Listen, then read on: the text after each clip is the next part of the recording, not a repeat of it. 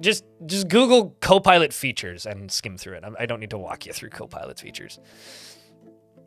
It's not great. It's like having Google Gemini, which shows up and tells you wrong answers when you Google things, except just for, you know, your OS.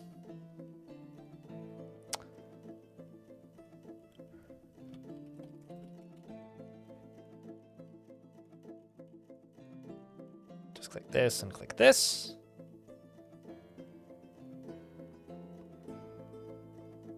Do you really need Spotify built in? It's just taking up space. You see, that's my issue with like the weird RAM usage, right? Because like, and then people will just like, and this is what really started to make me not angry, but like feel pity for people. Are the people that will come to you and say, "Oh yeah, I use Windows 11. I just installed this rootkit, which wipes out everything and strips it all the way down to bare bones." And so that I can play games and not worry about like RAM usage. And I look at that and I go, okay, what the fuck did you just install? Do you know? Where did you get it? Who made it? Because like, that's got kernel level permissions. What did you do? What's on your computer now? And I don't like that.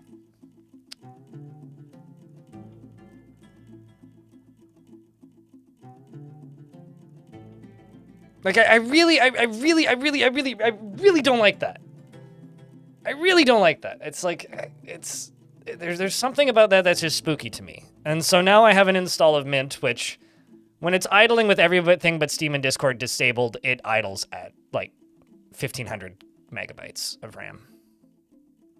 Because I know what's on it.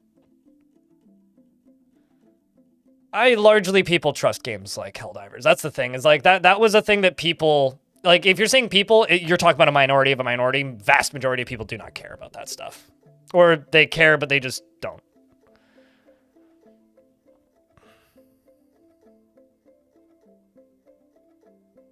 Also, what Anon4 in YouTube chat just said, they were/are also doing tricky stuff with BitLocker where it wants to encrypt all your files.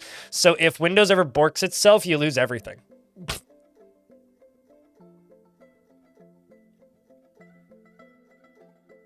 Well, Mel in YouTube chat, you don't have a choice of what's on your PC if you're using Windows because you are leasing software that they update with whatever they want, whenever they want. Right? Whereas I mean, this is the UX way to do it, but like, I can see what's coming in on what update, and I can tell it what to update or not. All of these are fine. I'll update all these because that's not an issue. But like, it's like Bitwarden, yeah, I want to update that. Signal, yeah, I want to update that. And then desktop packages, like, yeah, those will all be updated. But I can just tell it to not update it. Yeah, it's the only usable password manager, Darman. But yeah, at the end of the day, it's just like Linux is kind of annoying in some ways. And it certainly has its issues. Like, it's not perfect. But right now, it's the least annoying OS I could be using. That works for what I need. All right. Let's play some dwarfs, shall we? My recording is running. My thing is marked. Hey, Twitch chat. Do you guys want to say hi, YouTube? Hey, Cuglorf. Hope you're doing well. There was a brand new patch today. Okay, but this is just for the mainline patch. This is stuff that's been sitting in the beta branch for a while and has been moved over to the main branch. So if you missed it, it's 50.15. Okay, so this is stuff that has been in the beta branch for a bit now. So you can see different types of materials in containers. You can see different types of materials and stuff in barrels. They also have fixed a few issues. And actually, now that you mention it, I have a feeling that that Linux audio issue that was brought up in Twitch chat a second here ago is probably related to, where is it? I swear that I saw this. Unless I'm going crazy now. Fix Linux crash related to object. Okay, maybe not. I mean, actually, maybe that is related to whatever's causing the audio to not work. Anyway, yeah, just report it. But yeah, so it's basically just some graphical changes and some stability fixes for the main branch. There's more stuff still sitting in the other branch. Now, I'm not going to say anything, but I'll say this. I know more than you guys know, and it's the first time I've known more than you guys in a while. Adventure mode soon. We are damn near done. So, yeah, new patch. So for that, we'll be playing in my Gremlin fort. And I will be keeping the good Gremlin alive and well once I can figure out which save it's in. I need to back up all my saves again soon, I think.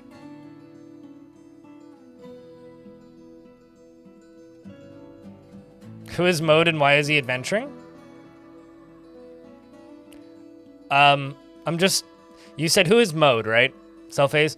And now I'm just imagining that line from The Incredibles when Edna walks up to the speaker thing, goes, Edna Mode. Edna, obviously. And why is she adventuring? Because she needs to make super suits without capes. Naturally.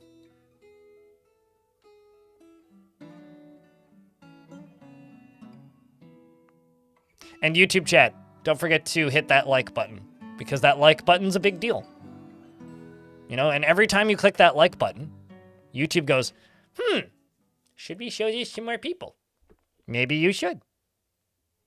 I just want to say a real quick shout-outs to Quap Mop, Shark Jumping Walrus, and Van Ory for helping keep the channel funded today.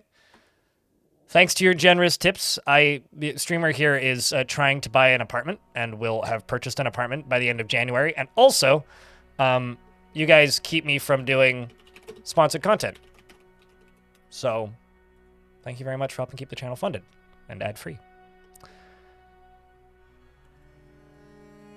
So now, welcome back to this fort. Who's lost? I am, because I haven't been here in a while. So what the fuck's going on? You might be wondering. That's actually what I'm wondering. What was I doing? First, let's read through the named dwarves, which is Quilted Heart, Sanic, RS, as well as Zudica, and Glass Half Empty, Merlin, Mountain Dew, On the Rocks, of course, Big Duck, Psy Omegas, Gen C, as well as Agua Mooseman, and Connie of the Wolves. Sure, I'm missing people. I can't remember what this one's name was. Pishek, right, yes. From It's Carlito.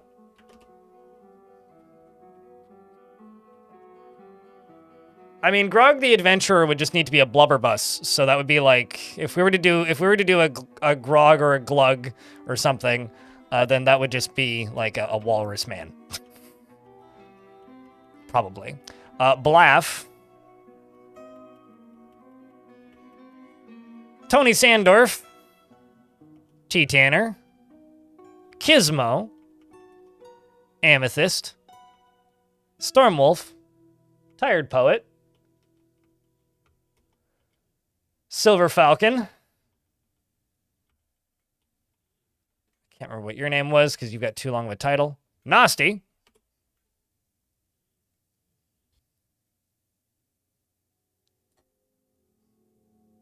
As well as Salsa. And I think that's everybody. Yeah. Over here, my military got kind of wrecked a couple times, so I'm retraining them again for the umptillionth time. As for the fortress, thankfully we're not fighting anything currently, but the crown jewel and glorious leader of our fortress is the poor, haggard Rem.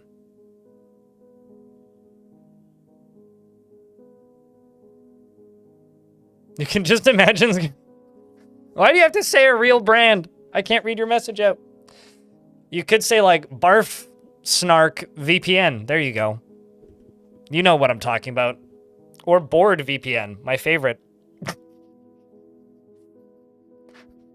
Saving you from boring VPN ads. Brought to you by Twitch chat.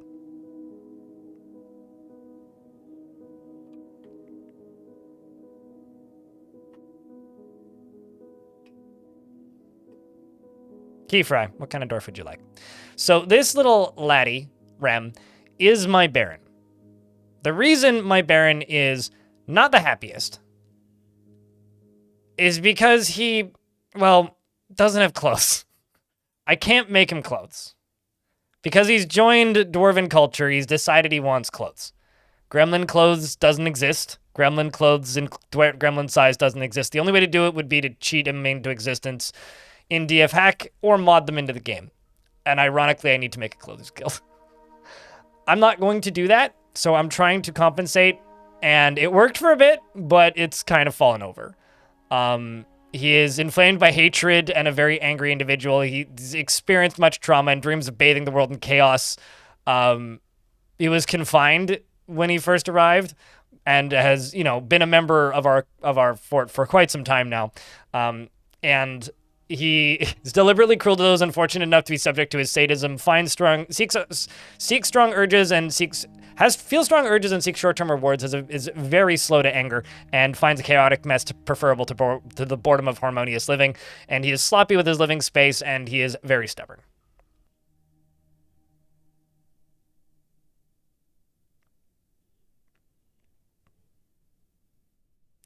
So, I know that there is another gremlin on the map. Nearest, nameless, no beard. Nearest, nameless, that's like nearest to where I'm currently looking, or you mean this one?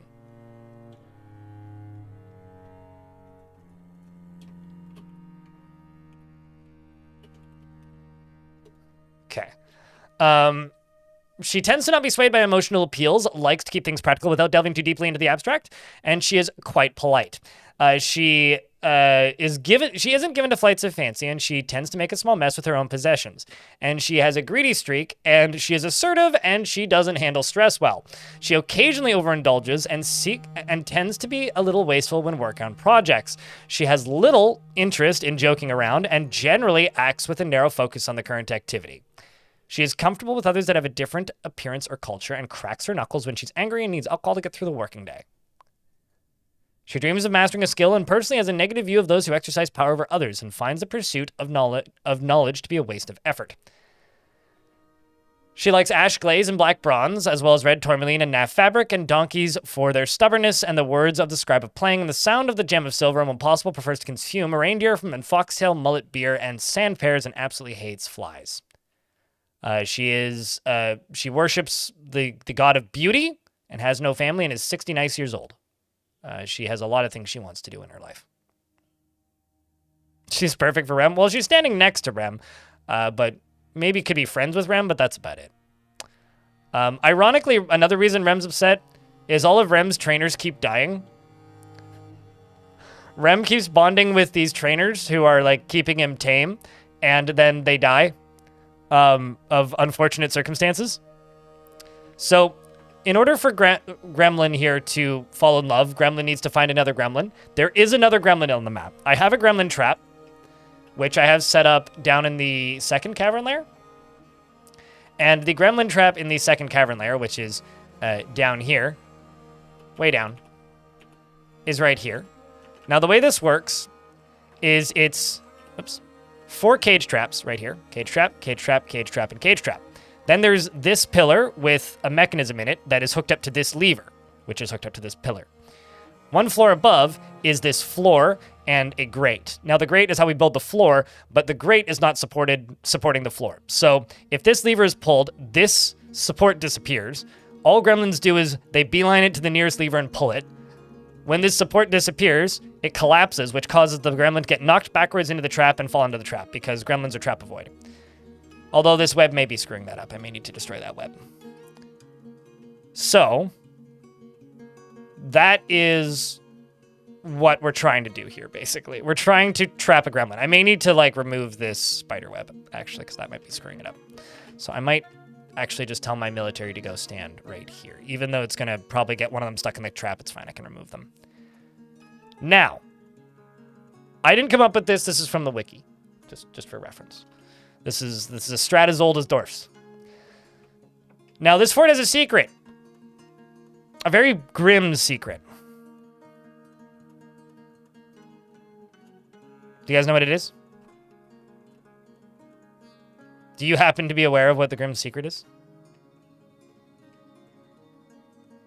So over here, we have 2 deadly dust beasts. This one makes their body, this one makes them immediately bleed to death. And this one here makes their bodies rot. All right? But that's not the secret. We've got another secret. We've gotten pretty far down. And when I say pretty far down, I mean like really far down. We've also got a dwarf that's filling a bunch of lava in with water, so don't worry too much about that. That's going to take a while. But we're in an ad break now, so I will wait. Let's just zoom back up until the ads are done.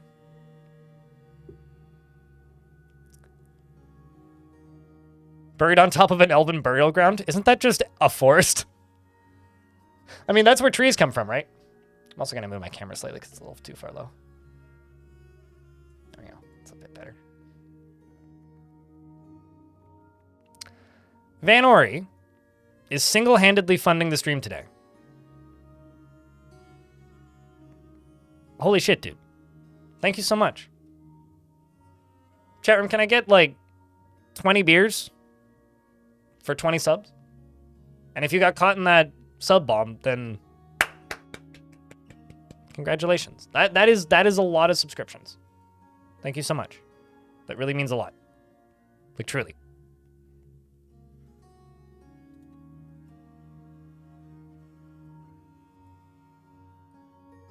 And Nat, Belmont, thanks for the prime. Appreciate you. Just need 2 more to hype train that.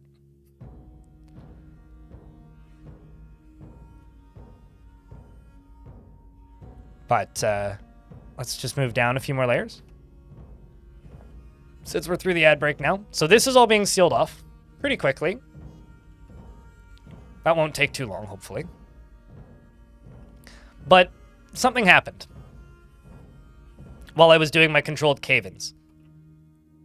And this is the entrance to the Underworld. However, I didn't end up in the Underworld through this. Ice Blue, thanks for the $2. Appreciate you. I didn't end up in the Underworld going through this. I ended up in the Underworld because right next to it was some water and lava. And the water was, or rather, the water was right, or the lava was right here. But these are all 1 layer tall things. Elfie Bean, thanks for the $1 and the hype train. Now, what happened was my cave-in collapsed down into the Underworld. But because there was lava here and water directly above it, the lava shot upwards in the splash and immediately became obsidian. So essentially, we immediately, instantly, sealed off hell upon opening it. Okay? So now I have full access to hell. Well, sort of. I can see the death ball because they didn't have time to start pathing. And I know where they're camping. And I know where the next nearest pathway to hell is. So we can freely mine adamantine. Thanks for the additional $1. Now, YouTube chat's asking me to show the new barrels. They've looked like this in the beta branch for a while, but these are barrels. These ones are primarily full of plump helmets. We got meat barrels over here. I got wine. I think they look really nice, actually. There was some weird bugs with them when they first got added, like beehives became socks for a while, which was odd. Also, Quapmop, I have a question. Do you watch Cupo? Is she okay? Just wanted to ask that. I'm curious. Anyway, there's a fish barrel.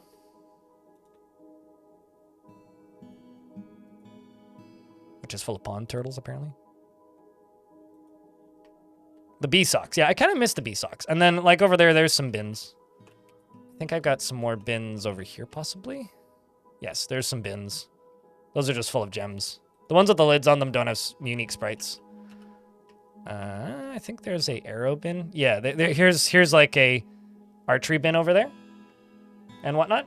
for the hype train chat. It needs 2 subscriptions or $6 in bits to level up. So if 2 people have resubs or prime subs, that could level up the hype train. That would be the highest level hype train we've had this week. Actually, I think it's already the highest level hype train we've had this week.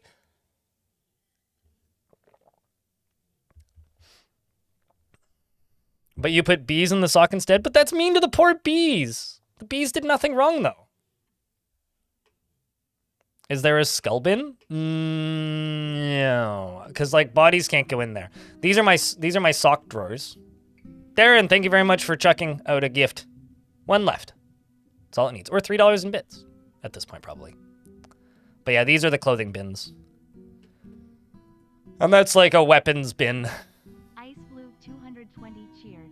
X 400. Thanks for the $4 in bits and the $3 in bits, Nerokeys, for the biggest hype train of the month so far. So yeah, those are my storage bins, but this is my skull and bones stockpile. I'm pretty sure teeth and stuff don't go into bins. I could be very wrong, but I'm pretty sure they don't.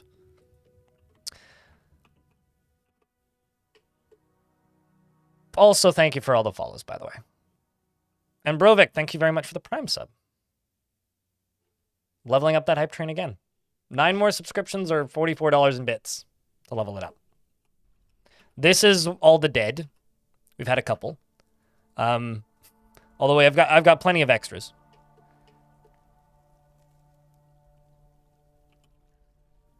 I think that may be it. Well, thanks for popping over from the YouTube side of things to assist with hype train, mate. Appreciate you. Even though I don't look at the YouTube chat as much, I do glance over at it.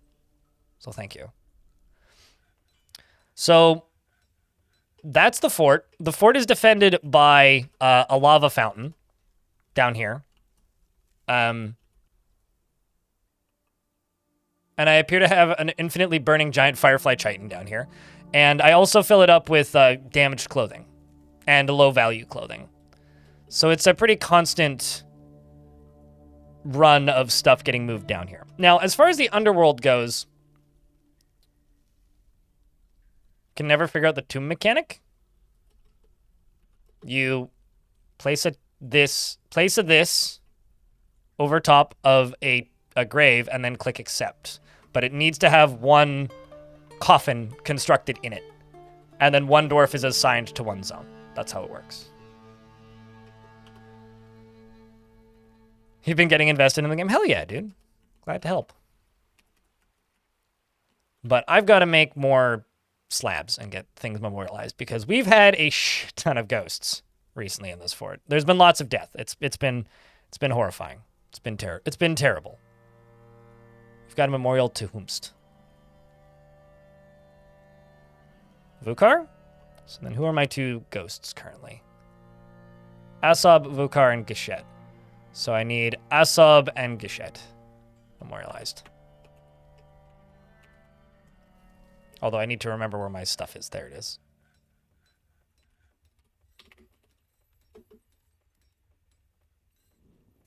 Entombed, not memorialized, no slabs engraved. And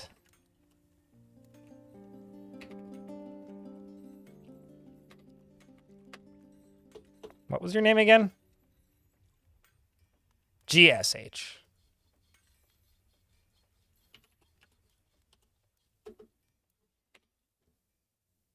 Ghost, no slabs engraved. There we go.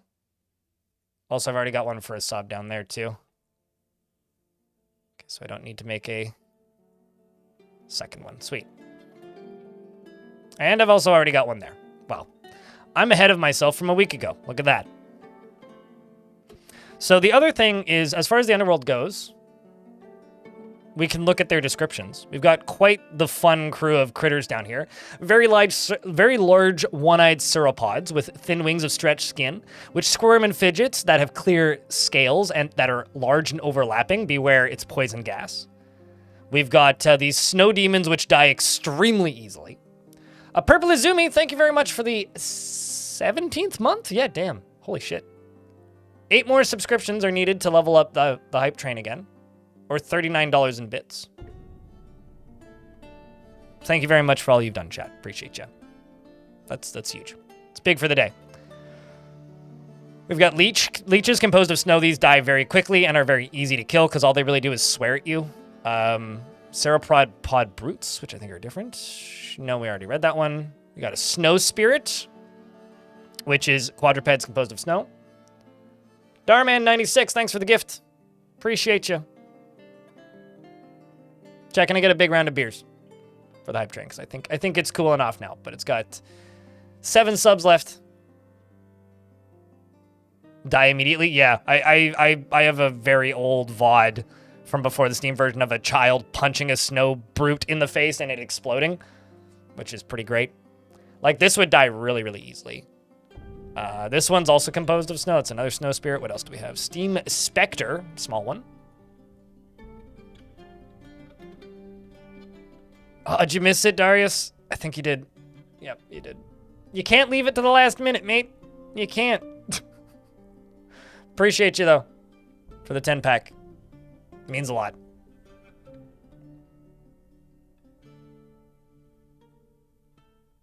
You got emotes? Yeah.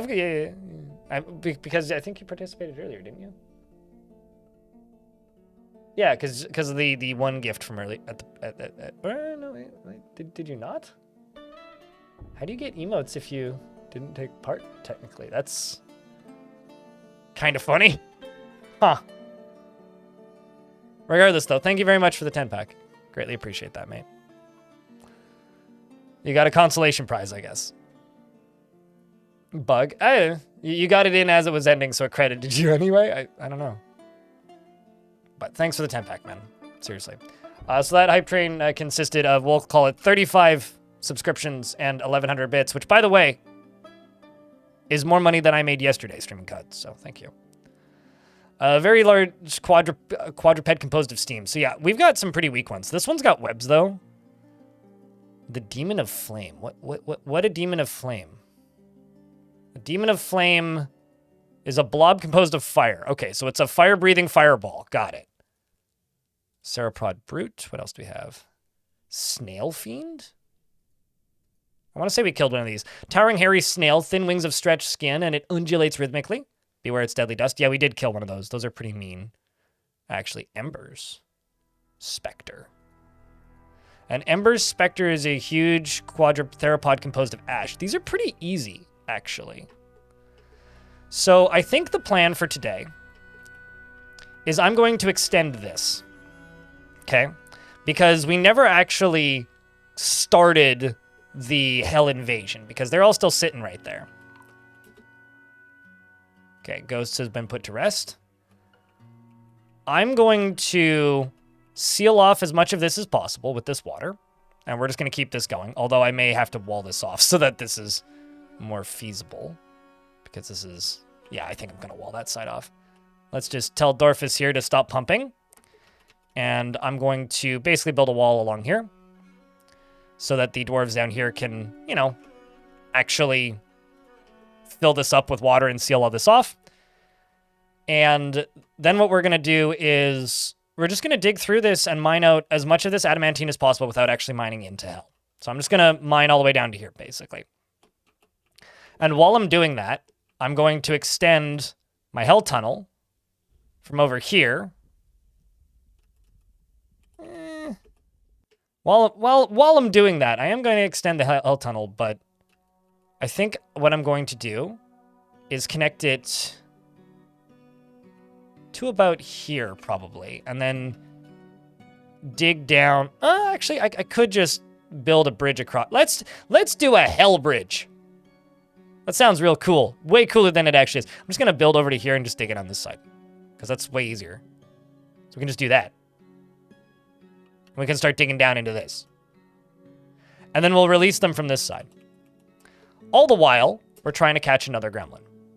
So, you know, I need to check if my burrows are on. Burrow is not on right now. I need to check if there is angry birds outside. There are no angry birds outside, so that is good. I wonder if there's no angry birds because they vacated because of the, like, crazy numbers of demons living here.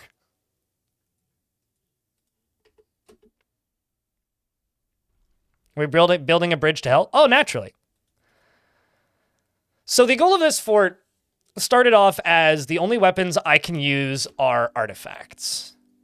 And then I kind of quietly extended that without saying anything to the only weapons I can use are artifacts or godlike materials. I'm going to extend that again to artifacts or godlike materials or adamantine. I'm going to do that. Don't hate me.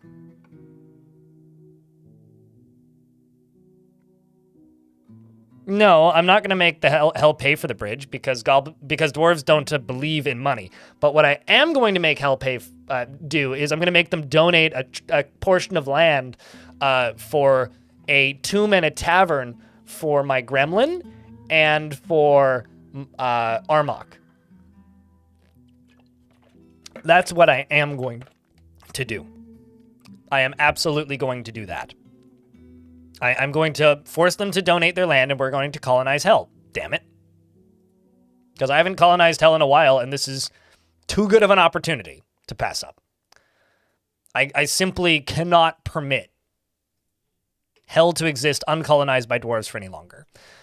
But before I can do that, I have to make a Clothers Guild, or they're going to be upset with me.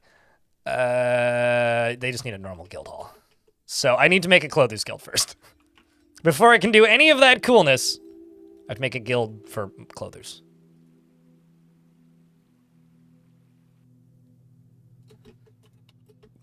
Also, the Pristine Fellowship's probably upset here because I kind of ripped up their floor. But chat, how much Dwarf Fortress have you guys been playing? You guys waiting on updates? You guys playing actively? What's the current vibe with you and dwarfs? I'd love to know.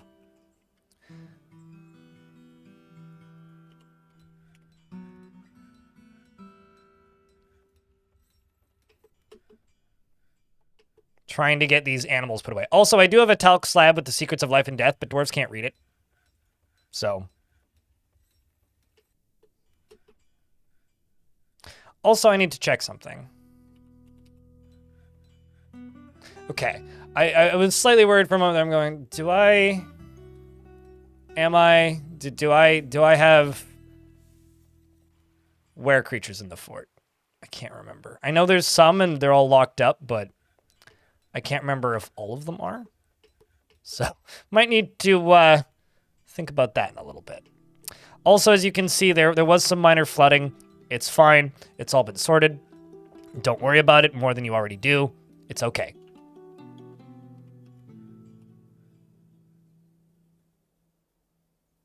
Playing a lot of adventure mode. You're addicted. Ah. A force of darkness arrived and appears to have immediately vanished. Well, that door is shut, so they're all going to show up in my training squad, I think. So let's jump down to you real quick. Send you back up. The bears will spot them, so that's fine. And the other thing I need to check is, do I have a dwarf in a cage? No, that wouldn't be in there. No, cool. A snatcher, protect the children. Right, yeah, because the dwarves have free reign of outside right now, so I should probably turn the burrow on. I should also probably update this.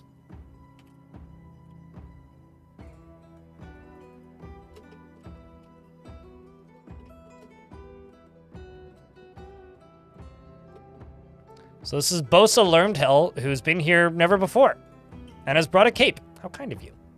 Good wins, dwarfs. I mean, chat. You've been playing RimWorld? Oh, that's fine. Sometimes you need a different vibe. The real force of darkness arrives. I say that as just like a second vile force of darkness arrives. So this is pretty standard for this fort. We get a vile force of darkness followed by a vile force of darkness, and then moments later we get a vile force of darkness. And sometimes an ambush. Because we are at war with everybody. Maybe not everybody. We're not at war with the dwarves, but we are at war with just about everybody else. Although the war is going pretty well. I mean, we've taken over a dwarven... We've taken over a goblin fortress. I didn't do that. The dwarves did. We've also, like, I took this back, Ink one, and we also took back these two afterwards. I didn't do that. The dwarves did. I took over this, which is a Dwarven Forest Retreat now, an elvish location, which was run by goblins. There was a location up here that was taken over by goblins, and the dwarves took it back. So, yeah. It's extremely easy to play as necromancers to the point where sometimes you do it by mistake without intending to. So yes, you can absolutely do that. If you want to see that, I can't remember the last fort I did it, but I've done it recently. Another goblin got in and is now dead. Although I'll say, it's not very straightforward to play as a necromancer. That's what I'll say about playing as a necromancer. It's not exactly straightforward. So, there goes another goblin.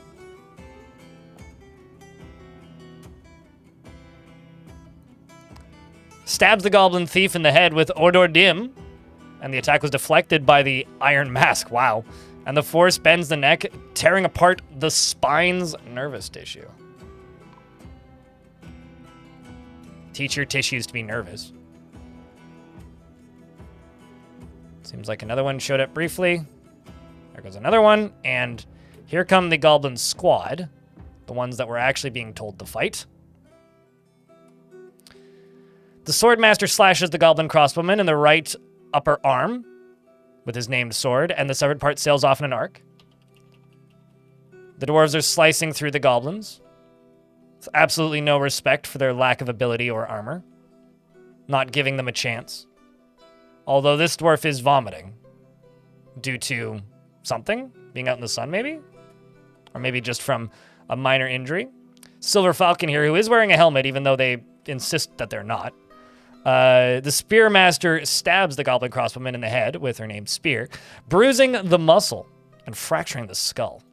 So because all of the weapons they're using are artifacts, we've ended up with a lot of really funny named weapons and like really weak weapons. But the siege is done. So I can release the dwarves. My tutorials are the best? Well, thanks. And thanks for tuning into the stream. Oddly enough, you haven't had goblins attacking me, but rather drinking in your tavern. So you'll absolutely get goblins drinking in your tavern. Only some of them are spies. And fun fact, goblins will actually send spies, which will do two things. They will figure out where your traps are, and then if you have traps that are not like completely blocking your entrance, the army will walk around them. Which is infuriating, but also very funny that it's the thing that happens. And I kind of love that it's a thing that happens. But I will note that it is kind of infuriating.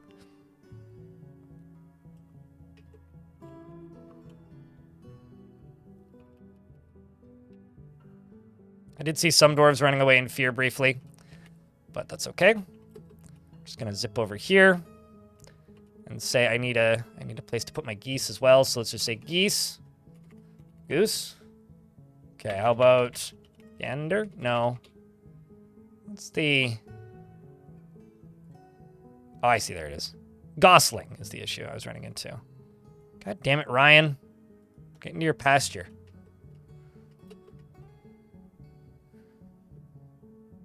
Do I bother with patrols? I use patrols when they're needed. They're not often needed. I use patrols when... Correct. I use patrols when there are... Okay, so there's a goblin fighting with a rhino on the surface. When there are agitated animals on the surface, Oh,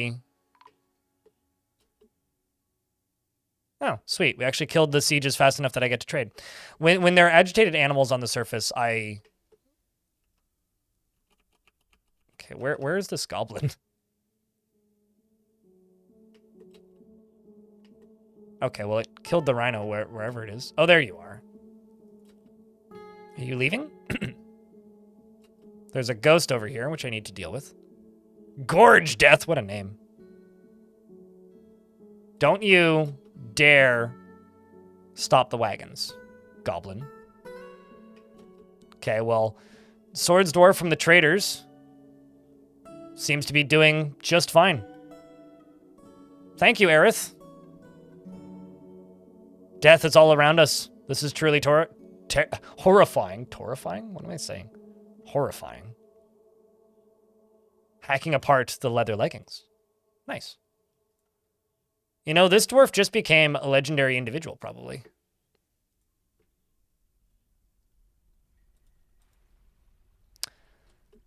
I'm also going to unforbid that book. But yeah, here comes the wagons into the fortress. How has Blind DXC stopped working? What? Was it that obvious? Guess I need to update my firmware.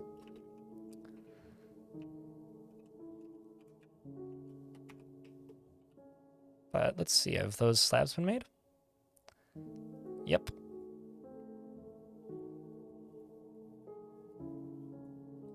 Okay, ghosts. Need one for Asob. I thought I already memorialized you, but I guess not.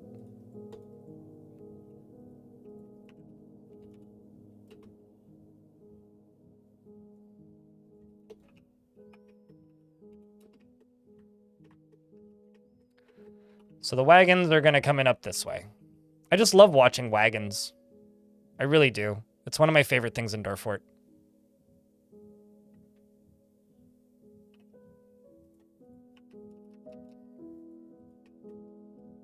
Like, truly. It's genuinely one of my favorite things in Dwarf Fort. Let's go down to weapons, actually. Because I got a lot of weapons that I'm never going to melt down. That I might as well just sell. As long as they're not the artifacts, might as well just sell them. Like, I could start making weapon traps, but I'm not going to use them, realistically.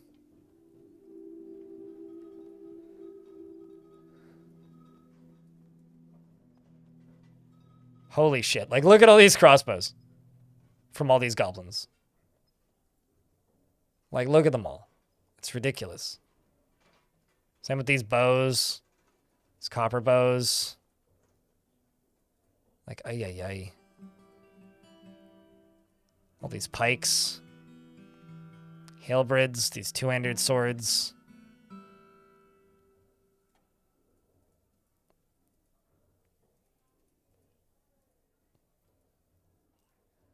Silver mauls, great axes. More great axes, scourges. But yeah, okay, so when there's agitated animals on the surface, I'm tired. I was talking about this earlier today, but when there's agitated animals on the surface, I will use patrols. If there's stuff actively attacking me in the caverns, I'll use patrols, but that's basically it. I don't really use patrols outside of that because patrols are pretty tough on the dwarves and they get tired quickly. So it's like you're kind of asking a lot of your dwarves to send them out like that, especially like patrolling outside. For a lot of dwarves, that can be a pretty traumatic thing that they have to do that they really don't like. So I would rather just have like strategically placed barracks usually, unless it's or unless it's a very large map. If it's a very large map, then sometimes I'll do stuff like that a little bit more frequently, but I don't really schedule patrols now. I just kind of enable them or disable them. Oh no, totally. Weapon traps are great. They're just uninteresting. So, I mean, I use them in some specific locations. Like, there are weapon traps in this fort to stop the giant birds getting in through my trash chute. But that's about it. I don't really use weapon traps against enemies because I would rather pour lava on them if it's a big threat or just kill them with my soldiers if it's a small threat because it's more fun. It's a personal choice. It's not that they're bad. Like, they're very good. If anything, maybe they're a bit too good. I just don't use them because I think they're boring. It's like the least exciting way to play the game. I would rather build a Rube Goldberg machine to kill my enemies than go the straightforward and kill more of my dwarves in the process than go the straightforward route of just like using weapon traps. That's all it is. We're about to get hit by an ad break. I will not unpause the game until the ads are done. 2 dwarves patrol your city hall hallway and the artifact museum and your grand stairwell. See, I just put the artifact museum in my barracks. You know, it's different solutions to the same problem, right? Like, we both have problems with stuff getting stolen. I tell the soldiers to train where the stuff is stored. You have a patrol that goes in and out. We are the same, but different. Or maybe the meme is we are not the same. I don't know. You know, like it's the catch-all simple solution, right? Or I just like tell my war dogs to be trained in there or something and pasture a bunch of dogs there or something. You know, like tell a bunch of animals to, or just like chain a goose up in there who will just honk really loudly when someone steals something, which is actually like shockingly effective. Just put an animal in there. Also, fun fact about animals and guard dogs: animals trained for hunting have twice the view distance. So if you have animals that are trained for hunting, can you tell we didn't trade last year? If you have animals that are trained for hunting, they have twice the ability to see. So their view goes from 30 to 60.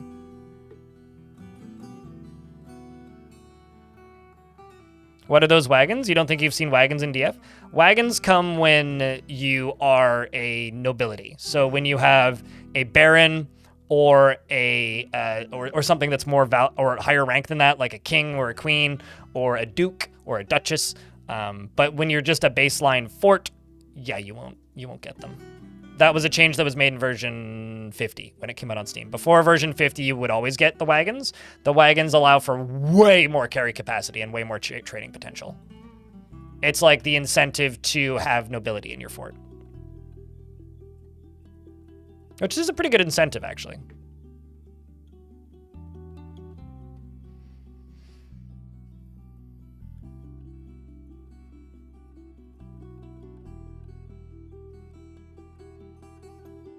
I also like to give the whatever livestock I put close to my artifacts a punny name, such as like ham radio or like goose alarm or honkomatic 9000 or something. Ham radio, I think, is the local favorite, which is you just put a pig in there. Pigs are useful because like they don't need to graze, right? Same with geese and a lot of birds. Like birds don't need to graze, so that makes that super easy. This is going to take a while. Thankfully, these stockpiles are all right next door to... I really need to just get these figurines into bins. This would make my life a lot easier, actually. I might try and do that.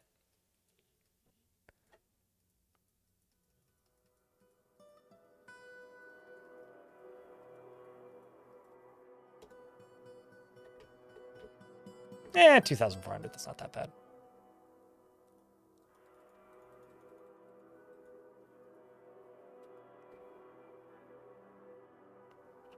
Geese are they okay? So are they devolved bagpipes or evolved bagpipes? Then.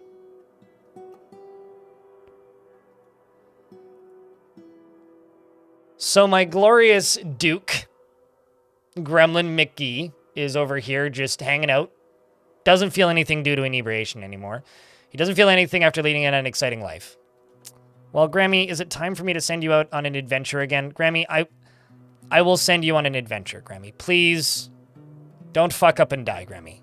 I need you to come back to me, Grammy. If you go away and die, I will be very sad, so please don't die. But Grammy, I will send you on an adventure. Let's go on an adventure to the unpopulated castle of Secret Dyes.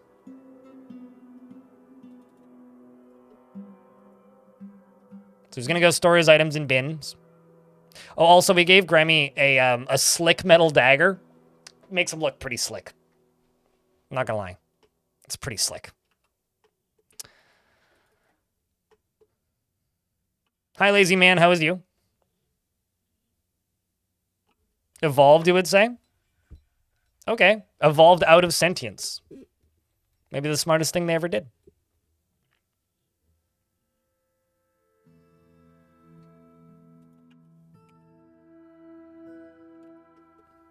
Have I put handwear into here is the question.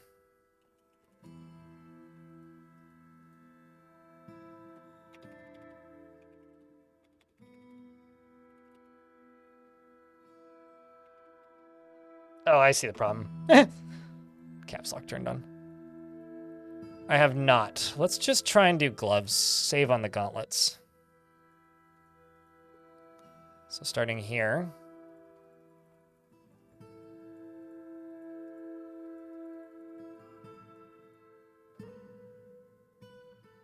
I want to say this is sort by, yeah, it's sort by distance to depot. So I could just do like the first chunk just so that we get rid of the gloves. Okay, that's a really giant cougar leather mitten. You know what? I'm going to sell them that because like my king died. I had the king in the fort, but the king died. So we have lost royalty, which is bad for us. But do you think they bathe their bears regularly? I like to think they do. I mean, there's a well close by.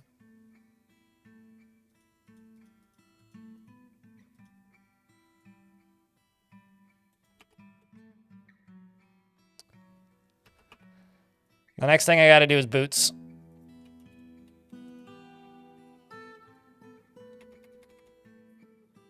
Let's just do the stuff that's close by again. I'm not going to do all of it, because there's no way we'll get all of it.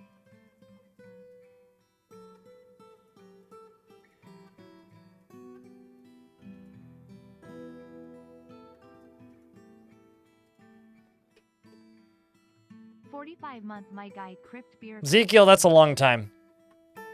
That's a long goddamn time. Chat, can I get a round of beers for Ezekiel for the 45th month? The 45th and a half century, in fact.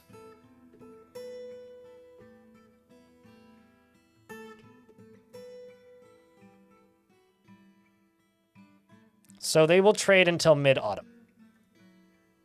So I will bring the amethyst over here, who's our broker now. Okay, so Rem's already left the map. We're now waiting on this dwarf to leave the map, who's currently sleeping. Because Rem needs excitement, so might as well let Rem have said excitement. For my clother's workshop, I'm trying to think where I should put it. I did dig out an area, but actually, now that I think about it, I think this might make for a better clother's guild, because it just kind of makes more sense to put it here. The reason I think it makes more sense to put it here is I can deconstruct part of this right here and just place it here and it'll look real nice. But also, on top of that, this is a bigger, more open, more accessible space for clothing than the other side.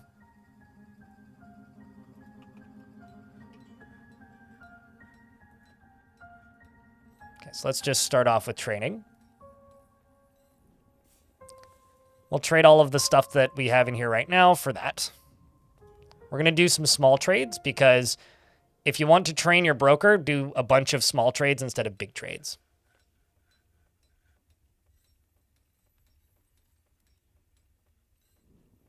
We've now had several watcher animals, including a giant cougar, get led away to their death by giant badgers. If you tried chaining them up, I usually chain them up for that reason, so that they don't run off and die or get lost.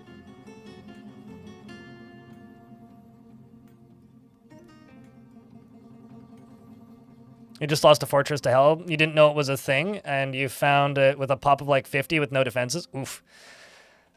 Are you okay with that loss, or are you upset with it? Because, like, there's no shame in jumping back to a save if you have one. So buy the cut gems.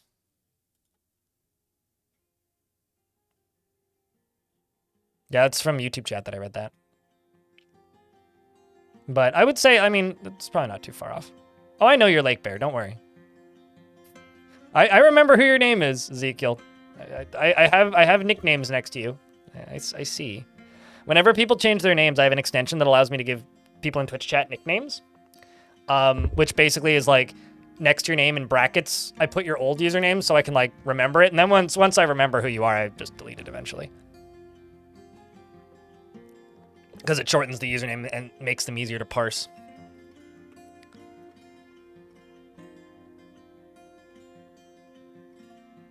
Okay, Amethyst is going to sleep.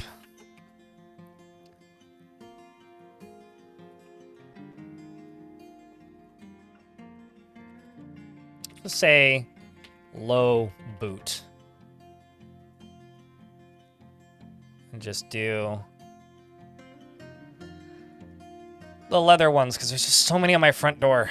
I just want to get rid of them.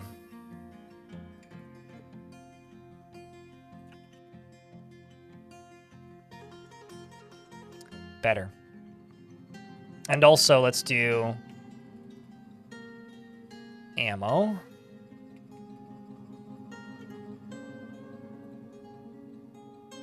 Yeah, actually, you know what? We're fine. Let's search for arrows specifically.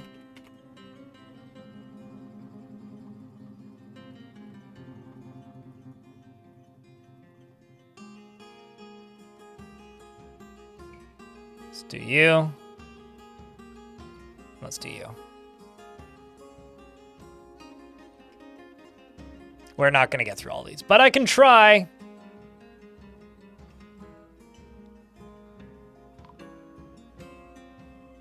You know, I think your old username is Nexus Mods, but that's it, yeah. Right, yeah, Creed went insane. So I'm sorry to say it, but Creed has been found dead. I've been screwing up a lot of artifacts recently, which is kind of my bad. I shouldn't be doing that, but turns out when you're digging a tunnel to hell, you get kind of distracted easily. And I got pretty distracted easily on the last stream of this fort. And things were not the best for some dwarves that started artifacts, and I feel kind of bad about it. Dwarven actual selection, it's more like streamer natural forgetfulness. It's more what I would call it.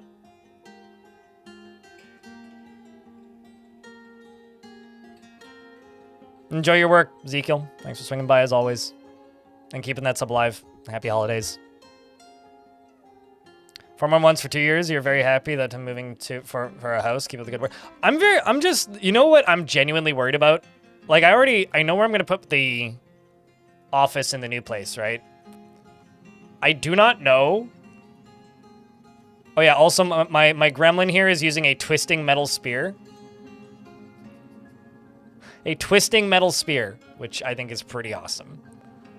But something that genuinely... How do I word this? Something that genuinely worries me about the new place is, will I be able to convincingly make it look the same as how my office right now looks? I realize that that is a silly thing to be worried about, but I'm unironically a little bit worried about it. I want it to look the same. It, like the kind of black background thing. But this is actually like, there is no natural light in this, and the place I'm moving to, every like room has like 3 windows, which is gonna be nice, but it might be hard for me to make it look the same. Maybe it's almost time for Blind to move from the grim dark current era to the well-lit era with a, like, I don't know, furniture in the background. Probably not, but I was looking at these foam panels that are like a nice beige and going, maybe. Possible.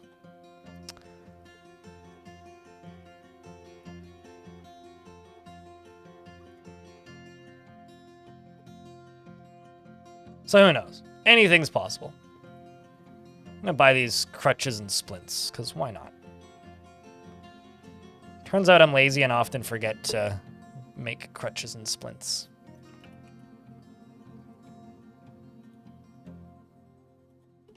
Let's also do quivers.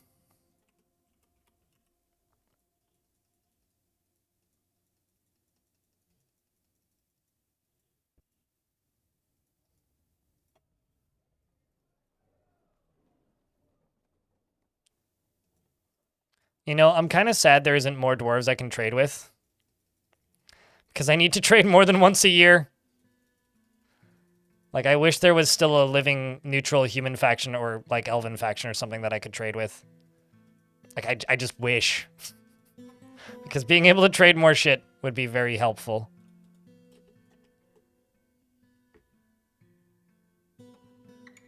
So much space for pretty plants. Yeah, well, I've lived in this, like, 424 square foot box for almost, like, over 10 years. Also, Warlock, thanks for the $1. Also, if you're saying my house needs an opulent throne room, nah, Nah, it doesn't. I mean, it'd be nice, but does it need it? Nah. Can't you get goblins to trade with you in winter? No. Not when you're at war with every accessible goblin faction. But goblins don't trade with you at all. They'll trade with you once or twice if you demand... or they won't trade with you, but they'll bring you tribute once or twice if you demand tribute, but that's it. So Moose Man here, I will not screw up your artifact. Sparky, thanks for the 17th month of Rooney. Appreciate you, mate. Okay, so Clother's Workshop at B.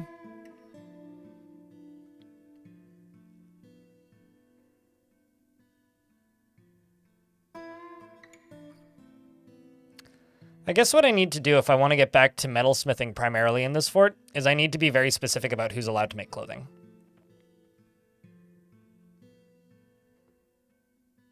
You bet he's gonna make a mask? That would be really weird if he did. I don't think I've ever seen an artifact mask. He does have plenty of amulets, though. He's also walking around with a crutch. A very nice cloak. Actually really like the texture on the cloak up there. You have 3 of them? Oh, I've got more than 3, but I've gotten them from the goblins. I hate masks. Any items that dwarves can wear that they can't make, I hate. And wish I could specifically tell them to not be allowed to wear types of clothing. Just because of the way dwarven thoughts work.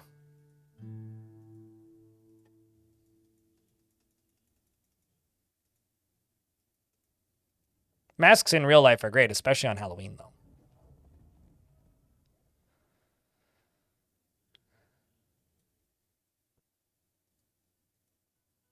I don't need the large gems.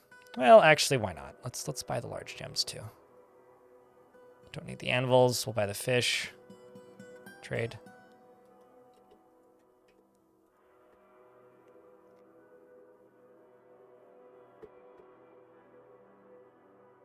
Someone doesn't need 15 amulets.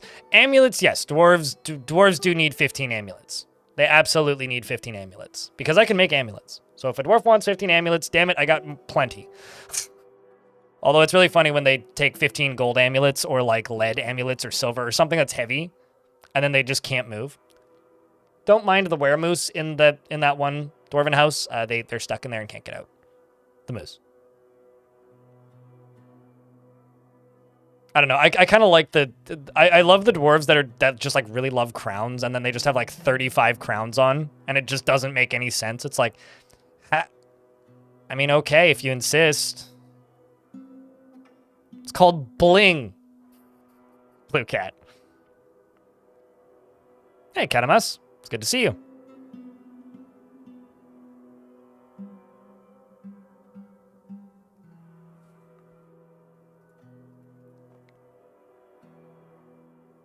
But yeah, we're taking a break from Caves of Cud for today. I will be back on Cud tomorrow. We're getting, for those of you who are waiting for the Cud to be done, there will be, we are in the final leg of the quest lines for Cud. So it shouldn't take too much longer. Weremoose, is that a Canadian dwarf lycanthrope? No, that's a weremountie. Yeah.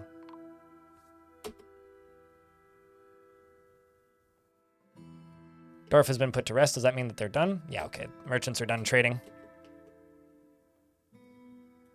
Sigh.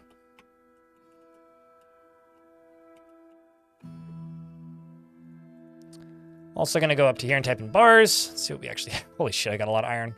How much copper am I sitting on right now? 31. Plus a bunch of them is in floors. They're heavy, but I might just start making iron bins. I've also got 9 twisting metal.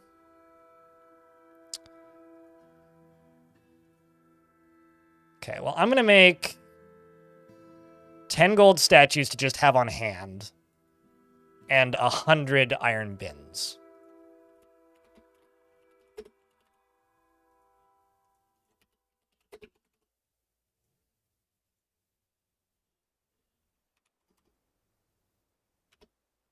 And for the statues,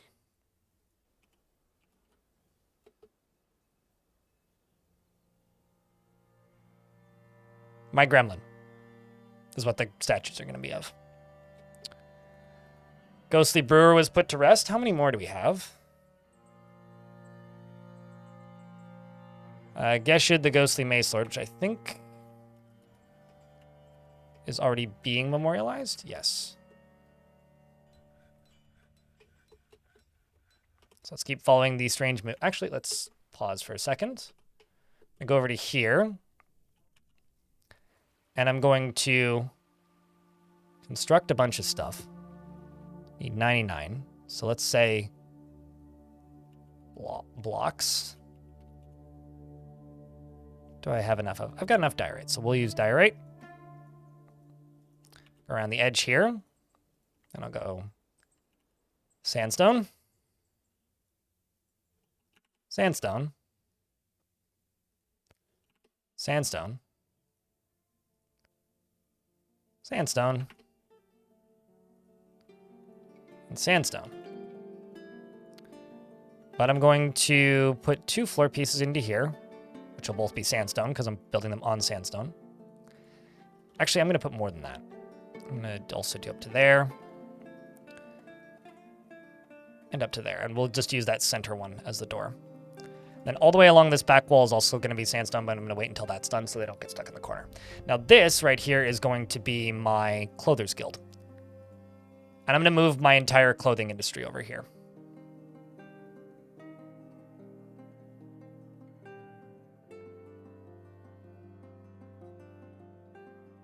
Because even though I'm not going to use this, I do want to have access. Or I do want it to have the appearance of me using it more than anything. Where's Clother? Clother, Clother, Clother. Craftsdorf, Stonecraft, Clother, there it is. And I'll accept this, but we'll come back to that in a little bit. All right, chat, you guys can follow this strange mood, Dwarf. I'm going to go top off my coffee. We'll be right back. And thank you very much for tuning in. And you guys can explain to Spirit Bus my DF hack nonsense.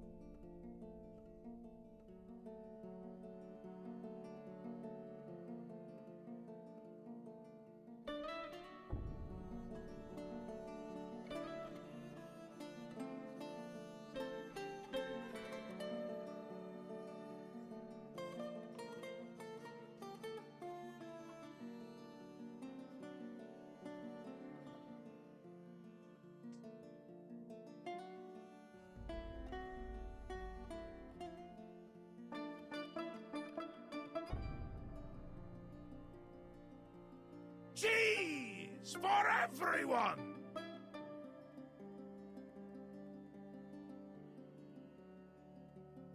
Let's take a lovely fruit, the tomato, remove everything that's good from it, the seeds, the vitamins, the nutrients, everything that's good about it, and just jam it full of shit garbage shit sugar, and put it in a shit bottle that sounds like shit when you put it on your shit. It's shit! Stop eating ketchup!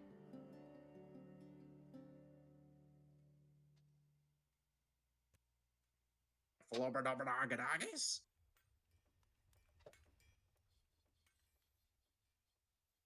All right, I return. Uh-oh. Sorry. But some migrants have arrived despite the danger. Over here, he has a sword. I personally find that using DF hack tools for building offer too much automation for the building and limits my ability to be creative with my designs. Because it makes it way too easy to just plop down a circle. Instead of making a weird off rectangle with like wings coming out of the sides. I find it easier to be creative with limitations than the alternative. So yeah, simply put, to each their own.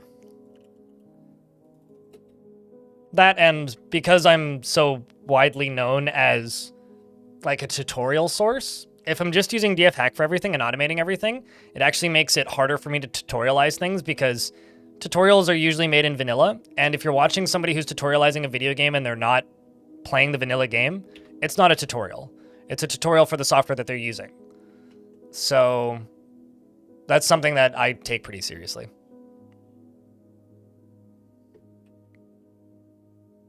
I have no idea, Darman. Why do you want to build closer to the map edge? I mean, you can build closer to the map edge underground. Cave layers you can build right up to the edge. It's only the surface that you can't do that.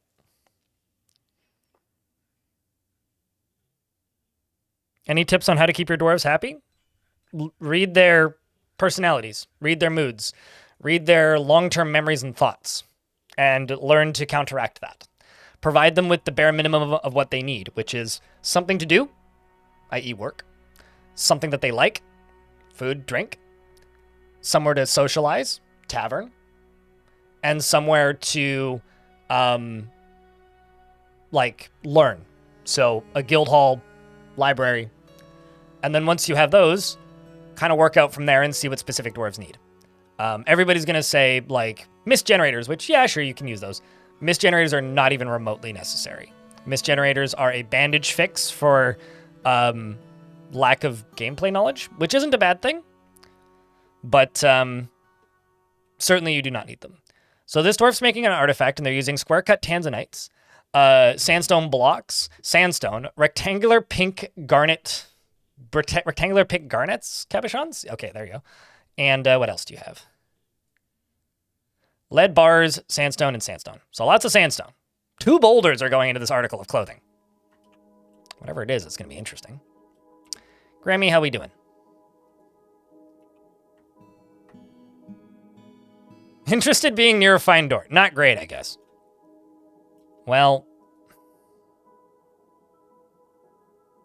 I don't know what you want from me, Grammy. Just do not know what you want. Got a donkey that needs to be distributed. Donkey full. I'm also going to go up to here. Do this over here. Going to go over to here. I'm going to go to Windows. There we go. I got plenty of star sapphires.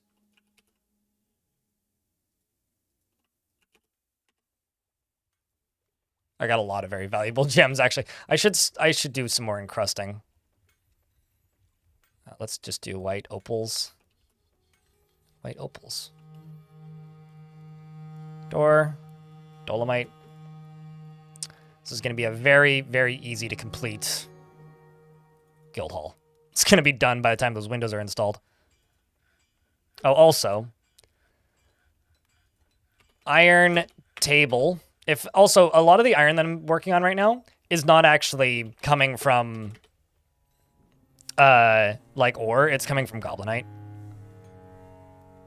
Which is why I'm not super bothered by just using a shit ton of iron on things. Sup, picture point. I'll have you know that you're... I told you the story of what happened to your dwarf, right? You were kidnapped by goblins and then joined them, and then we killed you on a raid. Which is pretty great. I don't know, it's a pretty good way to go. Shit happens. I don't know. I think that's a pretty awesome story, honestly. Hope you're doing well, picture point. What you been up to these past few weeks since your great betrayal? Have you checked out that CUD.0 yet? The 1.0 CUD yet? It's pretty good. Spoilers. It's pretty freaking good, man.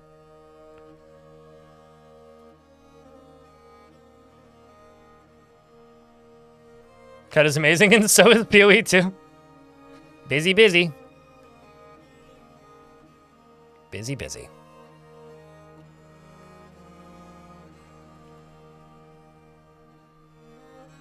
How we liking the new container graphics? So they're not new for me. I mean, I like them. The reason they're not new for me is they've been in the beta branch for about a month. But they do look really nice.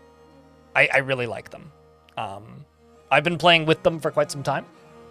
Also, I don't know where the option is. Someone in chat could maybe tell me, but I haven't actually found the button to enable and disable the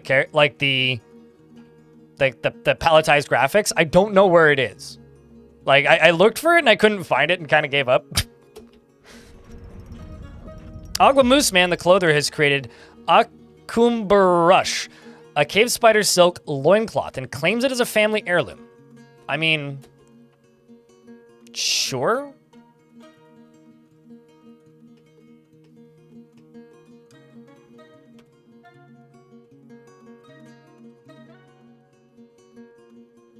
Actually, nobles and administrators. All right, yeah, I need to reassign you to everything. Isn't Agua Moose Man one of my... Yeah, screw it. I'll make you into a messenger.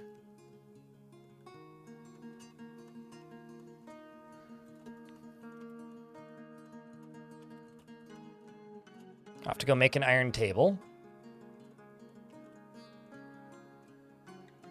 Where's your bedroom? All the way up here? Very messy. Just gonna go up here and type in ghost. We've got ads running right now, so I'm not gonna unpause the game until the ads are done.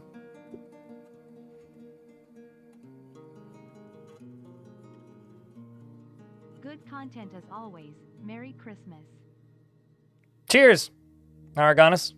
Thanks for the 14th month. You love those. You gotta love those heirloom undies.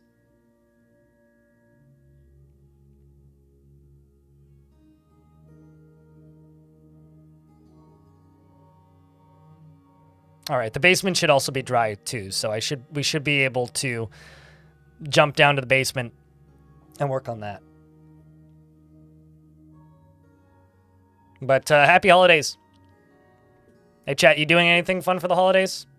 I've been trying to set up a camping trip for New Year's Eve again, which unfortunately is a Tuesday, Wednesday. So I think I might be taking either New Year's Eve or New Year's Day off of streaming and hiking up a mountain with my dad instead.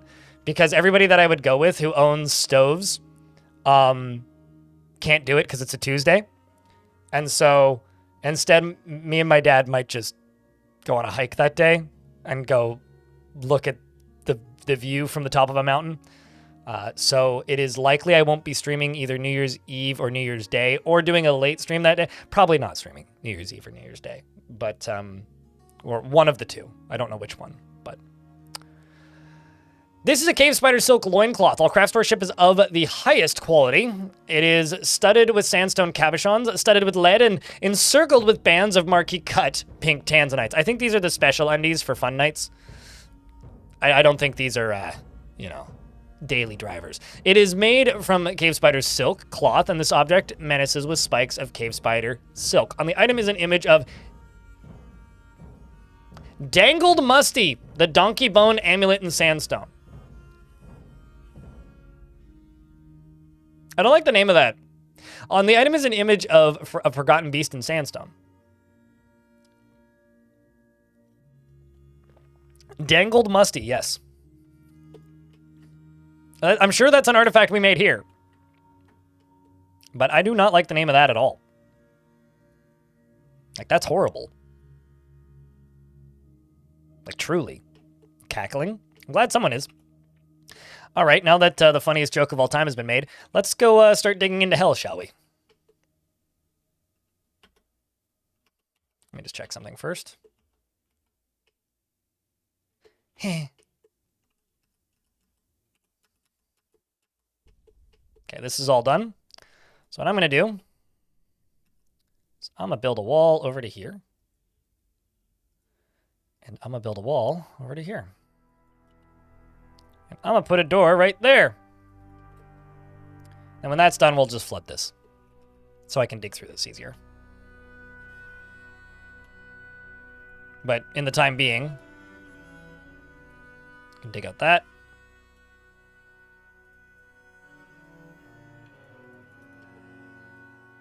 Can unforbid that. And I can work on this. So this right here is just going to be a bigger wall, but I'm just going to do this. Go around the edge. Let's just do you.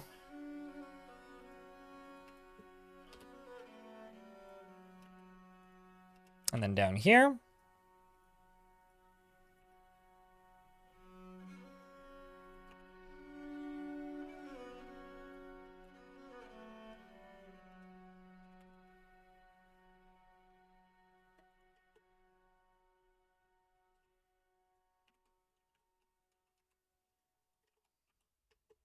So that'll take a little bit to get built, but they should do it sooner than later.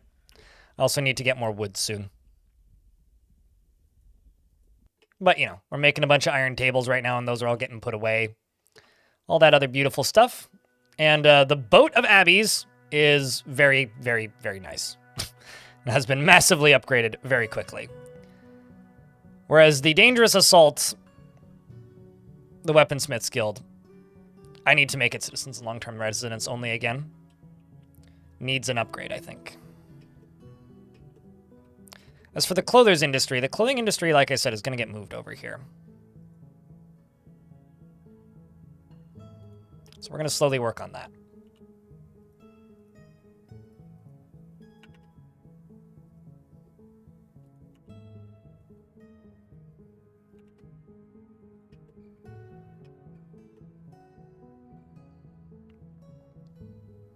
Met a coworker yesterday at the holiday company party that plays Dwarf Fortress. Oh, really? It was a bewildering experience. Did you ever hear the stories of my dad discovering that, or my dad not discovering, but overhearing his new recruits, like his assistants, talking about my YouTube videos?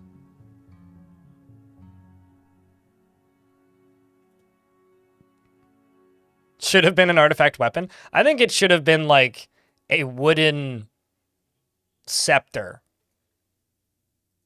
There's an old mod for Dwarf Fortress that's quite popular, or was popular at one point, which just changed the name of scepters to dildos. For no particular reason, other than maturity Lamau.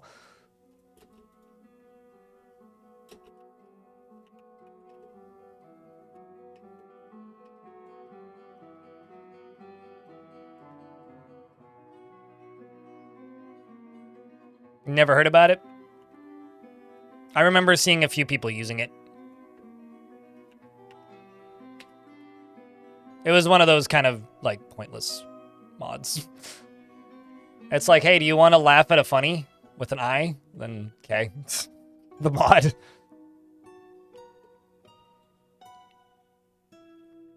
Nothing beats dangled musty. To me, I think it's funnier when... it's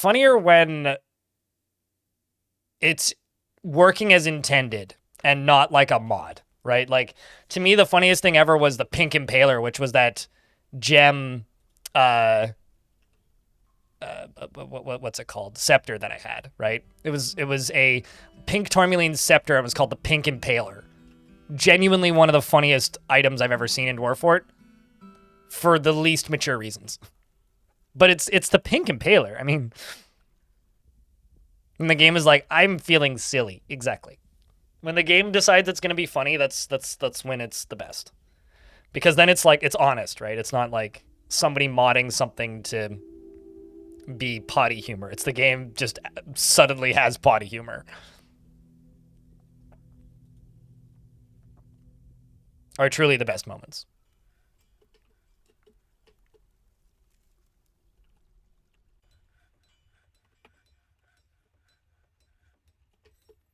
So this area keeps flooding for various reasons. Lava keeps flooding this area.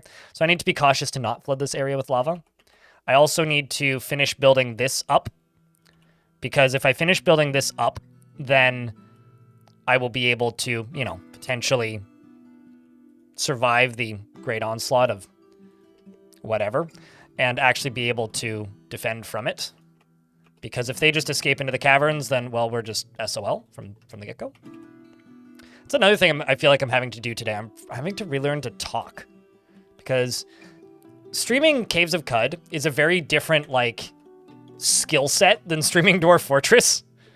Like, streaming Dwarf Fortress is like constant stream of consciousness talking. Caves of Cud is like making smart decisions in real time. Which, sure, I can be decent at that sometimes. But, like, it's very different. The non-mod things are the best RNG moments. Yeah, like, Dwarf Fortress used to have cursing in it. Like, it used to have, like, naughty words, which were famously patched out of the game. Because, like, it led to some... Shall we say less than tasteful combinations of things that could be said by dwarves? And famously, the naughty words patch removed those words. And simply put, it's better off for it because it makes it go from, like, unintentionally offensive sometimes to apples, if that makes sense. Is that why the wiki is kind of juvenile? No, the wiki is kind of juvenile because it's a wiki run by people on the internet. That's why.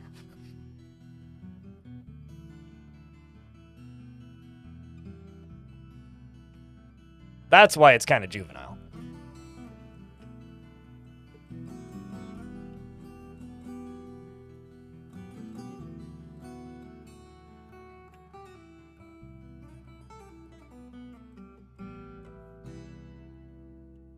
What is it not as are you saying that I'm wrong, or are you saying that, like, it's not the worst one you've seen?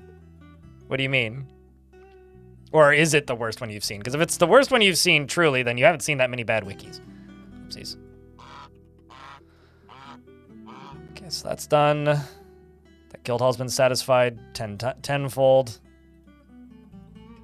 Okay. That's pretty juvenile. Hey, I mean, like, it's a video game wiki. It's pretty comparable to video game wikis, I will say.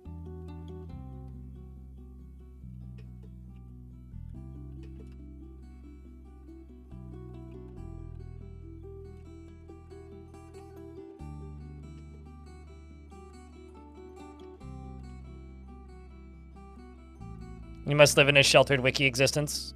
I would say so.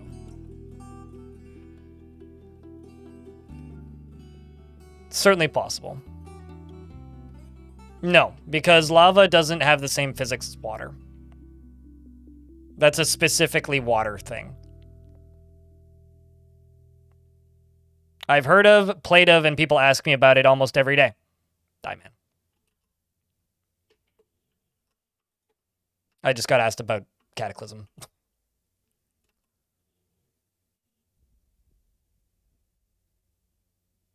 Looks crispy down here. Oh, it's pretty crispy. Nice and crunchy. You know, I've got some stuff I gotta seal into lava. And once it's sealed into lava, then we can start digging in the crispy zone.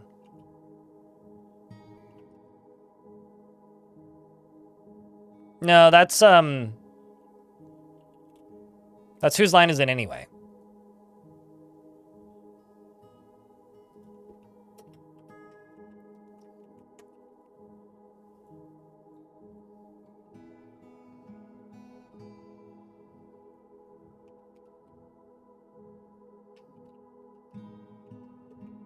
At least I have enough quarters that Rem can claim them.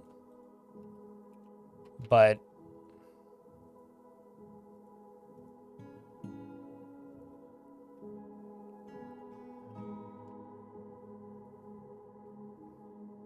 there we go.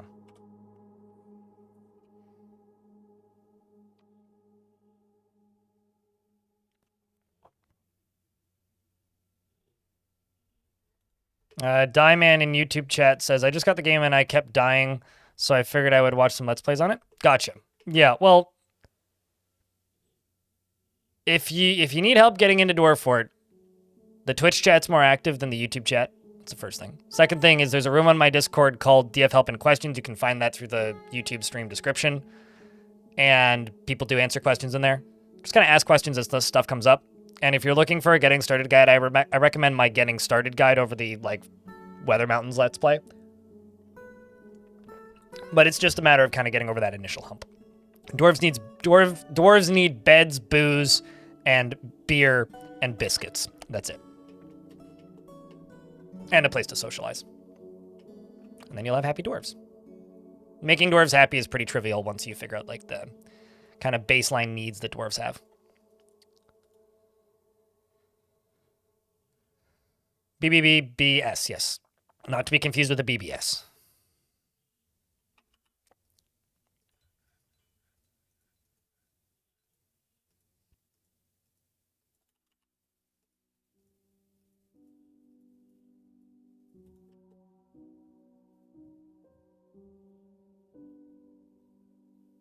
Are broken according to Reddit? When was this posted?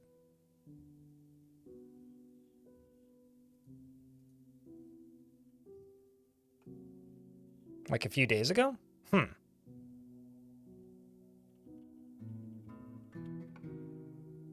I wonder.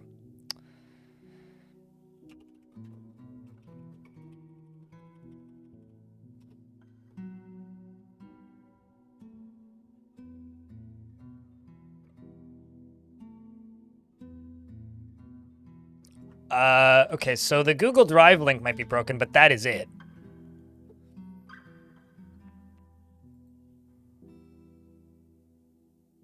Let me see what's actually in the video description.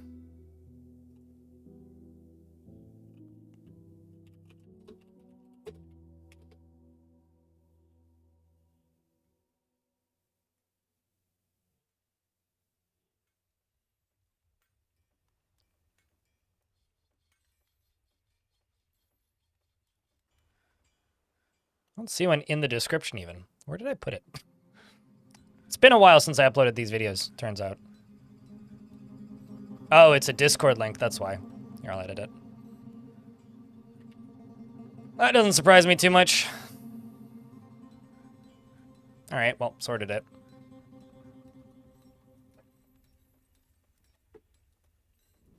Also, the fact that people are talking about me on Reddit is kind of interesting to me. I don't, like, ever look at Reddit, so... like, I kind of just stopped using Reddit. Maybe, I don't know, sometime last year.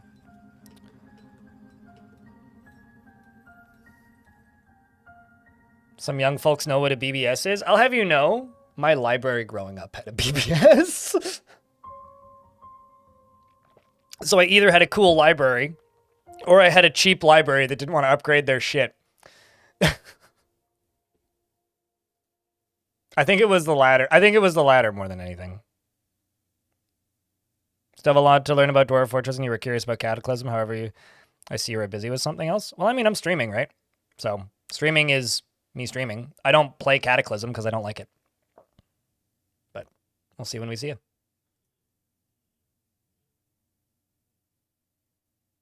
That is the one unfortunate thing about the YouTube chat is I don't look at it very often. And then every now and again, somebody pops in and expects very quick responses. And it's like, well...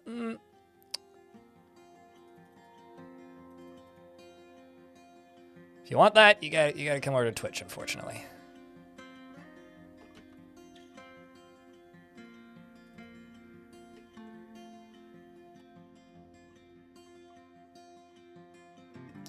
We'll have to check in on the underground area in a little bit.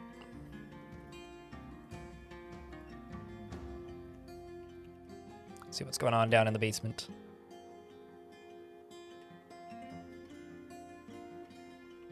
So chat, what do you guys think of the new container graphics? Because, like, as I said, they're not exactly new for me because they've been floating around in this branch for a while now. But I'm curious to know what you think. All right, this we can now tell you to stop because this is all sealed up, which is exactly what I need. All sealed up down here. Also, I'm curious. Okay, so this is a lava bad. I need this to be fixed. Basically, this will allow lava to flow in from the lava sea. So that needs to be sorted. And I'm also going to tell some dwarves to go do that. And increase the priority on that. Okay, I didn't need to. That's good. So this will get dug through, and this water will flow through and seal off more of that. And then this will go through, and we'll hopefully just seal that off without killing those two dwarves. But we'll see. You never really know with dwarves.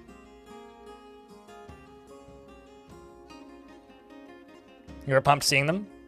I guess I kind of, this is a me problem that I need to work on, but I forget how many people are just playing on the main branch.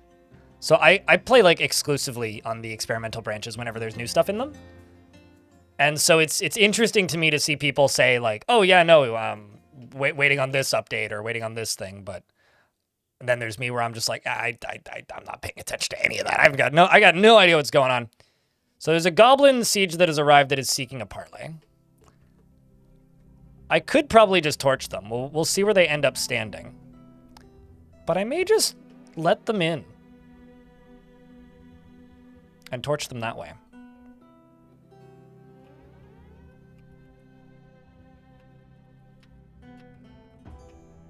Because I've got the stuff built. Let's just give the dwarves some time to get inside. Let's pull that lever. And pull this lever.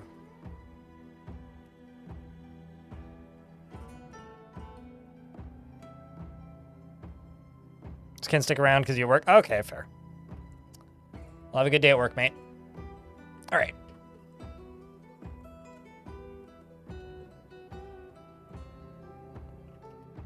So that's all sealed up now. I just need to let this drain.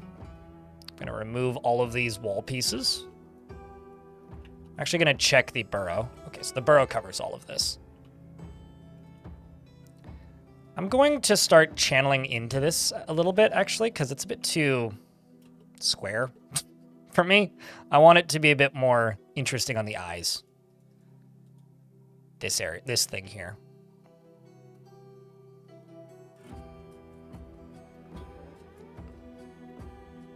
You can't recall how many of your dwarves ended themselves in particularly stupid ways? I think it did kill a dwarf, too. Because somebody vanished. So didn't I have 66 or 67?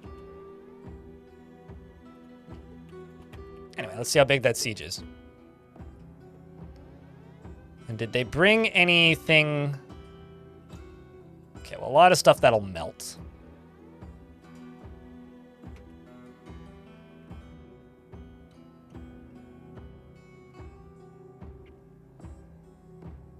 Nameless, you get a dwarf.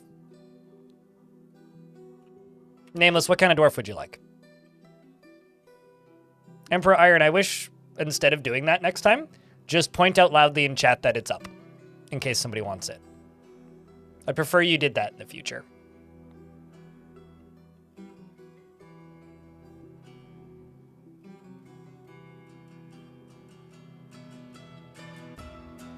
Give me a crafty dwarf.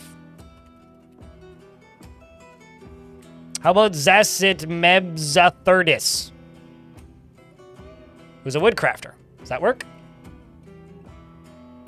It's got a nice beard, too. He's also reading a book on the forest retreat. This is like when you grow up being indoctrinated into one way of thinking, and then you read a book on a different way of thinking. This is a woodcrafter reading about elves.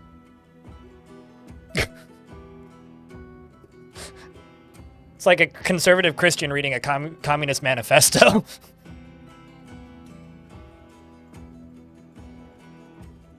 Getting radicalized, exactly. Yeah. Oops. Made the A capital. Nameless worships the god of beauty, has several passing acquaintances, hasn't been here for very long, I don't think. No, you only arrived here this year. And so far, aside from being alarmed at seeing a goblin's dead body, everything else has been lovely. You do feel empathy discussing acquaintances' problems, and after you find something humorous in everything, no matter how serious or inappropriate, is intellectually stubborn, rarely changing his mind during a debate regardless of its merits. He is slow to trust others, and he is a friendly individual. He's burdened by this tendency as he dislikes the idea of friendship. He tends to be a little tight with resources when working on projects, and he tends to share his own experience and thoughts with others. He doesn't seek out excitement, and he is somewhat fearful in the face of imminent danger. He sometimes acts with little determination and confidence, and he is often cheerful. He needs alcohol to get through the working day. He personally is completely put off by the idea of friends and values decorum, dignity, and proper behavior, and values independence and dreams of raising a family. Likes pig iron, jasper opal, crystal glass, and gray langer leather. Rope reed fabric. Sorry, we only have giant gray langer leather here. Rope reed fabric and the color brass, and the words of the beige diamonds and the sound of the fragrance of scintillating, and when possible prefers to consume spelt beer and cowpeas. What the fuck's a cowpea?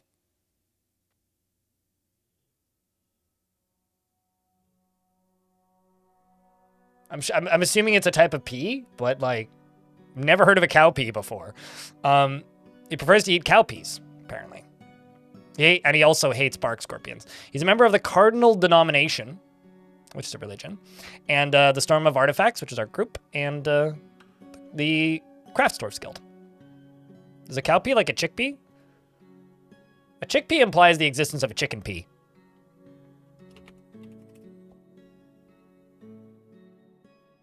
Apparently a cowpea is a black-eyed pea.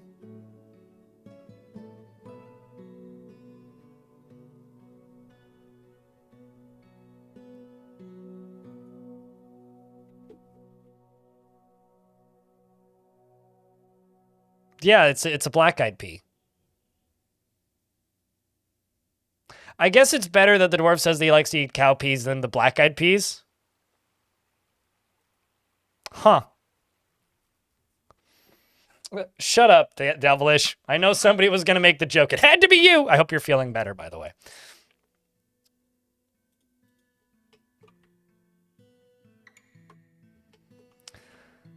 Is that a chickpea but made of beef? Oof.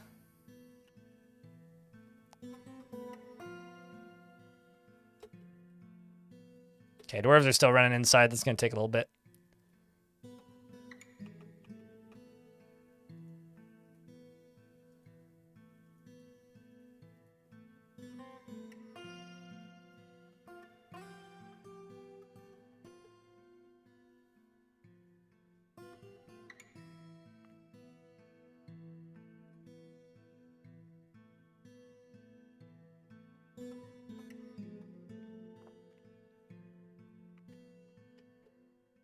Did you expect it from anyone else? I was hoping nobody would, but it's okay. I've been disappointed by by people who watch my stream as long as I've been streaming, so it's fine. Okay, all right, we'll let you finish storing item in stockpile. Although, where are you getting an item from, and what item are you storing? Because that might give me an indication as to where you're going when you're not supposed to.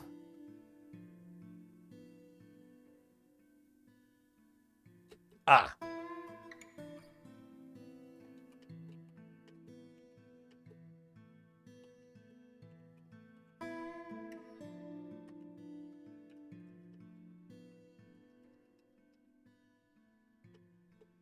It's literally right there is where they're going.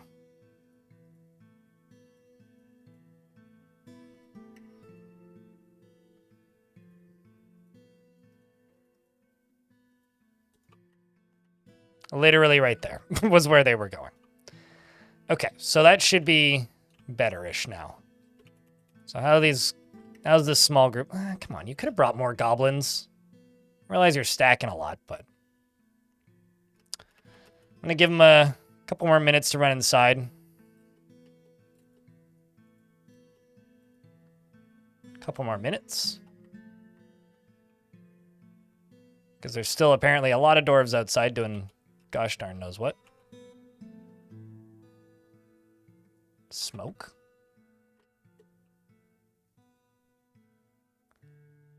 Oh.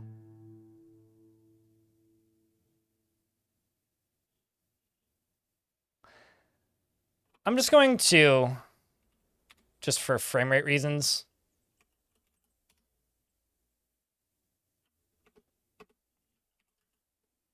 I'll just extinguish all.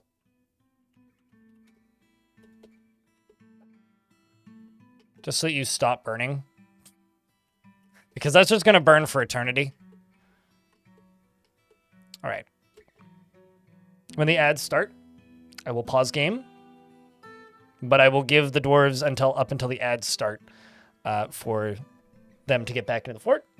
After the ads, we'll start the siege.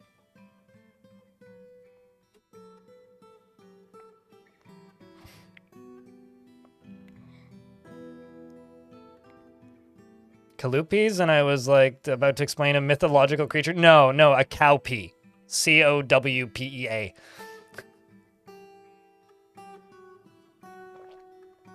Although now that I think about it, I guess black-eyed peas are kind of like white with a little black dot. So I could see why it would look like a cow. I could see that. Because, like, cows can have black dots.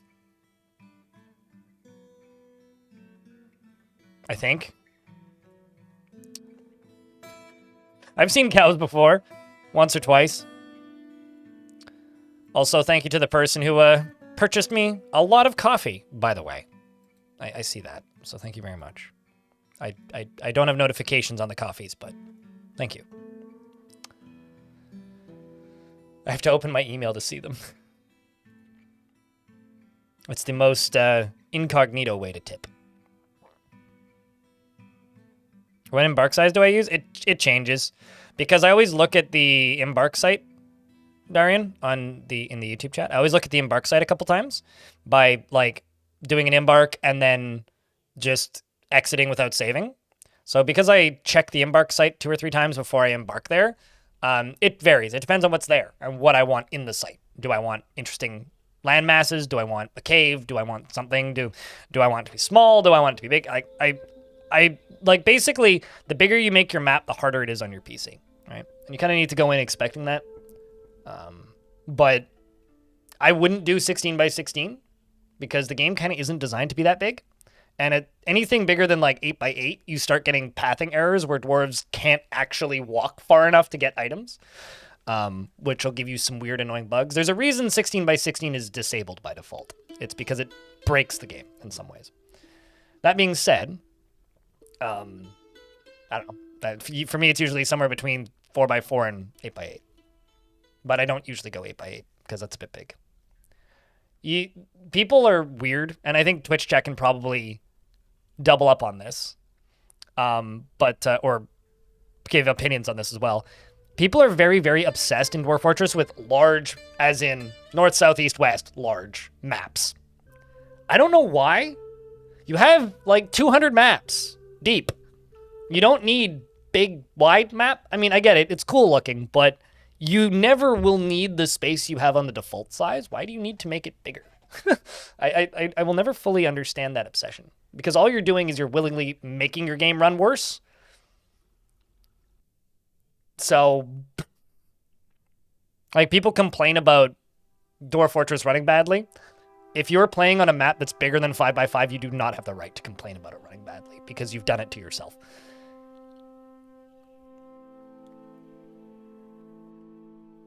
Then wonder why my anxiety was so bad. Coffee doesn't give me problems with anxiety. Coffee fixes my anxiety, but I do tremble a little bit if I drink too much of it.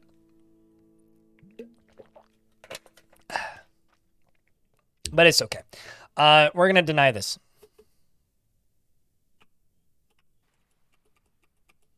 Here come the goblins.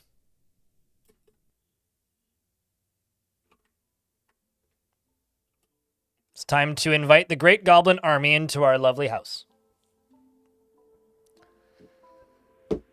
As an artist, coffee is your fuel? I mean, I drink 1 cup of coffee a day. I drink this, but I usually fill it up to about there. So I'll probably drink about, I don't know, 300 mils of coffee a day. I used to drink like 8 to 10 cups. It's gotten a lot better. It's taken work.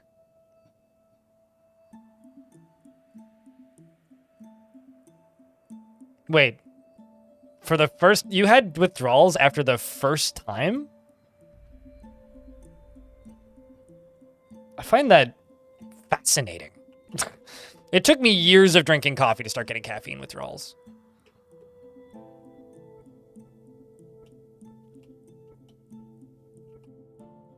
Cute little siege. I should make them bigger, though. Green tea has more caffeine than most coffees. So...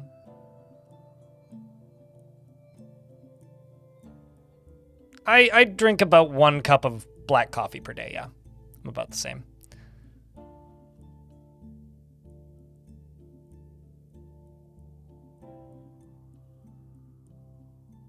You like drinking coffee, but you're terrible at established. So wait, out of forgetfulness, you don't drink coffee, basically? That's actually kind of hysterical.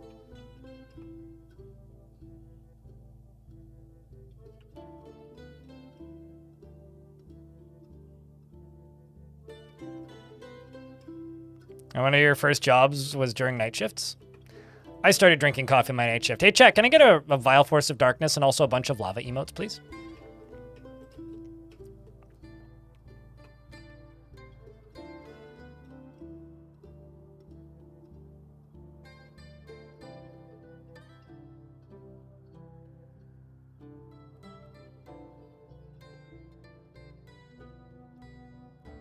I don't know who's coming to pull the lever, but uh-oh. Hopefully they get there soon. Maybe they've canceled it. Let's pull this one. And also this one. And you. Right there, your name is Raul. Raul, congratulations. You've been appointed as official lever puller.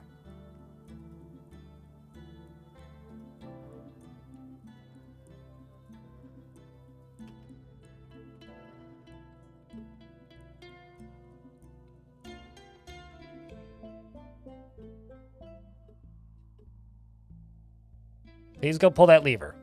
Like now. I need that lever pulled. Like now. Like right now. I mean,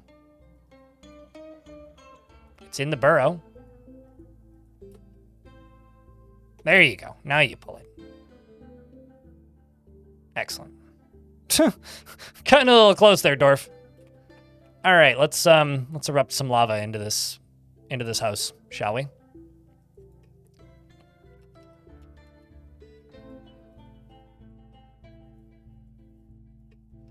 And also I'm going to go down into the basement and lock this.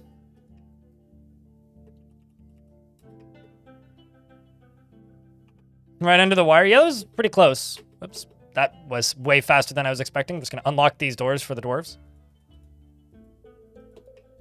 All right, well, there she blows.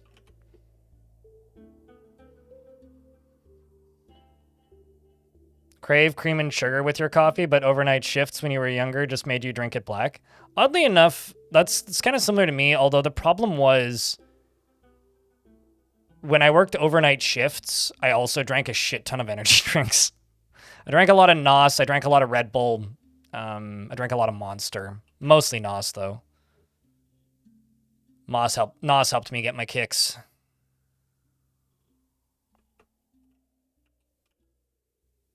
So if this isn't enough to break the siege, we'll do it again. Sugar-free Monster's my go-to because I don't make sugar-free NOS and I don't like sugar-free Red Bull.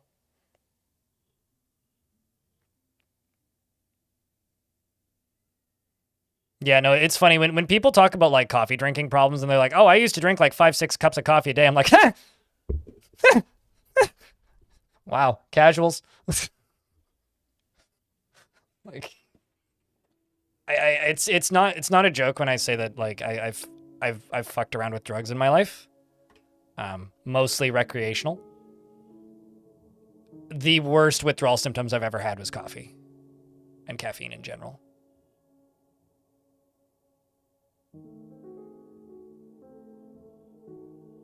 Then you saw lava and Vile Forest emotes. Yeah. Sup? How you doing, Shaka? There will be CUD tomorrow. There's just a new patch for the mainline branch, so I wanted to play some Dwarfs today. Besides, I needed a bit of a break. CUD's like very demanding to stream in ways that Dwarf Fortress isn't. So I decided to just simply chill for today for a little bit. The nicest part about lava is it gets rid of all of the crappy materials like copper that you don't need. It just melts. It's so nice. And all the wood and the leather and the clothing, it just burns up. It's great. All right, well, that's all melting and donezo. So now I can close this.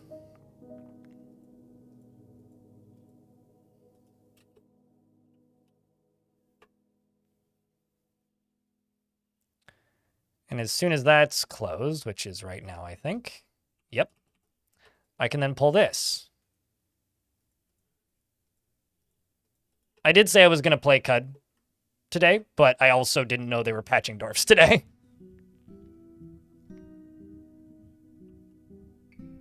I believe it, Sly. I believe it. And then it goes down here, deals with my garbage, and auto drains into there. And this clears off real quick because there isn't that much lava that needs to drain. So this stuff here needs to drain, which is going to take a little bit. But you know what I should do? I should make this up here drain into here. Although there's nowhere for it to go, so... Could maybe give another spot right there, but I don't know. You love this drain hole swirly thing? It looks great, doesn't it? Like, it's a great effect.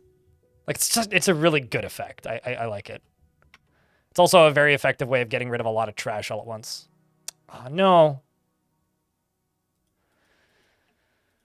My Duke. He's upset. It's very sad. Okay, so let's raise this and open the front door.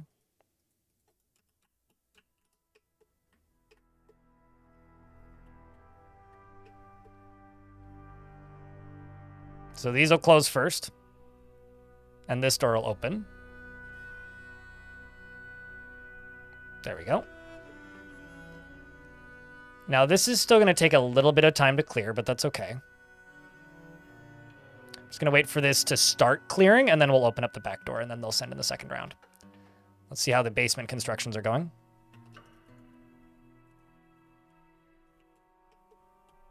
Sweet. So I should be able to just start digging into here.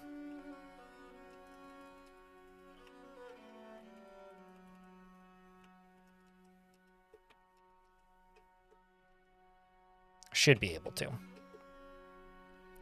This is slow going, but we'll get there. Same with this, although this is all just diorite, so let's ship in some diorite down here.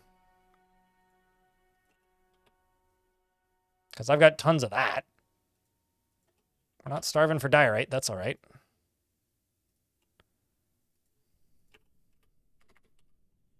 Because I'm basically done with the controlled cave-ins for this area. Let's also do this.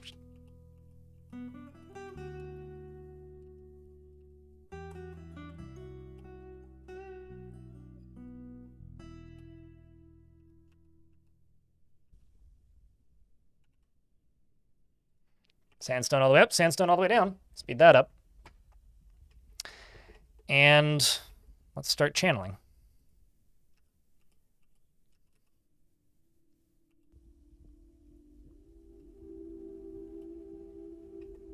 All the way across. Let's also check for ghosts. None currently. Now I can open the back door. So this is no longer a you-specific task, Dwarf.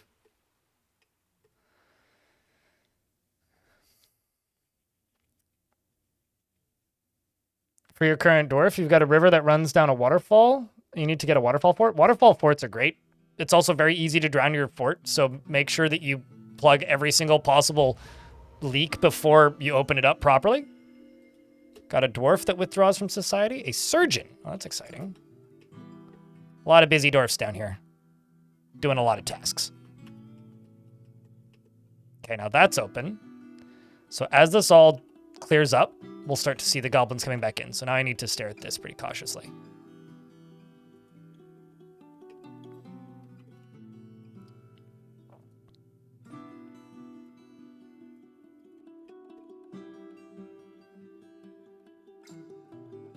Chat tavern built a waterfall and it basically fed the dwarves to the river. Oh yeah, I see what you mean. I was like, fed the dwarves at the river? Were you fishing from the waterfall?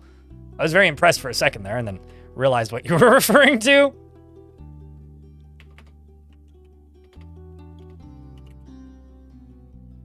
What's the name of this dwarf? Dodok. Oh, why don't I just strange mood search?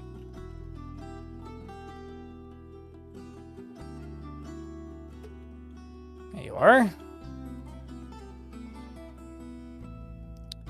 Definitely going to do clothing stuff, which is a shame. But I'll keep an eye on you.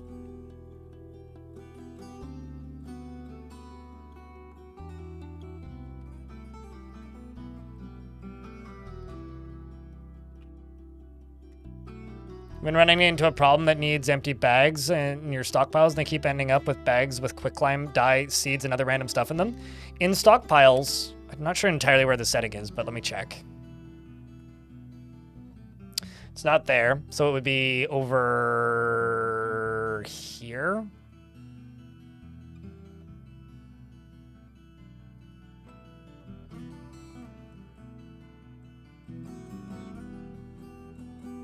Is it under the kitchen menu?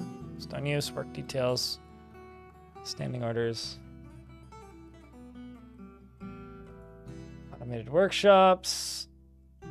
Automatically butcher fish. Automate kitchen, automate tannery. Gather food, gather woods. There's a mix food in barrels order. Mix similar foods in barrels. Do not mix similar foods in barrels. Turn that off. That'll help with your bags problem, I think.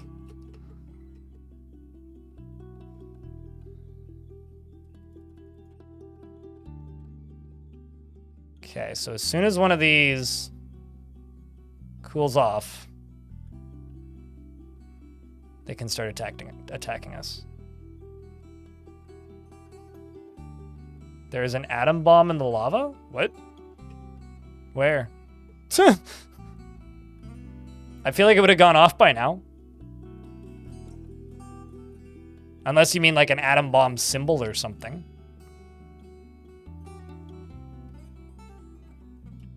I'm pretty sure dwarves don't have that technology, much to their dismay. I put canals in a lot of my forts. I mean, there's a canal right here, sort of. But I'm using it for power. But most of my forts end up with some sort of canal in it. And how tedious would it be? It's not. Also, the goblins are gone. So that's cool. That was enough of a siege breaker, it seems.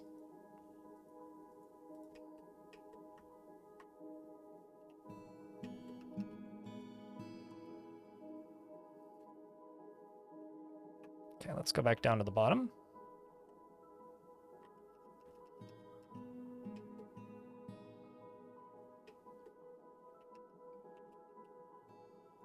That one got forbidden. Sweet. Now I've got constructed stairs going all the way up. And I've got this. Getting going. The way you love to see it.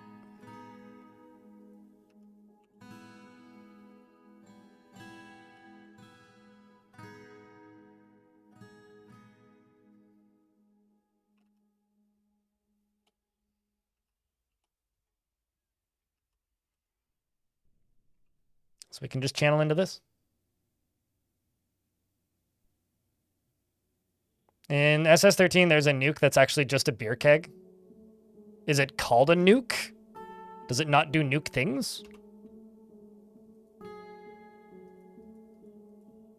Like when you say it's actually just a beer keg, does it look like a beer keg or is it actually just a beer keg?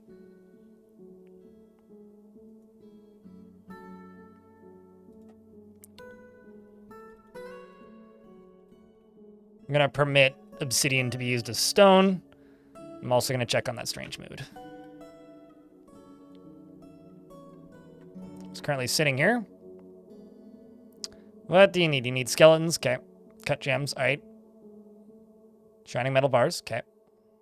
A quarry. How about if I just turn off the burrow? Nope. Okay. So what else do you need then? Skeletons, stacks, cloth. Skeletons. Cut gems. Shining bars of metal. A quarry. Square blocks. Shining bars of metal. Skeletons. What do you have then? Nothing. Well, I'm presuming that to mean that you need skeletons then. Fortunately, I got plenty of grizzly bear cubs that need to be slaughtered.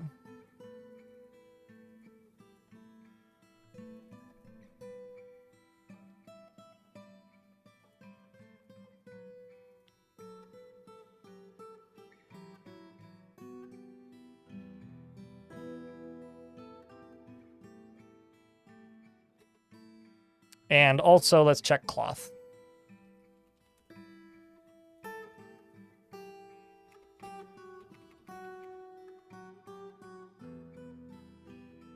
I've got wool and I've got silk.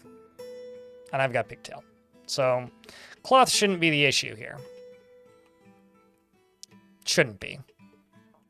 Speaking of, I need to move my cloth to over here and remove it from everywhere else.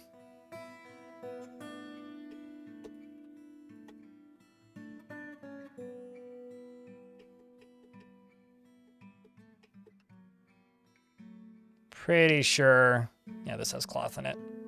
This also has leather in it. I'm also going to move my leather. I'm going to move leather to around this stockpile.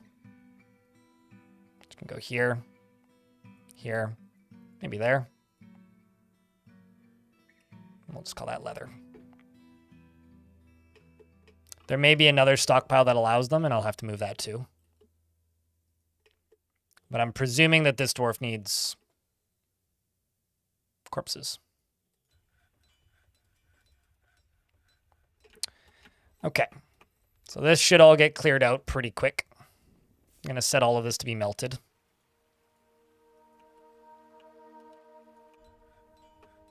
And I'm going to set all of this to be melted. I'm going to set all of that to be melted because this is all lava powered. So, because I've got lava down here going through this river, and that's easy enough to, you know, just get metal object up and running. Because, well, that's why this is here, is so that metal object can just happen and go.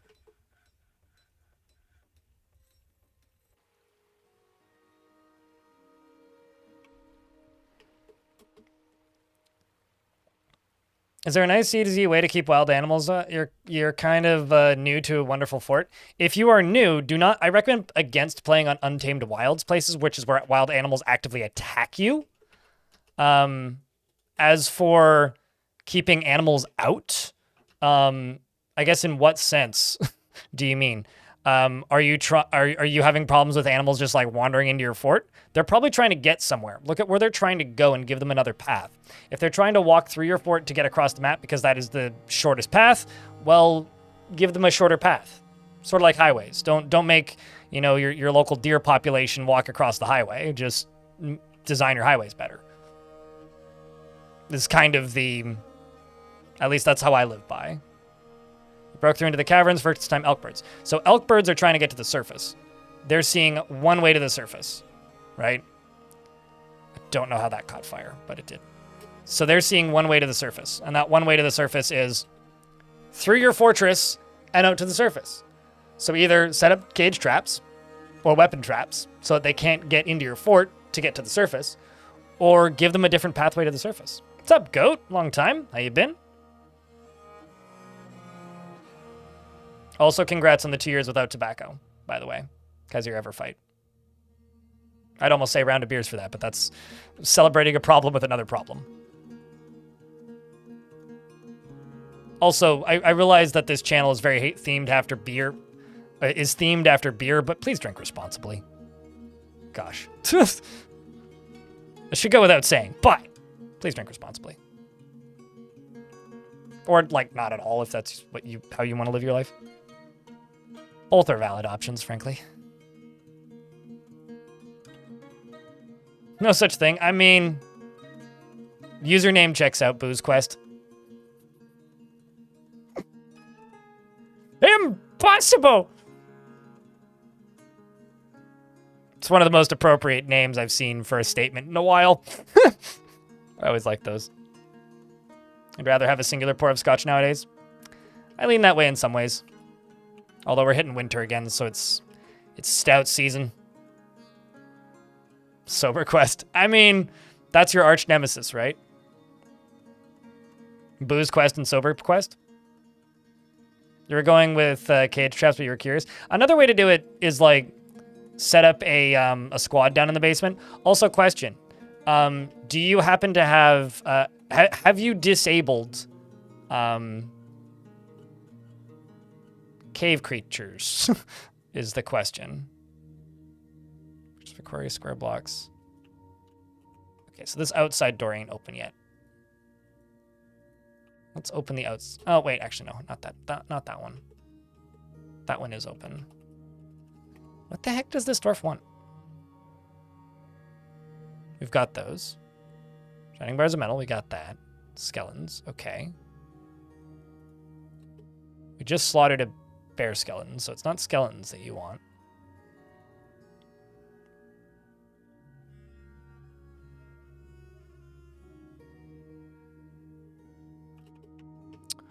We're processing plenty of plants. Let's pause that. Do these. So maybe it's some specific yarn you want?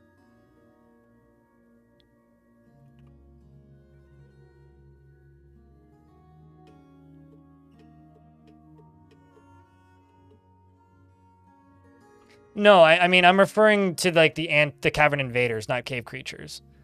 Because by default in the difficulty settings, cavern invaders will destroy your frame rate.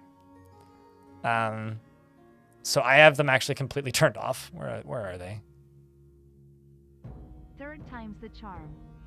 There you go, Mayor Next Door. Thanks for the 3rd month. Welcome back. I'm not seeing it now. It's been too long. There it is. Cavern Dweller. These ones. By default, it's set to 10 and 50. I would nerf that. Yeah, I would nerf that down to like 2 and 3. Or like 2 and 4. Or 2 and 6 maybe. Because that is, if you're playing in the default settings, up to 400 creatures per layer. Per cave layer. That you could just have sitting on your map waiting for you. So, it's just the math doesn't check out. Basically, it's bad. Especially if you're on a bigger map, because then you can have like 600 per layer. Hey, chat, can I get a round of beers for Mayor Next Door? Keeping that sub alive. Hasn't grabbed any cloth. I am aware. Which is why I'm going to try other cloth.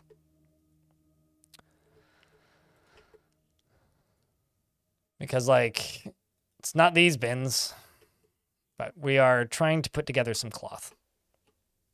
For this dwarf. See? As you can see, I've got plenty of pigtail cloth, so pigtail shouldn't be the issue. You know what? Fuck it. Do I have stuff to weave in? Okay, I haven't actually got any adamantine yet. I couldn't remember. Weave yarn into cloth. Okay, we're out of yarn currently.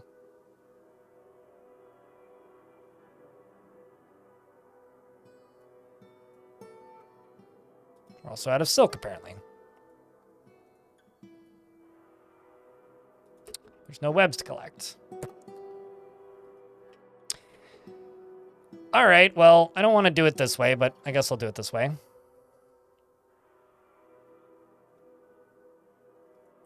Let's chuck one of my magpies over there.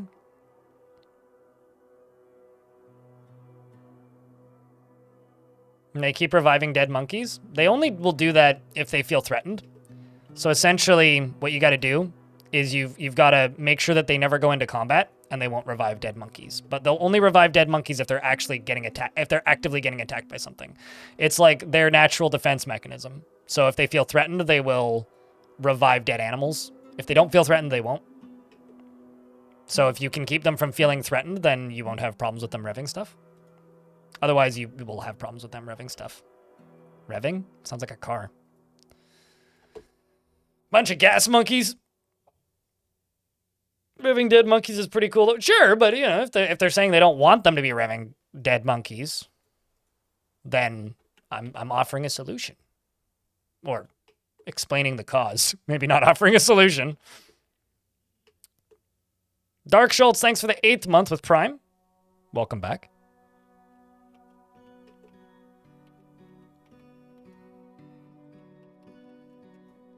Appreciate you, friend.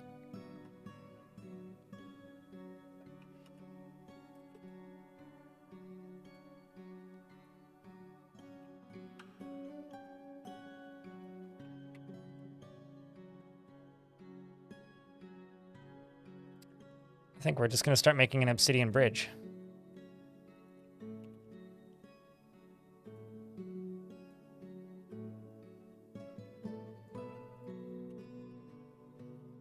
And some more obsidian. Yeah, we'll get there.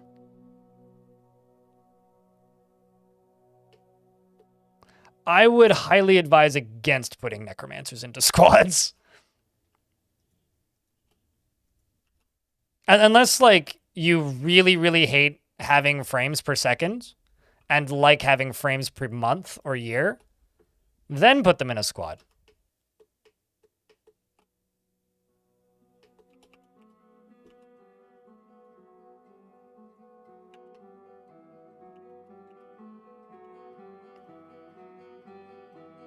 Because that's much more representative of what your frame rate will be whenever a fight breaks out. Actually, you know what? I kind of want to deconstruct this wall, so... I'm just going to go down here. Go across here.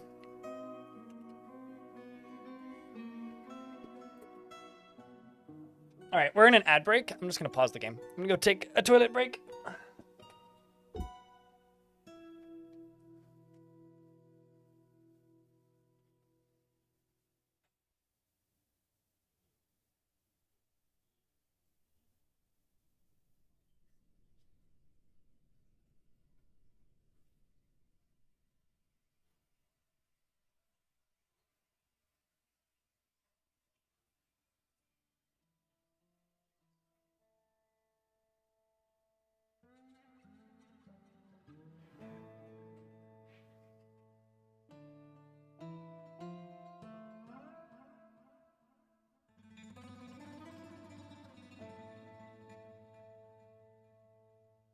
I also thought about something that forgot that dwarf that's not collecting cloth. It's possible there's forbidden cloth somewhere on the map, so I'll just do a mass on forbid. See if that helps. What do you mean by welcome back? Well, welcome back with the subscription. You're keeping that subscription alive. Welcome back for another month. Man. I mean, unwelcome back then. It's good to see you, Schultz. Hope you've been well.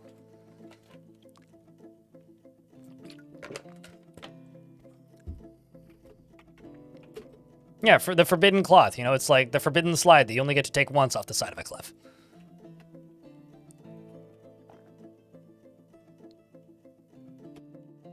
So now that I've done that,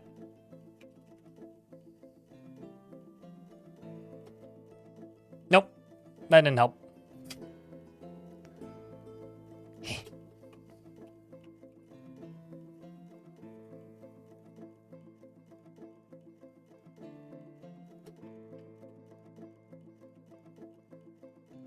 As that shop finished.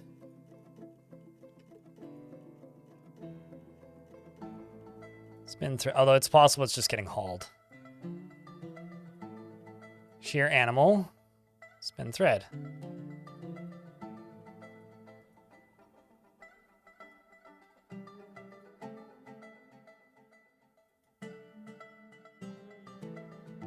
Well, I'm trying. Also, do I have auto collect webs on? I might not.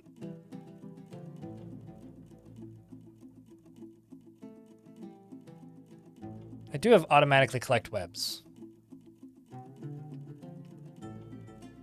This is open. This has access. So there's just webs everywhere down here and we're not collecting webs? I don't get.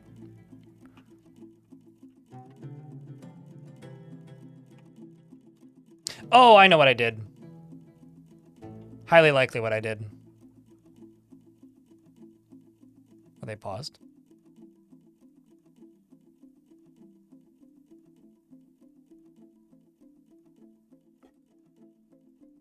Nope, it's in the burrow. So...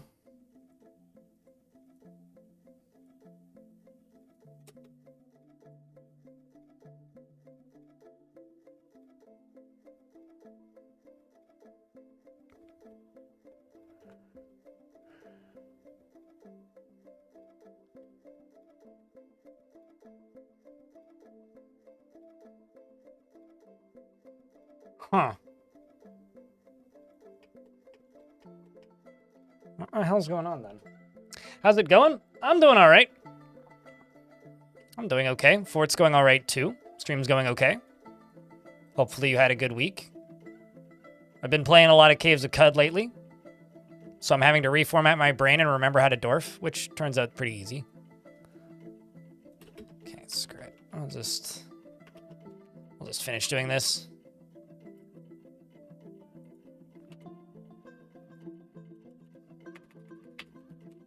Nobody's chaining up the magpie.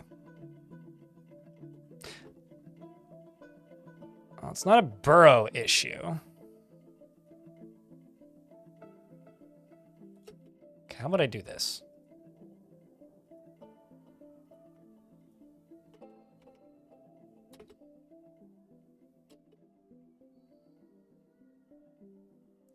Needs at least 10 undisturbed thread. But, like, the fuck is this? Is it too far away, maybe? Like, I certainly don't have this stuff sealed off or anything. Like, it's completely accessible. It's also completely in the burrow.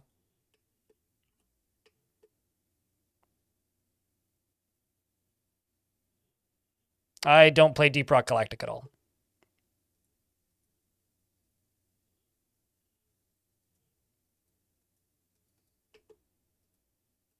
In fact, I kind of despise that game. It makes me very motion sick.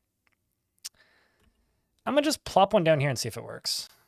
Something is off. It's weird.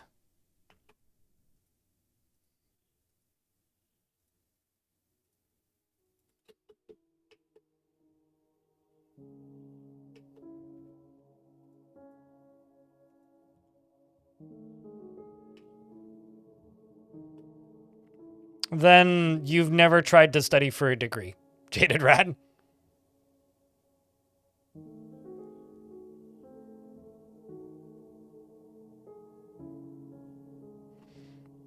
Because of Cud and then picked up Dwarf Fortress and picked the game up and you're in love? Happy to help. I just checked that and it was, unless I vastly misread it. Yep, automatically connect webs. But it's saying that there isn't webs within reach, so I'm wondering if there's like a hidden limit to the distance they can go or something. Because like, this is completely enabled. Like, that shouldn't be an issue. They're able to get out here to do other things like logs and whatnot. So I don't get at all. Like, it's specifically over here. Like, the map might just be, it might just be too far away. Like, I feel like I'm Mandela affecting myself here, but I swear that there used to be the option to, what's it called? Tell your dwarves to go to a specific distance. Also, now we've got cave spiders. So again, suddenly, I don't know why. Strange mood. Let's follow you. Did you collect anything? Nope. Okay, you are spinning thread. So we're finally getting some wool.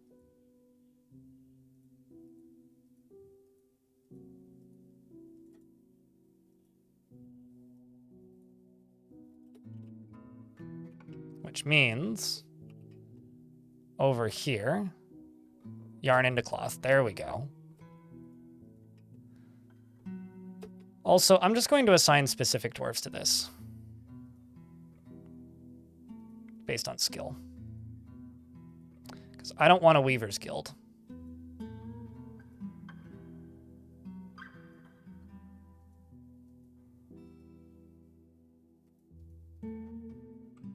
Like, I really don't want a Weaver's Guild.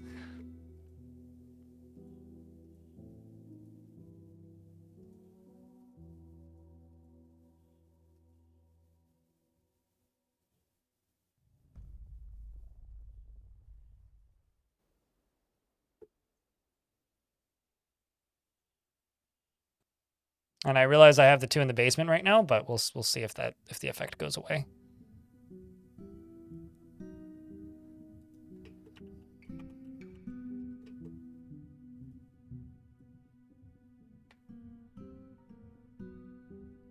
What does iron... I'm trying to find iron in your fortress for like 4 hours.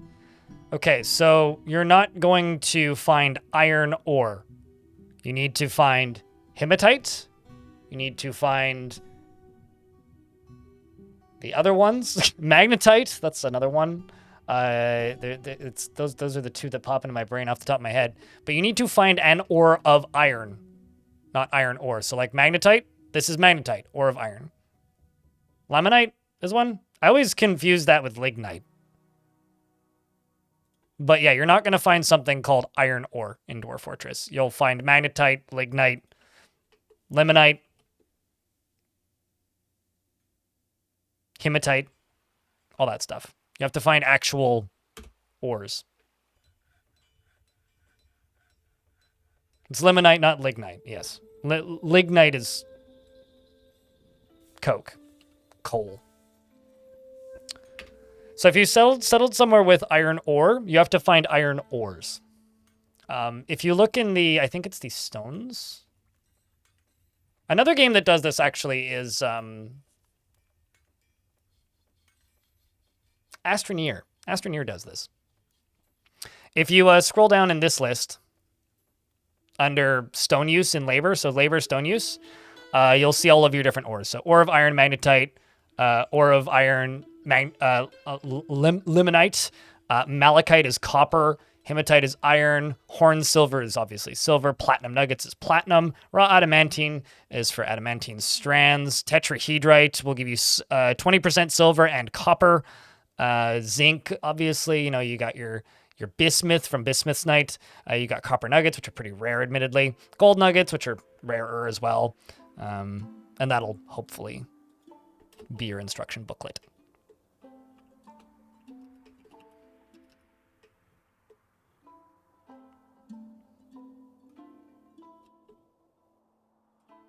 You really enjoy reading combat logs with the autopause feature, but sometimes it's really hard to find the combat log in there. Find the one dwarf. Click on the dwarf. If you click on the dwarf, this is their combat log up here.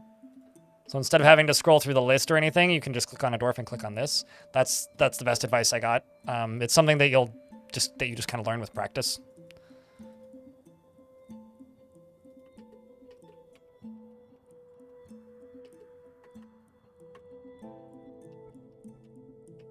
But yeah, I agree. This screen here is hard to get through. Is anybody filling a bucket? Kiddo is. He's carrying a birchen bucket down. Or up. Down.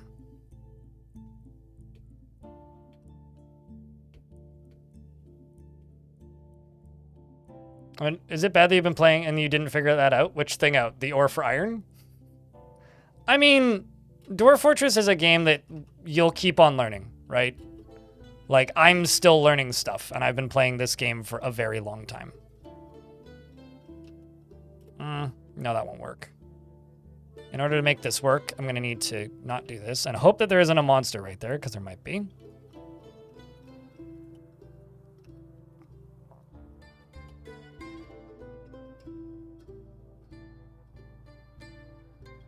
Why is this right here? This is so inconvenient. This is so inconvenient. All right, so here's what I'll actually do.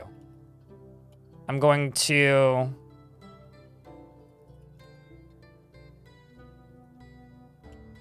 channel down there, there, there, and there.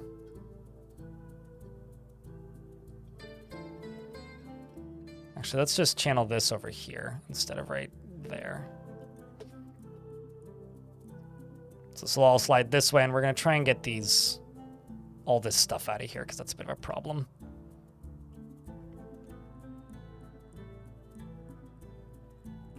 I'm also going to bring this squad down here, because they've had a chance to train for quite a bit, just in case something scary pops up.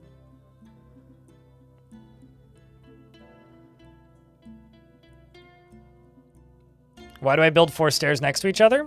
Because dwarves don't like to lie down to walk through each other, and when dwarves occupy the same tile, one of them has to lie down.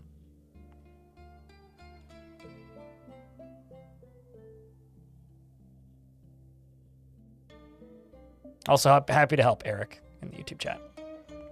Trying to get caught up on YouTube here. Yeah, 50 hours in Dwarf Fortress is like you're just starting to get your dwarf legs. Like, so you've like learned the basics and you're starting to enjoy the game now, basically. Like, I kind of... I try to avoid, like, talking about time spent in video games like that, because for some people, it's, like, actively a negative for games to take up that much time. But Dwarf Fortress is one where if you like this game, you're probably going to end up playing a lot of it anyway. So it kind of just works like that anyway.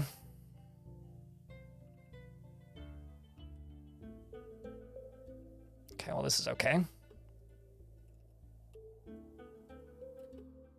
just trying to get this shallow enough that a dwarf can walk in here and channel this up. Although now I've set more shit on fire, so does it really matter? I think the answer is no, not really.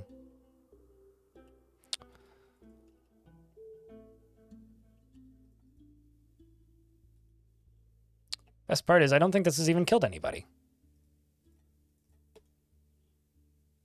Is that shallow enough yet? Not quite. We're almost there, though.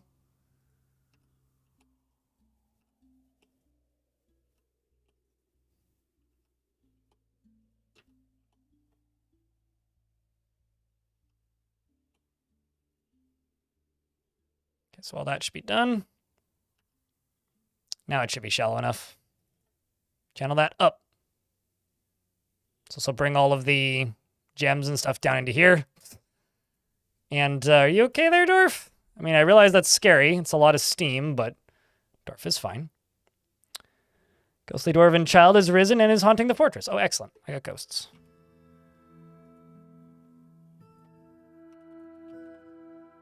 Odom and Locum.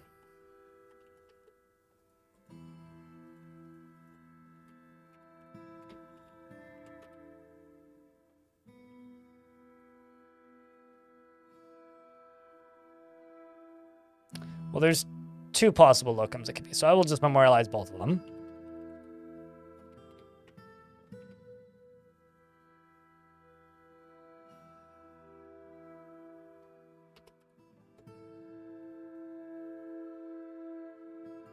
And then right over here, the one with the ghost that's known. Do you?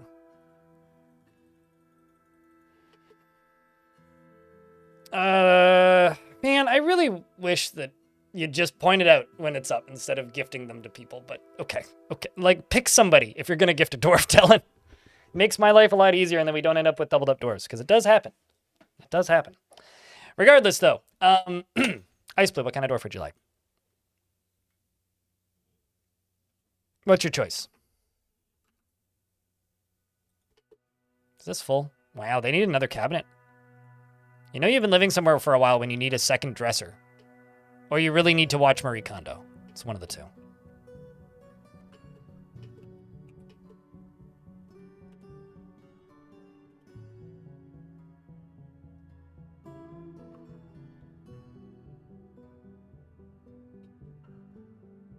So it's 2 sheep's wool cloth. What else do you need? I think they need more skeletons. Are all those bears slaughtered? Yep, they are. Time to slaughter more bears.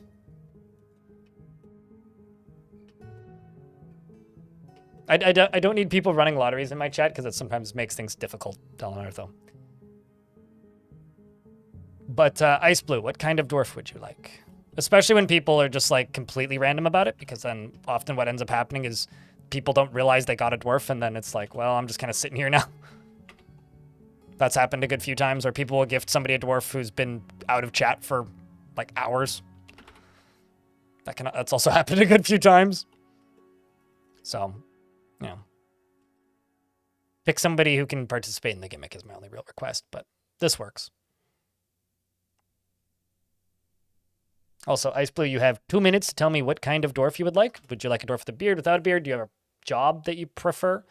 Or I will just give you the happiest dwarf in the fort who's not named. That's how we're going to do this. But ideally, I'd prefer people just pick dwarves for themselves. I realize it says that you can gift them, but like, let's be specific. Let's be like specific about it. You know?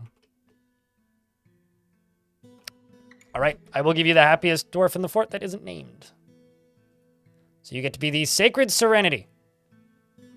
Ice Blue, who has a blue name, so it checks out. Ice Blue is this dwarf, who wants to be with family and friends, who has no family nor friends, I presume. Has a bonded gray languor, though. Is in a constant state of internal rage and is impervious to the effects of stress, is gripped by crippling shyness, and is truly fulfilled by assisting those in need.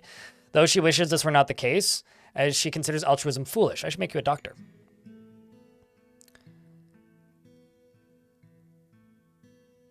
She's not the type to fall in love or even develop positive feelings, and she is intellectually stubborn, and she rarely is changing her mind during a debate, regardless of its merits. Is quick to form negative views about things, likes to keep things practical without delving too deeply into the abstract, or generally acts with a narrow focus on the current activity, and rarely feels discouraged, and sometimes acts with little determination and confidence, and has little interest in joking around, thinks that she is fairly important in the grand scheme of things, and lives a fast-paced life. She occasionally overindulges, and she tends to ask others for help with difficult decisions. She has a greedy streak, and and I almost read that 3 times. Why am I still reading that one line? Needs alcohol to get through the working day, and likes working outdoors, and only grumbles mildly at crappy weather. She dreams of creating a great work of art, and this dream was realized, and personally is an absolute believer in the rule of law. Thinks that the entire concept of sacrifice for others is truly disgusting, and believes that peace is always preferable to war, treasures independence, and doesn't respect a society that is settled into harmony without debate and strife, and values decorum, dignity, and proper behavior. That's a rare thing. Well, she's impervious to the effects of stress. It's a weird dwarf. You made your first iron bar? There you go, Garfield fan. Enjoy some lasagna. On me. Fuck, no, I want lasagna.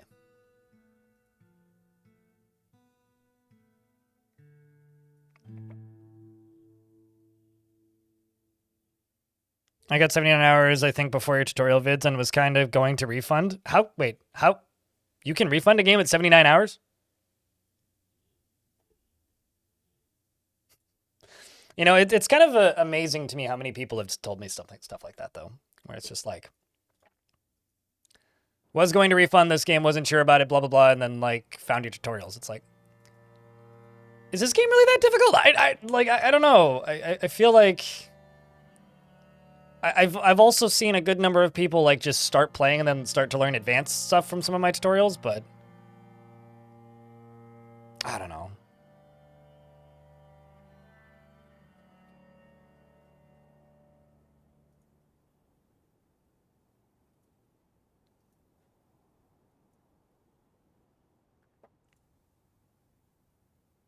It's obtuse? Sure. But, like, I don't know.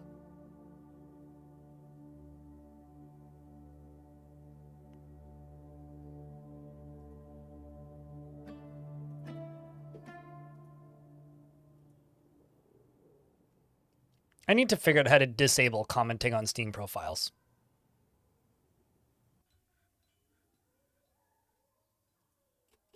It's an annoying feature that I wish didn't exist.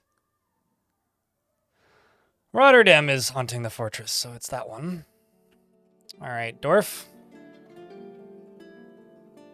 Nope, it's obviously not bodies. I guess it's just more stacked cloth.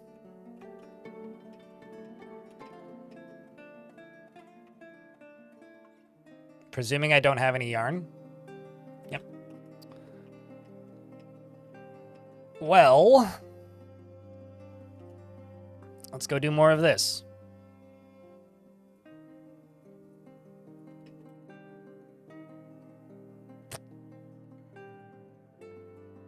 No more animals to shear, I suppose.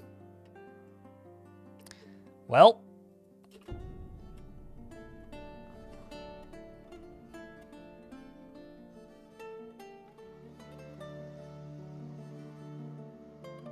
I was looking to see if I have any unnamed sheep that I could slaughter, but I don't think I do. Just bears.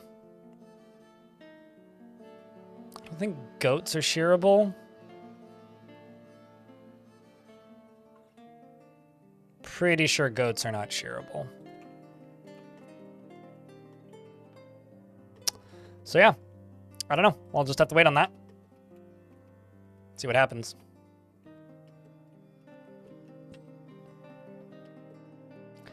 I think a lot of intimidation is from outdated memes that are inaccurate on the actual difficulty of Dwarf Fortress. That's my take and my platform. Like, I genuinely believe that this game certainly has some obtuse elements to it. That's a fact. I think a lot of the fear of Dwarf Fortress just comes from memes that are out of date and no longer particularly relevant. But if you've played RimWorld or a decent number of city builders or any colony builders, really, it's not anywhere near as crazy as people make it seem.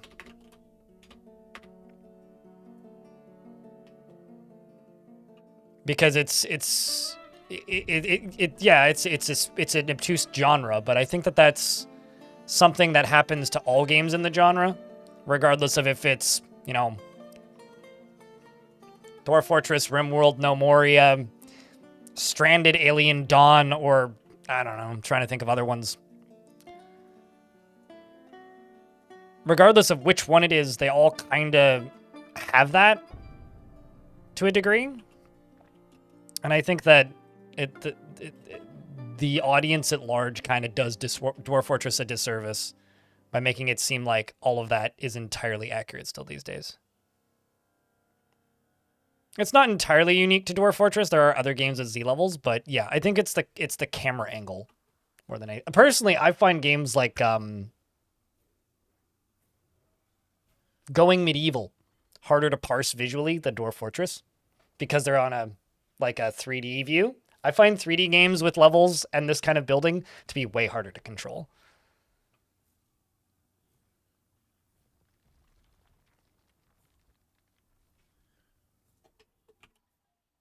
So we got another one with a parlay. I love it when they show up wearing crowns. Like, he's just got a crown. It's just funny to see. He's got a crown on top of his helmet, nonetheless. What do you think? Ugh. Rel, what are you doing? I mean, I get it, but, like, I think maybe we should forbid these. You know, there's just dwarves running straight past because, like, you know, it's not forbidden. It's fine. What do you think? Do we fight them inside or do I burninate them outside? What do you guys want to see? Do I burn them inside or do I burn them outside? Are you injured?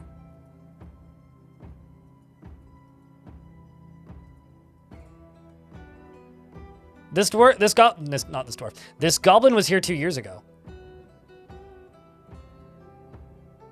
You're back again. You didn't learn your lesson? His back teeth are gone. His left hand is gone. He's missing a hand. Good luck drawing a bow with one hand.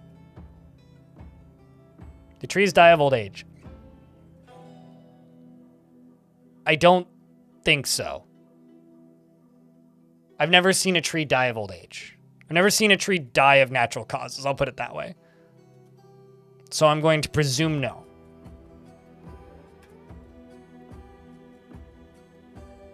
The one that always gets me, Midnight X, are the people who say, I would love to play this game, but I'm too dumb, or I would love to play this game and then insult their own intelligence, followed by, I'm going to go back to playing Escape from Tarkov. Might be like one of the funniest like dichotomies I've ever seen in video games.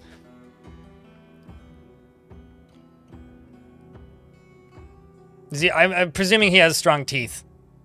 Halven. Have I ever made a mod? Technically, yes. No, you're never going to watch me create one. I don't create that type of content.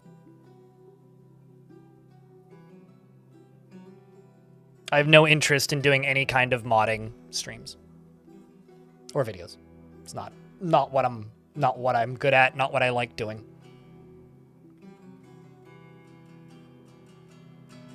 And then what do you have to be to play Dwarf? Fem Disaster. When ads hit, I'm going to pause. Ads are going to hit in a minute.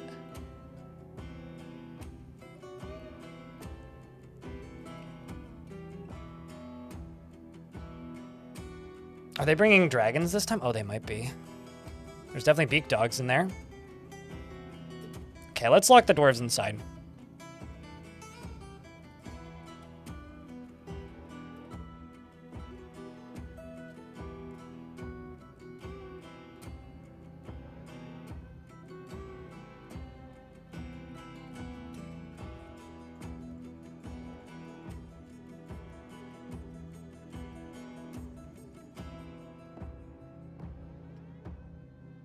Dwarven wine barrel. Your drop-off is inaccessible. Where's the drop-off then? Oh, actually, I think I know possibly. Yeah, it's down here.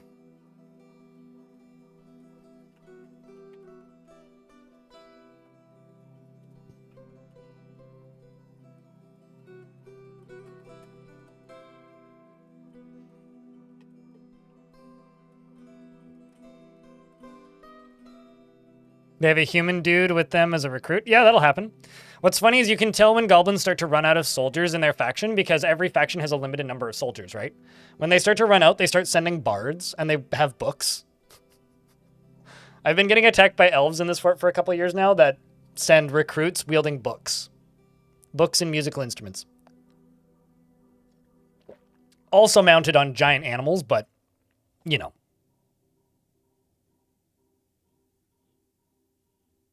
Imagine if they bring no, I'm thinking this faction brings dragons because I'm at war with 6 goblin factions, so it's hard to keep them sorted out in my head. But one of them brings dragons and trolls and beak dogs, and then one of them just brings beak dogs, and then the other ones just attack me.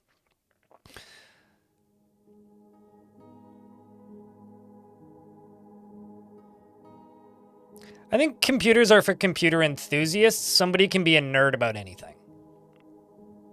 Nerd is just somebody who's interested in a particular topic. Computers are for power users. But I'm not a big fan of the connotation that computers are for nerds, specifically.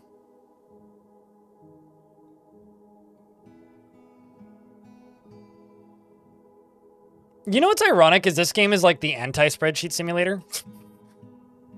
So it's really ironic that people refer to this game as a spreadsheet simulator. It actually means that they've never really played Dwarf Fortress properly. They've only ever, like, looked at screenshots of it, probably, and are probably not actually looking at screenshots of Dwarf Fortress. And in fact, instead, they're probably just looking at screenshots of, like, Dwarf Therapist and DF Hack.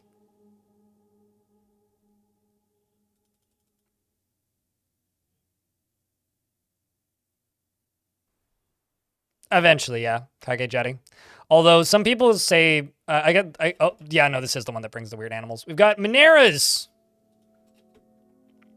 A question that I get pretty commonly is, like, why can't I take over this goblin site that still has 750 population? Something that dwarves don't do when they're attacking locations is they only kill the soldiers. They don't actually kill the peasants. So if you're repeatedly invading one spot and your squads are just coming back and it's just like, there's nothing there, it means they've run out of soldiers and you can just take over the place, conquer it, because dwarves won't raise a place if there's like civilians living there. Yeah, Dwarf Fortress, I think, has a lot of tech debt. Well, maybe not tech debt. Tech debt's the wrong word. Dwarf Fortress has a lot of meme debt, which isn't a term, but what I mean is, like, there's a lot of things that people just kind of accept as fact about Dwarf Fortress that are anything but.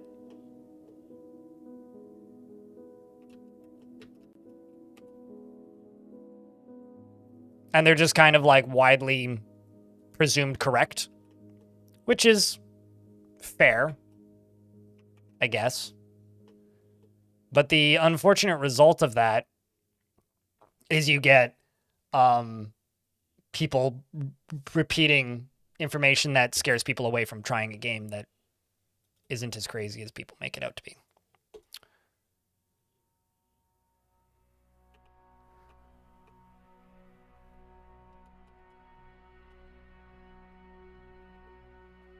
You wish Dwarfboard had tech decks? I wish tech decks would come back. Tech decks were cool.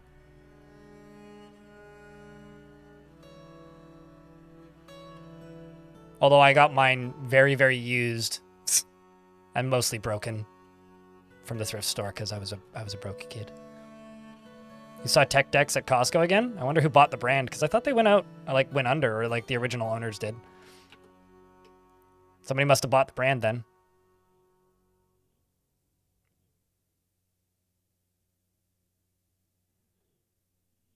You make the game hard for yourself? I mean, that's why it's fun, Eric. In YouTube chat. That is why it is fun.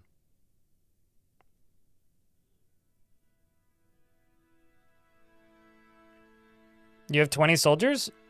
Do you have any Marks dwarves? Logan Kegel? Or, so you're dealing with a Bronze Colossus. Make a cage trap and catch it in it. Just use a cage. If you can't, if you're scared of trying to kill it, just use a cage trap. Otherwise, I would say, if a cage trap is like not really something you want to do, use bolts. Use bolts of iron, steel, or bronze, and you'll be able to kill it.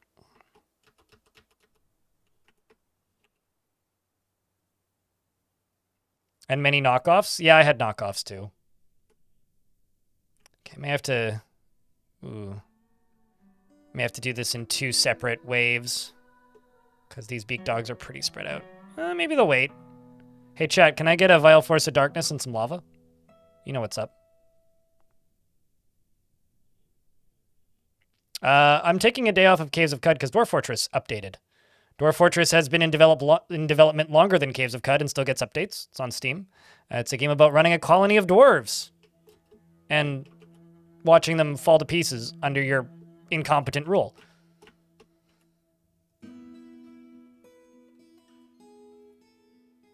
In fact, Caves of Cud constantly gets compared to Dwarf Fortress for some silly and some accurate reasons.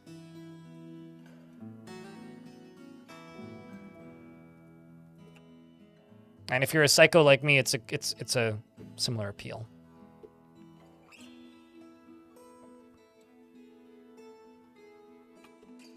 I just found Kenshi to be kind of boring, which is maybe the worst thing a video game can be, is just kind of boring.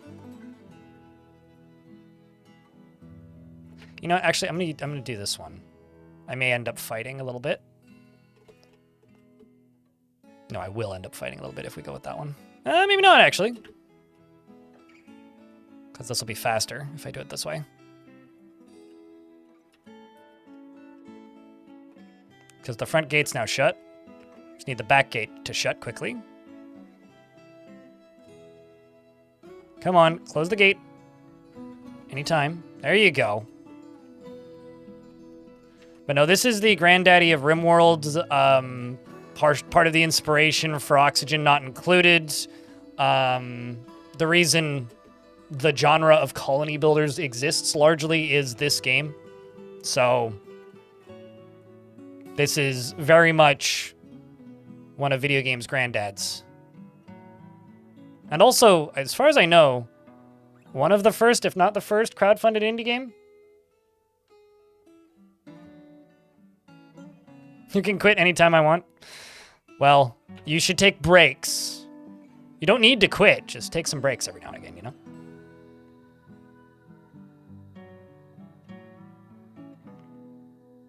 Well, just remember that, yeah, this game helped inspire Minecraft, but the engine that Minecraft uses was originally the fork of an open source game who never gets any credit. At least this game gets credit sometimes.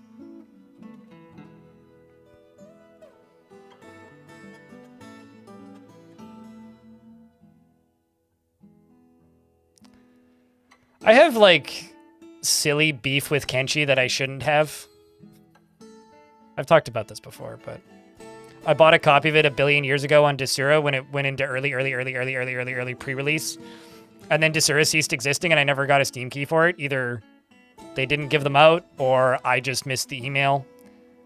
I'm not sure what happened because it took a while for it to end up on Steam after Desura shut down. And I was kind of annoyed with that.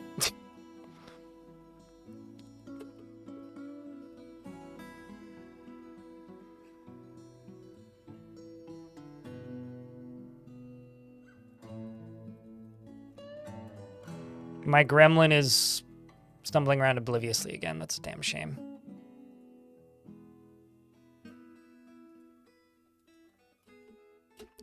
Okay, so that's those goblins gone. I only did half of it because it's quicker to empty.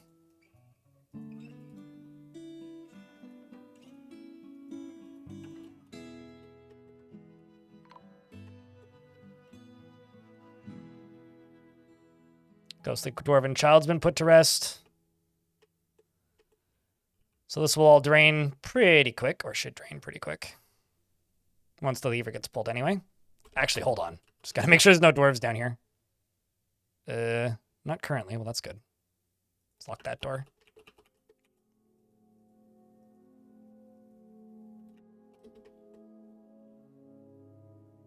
Did I not say to pull it? Maybe I didn't. Pull it!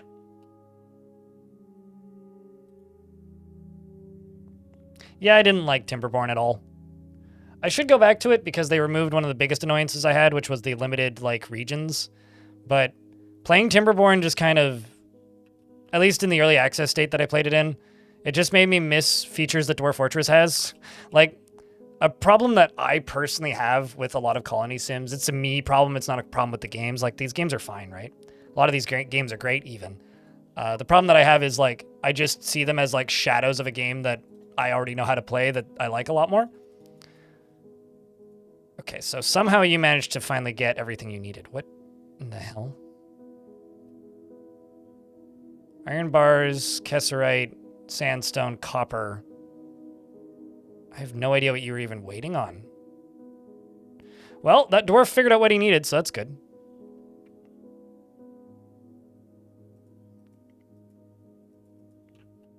And they should pop back. There we go. This is all very shallow, so I can open this up. And I can open this up.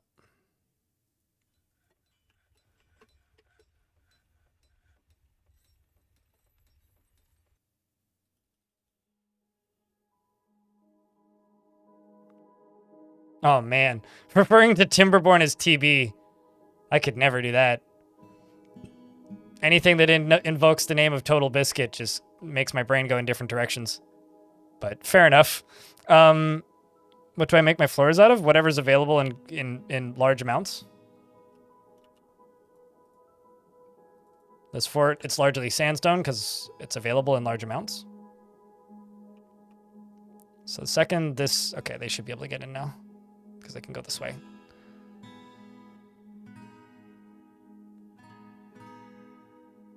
That or they are leaving the map. It's one of the two. Ah, looks like they're turning around. Well, some of them are. Dodok the Surgeon has created an asymmetrical sheep's wool dress and offers it to the Storm of Artifacts. Why would you do that? Why would you do that? But yeah, for anybody who's looking around specifically for Caves of Cud, we'll be playing that tomorrow. This is an asymmetrical sheep wool dress. All craftsmanship is of the highest quality. It is encircled with bands of sheep's wool and grizzly bear bone, and it is made from sheep's wool cloth. This object menaces with spikes of sheep's wool and copper. Also, if you own Caves of Cud, you do get a discount if you buy this game, I think. I'm pretty sure that's a thing still. This object menaces with spikes of sheep's wool and copper. On the item is an image of apricot, tree, and star sapphire. On the item is an image of Seto Suntree, the goblin, and Dang Dreadful Wordy, the goblin, in iron. Dang Dreadful Wordy is striking down Seto Suntree. The artwork relates to the killing of the goblin Seto Sun Sentry by the goblin Dang Dreadful Wordy in the True Plains in the early winter of 1001. Wow, this is quite the history lesson here. During Estop Sposka, the Siege of Eviscerators, on the item is an image of 2 windows in Kesserite. On the item is an image of Moses, iron, the Strange Claws, the Dwarf and Sandstone. On the item is an image of a round, brilliant cut brown, brilliant cut gems and grizzly bear bone.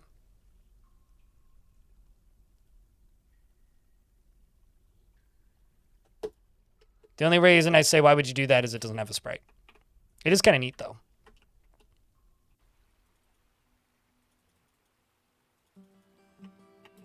Although, I've got a few things to do.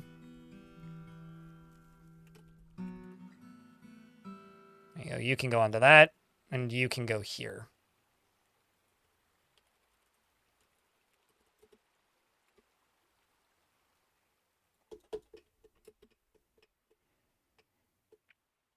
Mountain Dew on the Rocks is still in fact alive, yes. Mountain Dew on the Rocks is making rock blocks, which kind of checks out, actually. You don't have any friends yet, though, which is a bit of a shame. Should probably do a dwarfs need to make friends ceremony. Okay, hold on a second. Why did elf blood just appear there? They just murdered an elf somewhere, and I'm not entirely sure where. Or how they got elf blood on them, but they had elf blood on them. Which is kind of funny. Okay, so Goblin, Beak Dog. When you reach that bedroom, we're going to close the back bridge.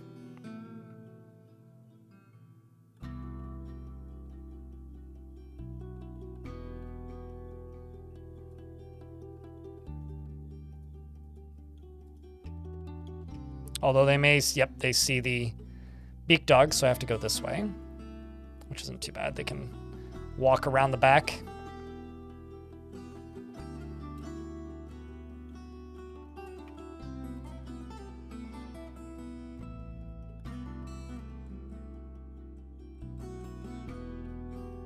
Can somebody go pull that lever, please?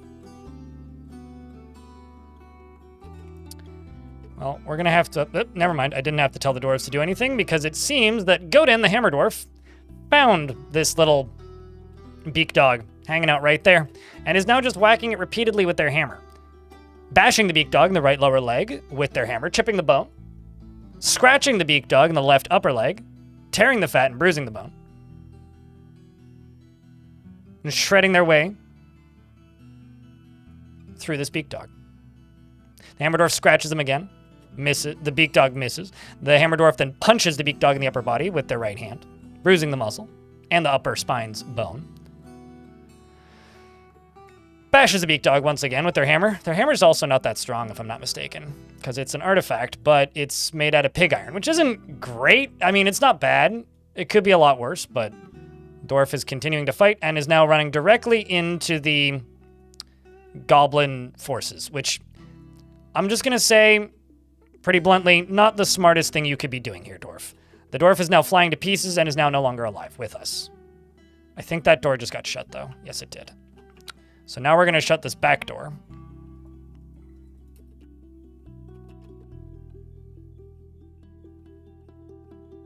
Which shouldn't take too long, hopefully. Because the goblins are still running in, not realizing that the door's been shut. Some of them appear to be panicking. Sweet. So now I'm going to play with my friends a little bit here. Because I've got this loveliness up here. Which means I'm just going to drop some of them down in to the lava before I start the pumping. So now I've got goblins that are separated off in here in their own little world. I've got goblins down here in this little world. And I've got lava beneath them. What could possibly go wrong? How about you demonstrate? They fall down. We tell the Goblin Toilet 9000 to go whoosh. This will open up and let the lava slip down. I think I need a round of beers for this. These dwarven engineers deserve a reward. And of course that starts doing its thing. And then I go back up here and these goblins are going, oh God! Pull that lever. And also open this sucker back up. Because down beneath them, they're just, you know, the smoldering corpses of their friends are being pulled down into the caverns beneath them. And then a few layers above, when the dwarves get around to it, the drawbridges come back up. And the smoke dissipates. This is going to get opened soon. And then I can do this. Remove the rest of them. I think the siege is over. Looks like it is, in fact.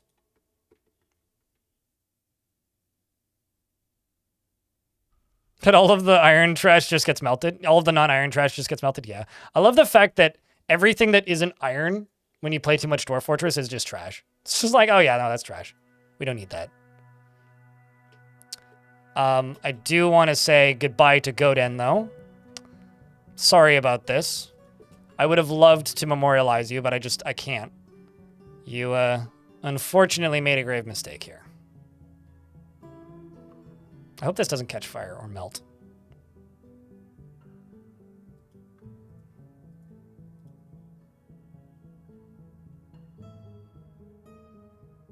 It may actually disappear. Yeah, I think it did. So that hammer is now lost to time until I reclaim this place. I want to say it was this dwarf.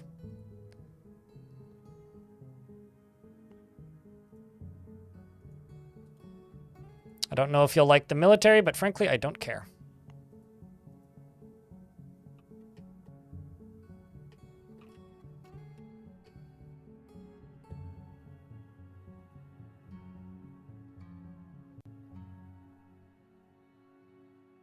Let's give you a spear.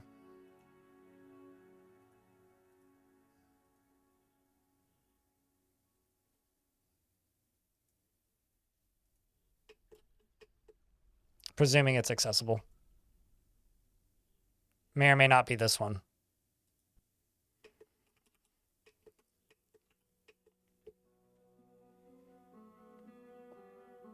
Or did you die?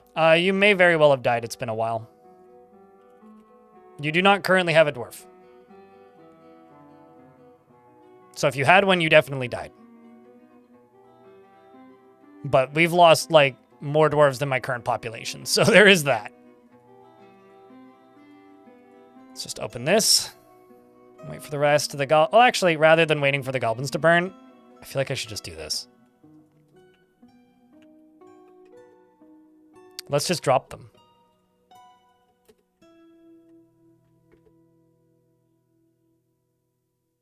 Well, sorry there, goblin.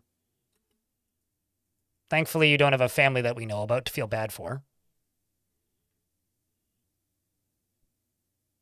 Didn't even need to wait.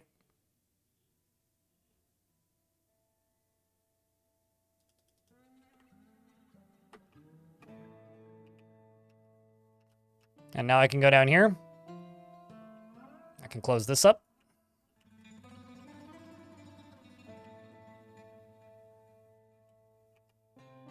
And then the lava will stop billowing in, and then it can drain.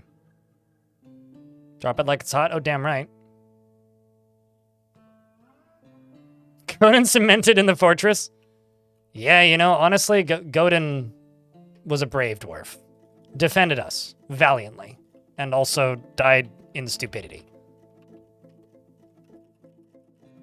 Also, population rises again. This is starting to get completed, which is nice.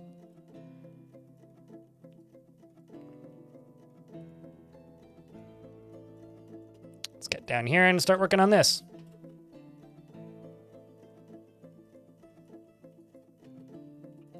And let's also go over to here.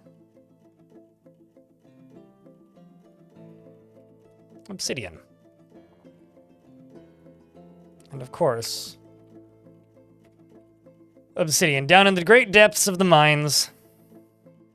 Hello, 8% in YouTube chat. Bye, goblins. Back to the caves. Yeah, pretty much. Okay, so I need to get all this drained. Ay. Okay, let's do it this way.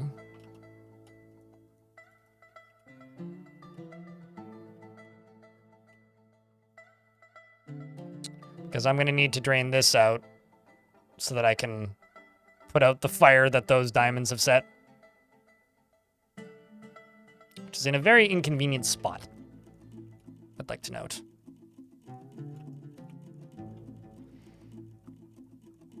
Very inconvenient spot. Although the miners will finish over here and then they'll head that way.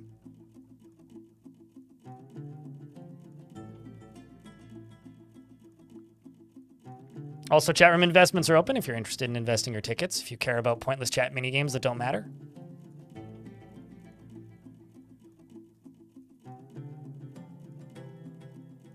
I don't know if the rules are made up, but those points certainly don't matter.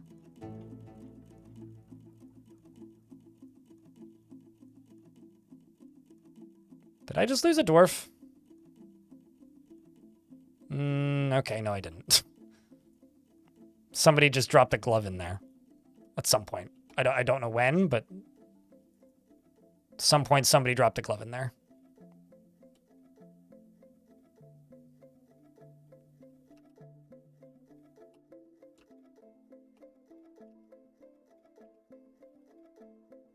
Trying to dig around the gems so nothing catches fire in here.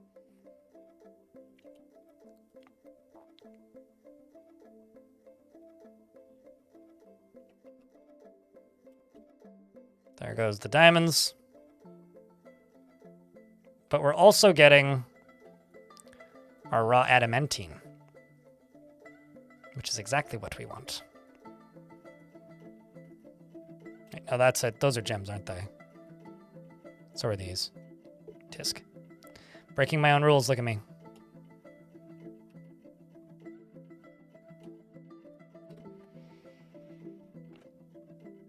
Okay, so how many layers down is that tube? Okay, so this is as far as I can go directly down. After this, I'm going to have to start being a little sneaky with this and going around stuff, but won't be too bad. And then over here, there is a god metal... twinkling metal bow. It's kind of amazing, actually. A twinkling metal bow.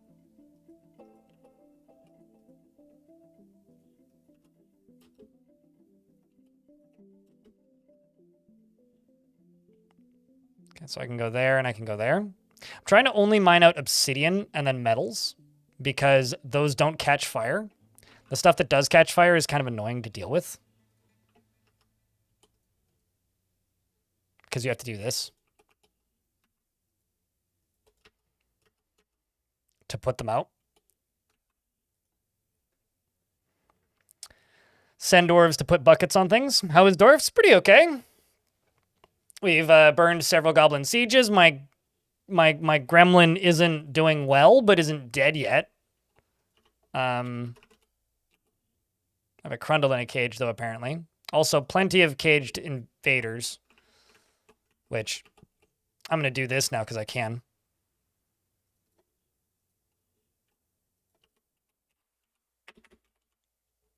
These goblins can just get chucked into the lava down at the bottom. And also, let's go down to here and remove dwarven limitations. Let's say pit. So Nameless here is dragging this goblin thief to where they belong to be. You can. So if you go into the announcements section, you can set auto pause for all kinds of combat. I don't know if I'd recommend that though. Splat. Because if you do that, it's gonna make any time anybody goes hunting, virtually, it's gonna make the game unplayable. Like you can do that. I don't know if I'd recommend it though. I would recommend just like auto pause on like particularly bad events. But yeah, it's in the settings, it's this. You can set auto pause and auto pop-ups and all sorts of crazy things if you want. Splat. The butcher was found dead. Oh no. Wait, what? You telling me there's still... I think a dwarf canceled their throw the goblin into the lava job and let the lava go. It's okay, we can deal with them, but that's unfortunate. Come on, dwarves, please. It's a simple job. That involves goblin and lava.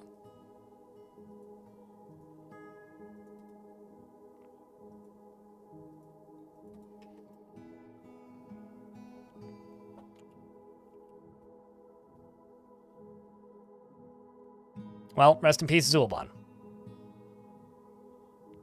He's done. They're dying from the impact It's only 1 layer deep lava at the bottom of that. It's actually obsidian at the bottom, and then only 1 layer deep lava. So essentially it's also find another one, try to run away, and then get caught up here, which is kind of funny.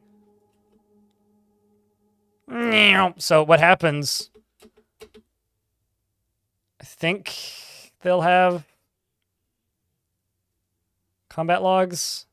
No, they don't. That one's just getting bit by a dog. But basically what happens is they explode on impact because there's obsidian right beneath it. Yeah, adding goblins to the lava pile. Naturally. The best way to celebrate winning a siege.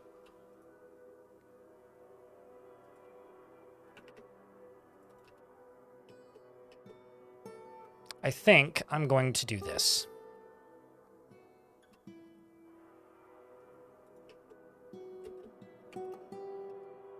And also this. And just dump water into this, because this will be easier.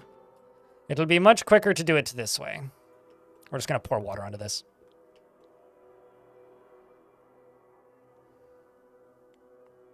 Is that a pile of their liquefied fat? Probably not, no. It's molten silver, is what it is. No, they just get completely obliterated. Although apparently there is some legs and paws down here.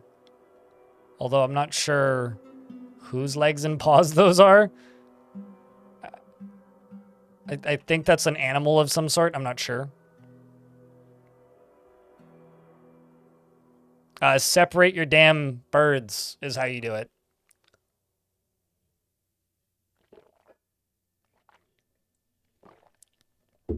If you want to have limited egg fertilization, then separate your birds. Or do my favorite one, which is put them all in a room with a door and lock it. If you want lots of babies, like put them all in a room and lock it. If you don't want any, slaughter all the boys. And if you only want limited ones, separate them. It's very easy. You don't need DF hack.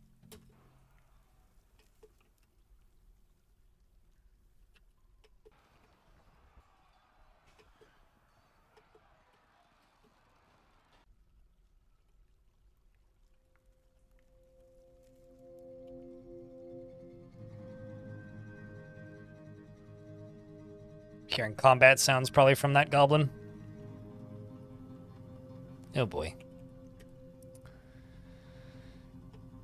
Alright, that should be everything.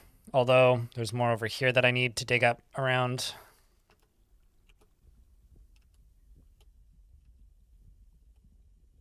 You also have to be a little bit careful because sapphires melt. So if you're digging around in this stuff and you don't want your sapphires to all melt, yeah, maybe don't want to let them fall into lava.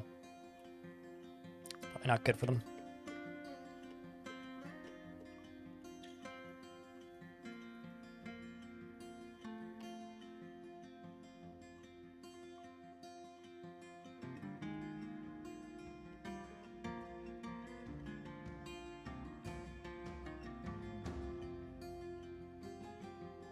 It says on the egg, regardless of if you're using DF hack, if it's fertilized or not. Like it'll say egg fertilized in brackets. So if that's what you're asking, you don't need DF hack to do that. It just says that.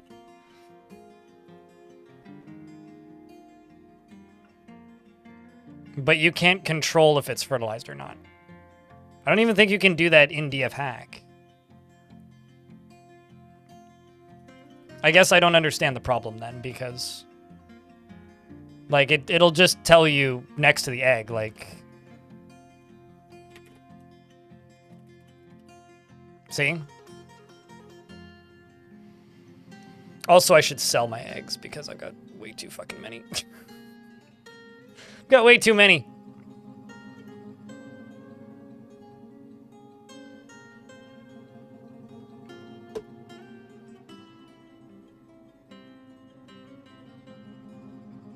That was some dust? What dust?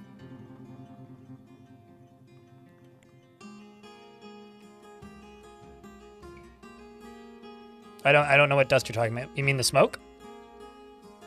Yeah, no, dust would clear way quicker. But no, that's just exposing smoke. That's why I'm dumping water in here. But I need this to finish being dug first, so that when I start pouring the water out of this, it'll actually go where I want it to go.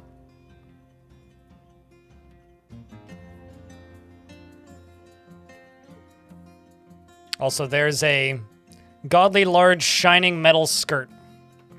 So let's just go to my spot right here and just type in skirt. Shining metal skirt.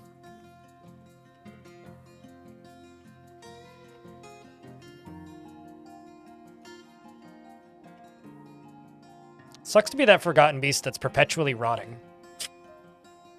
Like, truly. Section of... Although I did manage to cave in something. There might have actually been dust there.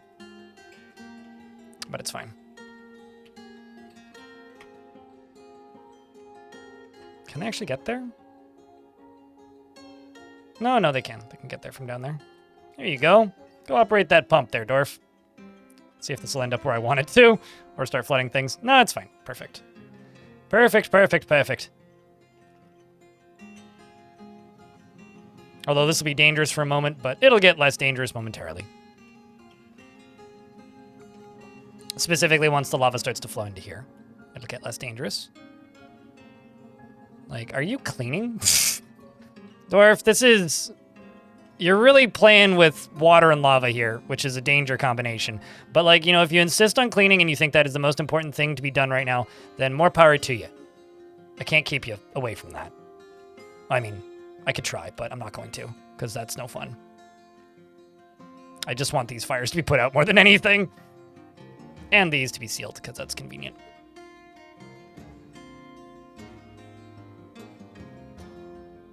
You panicked? What, with the dwarf? It happens. So did you know that damaged diamonds like this make lower value crafts? Because if you didn't, now you do.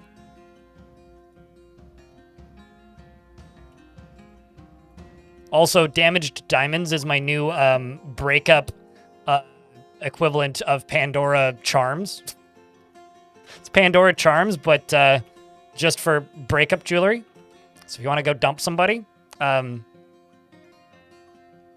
invest in broken diamonds. Or don't. It's your choice.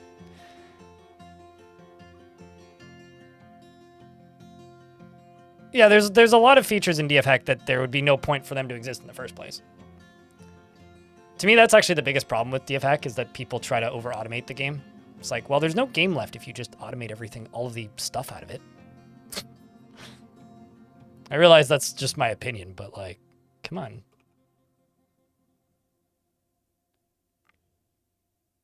Not everything needs to be automated. Also, yeah, I'm aware that I'm just kind of filling this up with water, but that's fine. We check for heat. What devilry is this? Oh, that's fine. Let's stop pumping the water, though. That's enough.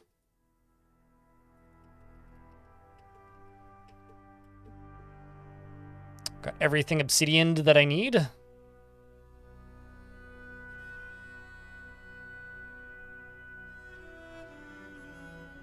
If they die doing what they love, why stop them? Exactly! You kind of have to think about dwarves as some main characters, but also lemmings. They do have a lot in common with lemmings. It's terrifying how much they have in common with lemmings, in fact.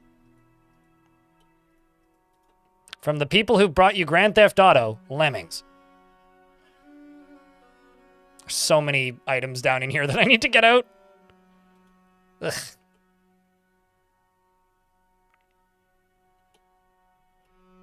There we go. At least that's getting done.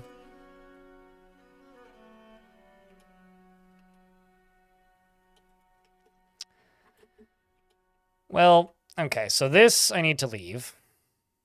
This down here, I can dig through, though. And now I get to start just cleaning this up. Which is just going to go all the way down to here. Well, not quite. more or less all the way down to there. All the way down to here. Although, gotta leave some of this so that stuff doesn't cave in on me. Should be good. Looks fine.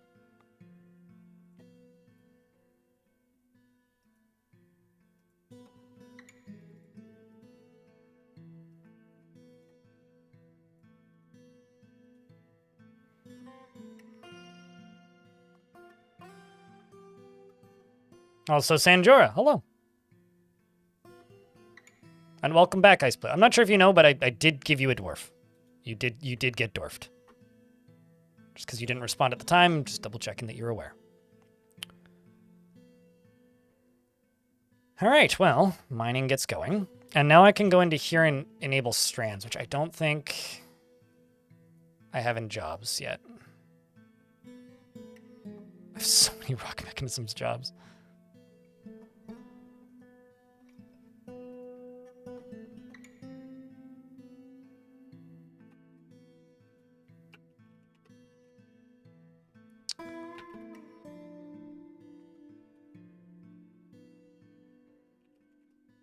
Extract metal strands. Just gonna set that to 0. Just do them. Just do them infinitely.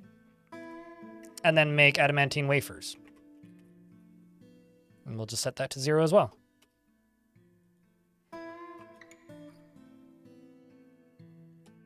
Because I've got a lot of adamantine that needs stranding. So it's around here that I gotta be cautious.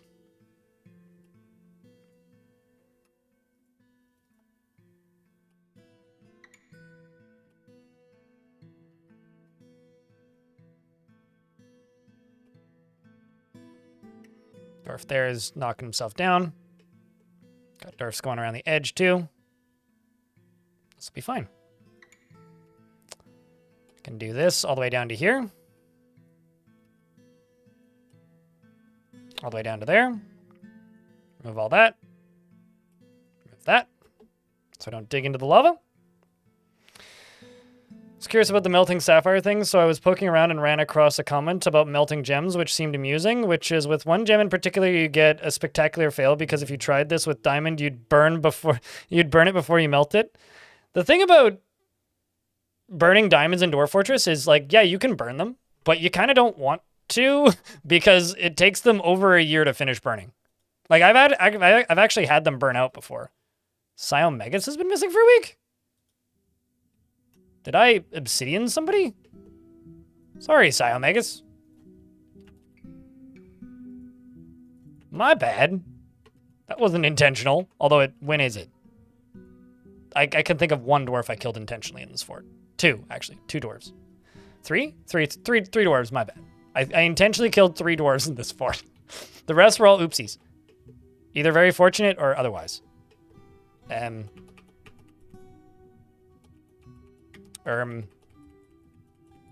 Did I? No, I didn't. It's a lot of lava that I dumped into there. Whoops.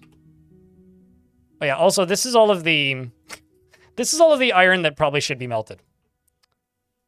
This is how much stuff I've gotten from the goblins. It's kind of a lot of it. And this is where the lava goes. And it appears to be dribbling. Which is a bit unfortunate. Because if it fills up too much,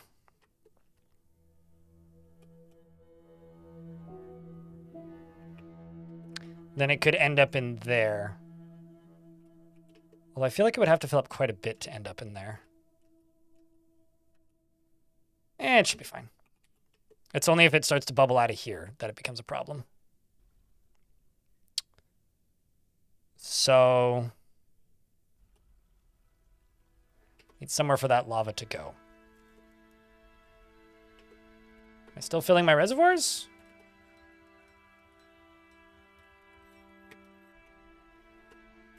I think I'll just dump this. Right here.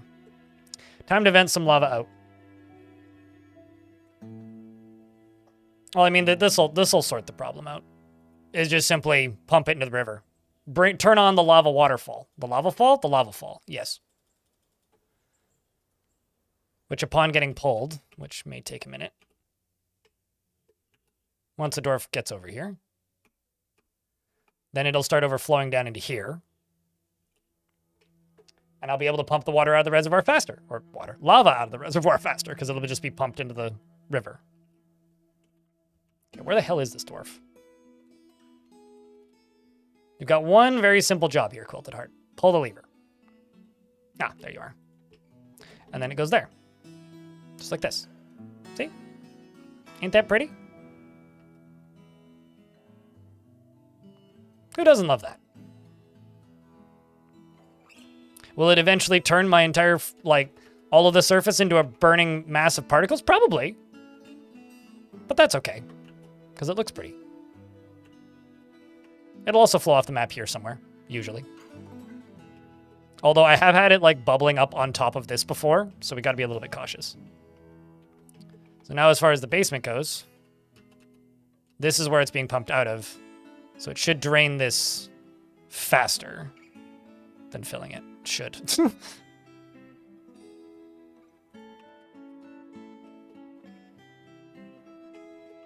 to be your second game to hit over 500 hours. How many hours are you at right now?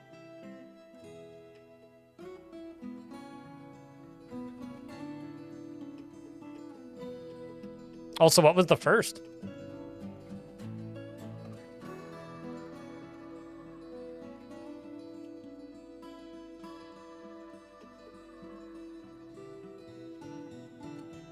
So I'm making adamantine wafers now. Adamantine wafers are what get made into, like, essentially crafting materials to make stuff out of adamantine. I'm also going to need to dig these down.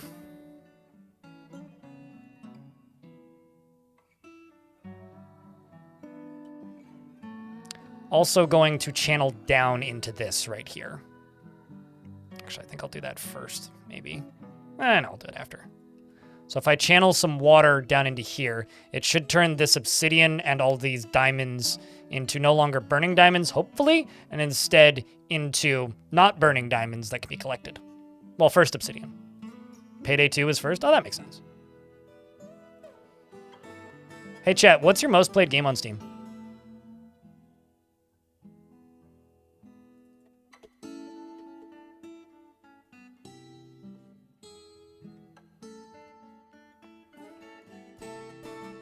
Seems to actually just be just evaporating all of the water instead of doing what I need it to do, which is unfortunate. Something evil is emerging from the newly exposed pocket. Well, that's not great. The evil thing that is emerging is a clear devil. It's very clear about its intentions. It's a very large feathered squirrel. Oh, that's terrifying. Twisted into humanoid form. It undulates rhythmically and its clear feathers are long and sparse. Beware its poison sting. Have you been stung? No, but you did get punched. Well, I will send the closer squad in.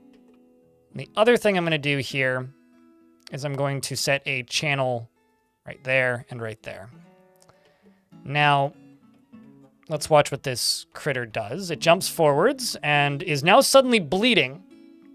It's bleeding because it was struck in the right lower leg with an iron pick, which fractured its bone, which severed a motor nerve.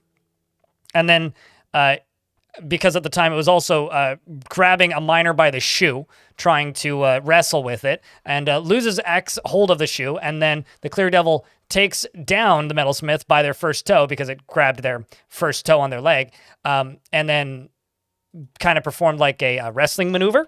It is now on top of the dwarf, and I'm seeing blood, which is not a good sign for the future existence of the dwarf. There's two dwarves underneath it. Keyfry is one of them, who's bleeding profusely. Sodel, who's also bleeding quite a bit, and so is the creature bleeding. The Metalsmith misses him, and Lorbam here is running away in fear. Absolutely terrified. Yes, Sniper. And bits and pieces are flying, including gems, which are getting moved around here on the surface. Keyfry cannot breathe. Probably has lost her throat. So rest in peace to Keyfry, most likely. F's to pay respects to the dwarf. You know, Sniper, I like you a lot. Can you do me a huge favor and stop making it weird? Because you are making it weird. All right. Creature is still bleeding. Neither of the dwarves have lost their lives just yet. I'll forgive you, but stop it. You know what you're doing, and I don't like it. Creature is now faint. First dwarf has died, which was Key Fry. But the demon loses its life. And Sodel, the miner here, Staff Messiah, or yeah, Staff Messiah. What a last name. Killed Prowl Coils, the Clear Devil. This dwarf killed the Clear Devil. What was the last hit that they got in on it? Hit it in the upper arm with the pick. Do you think this dwarf deserves a statue? I think actually I'm going to make a statue to this thing. Got 4 gold bars. Cassette. What's your name? Prowl Coils.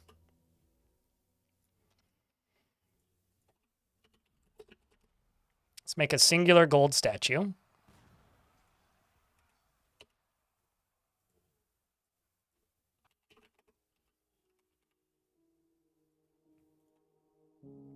And, what was your last name? Staff Messiah.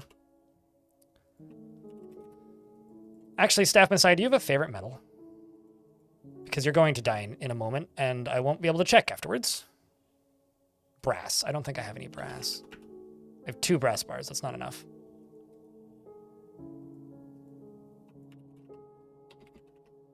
I can't make brass either. I don't have any zinc. Well, there goes that.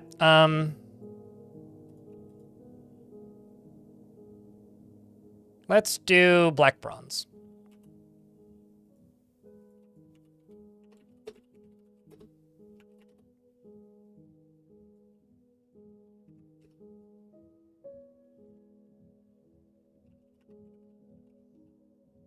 Sodel Staff Messiah. All right, let's go back down.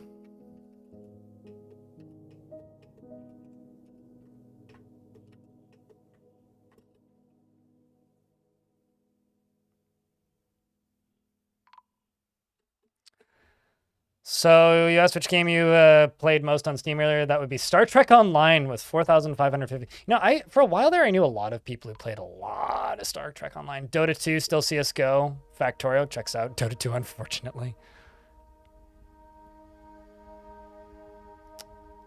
Is there a way to sort by? Wait, by most played? Ellen? Really? That was quick. That or you don't have much time on any game on Steam. Ellen's only been out for a little bit. It's Europa Universalis. Closely followed by Stellaris. Yeah, I know the mostly outside of Steam thing.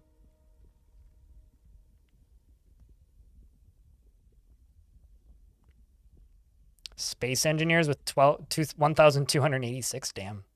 Mordhau? 2,500. I believe it.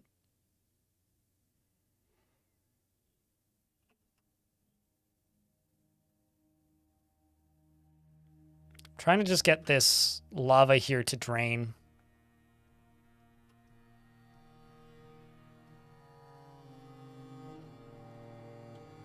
Quite some Star Sector, Patar.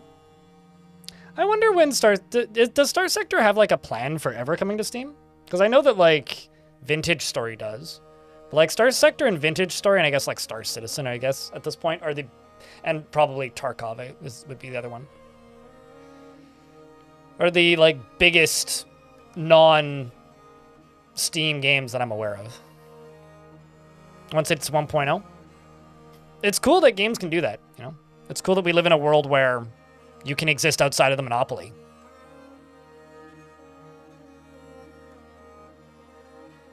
What headphones would I recommend to gift a gamer for the holiday? So I don't know if I'm a good person to ask that question, Because I could give you good headphones that I would recommend you gift to like an audio nut, but a gamer? It depends on how much of a capital G gamer this gamer is, I guess.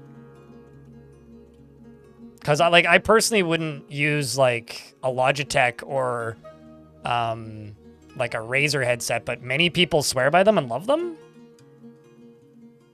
So I don't know, actually. That's actually kind of a difficult question for me to answer. Gamer headphones are a trap? I mean, like, Logitech headphones are totally fine, right? Like, they are decent headphones and it's an all-in-one solution. I guess it depends on whether or not you care about an all-in-one solution or not. If you care about if they care about all-in-one solutions, just get a Logitech. If they don't care about all-in-one solutions, then your options are way more varied. Checked for heat. What devilry is this? Just trying to get this lava out of here.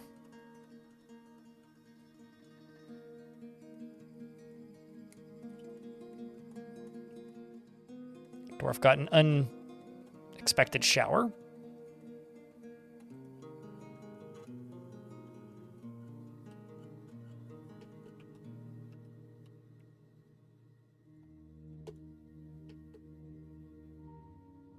Okay, all the bodies are getting removed.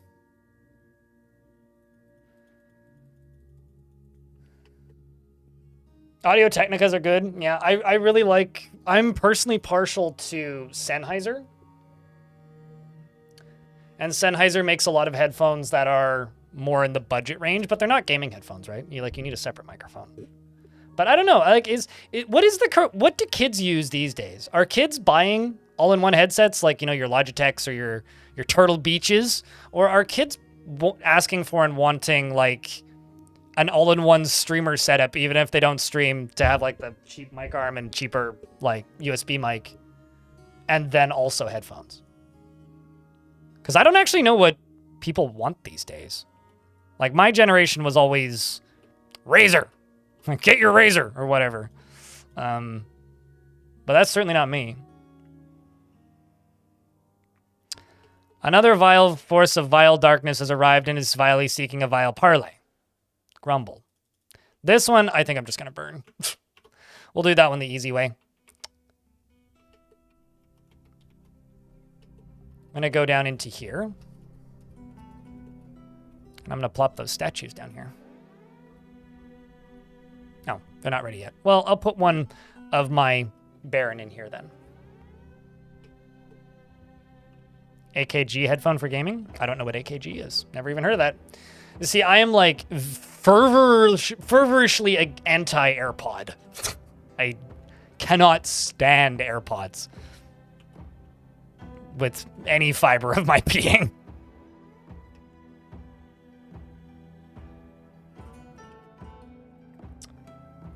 Let's just throw a water source in there. All right, chat, ads are about to run. I'm gonna go stick my mug in my sink because it is empty so that I stop trying to drink from the coffee mug that is empty. And I will be right back probably before the ads are done.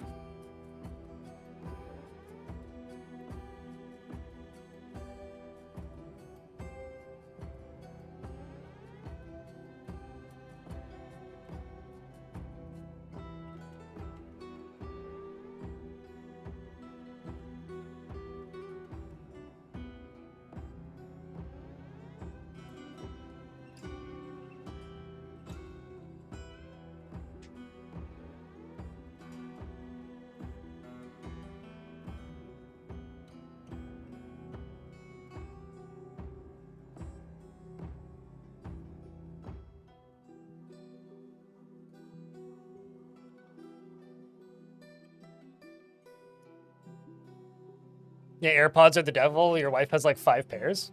You trying to tell me that your wife is the devil times 5? Because that's pretty intense, mate. I don't know. AKG is Astra brand? I'm not familiar with that one.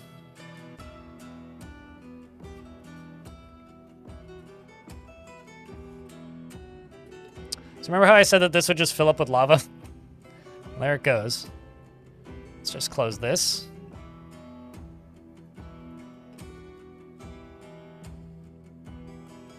Which is what I need to do first. This is no longer really overflowing, which is good.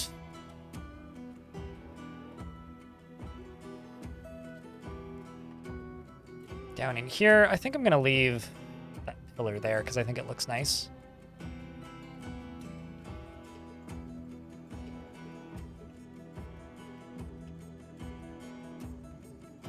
I'm going to dig under here. And down in here, I'm going to go up a layer and go along here, up to there. Go over to here. Go out to there. And along there. And then you right here, you do a 2-layer, and it's done. And we'll also dig out this side, so I can finish that. Looks like Samsung bought them. Oh, so they won't be great for much longer then. Yeah, I don't know. I'm kind of just a Sennheiser fanboy. I realize that this hasn't been very helpful in helping somebody buy headphones for somebody, but hopefully you've got some recommendations that you can look at and some ideas to think about. That actually is something that like weirds me out though about games, especially when like buying gifts, is just the prevalence of like streamer starter packs. Like you see them so much. Okay, so who hasn't seen my lava eruptor? Or my lava geyser? Okay, that's all closed. Should be full. If you haven't seen my lava geyser, well, it's pretty fun.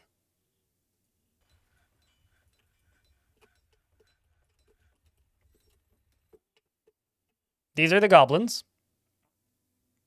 They have one way in. And they're currently waiting for a parlay. My parlay is about to arrive. Any moment now. Just got to wait a little bit longer. Slightly longer. Okay, maybe just a little bit longer. Mostly waiting for the... There we go. Then when that happens, I can then deny their parlay. And they start heading towards my fort. Very inefficiently. And they get confused because the guy in charge who's giving them orders catches fire immediately. And that just does that. I think it's kind of beautiful. It's maybe my favorite defense system that I can build. Is just, as they're still entering the map, they're already catching fire. The only problem is sometimes it bugs them out because they're not all of them are actually on the map. And then I have to use a dfhack command to unstuck them, or it just takes like 6 months for the siege to end. That being said, still a very fun method of disposing of enemies that I personally am a rather large fan of. Because there's just stacks of goblins like right here. Like this is how many goblins are standing right here, right? And well, there's about to be even more of them. And now they're all burning. Well, maybe not all of them. And then a bunch of them run around, which one of them seems to have bled out quite a bit. Because sometimes they'll just start bleeding due to heat. They are actually assaulting me, which is a little annoying. Didn't quite get enough of them, but I got a lot of them. Just waiting for all this stack to die, which they will. They will, certainly. There's also just more fire coming out, you know, which is a good time. This one may not even make it. You may burn before you make it to the fort. Melts all the goblinite? Only the stuff I don't want. I mean, I do not want and do not need copper gear. So The goblinite that's important is the iron and the steel. Copper is whatever.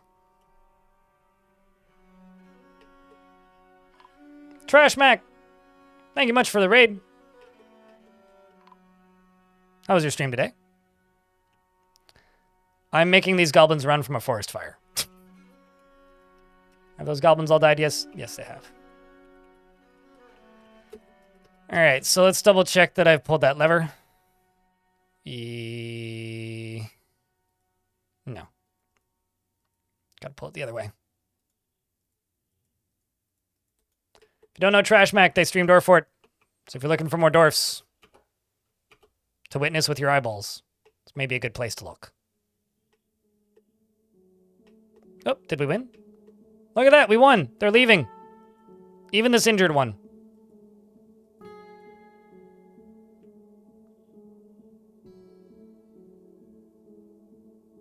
The iron boot. So this goblin got hit by a shoe. Probably from a tree collapsing. Also, I hope you like the bad notification sound, because you're going to be hearing that a lot. This one. It's going to go off a lot. Like a lot. Like a lot. Because every time a tree burns up, that happens. It's going to be going off for a while. Apparently we checked the stone for heat. What devilry was this? Well, what devilry was it? Ah, it's fine. Just some fire.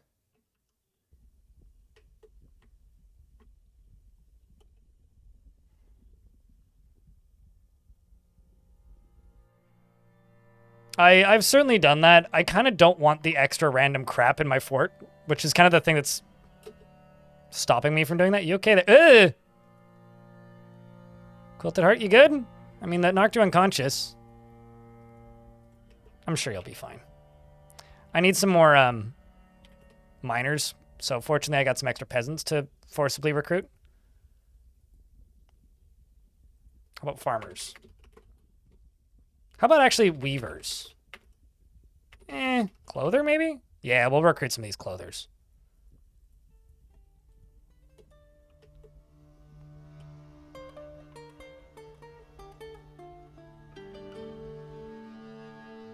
No big deal, just a lot of hot air. What, the fire outside? Sure.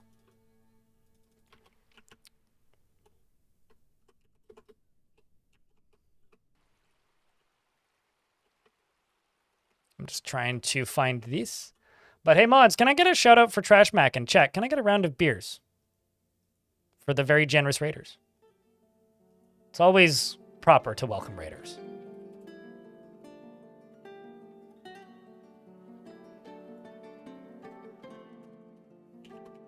Yeah, we kind of somehow managed to get extremely lucky with the Underworld. For the raiders. Because we broke into the Underworld and it instantly sealed itself up. So we broke into the Underworld and it was immediately sealed off by the process of breaking into the Underworld. So very, very satisfied with that. I'm sure that goblins just smell terrible anyways, so I don't think it's gonna be like gonna have any sort of negative impact on that. Oh, that actually worked. Kind of impressed.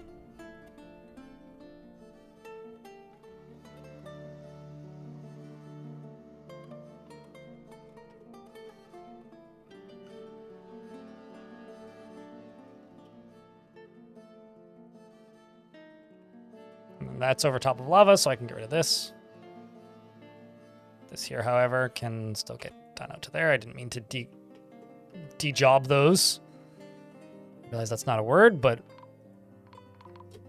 see what I mean by you're going to have to get used to that sound? Just come back later, the Underworld. Sincerely, the Underworld.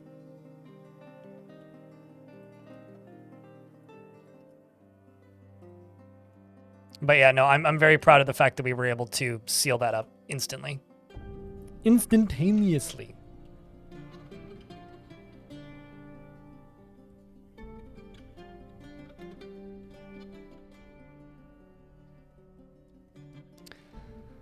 So it is going to take them a little bit to mine a lot of this stuff out, but they'll get to it. They'll get to it. And up here, I will continue working on my obsidian bridge.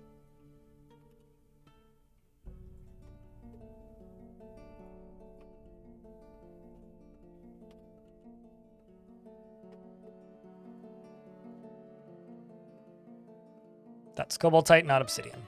But I don't think it's a different color. It might be.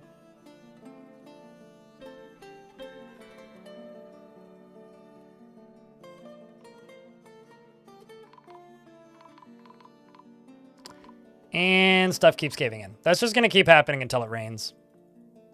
Boom Boom, thanks for the 9th month. Welcome back. And thank you very much for all those clips.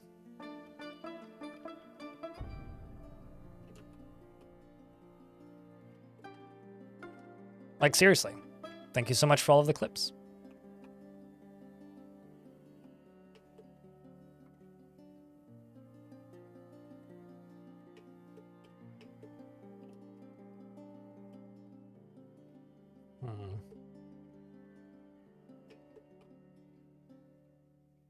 Trying to debate on if it's worth trying to seal off this wall.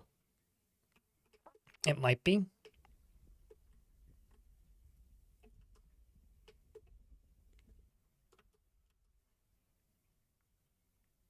Got dwarves stuck down in here, which is fine.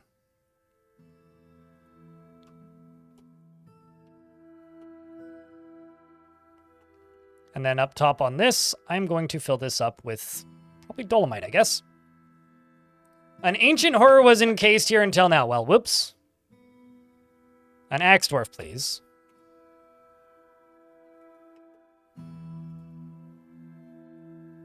I don't know why these dwarves are set to off-duty, but that's not good.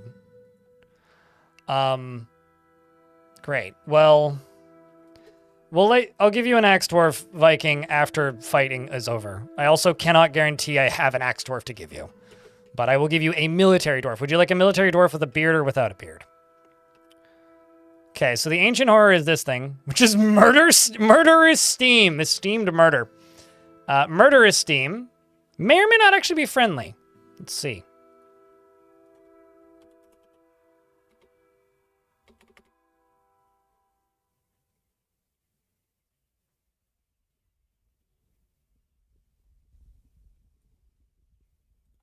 Do you have an, what's your name? Yusan.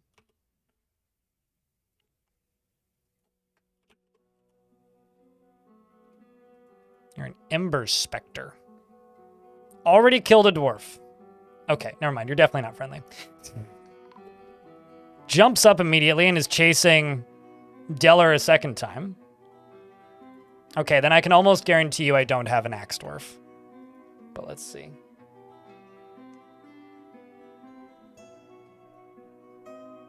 Can I interest you in a spear? Or sword? If you're very specific like that, it's not necessarily possible for me to give you the thing you want.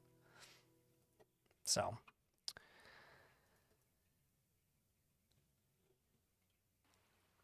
Also, that's a hammer, not a spear. Let's go with this one then. This dwarf can't stand.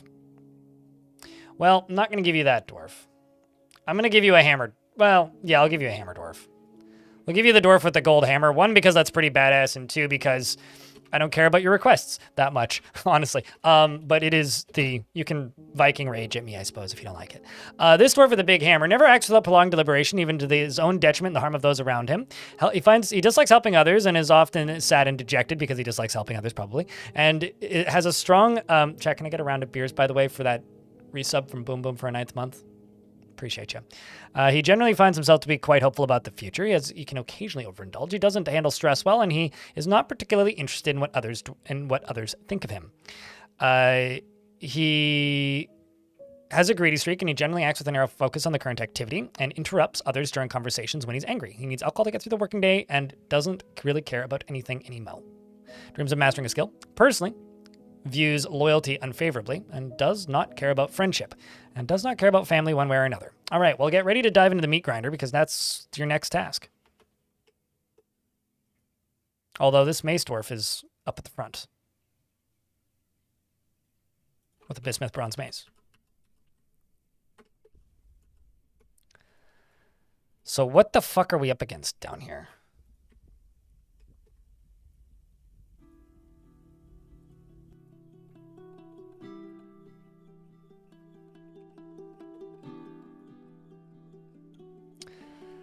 This thing is a huge quadruped composed of ash. 2 tails and it undulates rhythmically. Well, at least it just undulates. Crypt undulates. It is diving upon a poor fisher dwarf named Cole. And Cole is no longer with us. Saxul, the dwarven child, has been possessed, though.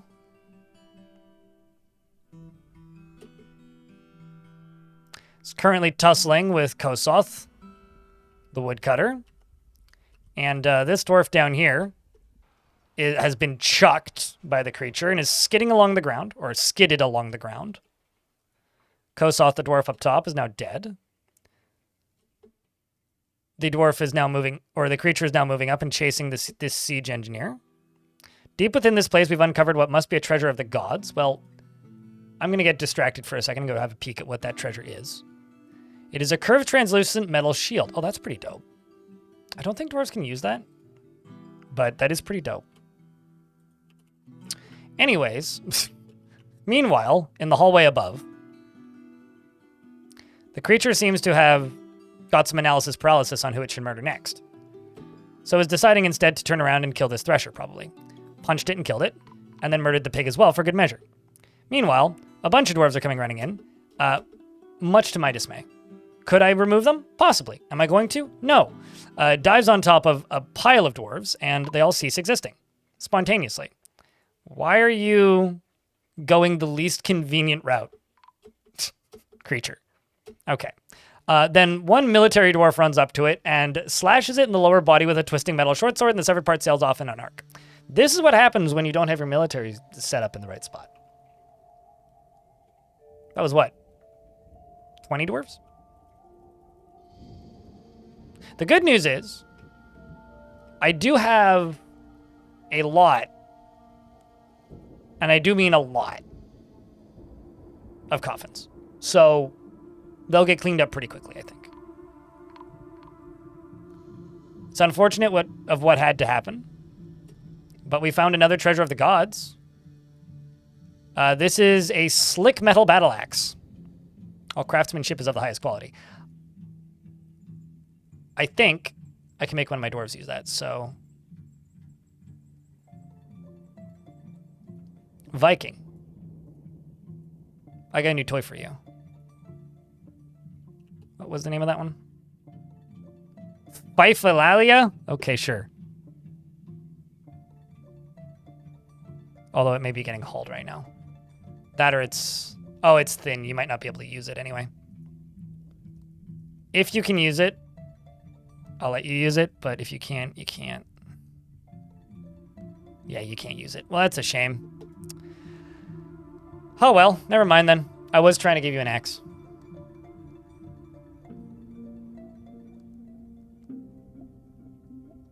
Are all the objective? Some of them are not. They're slowly coming in with time. It's one of those things where some of them now do have sprites when they previously didn't. I don't think it's going to be a thing where you get all of them all at once or anything. They're going to come in slowly with time.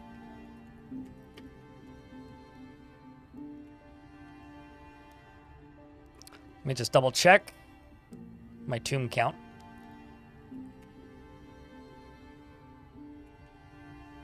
It's mostly the ones with heavy modifiers, but...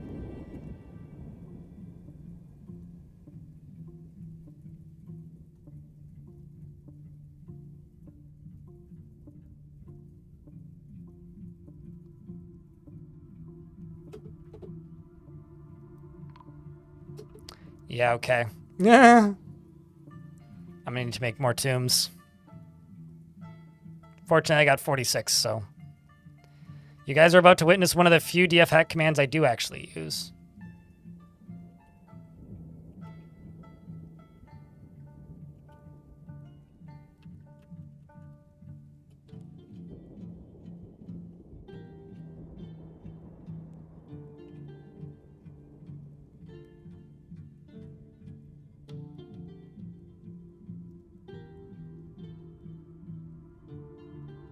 which is this right here. Burial hyphen C. Which just automatically makes all the tombs for you.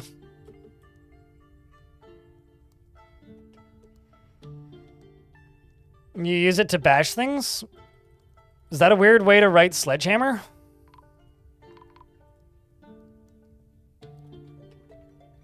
Kind of wished it rained more often here. It'd actually be really nice if it did.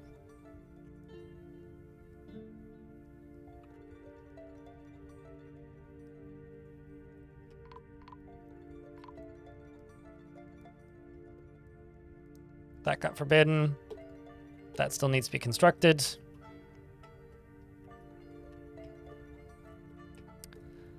It is nice that they made the, like, horrible monsters in the deep no longer friendly, but man, it kind of sucks that they made the horrible monsters in the deep no longer friendly.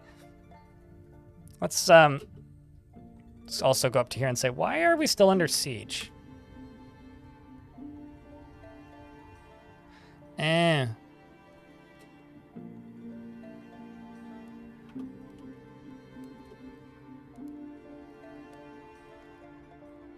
Ah. That's why. Because they couldn't enter the map yet because there was lava in the way. So I just forced them to enter the map and immediately burn. Well, now I just need these guys to leave the map.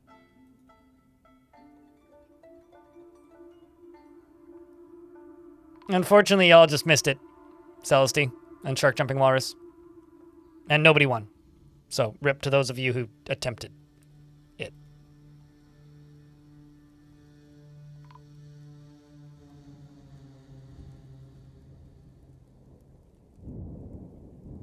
Well, I guess I'll just Gushers these guys too. Be pretty easy to do anyway.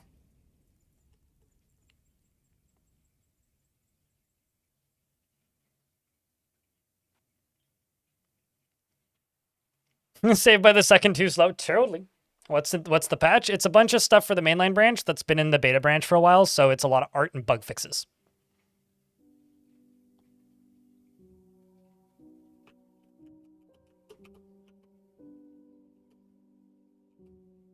Okay, let's get rid of these Gerbins.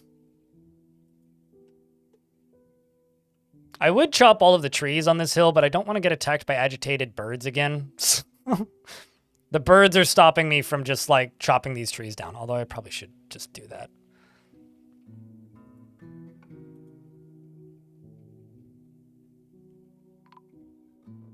Okay, there we go.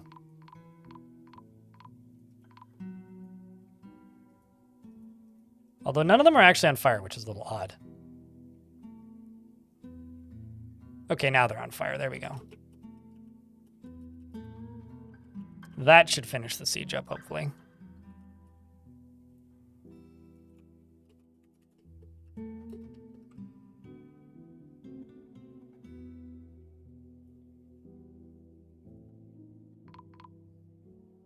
There we go. There's piles of molten copper, and that's about it. The world is flooding with lava? Yeah, no, I've been doing that periodically for a while, which is also why there's a giant forest fire. It's fine. I choose to not worry about it too much. The fort is mostly sealed up so that it's pretty hard for things to cave in and cause, like, you know, problems.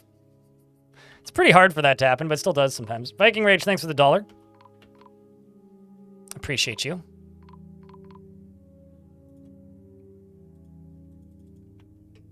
Potentially problematic? Define problematic. It's not going around and saying anything mean. I mean, I could put the fire out. My main issue is it just causes the frame rate to get a little low sometimes when dwarves get stuck out there. Like right now. It's like I could use DF hack to extinguish it all, but that kind of feels like cheating, so.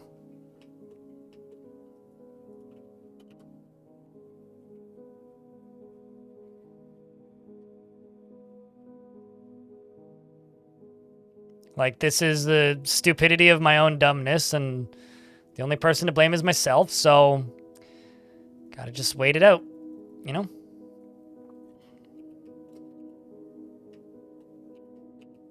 It's like it will go away eventually. Oh, don't do this. I learned the other day that you can deconstruct trees, by the way, which makes no sense. And if you do, in fact, deconstruct trees, they just explode, which is... Or specifically mushroom trees you can deconstruct. Which makes fucking no sense to me. But you can. Be back soon. Aight.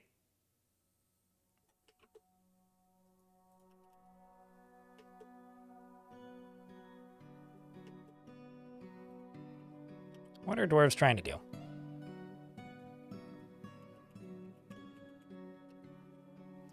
Kind of expecting there to just be a dwarf trying to get out here or vice versa.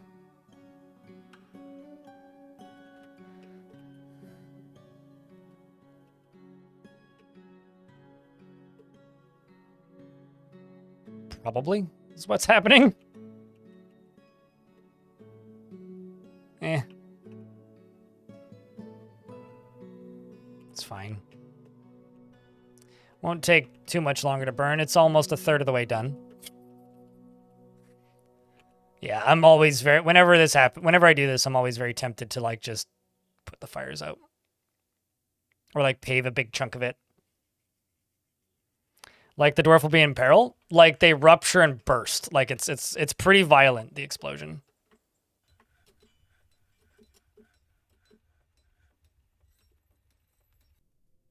Like, I'm not joking when I say that they burst.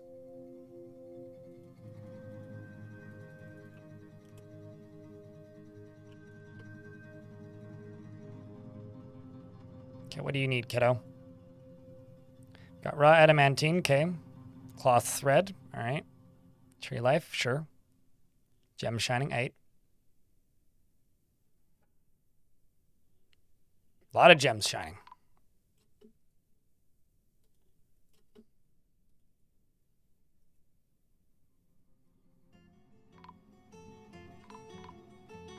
Okay, this sound is starting to annoy me.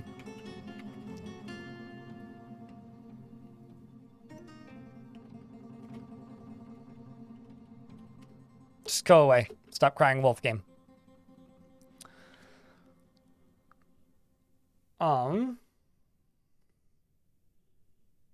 Fuck me, that's a lot of gems.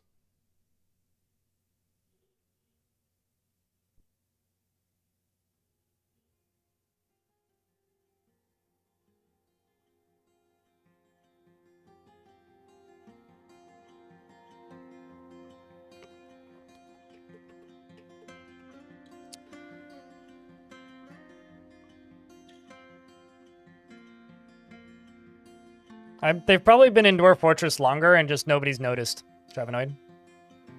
It is a very good soundtrack, Moonbright. There's a lot of things I wish for muted scale. If that stuff bothers you right now, you can very easily mod in more grass color variety. I personally just wait for it to come into vanilla. But, yeah, I don't disagree. Be nice. Alright, so how many gems do I have up in here? Let's just pause this gerb. It seems I need more rough gems.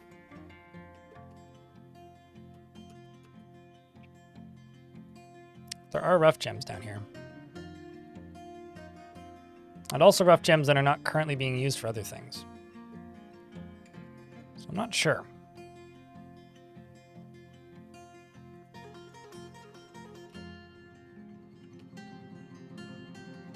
Is there anything else funky you need?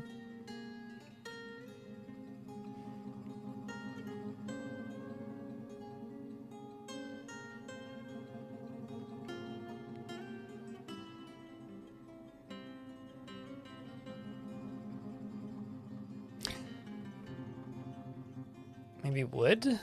I know I tend to power through my wood supply really quick. No, it's not wood. Yeah, I don't know what that kid wants. Frankly.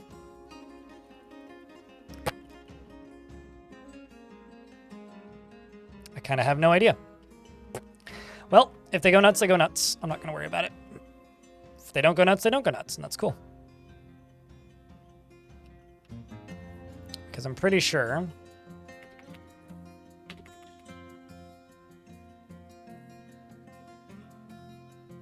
Yeah, I've got a few cut gems. Like a few cut gems. So if it's rough gems, we'll gain a few now. Yeah, that means rough gems. But, like, these are rough gems. So, I don't know. It's not like it's outside of a burrow or anything. I just... You know, I'm kind of at a point with my life where... Especially with this fort, not my life. I'm at a point with this fort where I don't care. If somebody starts to do a mood and it's not a weapon, I don't really care. If they decide to ask and request things that I can't get them immediately, all right, go insane. We'll talk to you in the afterlife. It's like I understand why some people would care, but I know what they need, and if they don't want to go get it, I have plenty of it. Then they clearly need a more specific version of what I have, at which point then they can just happily die. I get to that point with every fort at some point, and I'm beyond that point right now with this fort. I tend to care a lot in the early game, but eventually just kind of stop. That's where I'm at right now. I don't know. Sorry for the brutality. I'm in an ad break, so I will pause.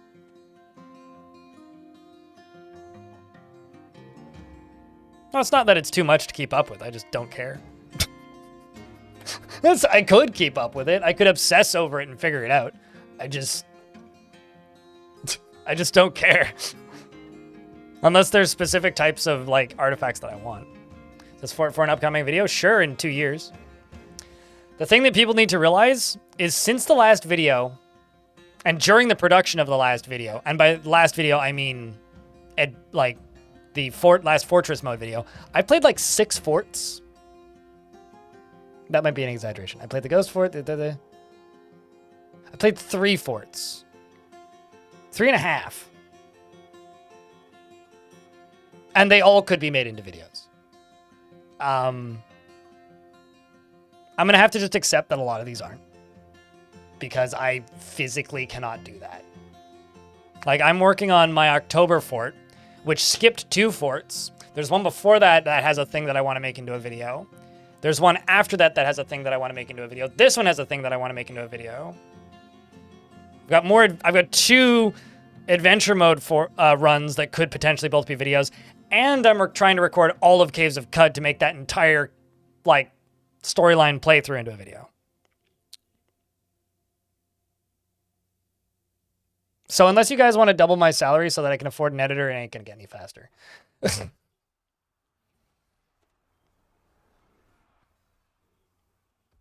How's the hell digging going? We've already dug into hell. But it managed to seal itself the second I dug into it. So hell is right here. But hell is also here. And because it sealed itself immediately, I have this lovely, lovely, lovely situation now where I can just carefully dig around it and dig out all the adamantine. And make the wafers. See? Yeah, 21 wafers. Have I considered hiring an editor? Have you considered how much hiring an editor costs since you made that suggestion? I make enough to be able to pay for my living needs, go on a vacation once a year, or 2 small vacations a year, and in a minute, in a month and a half, pay a mortgage, which is doubling my living costs. To pay for an editor, that would almost be a full-time gig. So if I hired somebody from a third world country, maybe, but that wouldn't be very ethical to me. I wouldn't want to do that. Also, then there'd be potential language barriers and stuff that I'd have to deal with. Then you'd also have to find an editor who can replicate a style very effectively. You have to get a workflow going. So it's not exactly like a one-to-one swap done. Suddenly you have an editor. Then you have to pay them a fair living wage. So, you know.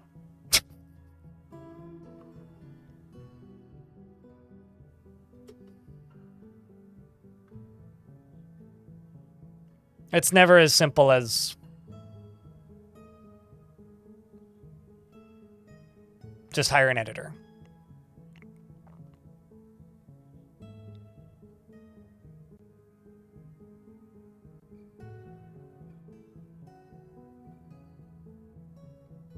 Sure, but how is that necessarily going to speed up my editing? Right? Like, my videos take like 60 hours to make for me. And I know what I want. There's no back and forth, right? It's just me editing and then recording, or vice versa. But does adding a person who's suddenly working part-time for 4 people in necessarily speed that process up? Because I have to get to my project and then we have to go back and forth on it, and I still have to do voice recording. Like, it's not like they're just cutting a stream down. They're doing a lot more than that. Then you have to find a good one. That's actually the hardest part, is finding a good editor. So would I like an editor? Absolutely. Can I afford one? I don't think I can afford a good one, having looked into the spaces before and know what people need to be paid. At least when you find good editors. So, would I like an editor? Absolutely, that'd be lovely. But it's not that simple. If it was that simple, I would already have one. But it's not that simple. So is this for a future video? Sure, maybe. When I get there.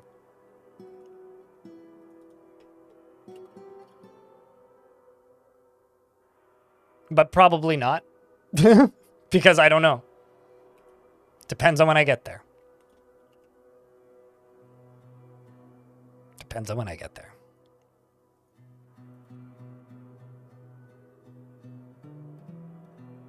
This looks like some dwarf engineering is happening. Eh, not quite.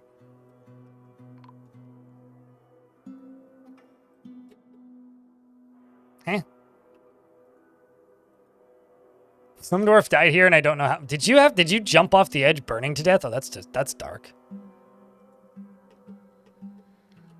Or are we getting attacked? Oh no, are we getting attacked by giant monkeys? Yep. I'm getting attacked by giant monkeys. Get everybody inside. Dwarfs, get inside. We're under attack by giant monkeys.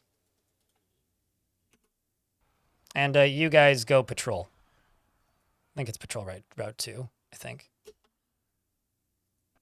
Yes, it is patrol route 2.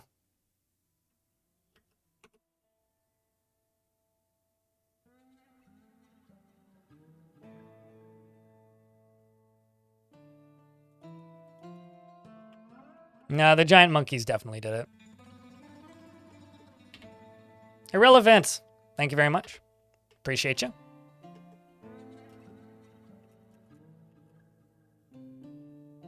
Long-time lurker, but you've been tuning into streams for a while. You first on YouTube, but moved over to Twitch recently. Being in Australia, it makes you hard to catch you live. Yeah, cheers. You work night shifts, so you're usually sleeping, but managed today. So thank you very much for all the content. And started playing DF in November last year, getting recommended it by a friend, and I just cracked $1,300. Oh, shit. Well, man.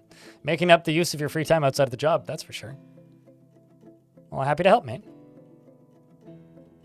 Me saying mate for once actually is, whoops, somewhat appropriate. Are you okay over there, Dwarf? Hey, okay. Nope, you're good. That was very close. I'm not actually sure how that caved in, but it did. Must have been something up here that did. Hey. It's really weird to me when sometimes on one level it shows that something's getting... An ancient horror was encased here until now. Where? Uh-oh. It's an ape brute. It's a Caves of Cud monster. Thankfully, the soldiers are closer this time. And by closer, I mean, I can tell them to go stand down here. Let's, get rid of all this. Run away, dwarves!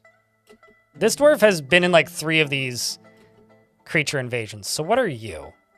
You got poison vapors, gigantic skinless ape, gross, twisted into humanoid form. It's currently in mid-air, and it's jumping towards that dwarf, who's running away very quickly. It has a gaunt appearance and poison vapor. Have you killed anything? Nope.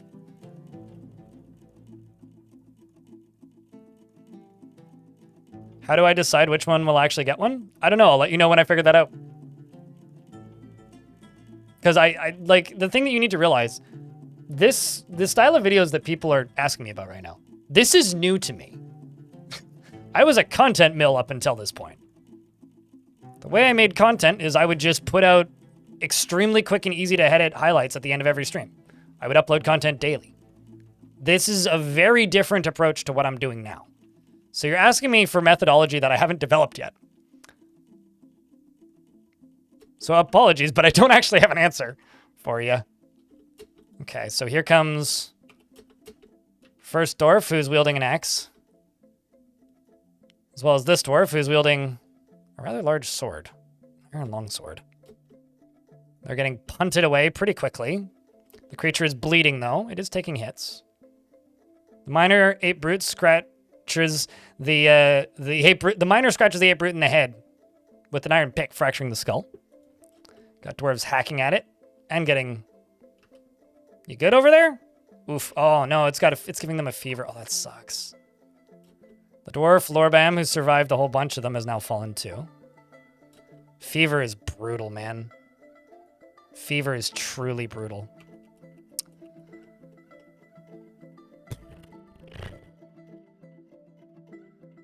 It's gonna come popping out in a second in it. Unless they made it bleed out.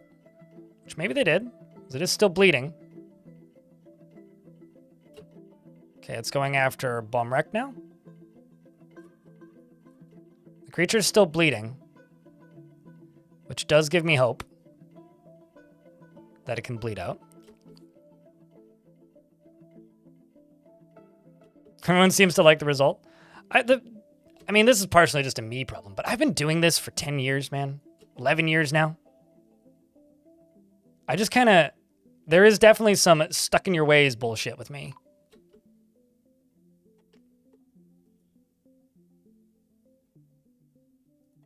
There is definitely some of that. Well, I just lost most of a squad. I'm a little bit scared of this thing's goo.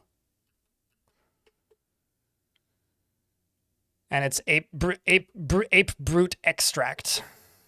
Because fevers are pretty brutal. But I'm sure we can get this cleaned up, especially if I do this.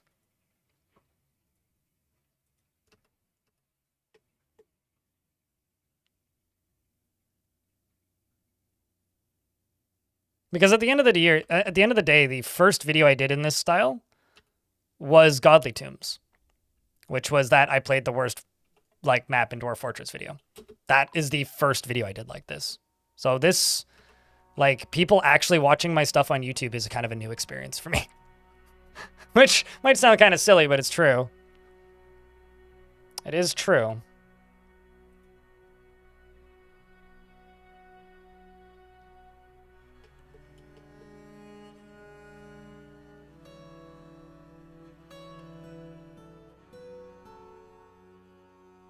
I think that's how most people found me, Mare. At least in recent memory. Before that, it was tutorials. But, you know, and then there's also the other issue of, like, I need some variety in my life, otherwise I go nuts. Oh, shit, did you actually... Hey, kiddo finally got what they needed. What did you need? Pigtail cloth, bunch of... you probably just were waiting for gems to get hauled then. And clear diamonds, damn. That's going to be expensive. That's going to be an adamantine expensive as hell artifact.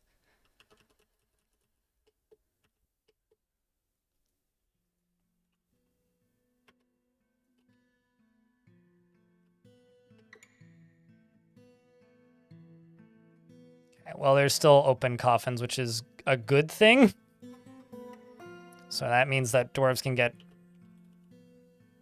put into the tombs.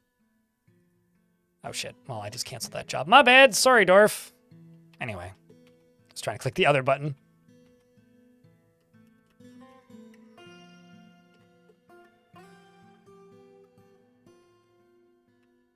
But yeah, people watched my stuff on YouTube before, but the way people watched my stuff on YouTube before was, is there an update to Dwarf Fort?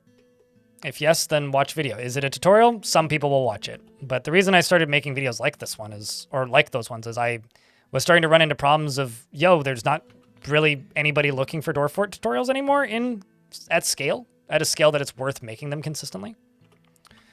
And it's been the case for a while now.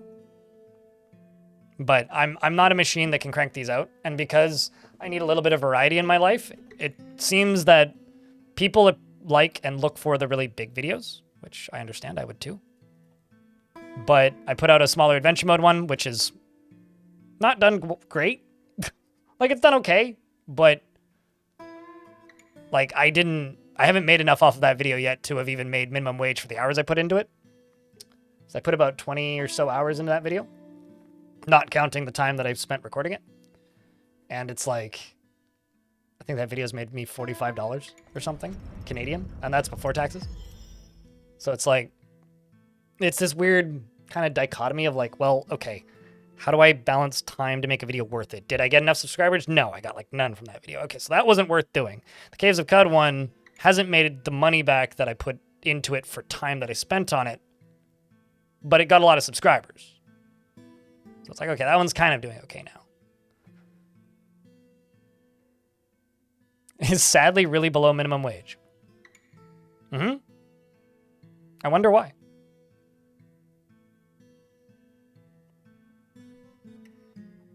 Throw the bananas. Yeah, that would have helped, Alex.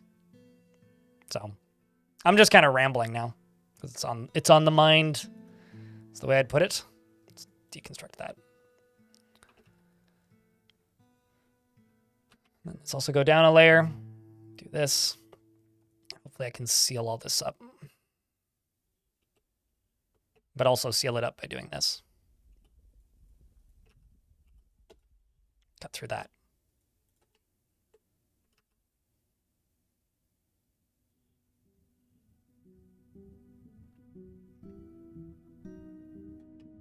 You're bad at remembering to check Twitch, but you catch some of the streams on YouTube. I think the simplest way to put it is, unless one of those videos gets 100,000 views, it didn't make enough money to be worth making. Which, if that gives you any idea on how not great money on YouTube is, hopefully that gives you an idea. And I make the vast majority of my money streaming. So streaming will, and probably always will be, my priority. And so I'm always going to end up streaming more than editing. And I try, and will keep trying, to be able to like set up a workflow that works so that I can get as much stuff out as possible, as consistently as possible.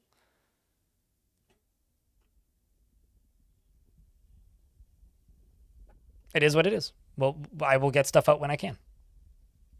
When I have footage. I'm not sure what that means. Boom, boom. What do you mean by if we're turning some things around? I mean, that's literally what I do. Well, for whatever it's worth, on an average stream, I'm just going to call you Arts because I don't know how to say the first half of your name on YouTube. The YouTube stream revenue is about 5% of my Twitch revenue on a month. If that. So, the reason the YouTube stream exists is marketing for the Twitch stream. So, I'll keep streaming on YouTube because I can, but it's not a financially effective endeavor.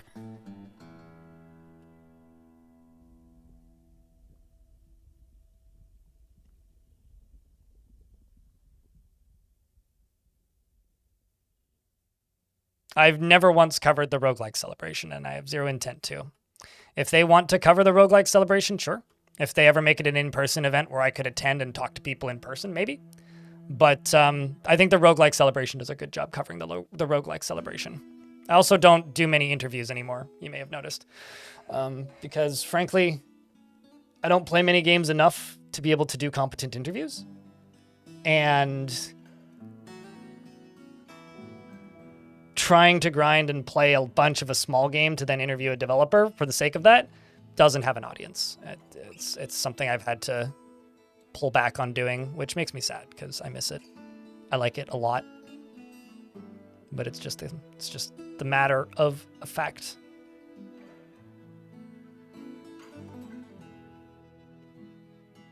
Okay, so finally we're starting to make some progress here. Just trying to get this lava pocket out of here without having to bring pumps down.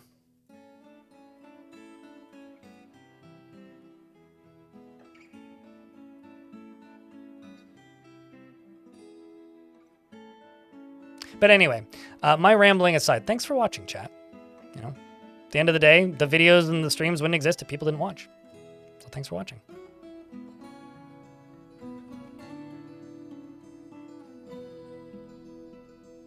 Even if truth is sometimes a wee bit inconvenient.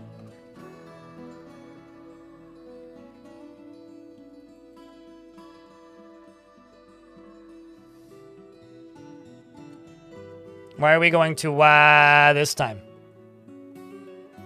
Orc with a bow.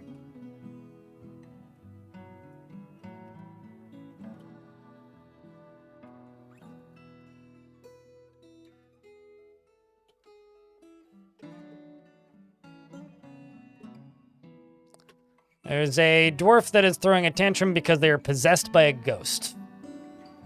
Lore is the ghost that they are possessed by.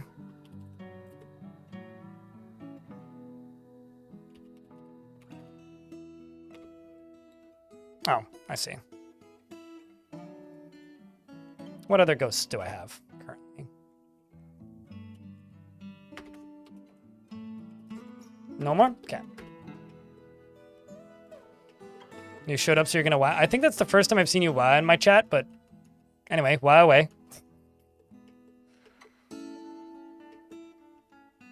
How's Grammy doing? Fucking terrible. He's very upset. He keeps falling into depression, but then snapping out of it. I'm trying. Keep him happy. It's pretty brutal. It's a nonsense. It's a nonsense Warhammer 40,000 reference, I would say, or Warhammer reference in general. If only I could make you into a scholar or something, Rem. If only. If only. If only.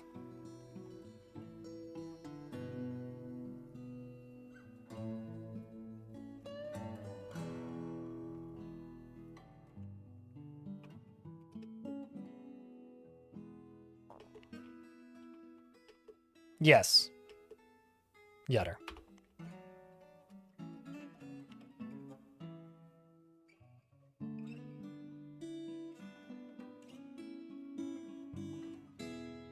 Also, I got that raw adamantine earring, which I didn't read the description of yet.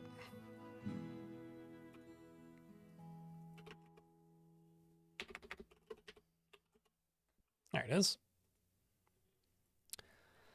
This is a raw adamantine earring. That's a very expensive earring. All craft store ship is of the highest quality. It is decorated with cave spider silk, pigtail, and diamonds. Clear diamonds. Rose-cut clear diamonds, even. Encircled with bands of spore tree and rose-cut clear diamonds, and then a single cut blue diamonds. It sounded like somebody knocked on my door. Hold on a second. This object menaces with spikes of kunzite. On the item is an image of papyrus sedges in raw adamantine. I will be right back.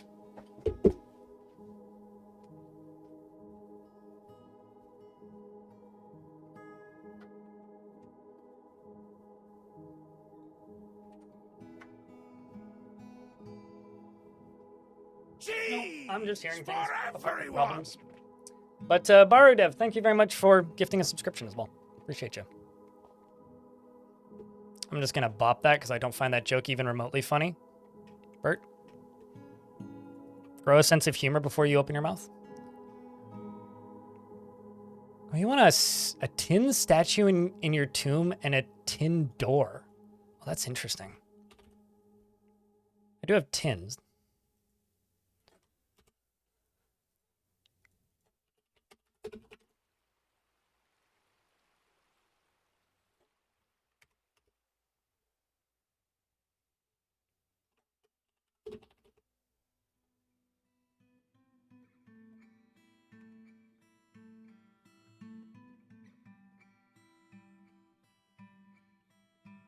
Fascinating. You feel dumb now about what?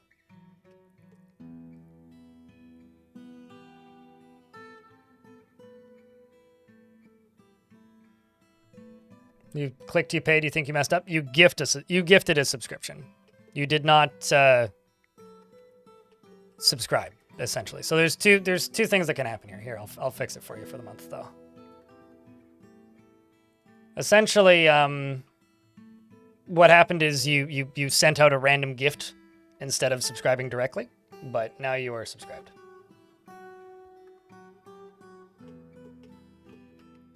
If that was an oopsie, you can have a bonus.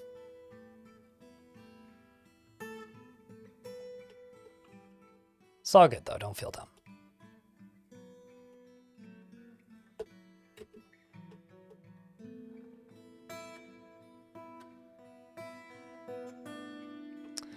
So what I think I'm going to do is I'm going to give the raw adamantine earring to my glorious gremlin, who's going to go pick it up. Because you want to acquire an object, and damn it, if this doesn't give you the acquire object need fulfilled, then I don't know what will.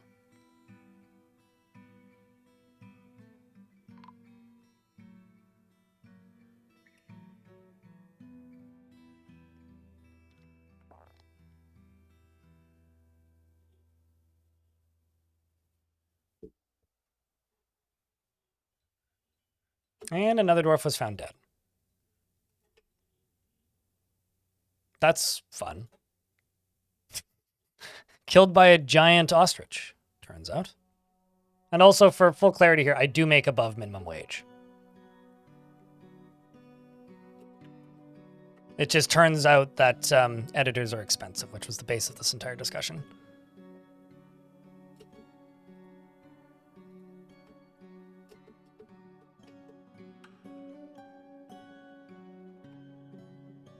And Tackleer, thank you very much for the Prime. Appreciate you.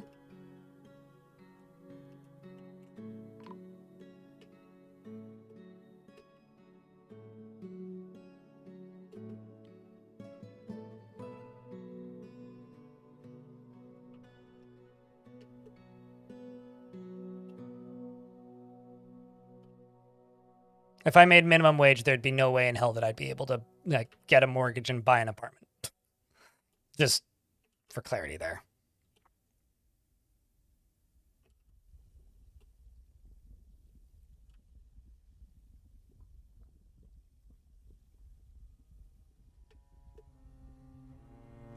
You love that title, Stray Duke Trained?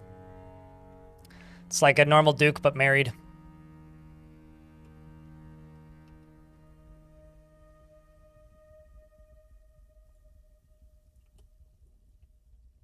We're also going to cut through this. Let this float this way.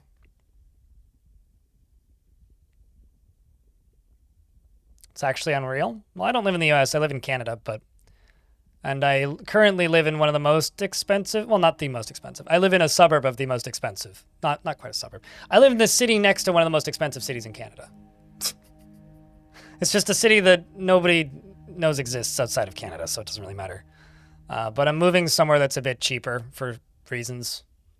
Still expensive, but I can't afford, well, it's not that I can't afford.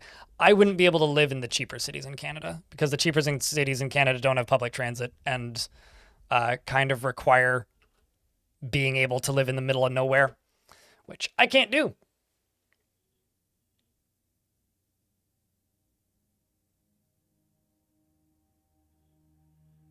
America's not all bad. I like to talk smack about America, but it's not all bad.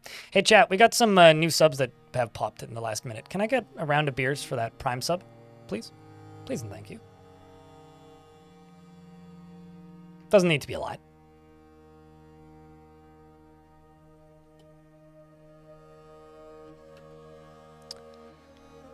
All right, well, that seems to have put the fires out, so that's nice. So I can get rid of all these. And then at this point, it's just a matter of waiting for the lava to dissipate. Shouldn't take too long, and then digging up the rest of the adamantine.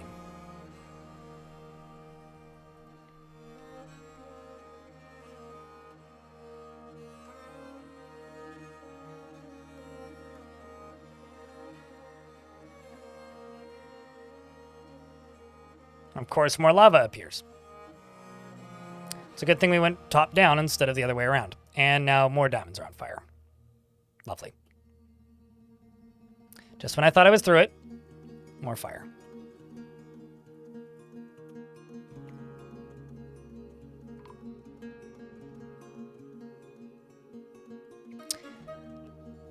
All right, I don't even know how you caught yourself on fire there, dwarf, but you did.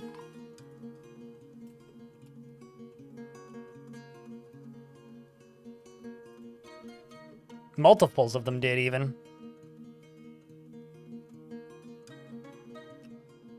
Well, that's unfortunate. I'm going to do something here as well. I'm going to tell these dwarves to get inside. So I'm presuming they're inside. I'm going to bring these dwarves inside. We'll have to bury all these bodies at a later date. You mean forfeit? Oh, I see. Diamonds are for fire. I get it. I was like, diamonds are forfeit? Why are diamonds forfeit?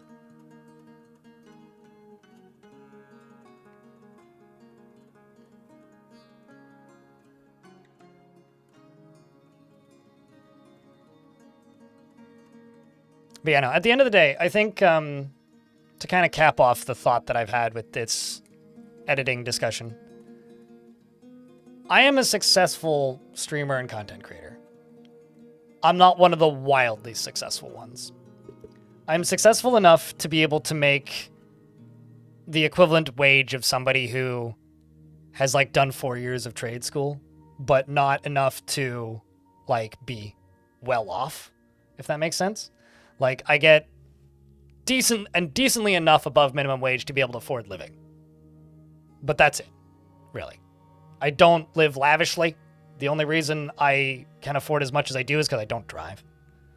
So I can save a lot on car insurance and a lot of debt fees and stuff. So I'm not here, you know, leasing a new Hyundai every year like some people. So because I live frugally and because I do well enough, I can get by, and it seems like on the outside that I'm doing really well. But if you suddenly add another salary into that, I would have to get a roommate.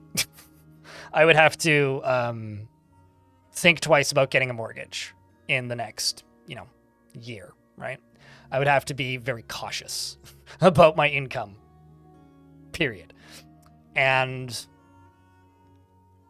there is not much difference from the audience perspective between somebody who is successful and getting by and someone who's successful, has 5 employees, because all you see is the end product. You don't see everything else, right? And at the end of the day, I stream primarily a game that doesn't have a huge audience, right? Like, Dwarf Fortress has a pretty big audience for a niche game, but like, how many people are streaming Dwarf Fortress right now? It's me, Unchowder, someone I've never heard of named Squidcoder, and Darth FJ, who's streaming in German. And there's 182 people watching my stream, which is fantastic, and 13 people watching the other streams total.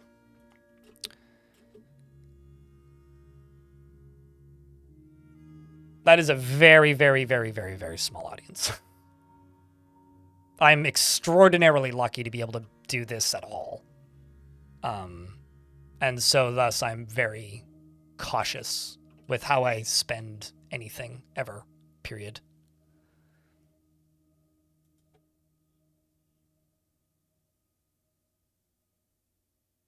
You wouldn't have to pay me twice as much. No, I'm just still rambling because it's a thing in my head.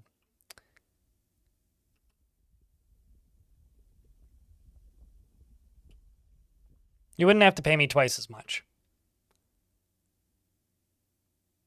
But in order for me to be comfortable to even pursue an editor, I'd need to make quite a bit more. Maybe it'll happen one day, who knows?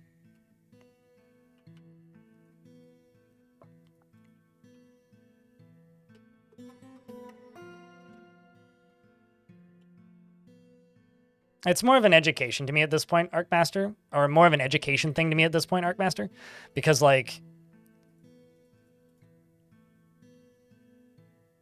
I'm trying to think how to word this. There's a lot of content creators out there, right? And it's very easy to just kind of lump all of the successful ones into a bin. But, you know, there's a lot of things that I do that I could do differently, which would make the experience for you guys a lot worse. That would make me more money. I could be very annoying, and I could take a bunch of sponsorships. Yeah. I could take, like, the 2 sponsorships that I was offered this past month, which I rejected both of them. Because I'd rather not have sponsors muddying up everything and giving me random annoying biases towards companies that probably don't deserve it generally.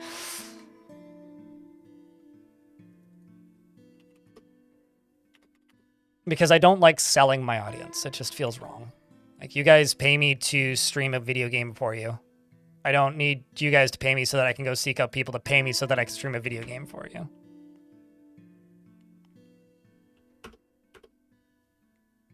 Yeah, Aaron, that's true.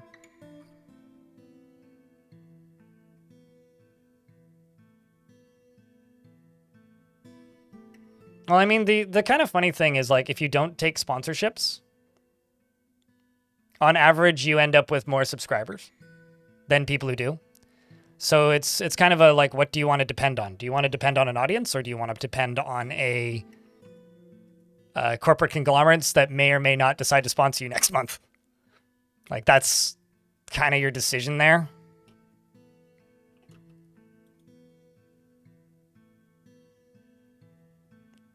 I just think that you are doing an amazing job, and you are the reason that you started enjoying the game. Cheers, mate. I'm just babbling. I babble about whatever's on my head. This is on my head now. Build out a big audience and then sell it to get that bag. Build a medium. I mean, the general creator like template is like build a medium-sized audience and then say some heinous shit to get like viral recognition, and then sell out to get that bag.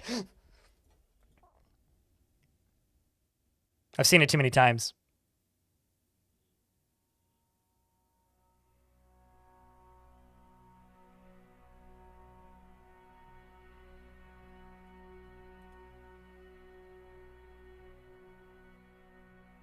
What's up, Bane? How you doing today?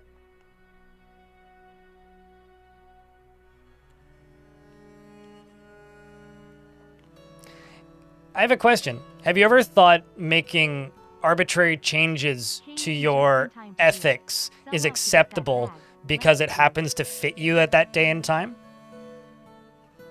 Because, like, I don't take sponsorships, right? That's my selling point for my blog. That's my selling point for my stream. It's part of how I market my stream. If I sit there and state that repeatedly for months, maybe even years on end, and then suddenly just go against that because a company I like offers me one, isn't that breaking promises? RNG, thanks for the 26th month. Let's go. Selling out, getting that bag. Yep. Mm-hmm.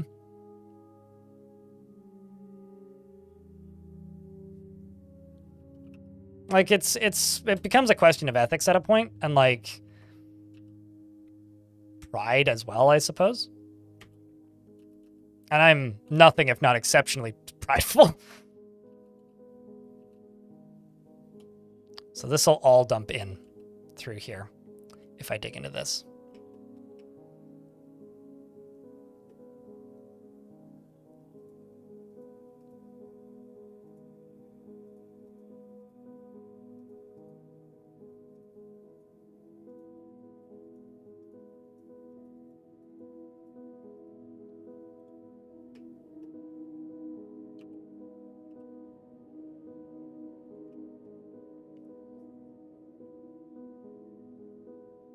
You couldn't remember if it was an outright refusal or not? You don't think? Here's like some clarity here maybe as well. Speaking of, I took sponsorships for years. Aaron, thank you very much for the 6th month. I took sponsorships for years because I was streaming to an audience of 50, you know? And somehow, during that time when Twitch's revenue got leaked in 2020, Aaron, thank you very much for the 10-pack. That's way too kind of you. Like, seriously, that's way too kind of you. We're good for the day. You don't need to do that, but thank you. And during that time, I learned something. Sponsorships require a lot of time, a lot of brain power, and a lot of energy. Or they require signing a deal with an agency, which basically says, hey, this agency represents me, my audience, my numbers. I have to keep my numbers at a certain level, or they pay me less. So it restricts what you can stream, because if you get different numbers on different types of games, then that lowers your averages and you get paid less. And the agency gives you sponsorships. Some of them allow you to say, no, I don't want to do that. Some of them don't allow you to do that. So if you are represented by an agency, which is the only way to get sponsorships without getting like having to actively pursue them, which is time-consuming as all hell. Then for the majority of the ones that I've looked at the contracts for, you are obliged to do the sponsorships that they get for you. Which is why you get a lot of streams that are like, I'm going to stream 4 hours of this game and then 2 hours of this game. And it's something completely random, right? And that's fine. You can do that. But then I wouldn't be able to stream Stalker 2 to 100 people on a random Sunday, because that would bring me my average for the month down by 4% or 10% even. I think it was higher than that. It was like I went from like a 210 average that month, or earlier last month, I guess, or whenever Stalker 2 came out, down to 160, which would cost me money because now I'm getting paid less. Because the sponsorships that I'm getting next month, my averages are lower, so the next contracts that are signed, I'm going to get paid less. So it's like, it adds that in. So ever since like Steam Dwarf Fortress took off and came out finally after me streaming it for like 5 years, not quite that long, it was like 3.5 or something. I basically just like made the decision. I'm like, I'm making enough money, I don't need it. Because I don't want to go back to doing that. I don't want to worry about view counts like that. It sucks. Like, I already worry about my view counts enough. But like, you also add in the added pressure of now you're worrying about your views, because if your averages go down, you make less money. That's a different kind of stress.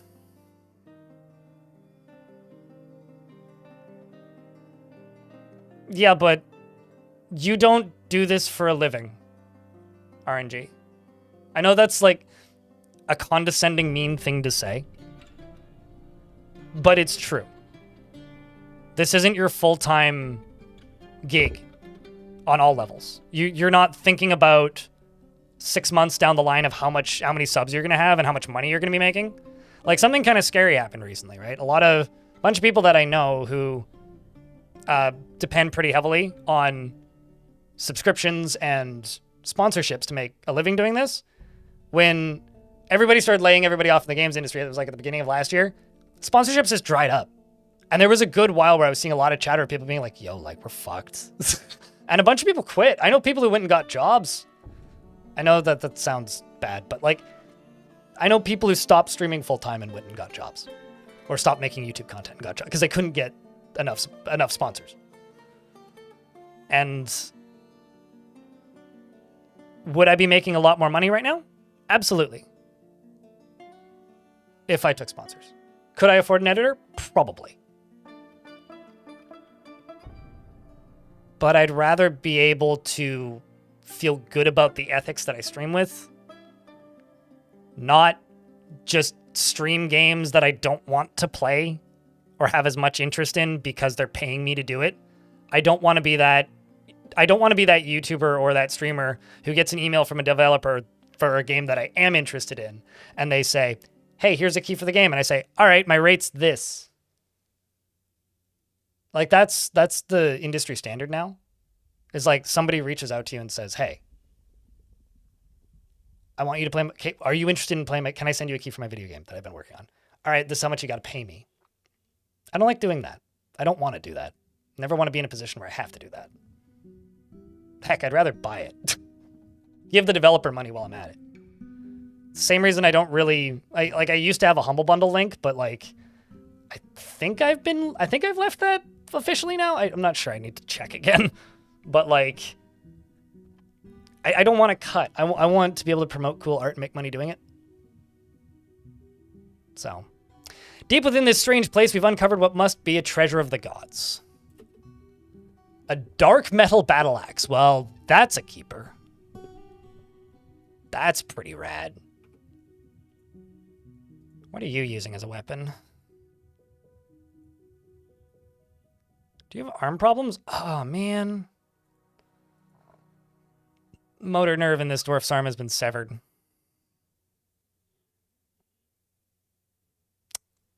Bummer.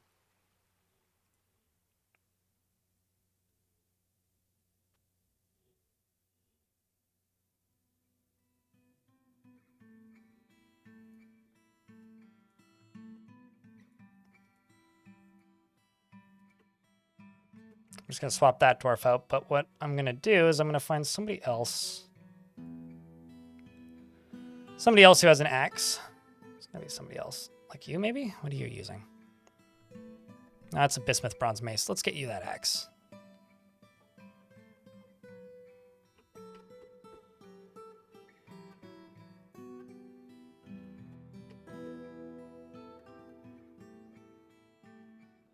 Oh, I see why I can't assign it. It's because it's not technically ours yet.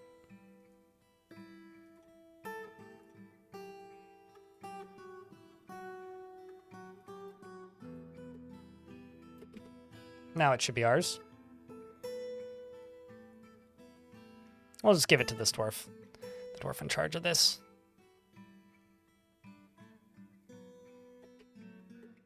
Nope, it's not technically ours yet. Well, that sucks. Come on. Once it's technically ours, we will give it to that dwarf. I'm also going to recruit some other dwarves.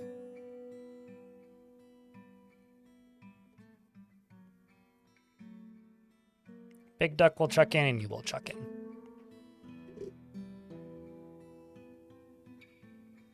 Checked for heat. What devilry is this? Are you going to catch fire? Sanic, no!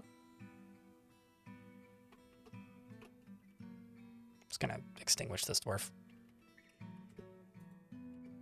Cheating here.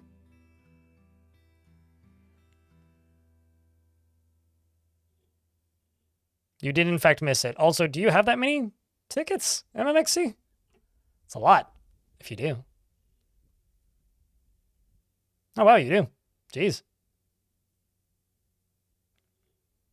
For some reason, I thought oh wait, no, you don't have 20,000. You have 2,000. Close. Close, but an extra 0. You must away for a bit. One day again, we will have schedules that sync up. Yeah, one day. It'll happen one day. Certainly one day.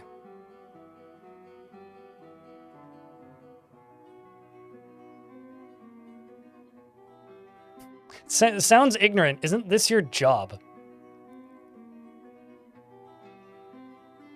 So this is a statement that's been said in YouTube chat. Twitch chat, how should I respond to this? Because to those of you who've heard the whole babble. Sounds ignorant. Isn't this your job? Are jobs about making all of the money all of the time forever to you? Without any, like, concept for personal health, work-life balance, or ethics? Because if so, then sure.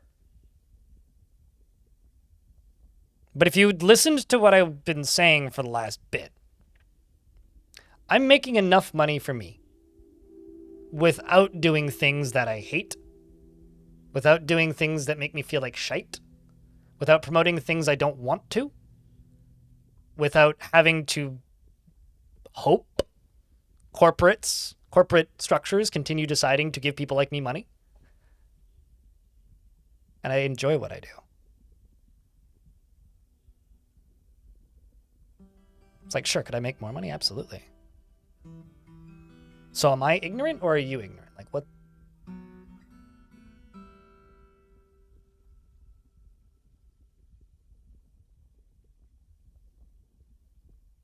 You just got here? Fair enough.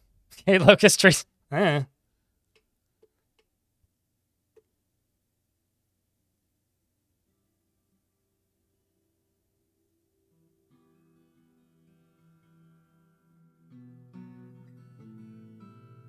Sometimes it works and sometimes it means leaving that place.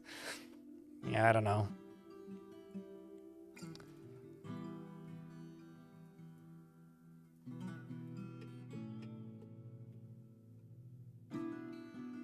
Okay, how are we doing on adamantine? Got 47 adamantine bars.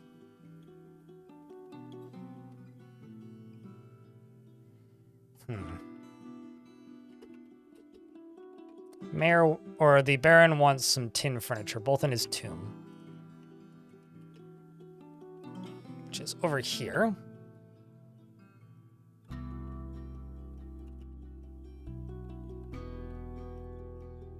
Guess I can get rid of this.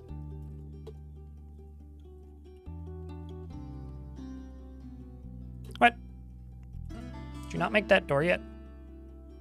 What the hell? Oh, I see. They haven't queued it up yet.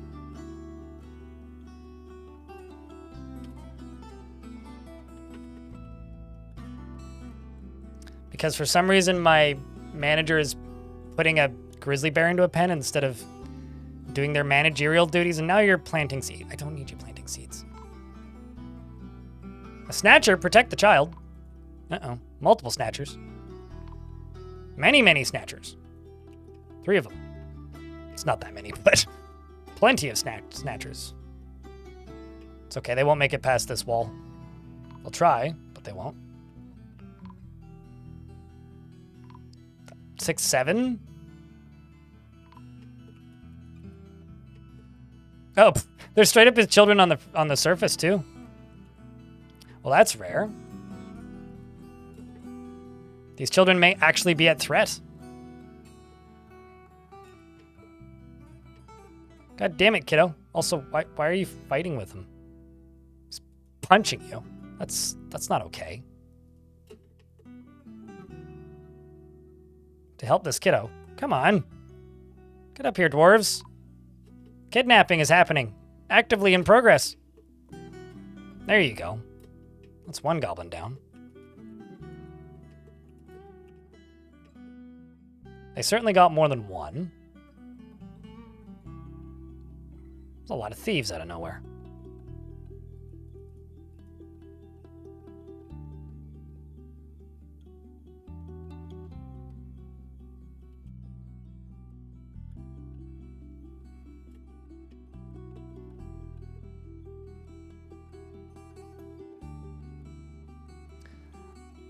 I mean, the way I interpreted the question, Irene, was under the assumption that they were referring to it in the only thing that matters in a job is how much you're making, right? Because that's definitely how it read.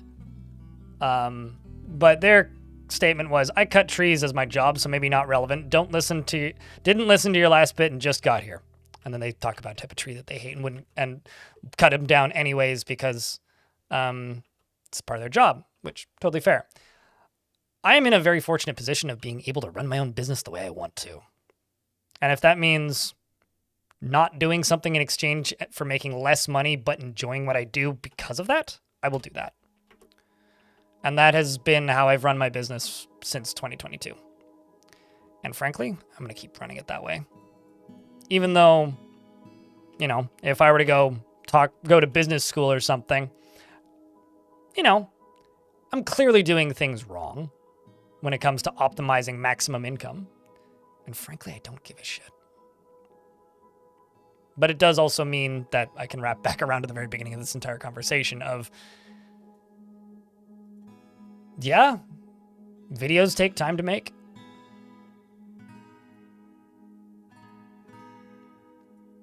So you've acquired that earring made of adamantine and you still want to acquire an item.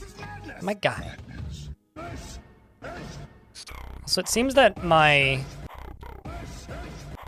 mayor got some sort of, or my duke here got some sort of injury.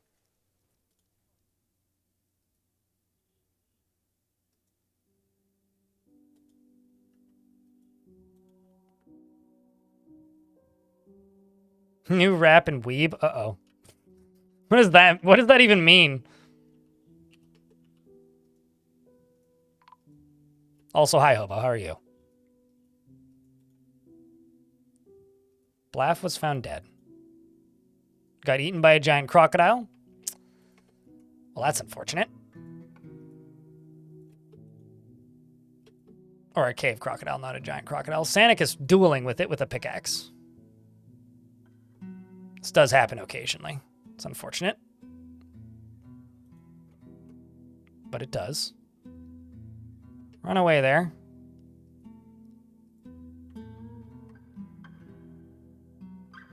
Oh, of your new wrap. Oh, I understand. Of your new car wrap. Got it. Okay. I was thinking like, you know, those things that you get for websites that you use wrapped. I was like, does Crunchyroll have like a wrapped or something? Are you talking about like, like how much stuff you've watched was where my brain was going? But no, okay, gotcha. Yes, your new car wrap. Am I allowed to show it on stream?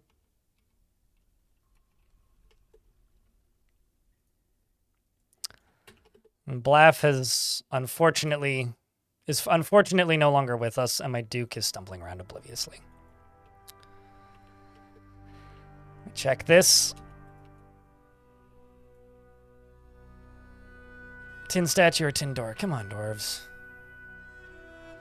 There you go. We're making that tin statue. Caravan has arrived.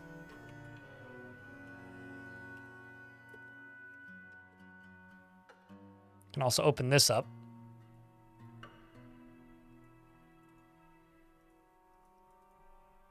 Begin gathering this stuff. Continue melting that stuff. It's Pokemon wrap. I'll tell you this: the Pokemon wrap is inferior to the DK wrap.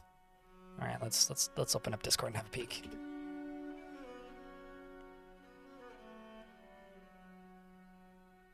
Happy to help, Stained the cat. All right, let's have a look at Hobo's new car.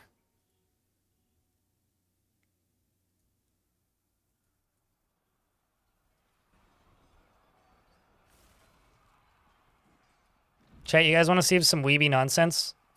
That's quite the wrap. Holy shit. Seems like we're fighting with troglodytes, too. And a giant cave toad. Oh, never mind. Sorry. A troglodyte is fighting with a giant cave toad. My bad.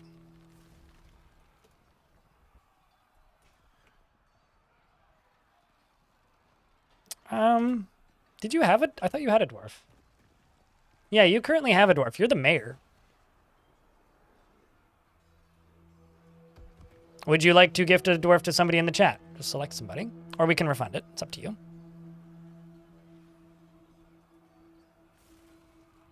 You do want to acquire an object, though, I'll tell you that.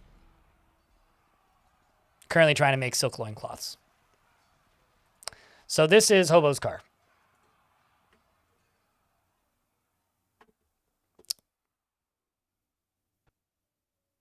You know, it's funny. I don't do brand deals, but clearly Hobo does. Because this is like the shop right behind it. I mean, hey, free promotion, right? You're in Florida. Man, that's quite the thing. Jesus. I like this a lot more than the last one. I'll say that.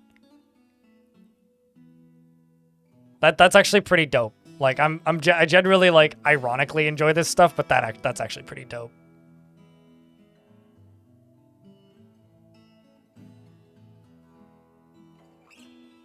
Like you know what it looks like? Bobtron dwarf? Can do. Bobtron, what kind of dwarf would you like? It kind of looks like a plastic toy. It looks like a Hot Wheels car, is what it looks like to me.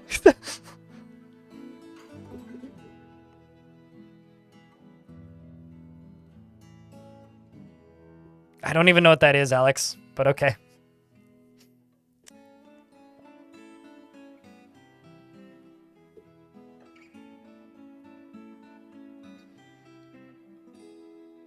He drives that around in... The last time I went around in Hobo's previously wrapped car, when we were hanging out a long time ago, a couple of years ago now, there was people slowing down on the highway to take photos of it, so...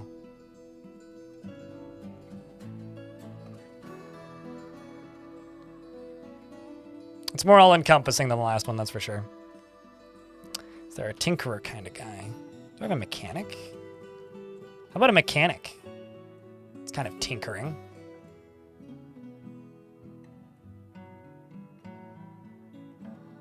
Orange, nice big beard, unless you'd like a lady dwarf.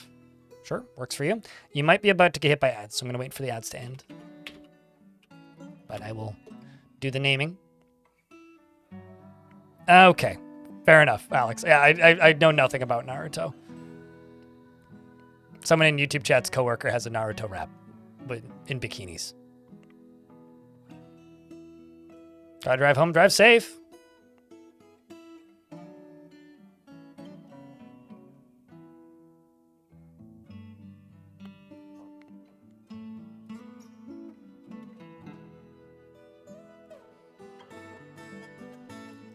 You're a modern version of driver in a van with a wizard airbrushed on it. Yeah, kinda, but The dude with the wizard that's airbrushed onto the side of the van is pretty dope. Also, the ads haven't started yet, so I'll just read this until they start.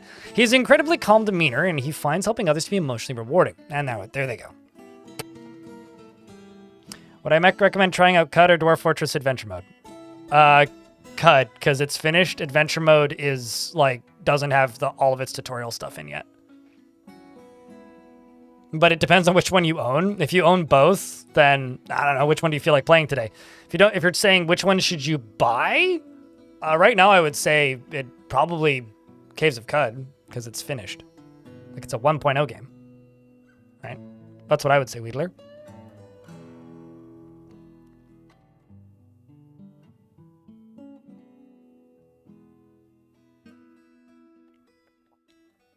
But admittedly, they're very different things, right? It kind of depends on what you want.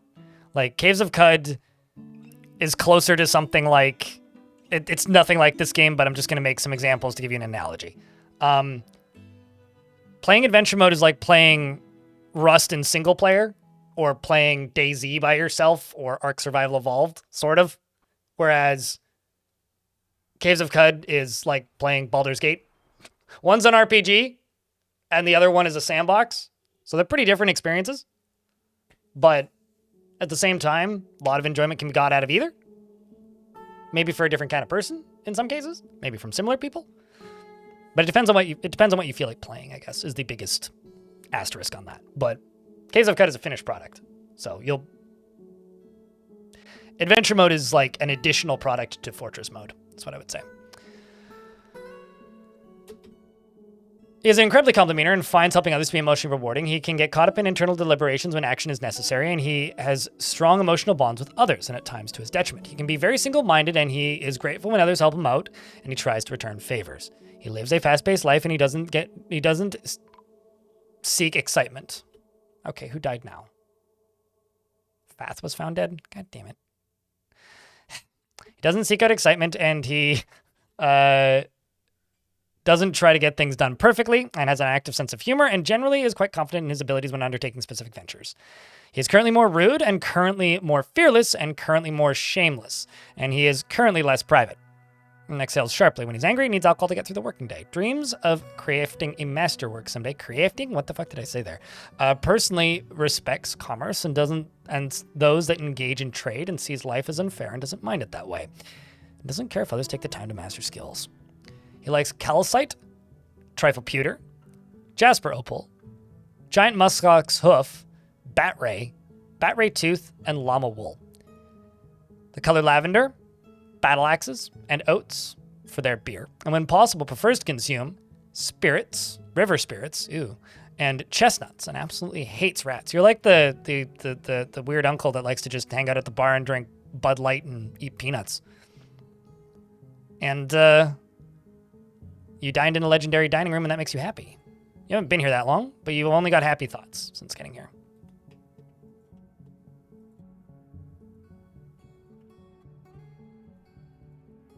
Let's just do damage stuff. But try and get a bunch of clothing out of here.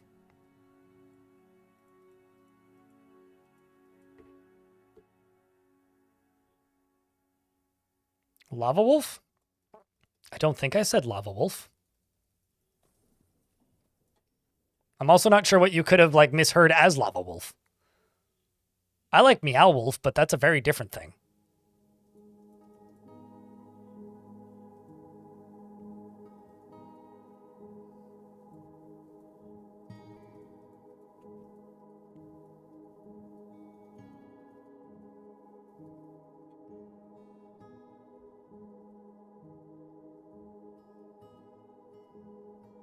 I kind of feel like I should just stop making clothes for a bit. And I might do just that. And then just spin it back up when I need it. Because I've just got too much clothing constantly right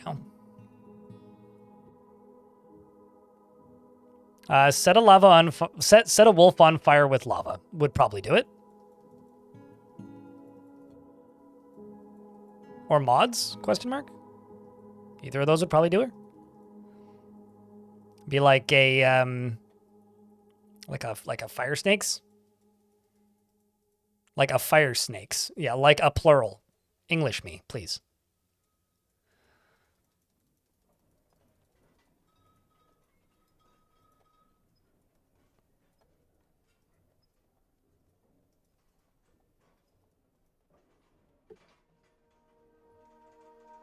Llama wool. Much more likely, yes.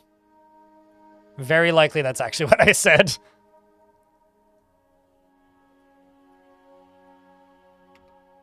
Got tons of large gems. So many. Yeah, it's only 730 items. That's not so bad. And also let's do figurines because I've got so many that are like right here.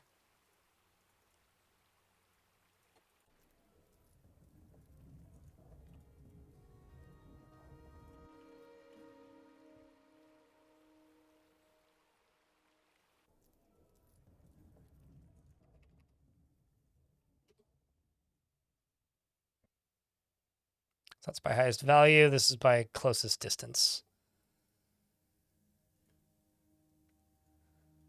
Supposedly.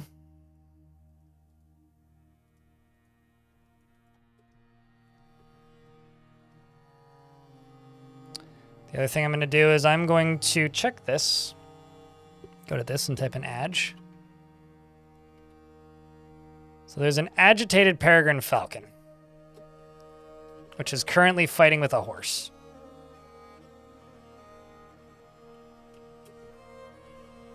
And it appears that the dwarves outside have killed it, which hopefully doesn't make them leave. Nope, it just made them leave. Well, crud. I don't get to trade then. What a bummer.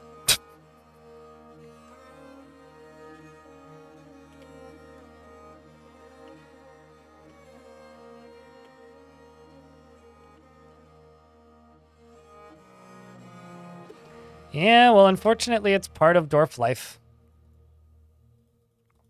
Yeah, it does kind of suck. All right, something I'm going to do down here. I'm going to do something I haven't done once in this fort. See this? These are my tasks to make clothing. I'm going to get rid of all of them. Let us catch up on cloth supply. And it'll also give me an opportunity to delete all of these double jobs because I've got a few of them. So just clean this out for a little bit. And once it's been cleaned out, we'll then re-up it. Like, I also should probably get rid of the ones to make charcoal. Well, not charcoal, but ash and soap. Because I've got make soap from tallow right there. And then I've also got nothing else involved with that.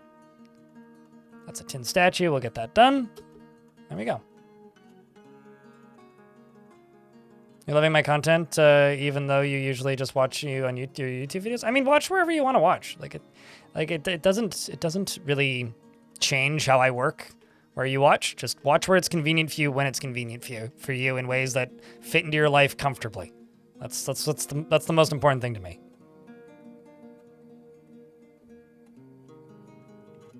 What's in the patch? Seems like chat got to it. Yeah, it's the additional graphics. So a lot of stuff that's been in the beta branch for a while. So like all these pots. I think it's like the shields too are now updated. So it's a lot of graphical additions, basically.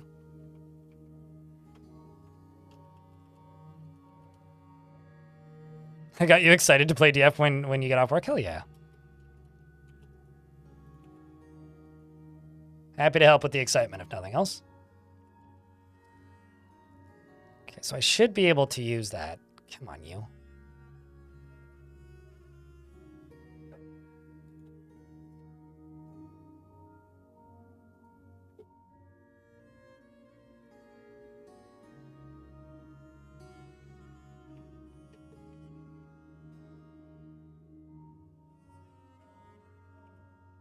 Because this thing is named...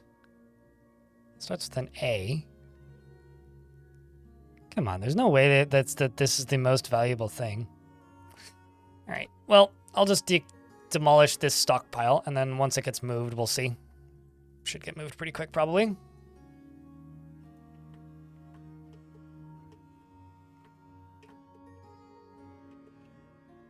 And let's also go up to here and channel that out. There's a lot of storing items and stockpiles happening right now. A lot of stuff getting put away, etc. How did I clean up the goo? The dwarves just clean it up, but if you put a empty stockpile with no requirements on top of it, dwarves will prioritize the empty stockpile. It's kind of a little life hack thing that you can do. Dwarves will prioritize the empty stockpile in almost all situations. Also, I've got, speaking of stockpiles, I got this. Let's do amulets, earrings, rings, figurines, scepters right there. Let's just fill that up. Fill that stockpile up.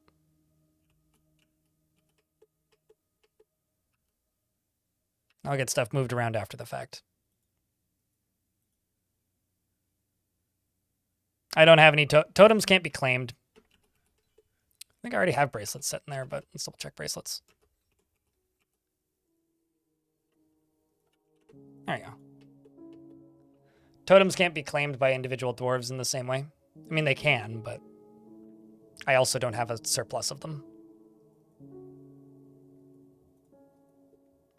Oh, look who's gonna go eat.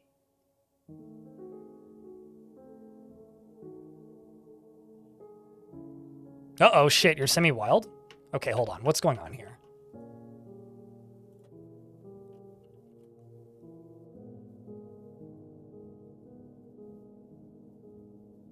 What is going on? Why are you not getting trained?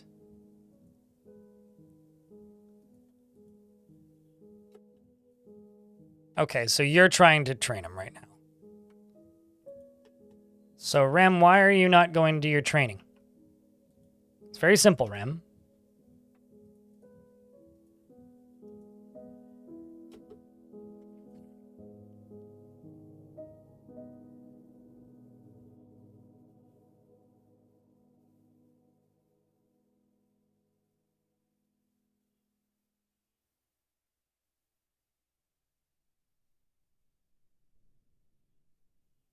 I'm not sure where this extinctionist discussion came from in the first place, to be honest with you, Devilish, but I wouldn't say that that's stinking up chat.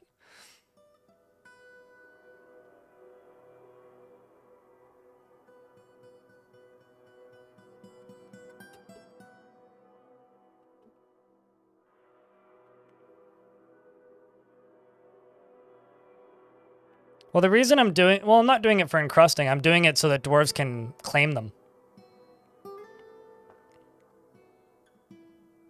And the reason it's in the tavern is because dwarves are more likely to claim items that are in the tavern. Okay, I'm just going to do this. And do this.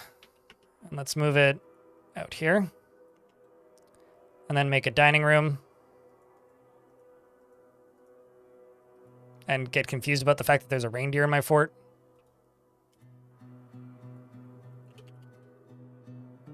Now they're in.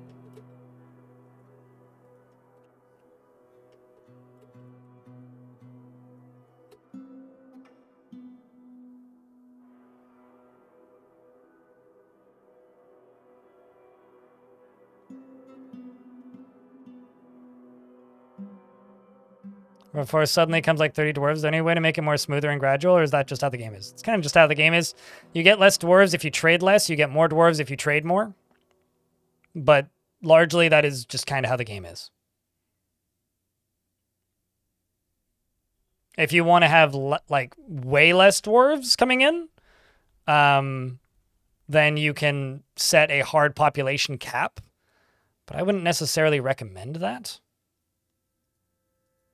Unless you specifically want less dwarves. If you don't want less dwarves, then sure. Yeah, then you should do that.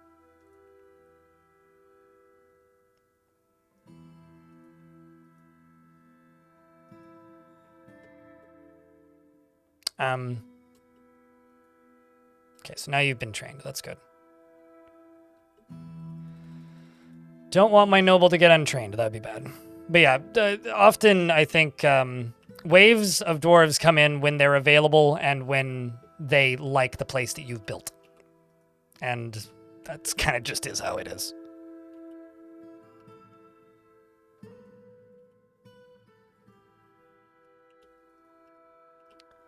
think there's water behind that wall.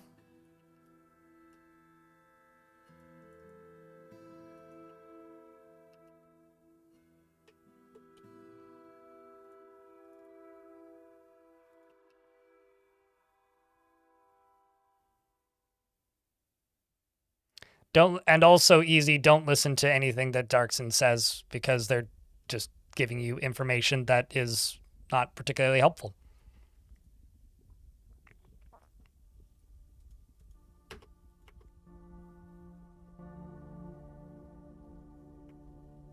Speaking of not helpful, my frame rate just disappeared. Oh, okay. I think I found the problem.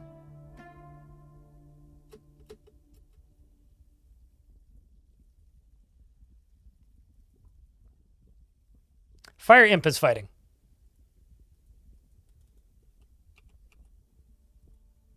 Still? Ah, there we go. So there's a Fire Imp right here. That's why my frame rate just vanished. Fortunately, the Fire Imp is seriously injured. Unfortunately, the dwarf in front of him is on fire. I'm going to extinguish this dwarf to give him a chance. And also clear the smoke to fix the frame rate. But if he dies the next time, that's it. Because here comes another fireball. And he's on fire again. Well, I did try.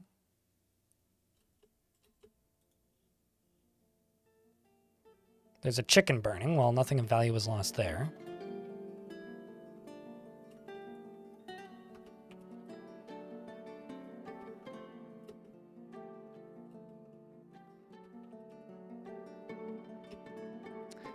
The problem with these guys is they can just burn through walls, quite literally. This is why I need a Marksdwarf squad around. Do I have any Marksdwarves that are decent? I do. Got a few, actually.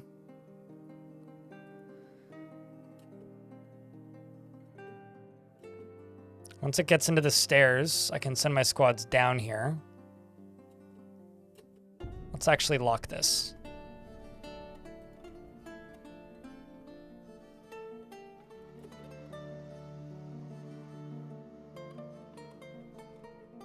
Oh, there you go, burning again.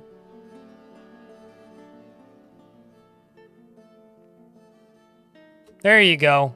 Whoa! Did you bat the fire out? He blocks all the fire. He's caught in a burst of fire. He got caught on fire. Bit the Fire Imp in the lower body, which bruised the stomach. Latched on firmly. Shook him around. And his spine collapsed. Mate, you bit him to death. Yeah, except these dwarves are mostly brand new and poorly trained. But he bled to death. Man, you're a fucking hero, dude.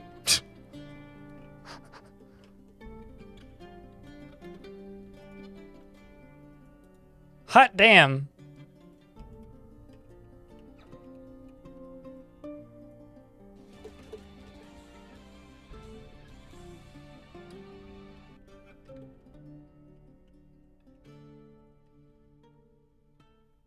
Like, seriously, hot damn.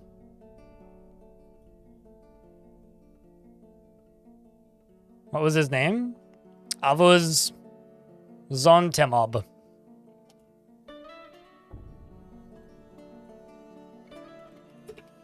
Yada, yada, yada. I'll make a statue about him. Don't worry about it. I mean, he's dead. I can't call him Lava Mouth because he's dead. What's his name? AVUZ Zon. Zonmed.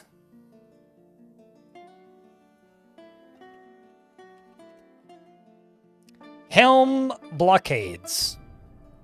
Checks out.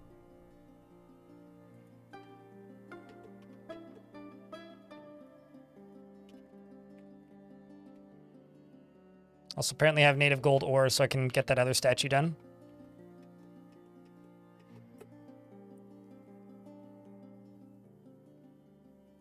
What weapon were you using? An iron spear? You poor dwarf. Definitely did not deserve that death.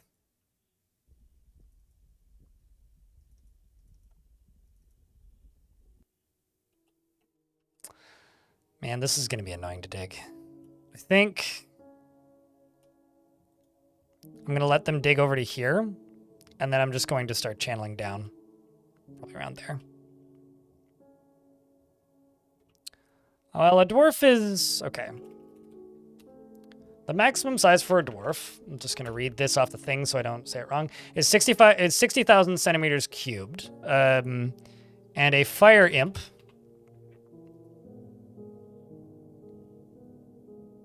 is 6,000 centimeters cubed. So 1/10, basically, the size of a dwarf. They're pretty small. So that would be like, what, biting a rabbit? Trying to think, like, what's the size, like a tenth of the size of a human-ish.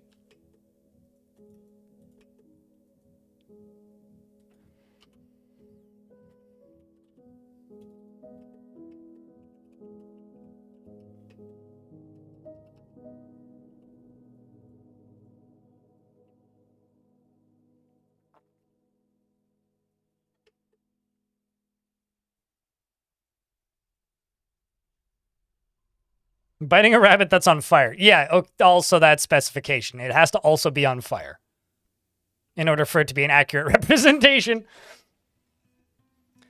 Yeah, man. Imagine biting an actively burning rabbit.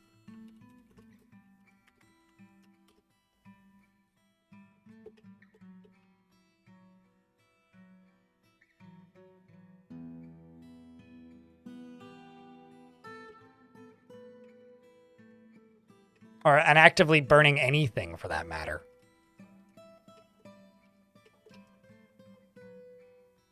Also, now I've got more burning gems. Did you just catch fire? Please tell me you didn't.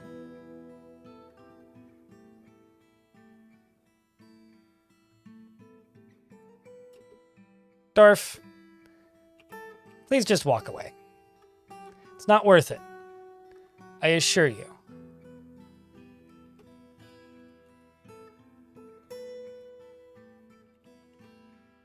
I realize I'm extinguishing a lot of fires, but I hate this mechanic.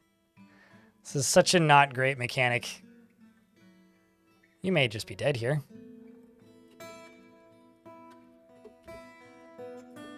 There you go.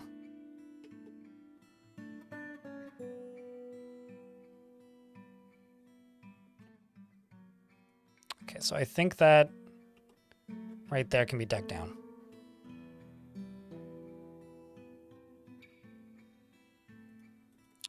All right, so now I need to figure out what I'm going to do with this adamantine. I've got 62 adamantine wafers, and I'm still working through the last of the strands.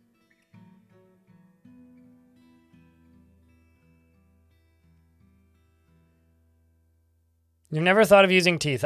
As having swallowed a mosquito while riding a bicycle, I very much recommend against it. The last place you want a mosquito is in or around your mouth.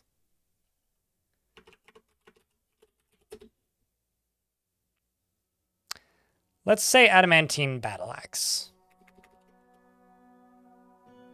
Let's do 10 of those. Adamantine shield. Let's do 10 of those. And adamantine... Let's do 10 of those.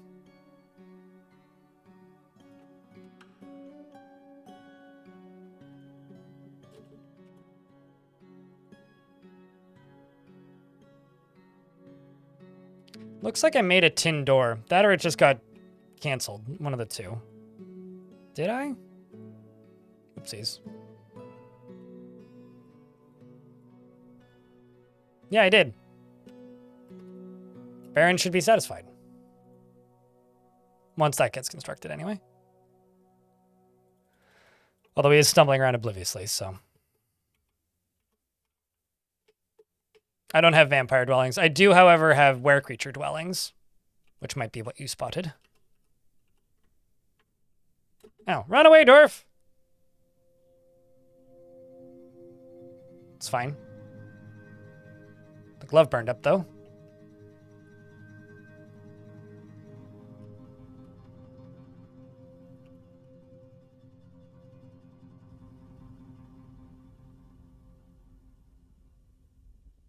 Oh, making a joke about the tomb. Got it.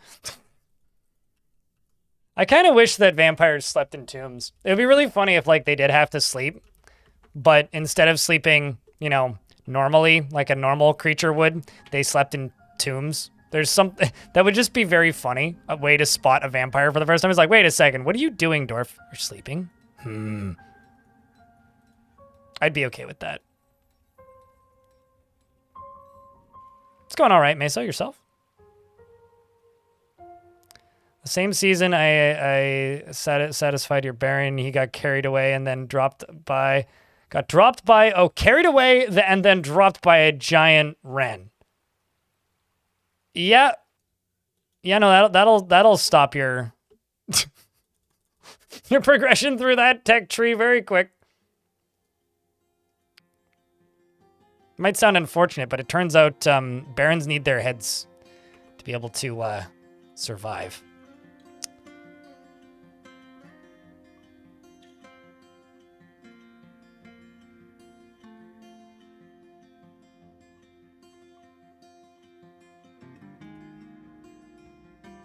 Actually really curious about what you guys end up using.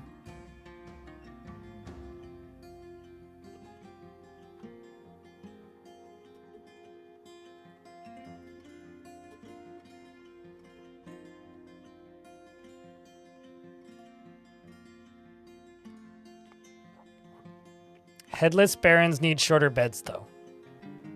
Yeah, that makes sense. If you don't have a head, you should have a short bed.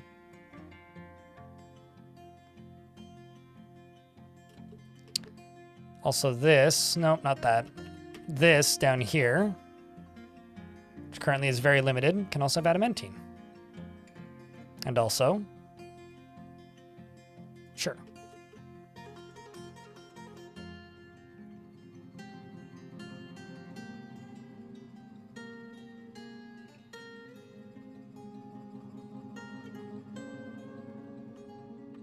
So if I tell them, yep, we're working on helms and adamantine other things. I'll tell a bunch of them to go get new helmets. They're all just going to come running in and out of here, grabbing new gear. Look at that. Adamantine here and adamantine to stay. Not bad gear for a novice dwarf. Look at you looking all fancy. That twisting metal short sword. Adamantine helm.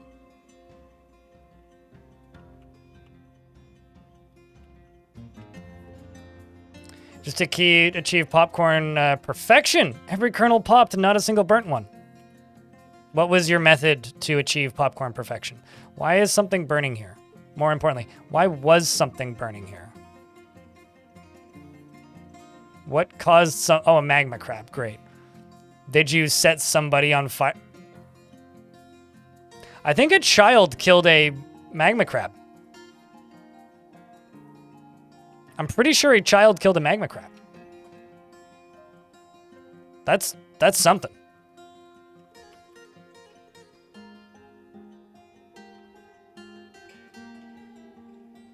That child was on fire and then ran down the stairs. Did you see it? Because I certainly didn't. Wait, this one? No, they ran up the stairs. They are faint, so they were definitely on fire. Okay, well, you didn't kill the crab, so maybe somebody else did? I'm not sure. But that kid certainly didn't kill it.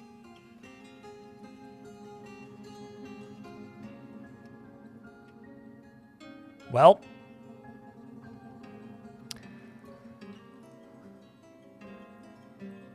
When it slows, then you take it out for the last pop. Is this bagged popcorn, or are you using like a pot to pop it? You know, true story, I couldn't tell you the last time I had popcorn.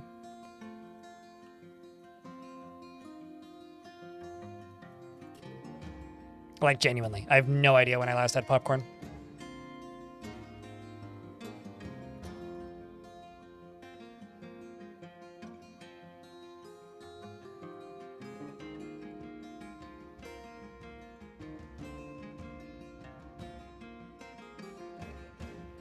Bagged popcorn? Yeah, okay, that's a challenge then.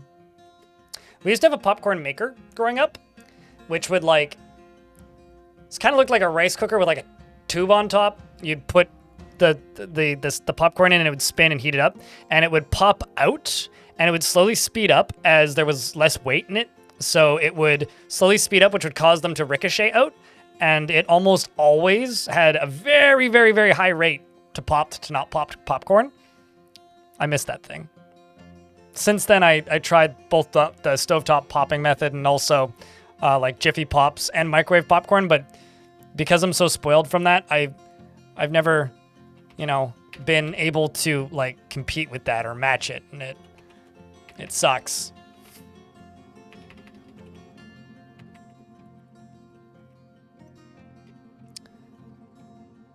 Like truly, it sucks.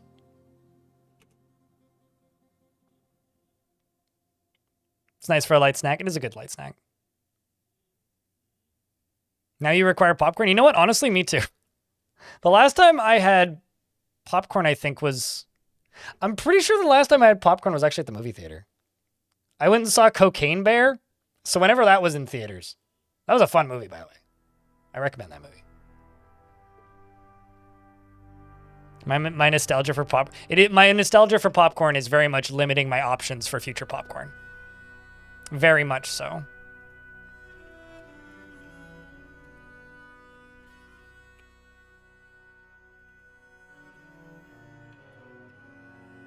This needs to be more accessible quicker.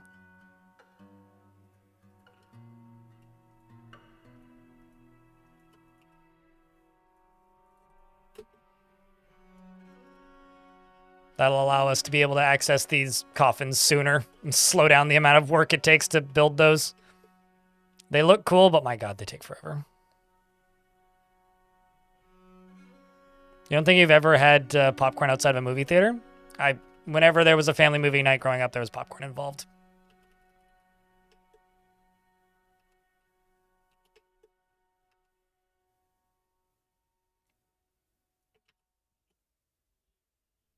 Check the stone for heat. What devilry is this? Did anybody engulf in flames? Doesn't look like it.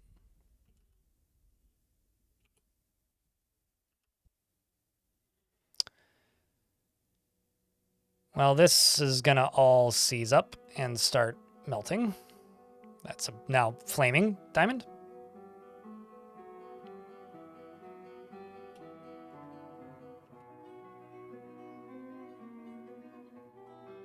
And that melted, I think. Nope, that was... Okay, the star emeralds are going to melt.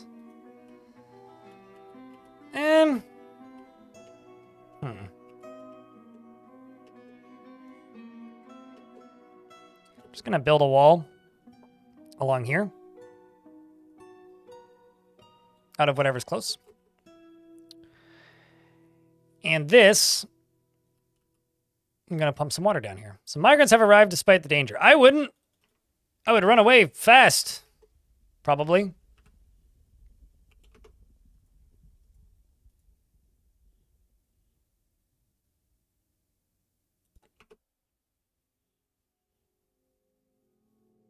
They burn for a literal year.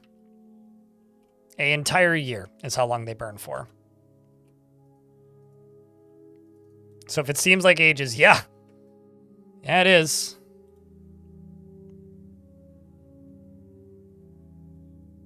I think it's like, and it depends on the type of gem as well. Some of them just melt, like sapphires melt, which is kind of funny.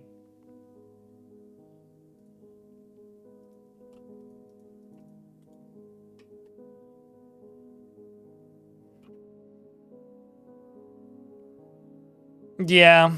Well,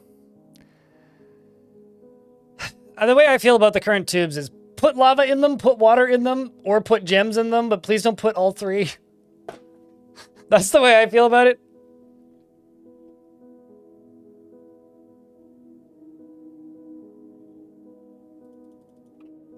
That's truly the way I feel about it.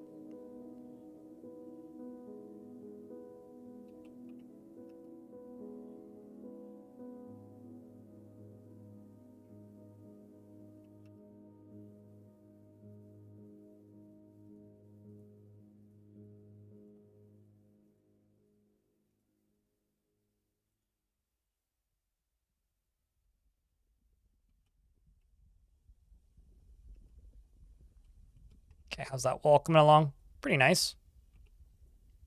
It's just that one, but that can't be built, so that's fine. And then I will go up to here and tell a dwarf to pump. Get pumping, dwarves.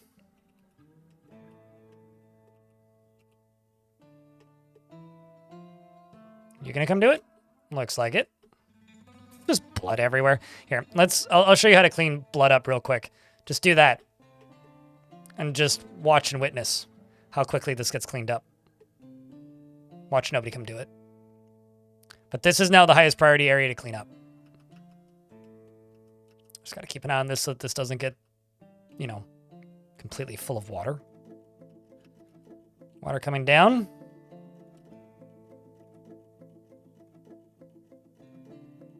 It's 1, 2, 3, 4. There we go. I don't think somebody just died.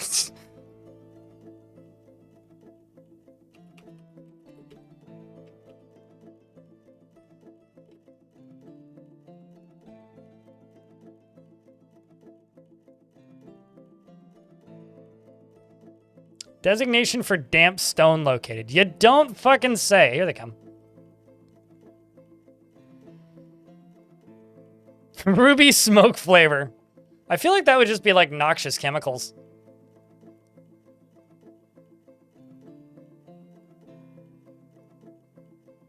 I'm sorry, what? Oh, oh, never mind. I see what happened.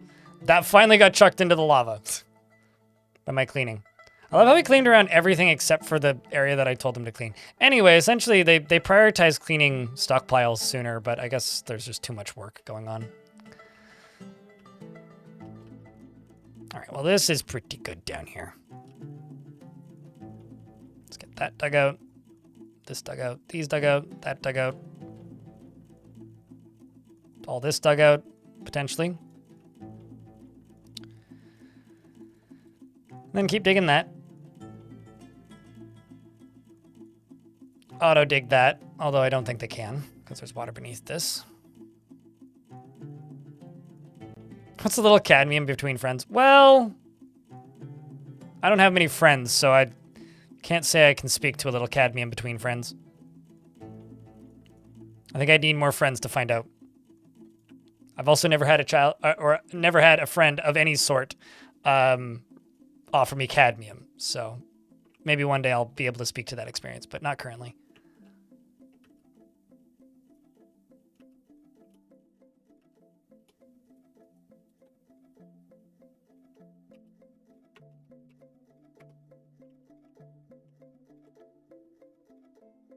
You wouldn't be able to share cadmium, so you just have to eat it all?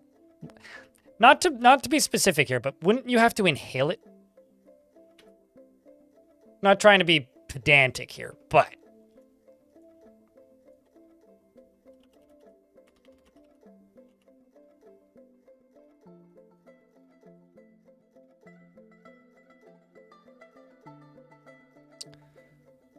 Baron is still trained. And happy.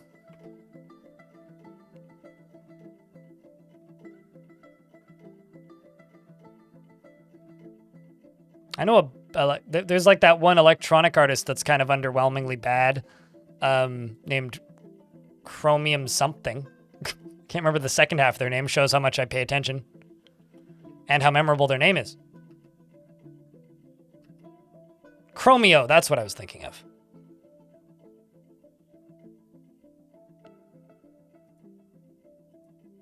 So that's a steel shield. What about the large, sleek, blazing metal right glove? Can't use it because it's large.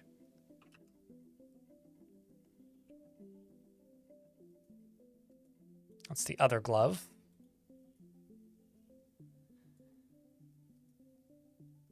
That's all. Why is it all large? Grumble. This sucks.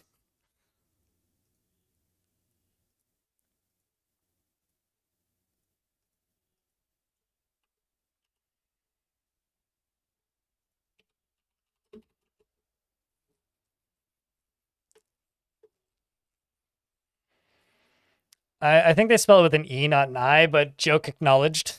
Devilish.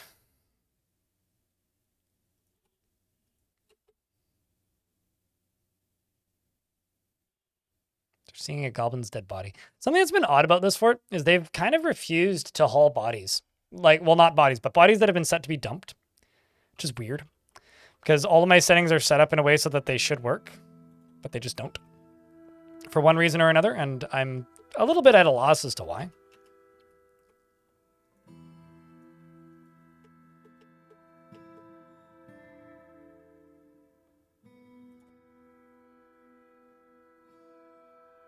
Okay, we're trying to get more adamantine shields made, but we need more adamantine for that, clearly.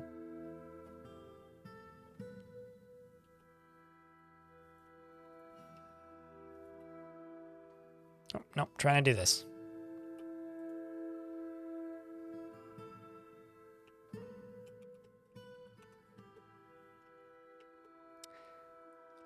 That's a lot of water.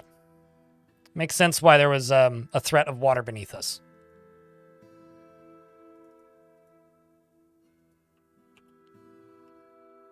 Well, we're very lucky there's no open space above that.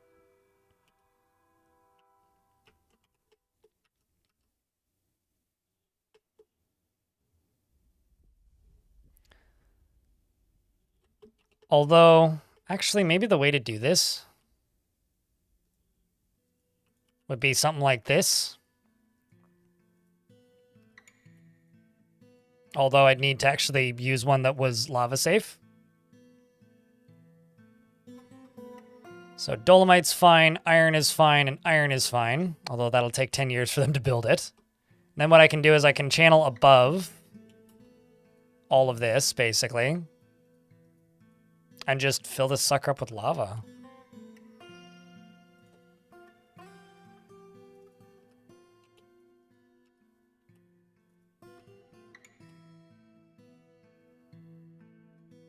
Or I could slowly let it spread out, I don't know. Either could work. Also, it's 4 o'clock, chat. No, that doesn't mean I'm getting a beer. That's 5 o'clock. Although I don't do that on stream. I'm going to go get me my sandwich, because I'm quite hungry. I presume you've already eaten lunch, chat. If you haven't, you should, because eating lunch is an important meal. Probably more important than breakfast in a lot of ways. Do I know where my children are? Thankfully, I don't have any, and if I do, I don't know where they are, and that's probably for the best.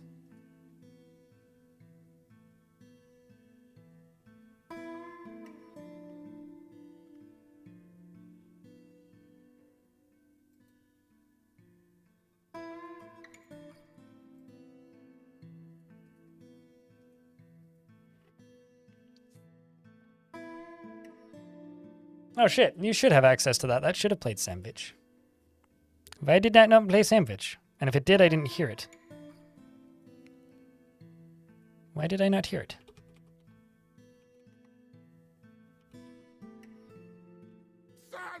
Sandwich! Oh, was it quiet? All right.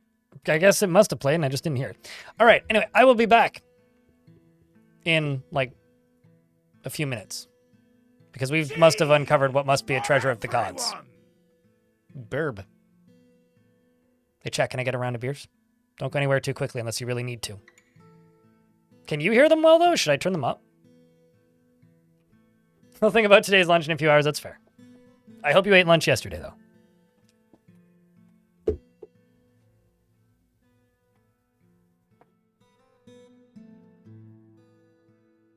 I'll turn them up then. All right, I'll be back.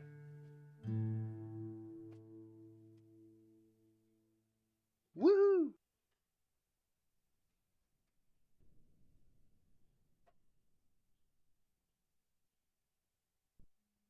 This is my favorite roguelike on the city. Whoa! Dude, yeah, fuck yeah, dude. That's fucking sick. Hell yeah. Woo! You fucking donkey!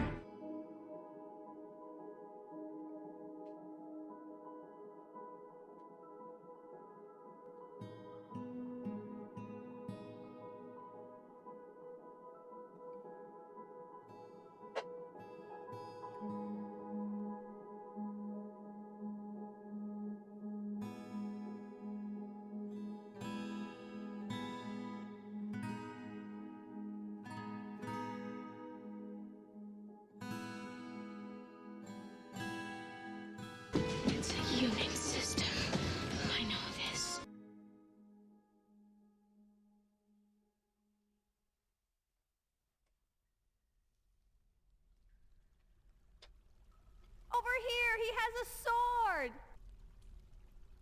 Let's take a lovely fruit, the tomato. Remove everything that's good from it, the seeds, the vitamins, the nutrients, everything that's good about it, and just jam it full of shit, garbage, shit sugar, and put it in a shit bottle that sounds like shit when you put it on your shit. It's shit! Stop eating ketchup!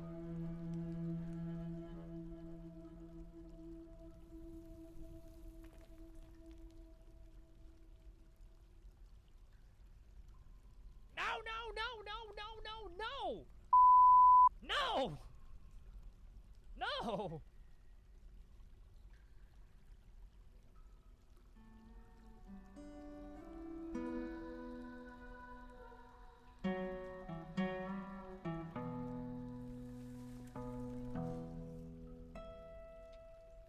See how he bites off the shell to get at the nut?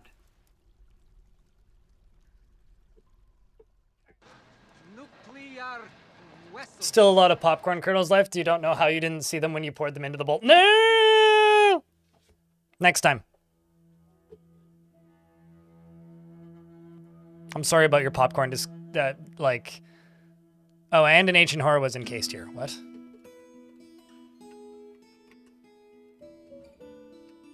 Oh. Well, it's an Ender's Spectre. Oh, Ember's Spectre, right. It's only composed of ash, though. Come on, mate, you only need to hit him once in the head. You got this. I have faith, Dwarf. Never mind. Solid attempt, though. Fortunately, my squads are actually really close by. There's also a magma crab here who just got punted into oblivion by the Ember Spectre. And it's now Zon versus the Ember Spectre. My day's been pretty okay. I just grabbed a sandwich, Knights. We'll be playing Caves of Cud tomorrow. We're just Dwarfing today because there was an update. Cheese for everyone!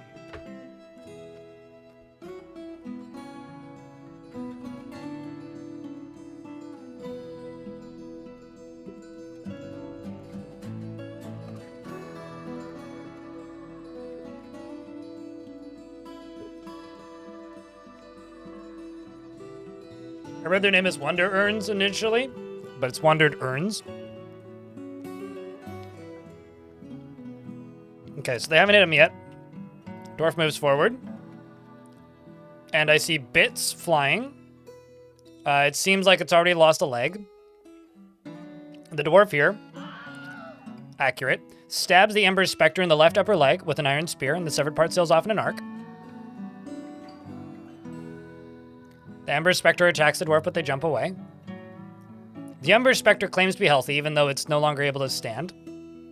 Can you fly? Did you see that? It bounced off the edge and then back up. It kicks the spear dwarf in the right hand. Did it roundhouse kick you? Oh my god. The dwarf's been bruised and is now bleeding heavily. I am disappointed, dwarf. I am very, very, very disappointed. Is now climbing up the stairs. Oh, nope, falling down. Behind him is Big Duck. And the dwarf is in midair. He's saying, You'll never ever guess how I ended up here. Falls down. Still in pain, still bleeding. A few layers up, the Ember Spectre is coming down the hill and is slashing at a different dwarf. This one. Big Duck here. Hasn't tried hitting yet. Big Duck either, I think just... Okay, Big Duck is now occupying the same tile as the Spectre and bleeding heavily. But have you gotten a hit in? No. Okay. Big Duck hacks a few more times and drops his axe. And is now dead. This thing is really weak. These dwarves really need some training. The creature comes down a level. Savage Controls is its name. And charges at the dwarves. And we've got Toulon, who's unconscious and bleeding. I've told them to kill it.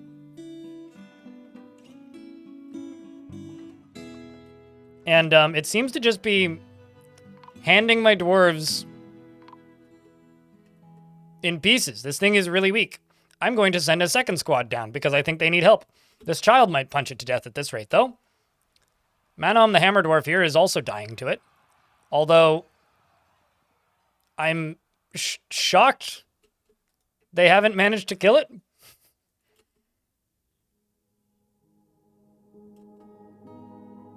It's his ash, actually. And then Stinthad shows up, and it exploded. What did you do? You hacked it in the upper body with an iron battle axe. Was that so difficult? I mean, the rest of you could have done that. Okay. Because it's made of ash. Ash is a really weak material. I go by materials when I'm wondering about the strength of a thing. And ash is generally a very weak material.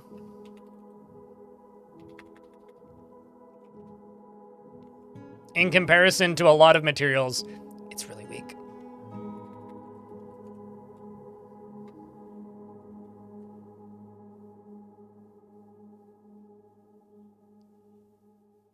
Because all they really need is they need one sharp weapon to a vital organ, and then they just explode.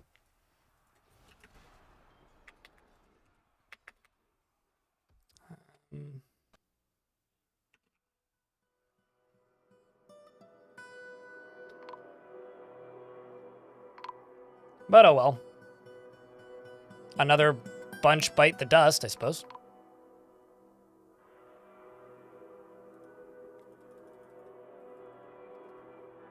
It also didn't have any abilities, which is why I would refer to it as weak. Like, if it had deadly dust, tough.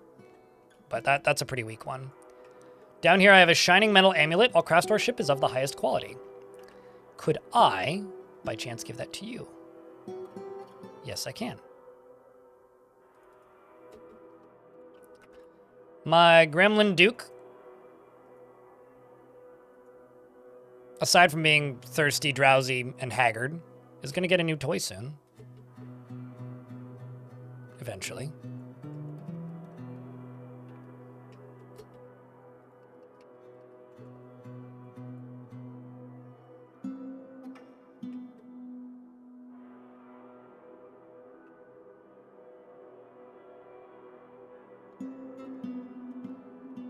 Because look at how old this world is.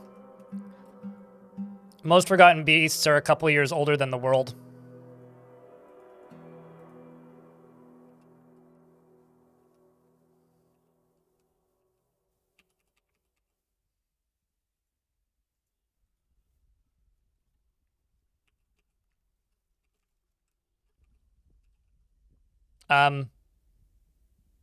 You good over there, Dwarf? Seems like you are.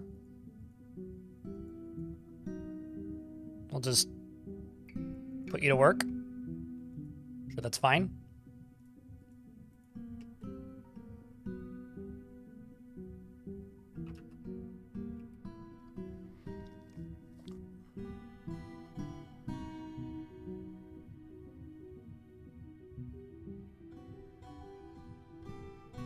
It took me a while to get your military equipment worked out, but I think I have 2 hoods, 2 leather hoods, a steel helm, a steel chest plate, steel chainmail, steel leather cloak. See, I don't do any of that.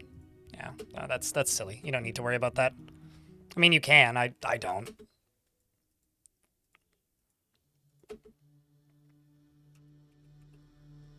Okay, where'd this thing go? It's going for a swim in the lava, hey?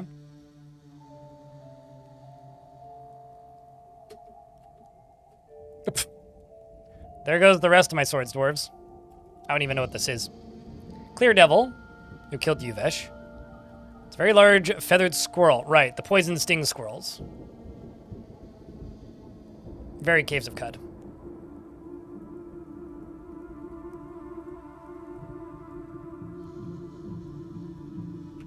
Haven't even cleaned up the bodies from the first one. There goes another dwarf.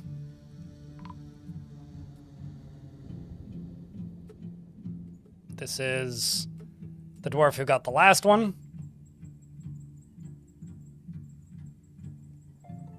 I used to do that too. The only reason like we're repeatedly dying here is because I'm doing this with absolutely 0 caution. I could do this with caution and train up a new military before I keep doing that, but what's the fun of that? I keep getting migrants. Might as well make it interesting.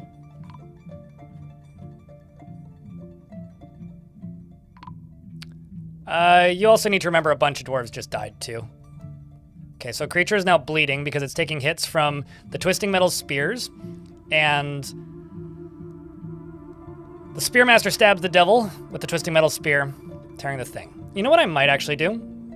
Now that this creature's dead. I'm gonna swap my squads. So this area is now gonna be where these guys train. And the top one, which is the much safer one, is gonna be where the other guys train. The Tin Roads. Because these guys are much stronger and more well-equipped for this kind of fighting. Even though we're still, you know, losing dwarves for both squads. It'll be better for them all in the long run. Throw Tony Sandman in there. I'm also not putting any thought into who goes into the squads. I usually do. But I'm deep enough into this fort that I just kind of need fodder.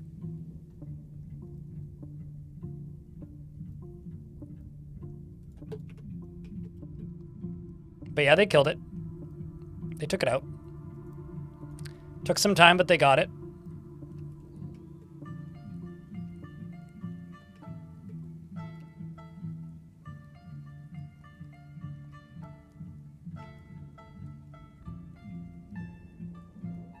Let's dig down into this. I think I can also dig into this. The Dwarven Meat Grinder? Exactly.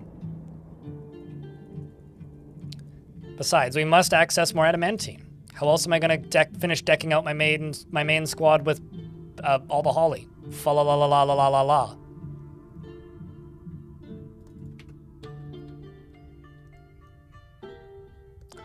Osplek Tribute Sleeps. What the hell are you? Oh, shit! Gorlak wants to join. You don't see that every day. Sure. I don't know why the hell you want to live in a horrible place like this, but welcome. Good to have you. Woohoo! Is a member of the Doctrine of Helping. And a nomadic group. Named the Judished Scorpion. And satisfied after being granted residency and wants to eat a good meal and drink a drink. You can drink a drink and eat a good meal.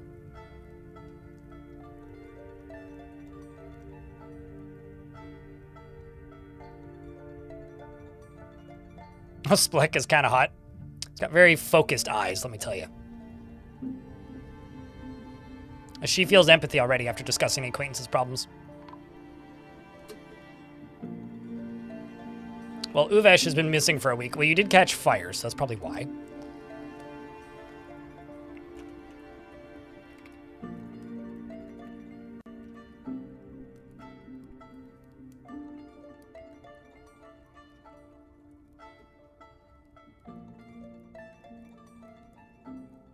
This one. It's a Lady Gorlak. So more of a Gorlass, if you will.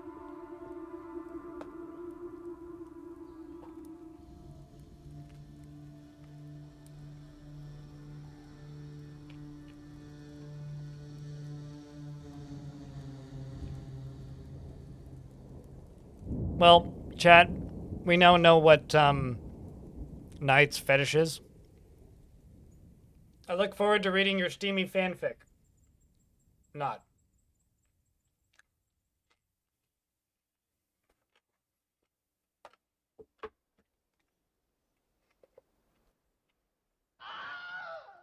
You want to be Gorlak, please. Don't you have a dwarf? Or did they died, right?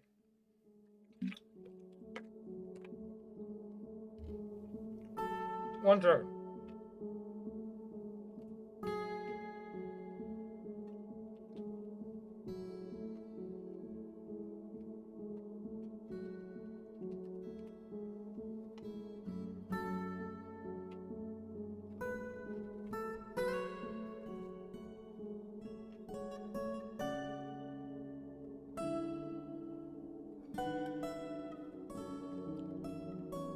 Sorry, there's cabbage in my sandwich, so I have to eat it slowly.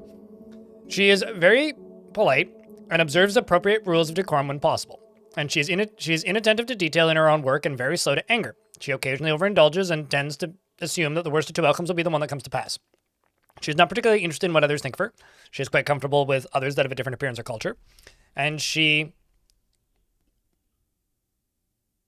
can sometimes act without deliberation. She is quite ambitious and doesn't handle stress well. You're going to hate it here. Is fearful in the face of imminent danger. Well, at least you'll live longer. And doesn't often feel envious of others. She thinks that she is fairly important in the grand scheme of things and tends to ask others for help with difficult decisions. And often acts with compassion. And doesn't mind being outdoors, and at least for a time, doesn't really care about anything anymore. Well, she's already scarred for life after seeing a bunch of dwarves who are dead. And I think you actually walked into the Ghost Fort because of that year. 103, that was the Ghost Fortress.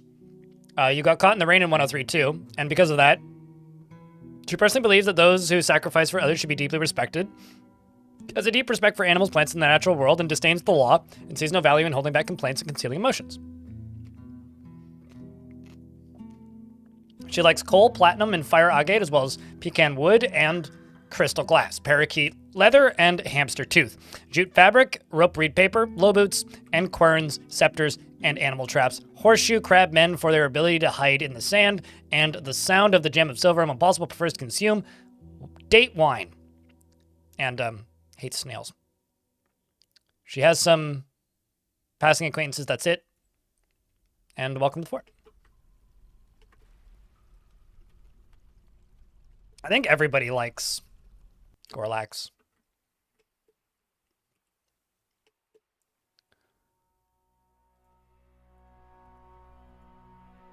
Also this.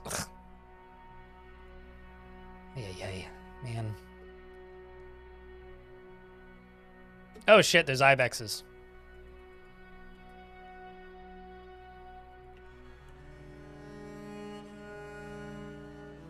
That's mildly... you know, honestly, I too would be terrified of a giant ibex if I saw one. Chapel Beauty? Oh, what a good name.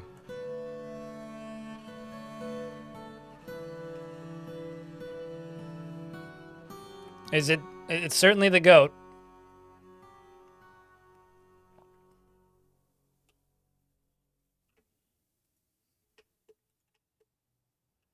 It's a really big honkin' goat.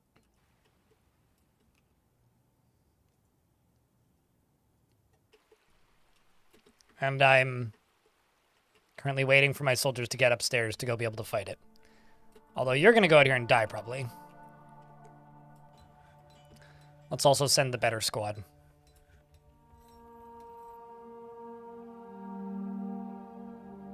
That or it'll step onto this trap and get caught, which would be very helpful. At least it's moving really slowly. It can't stand. It's just kind of crawling. Okay, here comes a dwarf, who is a mace dwarf, and is not winning. Well, is punching it, probably, but has certainly dropped its mace. Here comes some backup, and they managed to kill it, finally. Well, how's your hand doing? Tired and in slight pain. Injured. Well, you might need to change your loincloth, but at least you're still with us. Sprite is amazing. Yeah, we've been attacked by them several times in this fort. They're a thing, shall we say. They're pretty brutal, actually. They kind of gore dwarves to death, which is kind of rough. Not the way I'd want to go, getting headbutted to death.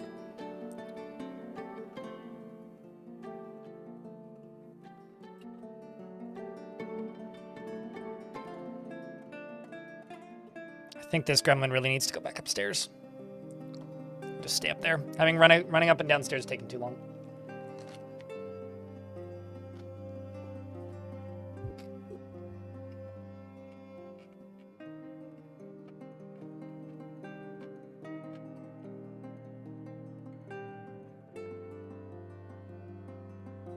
YouTube chat says ibex are scary.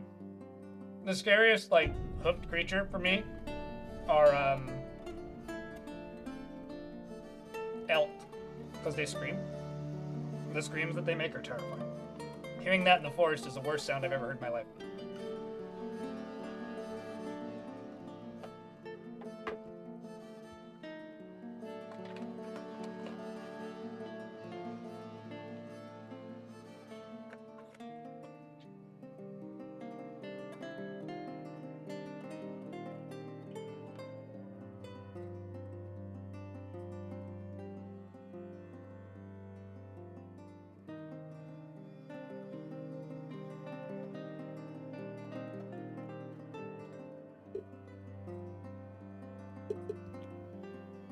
The two scariest things I've ever heard in a forest. I've never heard a moose while camping. I don't really live where there are moose.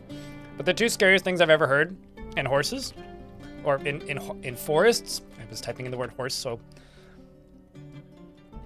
I was thinking that word. Anyway, the two scariest things I've heard in a forest are cougar screams and elk screams.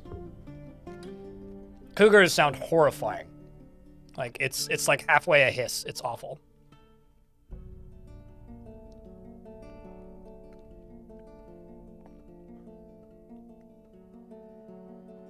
But yeah, it's like hearing a goddamn banshee.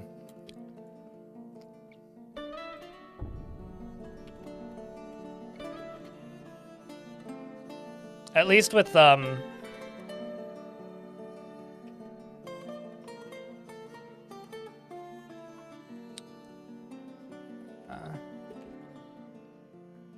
least with a lot of those creatures, though, you have the advantage of like, well, at least like, you know, an ibex isn't gonna come kill me. Like it's a pretty safe bet.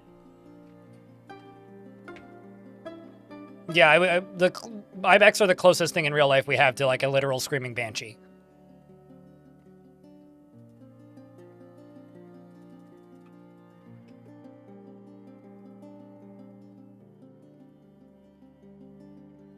I love how most of these dwarves are just sitting in the hospital injured, getting breaks immobilized, broken bones, like, oh man, like what do you need? Smashed hand in your bone, diagnosis and crutch required. My God, dwarfs. Oh, and I don't have a bone doctor. Well, that's a problem. Well, I do now. And I have one less surgeon. I think I can take 2 of my surgeons over. Oh, look, snatchers. I'm sure that's fine.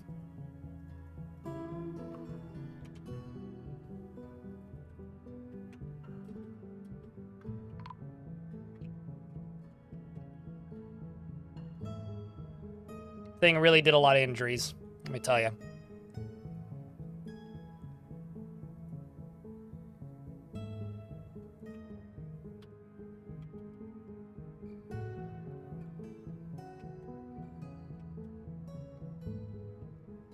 You get foxes that scream? Oh, that's kind of... I mean, foxes sound pretty... Ugh. Large translucent metal right glove. The amount of large stuff we get is ridiculous. I want more dwarf-sized items, man. You know, actually, okay. Instead of doing this, change of plans. Let's do this the opposite way. Let's use pumps and pump the water out instead of pumping the water in.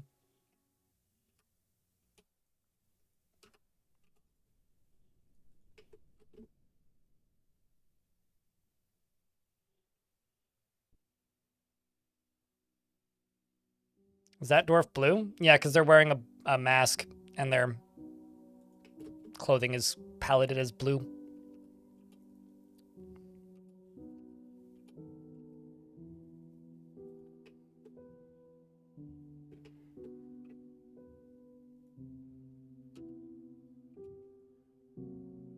This is just constant danger right here.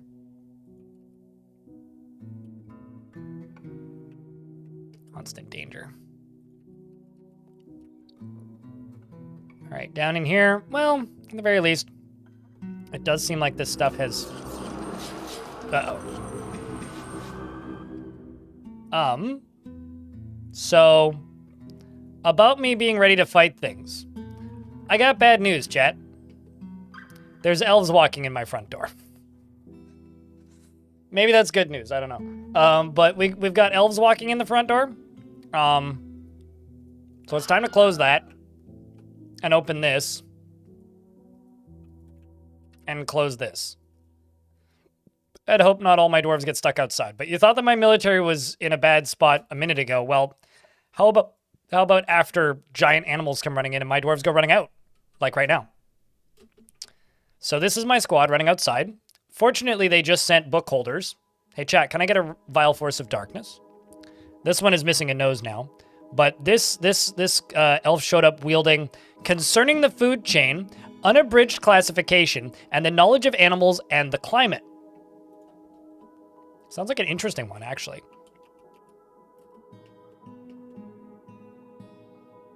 Including Amethyst, who doesn't even need to be fighting, but is just punching the elves.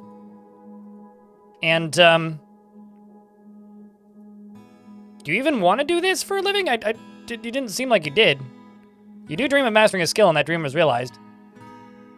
You can also handle stress. Amethyst, I'm gonna hopefully not doom you to your death. I realize that you're my broker. I'll just have to remember to debroker you when you're not. What are you doing? Were you climbing down to go attack that elf? I mean, I respect it, but there's no way this is going to end well for you. Okay, let's try and get some defense here. Let's try and keep... Oh, wow. Where did that elf come from? You're just repeatedly punching... You pulled it... She pulled an elf off the cliff and then punched it to death.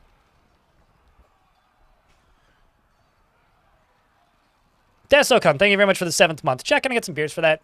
And more Vile Force of Darkness.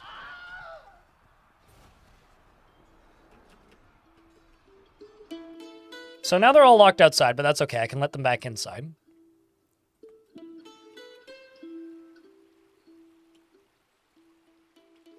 But we need to go rescue this dwarf.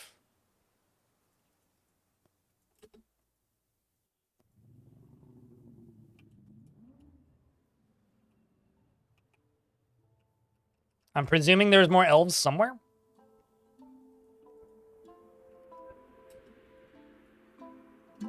Here you come, dwarf. Because there's usually not that few. It's usually a lot more than that.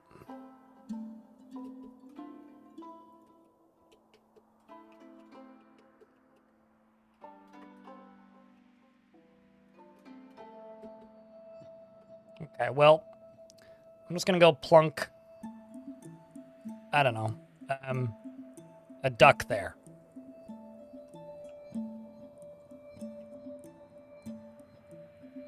A werebeast without teeth cannot infect anything, if that's what you're asking.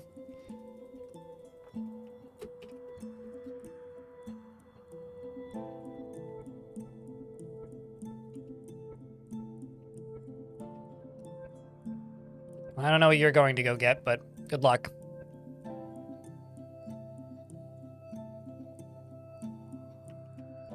Maybe that was all of them?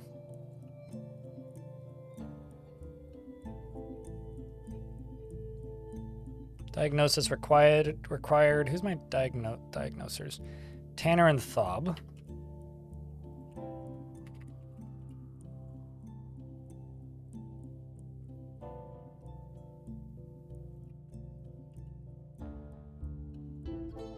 It should be everybody, so I can just remove these. Well, hopefully somebody goes over there and diagnoses you.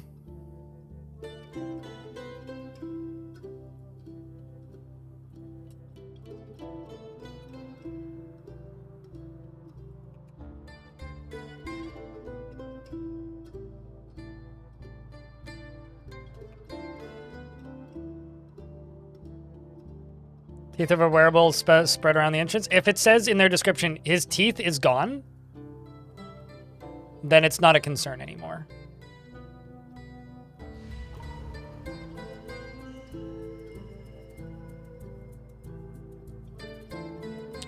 Onuel has gone into a Fey mood. Presume you were going to go pick up that other thing that I assigned you, but maybe not.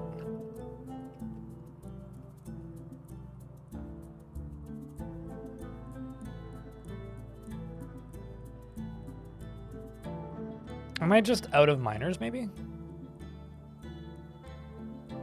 Miners with no other tasks, maybe? I've lost like 60 dwarves today, for clarity here. Like, I've lost a lot of dwarves today.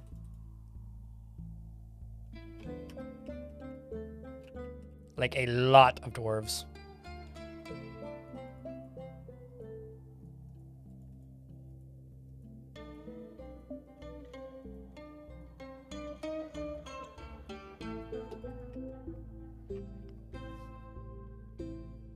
Necromancer cannot reanimate teeth. No, necromancers can only reanimate things that are capable of grabbing something.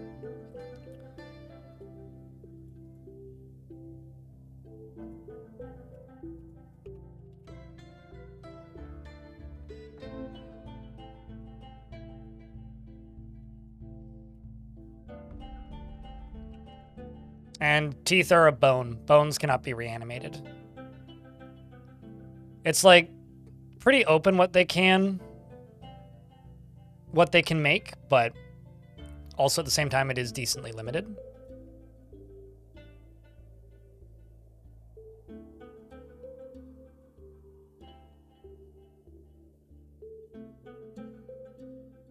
Rough gems, rock, tanned hide. You probably just want bones then.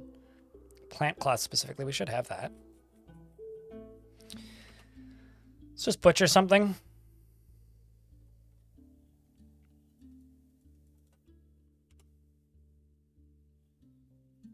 But like any skin, any limb, they can't regen, or they can animate heads, they can't animate legs, they can animate arms, they can animate hands.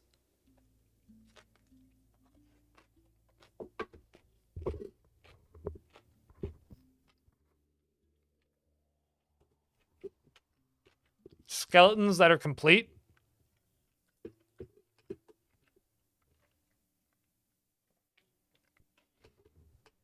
It's more than just storage boxes, but yeah, they updated a lot of art.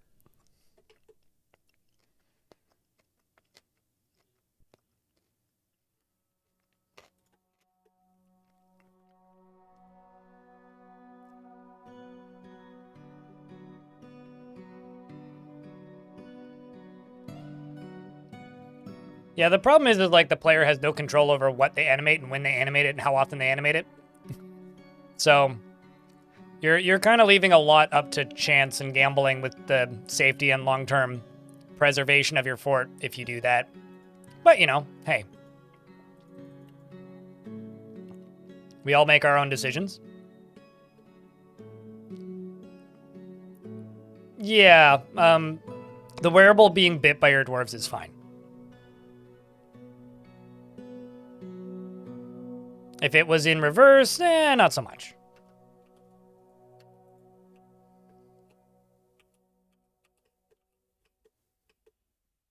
Okay, so this is where the magma crabs are coming from. So if I just fill all of this in, that'll be good for my dwarves' health. So let's try and do that.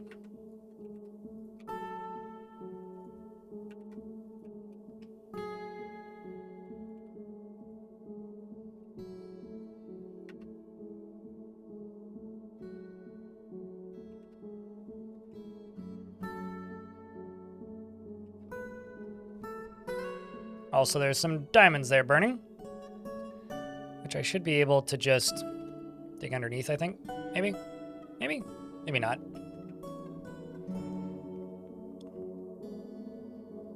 You lost a fort to wombats? That's one of those things that sounds like it was really funny in hindsight. Hopefully it wasn't frustrating at the time. Got a clother that's been missing for a week. Well, that's unfortunate. Time to add them to the very long memorialization list. Kind of sad that that other gremlin hasn't shown up. It's like, I know that there's a second gremlin, but it just hasn't shown up, and that's very disappointing to me. It's like I got a Crundle, Kestrel Man, got a Cavey, but no, nothing bigger. Yes, but you don't want them to. Usually, were creatures that... The thing is, okay, people always ask a lot of questions about were creatures because they seem interesting, which is fair. You're not supposed to have were creatures in your fort. They're supposed to be a problem, like an illness that you need to get rid of immediately. Were creatures have zero control over themselves when they are in were creature form, meaning once a month. They become unstoppable killing machines and will kill all your dwarves and other were creatures. They do not discriminate and they just murder. I have 2 in my fort, and they are locked in rooms by themselves and cannot leave their rooms. And they are not allowed to leave their rooms. And they also break shit. Topple levers, destroy doors, Topple workshops, cancel jobs, infect everybody they touch.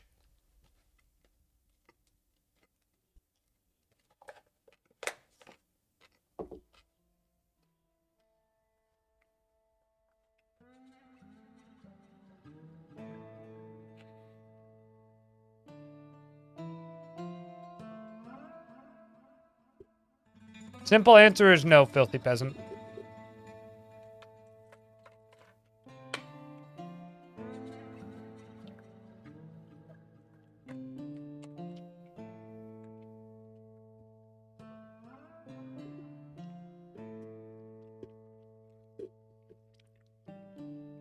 All right.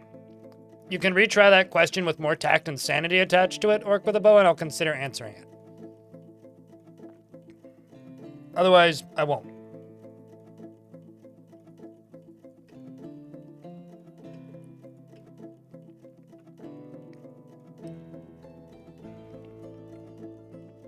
Well, I've consumed it now, so I'm not consuming anything currently.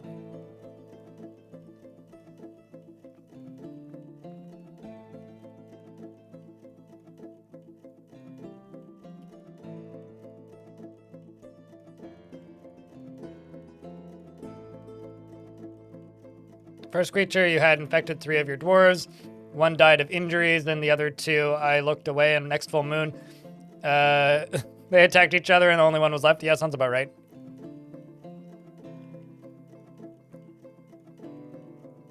Why do you do this? Because you asked if I was eating a dwarf. Otherwise, I would have told you exactly what was on my sandwich, which I was definitely eating.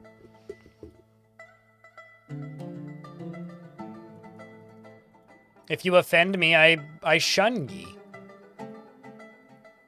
Nah, I don't need to ban anybody, but I will poke fun and ignore. That'll do.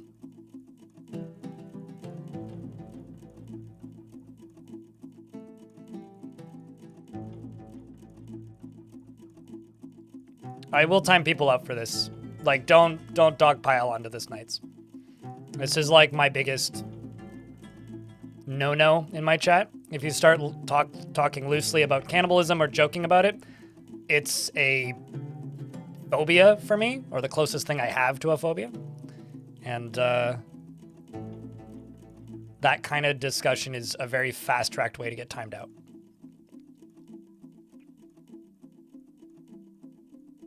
There you go, Elray. It's all good. That's why I'm being clear.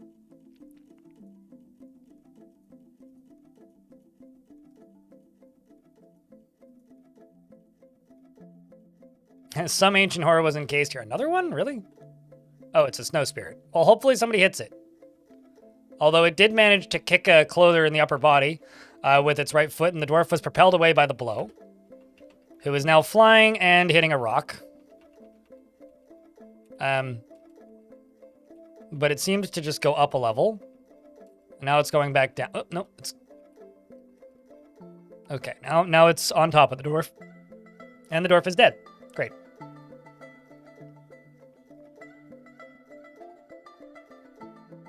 Oh, wait, wrong squad. So it's now time to send the actual squad down here to see if they can do any better. Bring out your dead! Slap. I don't need to bring them out. I got plenty of them already. Wax Squishes? What a good name. It'd be even better if you killed a beekeeper. How did that even happen? Lava... Okay. Okay, so this dwarf, Quilted Hearts, is running away very quickly. Meanwhile, the snow spirit is climbing and landed on a baby, or a child. Kicks the child in the lower body with the left foot, which bruises the muscle and bruises the guts through the tail trousers. How you doing there, Endok? Try that axe out for size. And the child immediately dies, and the militia captain drops their shield immediately. And we've got another dead. Iteb is now dueling with it, and I think you just killed it. Iteb hacks the spirit, the snow spirit, in the front left leg, with an adamantine battle axe, and the severed part sails off in an arc, and it flies to pieces. And part of it turns to steam,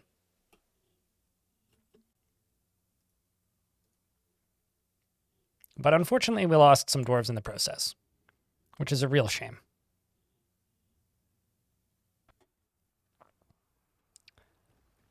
I'm going to assign a temporary leader here real quick so I can go down here and give it to one of the dwarves that are in this squad. Which I should be able to do, right? Can I not? All right, well, that's kind of unfortunate.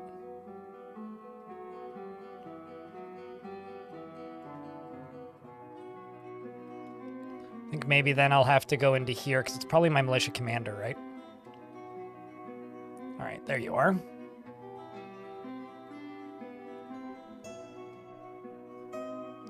So I need one of these dwarves. Like, I nod, but you've got a crutch, so I don't really want you in charge. Oh, Melville, you're just a recruit. Stint that Viking Rage. There you go. Viking Rage can take that job. And then you can be replaced by Viking Rage. There he is. Coming in handedly. Which does mean you get to go equip new things. And also, I'm going to give these dwarves a new uniform. This is going to be breastplates, helms, greaves, gauntlets, high boots, shields, individual choice weapon, and we're going to say no full armor, and let's also say cloaks and uniform replaces clothing. Exact matches only. Go.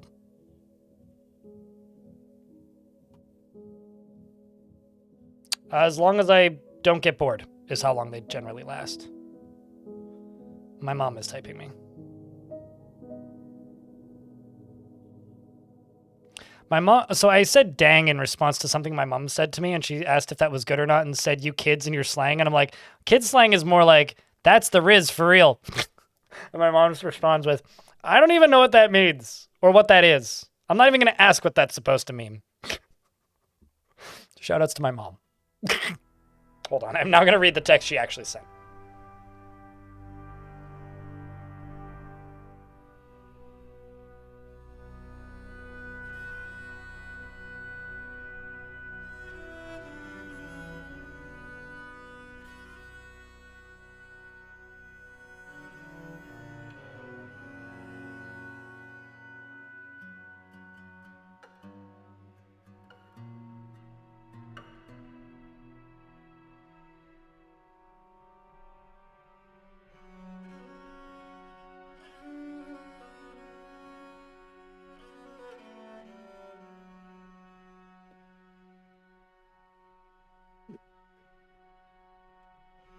Or your son randomly saying skibidi toilet. Well, I mean, that's just like an exclamation of something.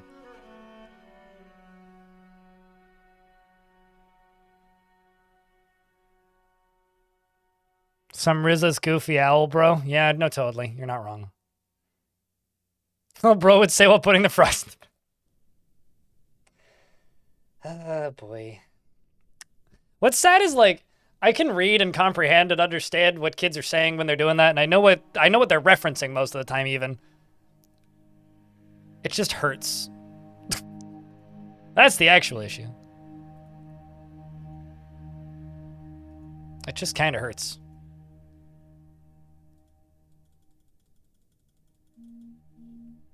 Dear Mom, please stop texting me. I am working.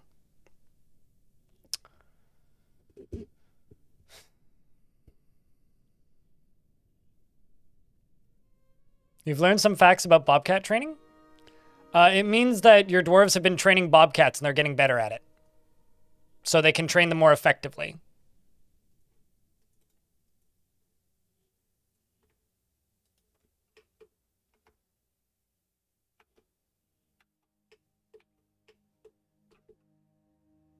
Hello, Taylor. That's fine. Lots of dwarves dying today, apparently. Like, lots. The other gremlin that I was hoping would show up hasn't, which I'm sad about. But aside from huge amounts of death and no gremlin, pretty good. No complaints.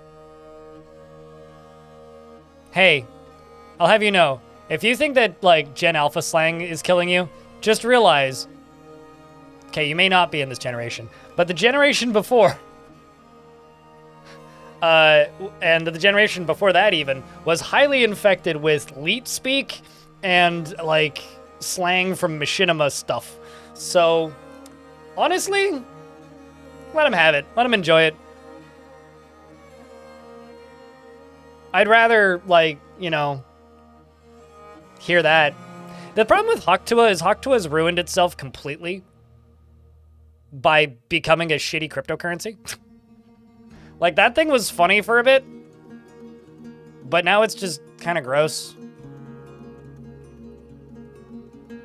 Like, it's might as well have never happened as an amusing thing, because it's just not now. Yeah, she's literally a pump and dump scammer. Taking the quote from YouTube, correct. Leet, L33T. You're older than me. You should know what leet speak is. It's a blowjob spit on that dick reference that came from some chick during a football game that went viral and became a meme. That's what Hawk to a what is.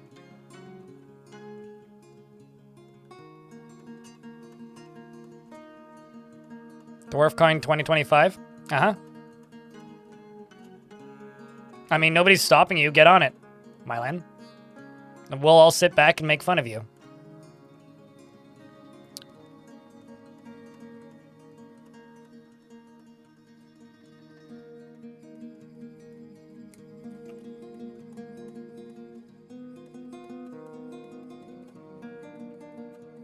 What are you doing here, Dwarf? Okay, you know what? I'm gonna just do it this way. It's just gonna be much more straightforward. Man, that dwarf dropped their dinner. It's a grizzly bear meat roast. Could have been a delicious dinner, but instead, just nothing. It's been found dead, eh? Bah!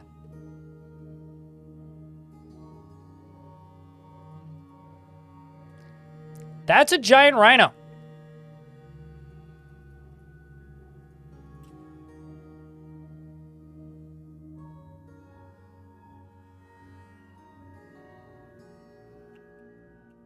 That's terrifying. I think it may be time to lock the fort up again. Oh shit, there's more. There's another one. Yeah, I think I'm gonna lock the fort. Oh shit, wrong button.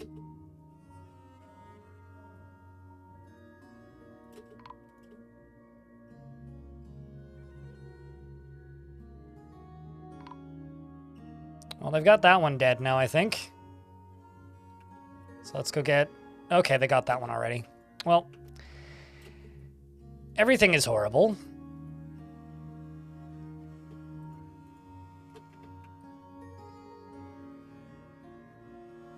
Let's pull this lever.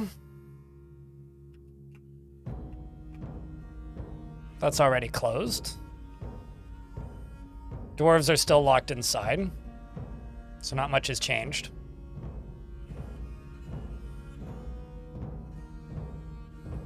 And got the office number 1337. I'm not gonna lie, I still kind of unironically like some leet speak stuff. Well, you guys barely made it in. I'm gonna open this door up instead.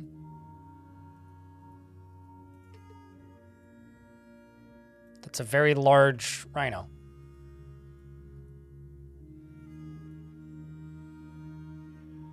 Well, great. Like an army of tanks for dwarves? Yeah, one day dwarves will be able to ride mounts. We don't live in that day yet.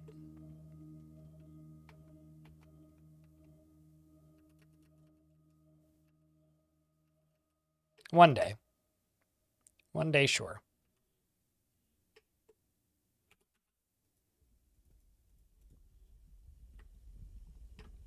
Slang in general goes over your head.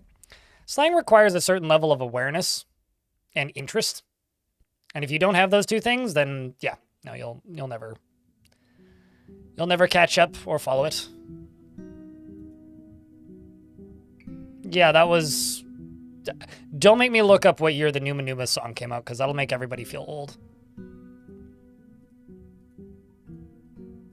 Just don't make me do it. I really don't want to. Personally, I do not want to know. Ezem Alak.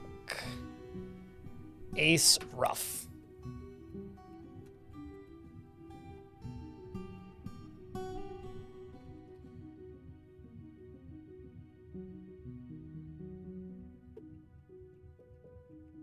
There's probably also ghosts I need to plop. Yep, 2, to be specific. Ghosts I gotta banish. Dwarfs that need to be dwarfed. It's probably the same year Darude Sandstorm.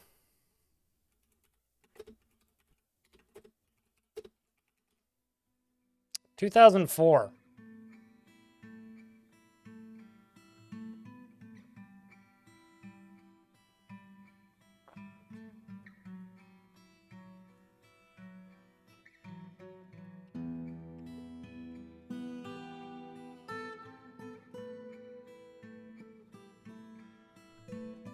Some ancient horror was released just now.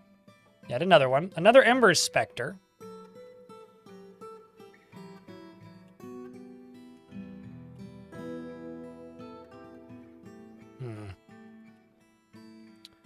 Well...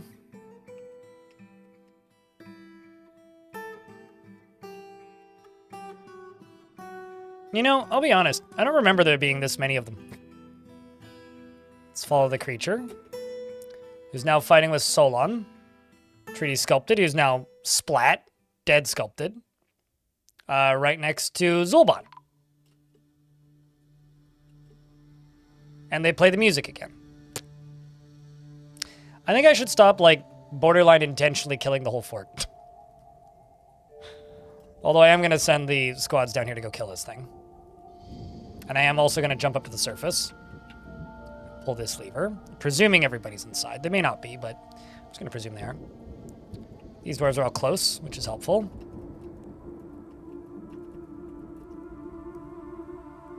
So this is another one of those ash creatures. And see, that's more how I expect these fights to go. When I say they're weak. That's what I expect. I expect them to just get splatted immediately.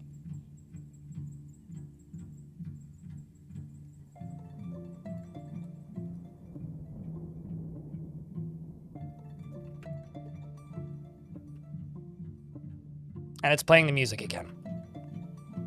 Welp.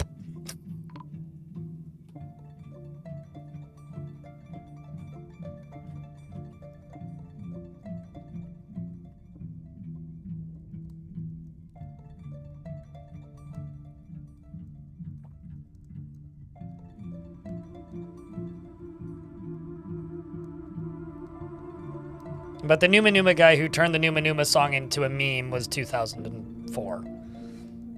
Which seems late. I don't know.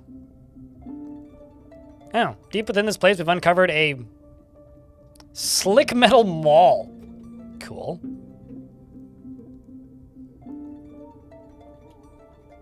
Who doesn't like a mall? I'm not going to make a do they have a Toys R Us joke. I've made that joke too many times.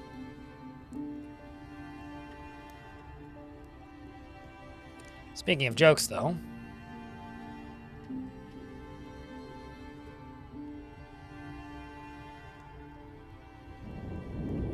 Still got to get all this removed so that these magma crabs can't just climb out.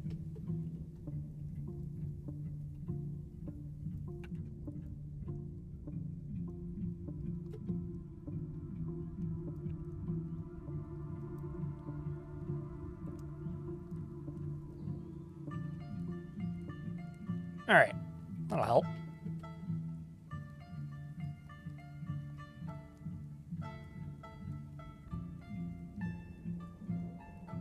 You can't stance if you want to. Yeah, I don't know. I will never fully understand adults roughly the same age as me disliking childish slang. That is a thing that every generation is more than entitled to. And frankly, with the bullshit that they have to put up with from the previous generation, I think they deserve it, even. They deserve to annoy the crap out of people with things they think are funny.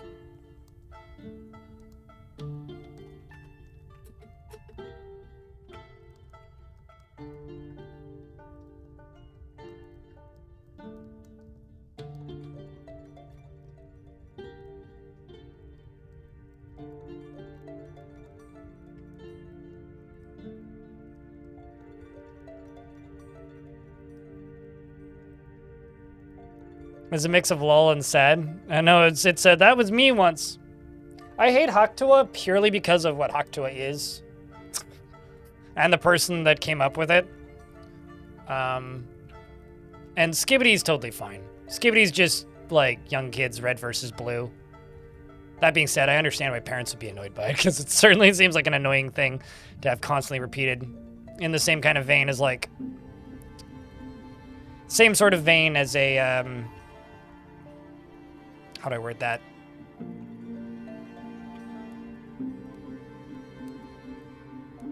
Same kind of vibe as a red versus blue, even, I guess. I mean, it is kind of exposing a generation of kids to machinima.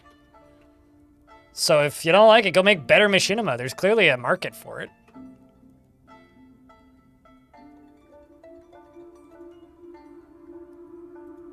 I'm not going to say that making machinima is easy, but could definitely make better machinima than that. Okay. Jagged black metal spear. It says that it's jagged, right? Well, that's why. It's sharp. It's spiky. Dwarf can't hold. Not everything can be equipped by dwarves. A lot of the items that have modifiers on them, like slim, can't be equipped by dwarves. Although you could equip them in adventure mode, you can't equip them in fort mode. Also, I'm going to eat like 100 bears. Well, my dwarves are going to eat like 100 bears, except for the ones with names. I'm super tired of having so many grizzlies. This fort is too full of grizzlies.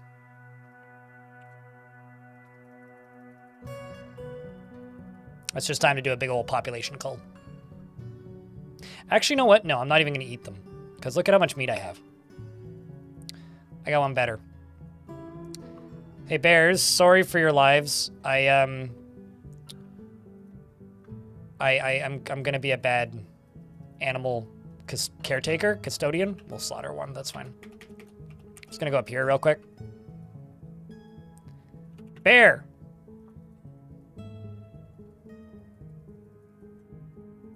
Every bear that doesn't have a name is getting tossed into lava. I may even throw the babies in. Or at least a good bunch of the babies. This is just more efficient, okay? And I don't need to worry about cleaning up the body parts afterwards. I will keep a breeding pair of young ones.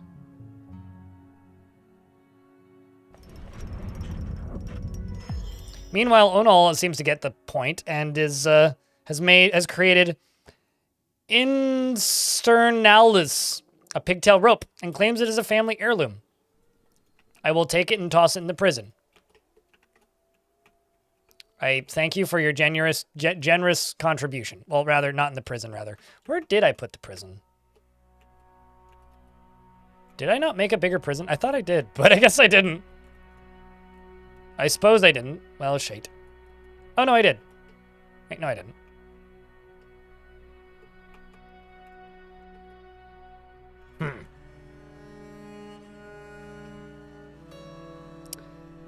Well, okay then. I will plop it over here and we'll figure that out later. Which is probably what I did when I started making a bigger prison.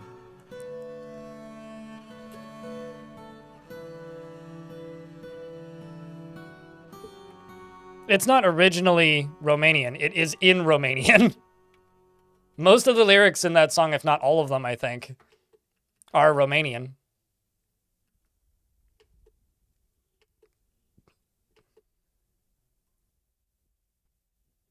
For some reason, everyone thinks it's Japanese. I don't know why. And that is not the first time I've heard people say that.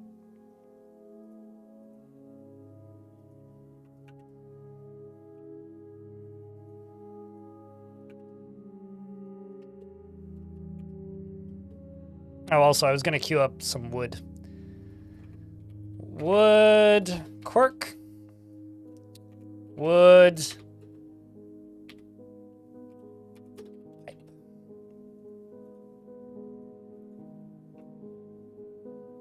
That's weeb coded? I think it's more weeb adopted than weeb coded. I think weebs adopted it more than anything.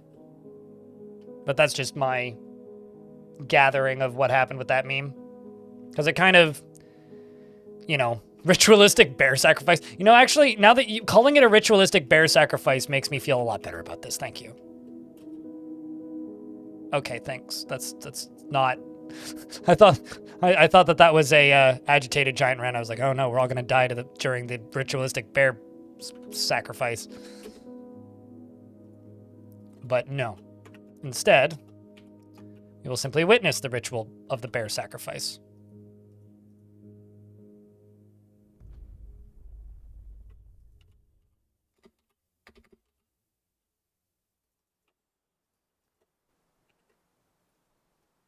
I was going to build walls here a long time ago, and I totally forgot. Witness them? Yeah, we're working on it.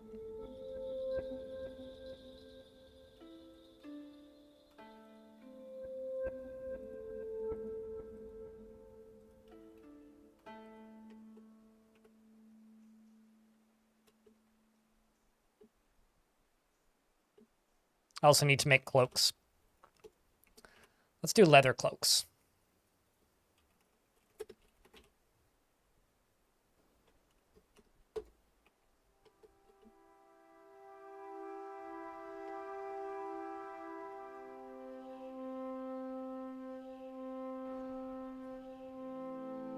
I feel like my dwarves are busy with too many things. Certainly seems that way.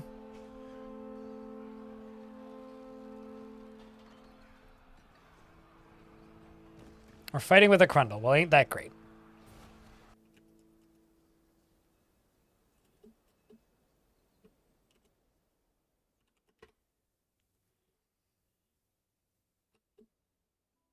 Well, I've just got bears running around everywhere.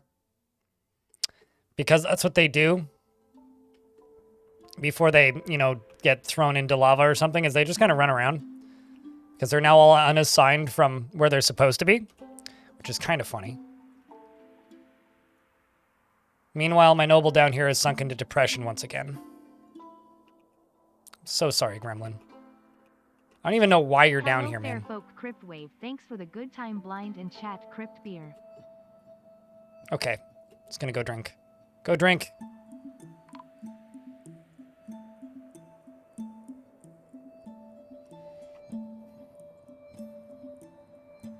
Paxmac, thanks for the 23rd month. I appreciate the ongoing support. Cheers, friend.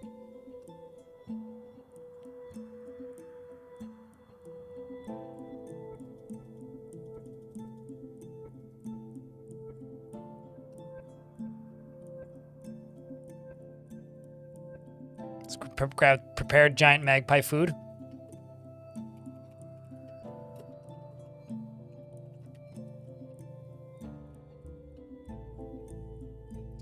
Oh yeah, this is gonna take a while. Like, kind of a long while.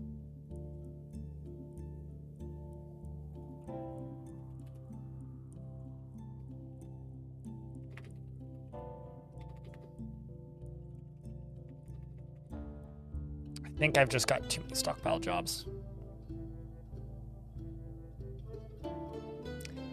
Yeah. I think what I need to do is just nothing for a little bit. And just let these dwarves put shit away. So I'm just gonna follow you and see what this dwarf is doing. Because because that's what these dwarves need to do. Stray Duke, yeah, he's stray. It's funny, when he starts to lose his training, he gets upset. He also gets really sad when his trainers die. Like, this dwarf's just hauling a wheelbarrow. Yeah, no, I need to just let these dwarves do their thing for a little while. I need to let my soldiers train.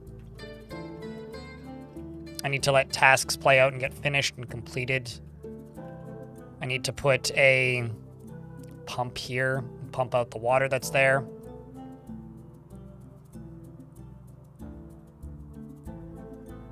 Get all this stuff finished up.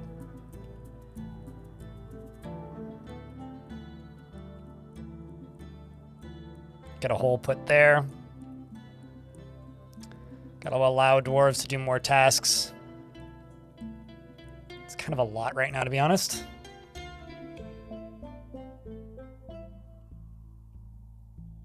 You have like 10 dwarves rearranging shit constantly. Actually, you know what I should do? I'm gonna do something I literally never do.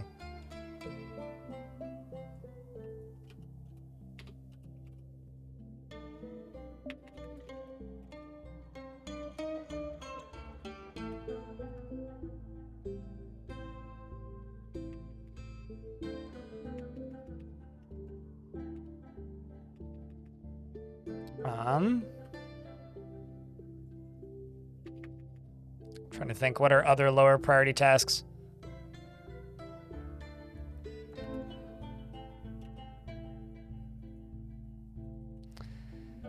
Just gonna drastically limit who can do stuff.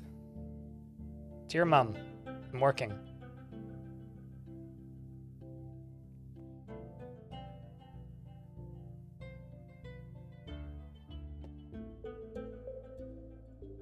Normally my mom's pretty good about not texting me while I'm streaming, but I guess she's given up. I've been streaming too much the past few days. She's asking for Christmas gift ideas. I'm like, I don't fucking know. Don't buy me anything. Donate to charity, which is what I used to always say, and nobody ever did it.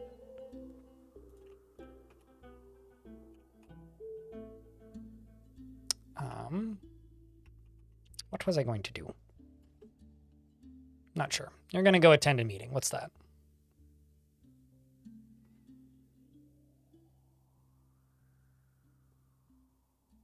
And split your quantum stockpiles. The thing is with quantum stockpiles, you have to be very careful because you can overwork your dwarves because every single item in the quantum stockpile generates a job, which can be kind of a lot. There we go. It's time for the ritualistic grizzly bear sacrifice.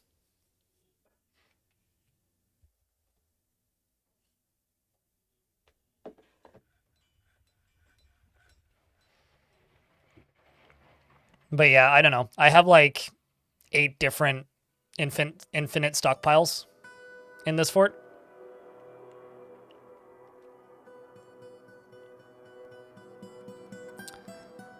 I've tried very many different variations of that, and I don't like the holidays. I'm not a Christmas person at all. And having family members ask me what I want is always just don't buy me things. Like, unless you like have something that's perfect for me somehow, I don't need you to buy me things. But nobody ever listens, and I've actually given up on getting people to listen. It's kind of annoying, to be honest, but there ain't much I can do about it, I guess.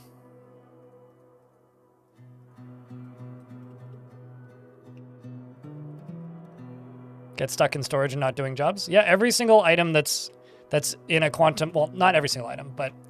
Here, let me see if I can explain it. See this? These are all items, right? All of these items need to go into this quantum stockpile.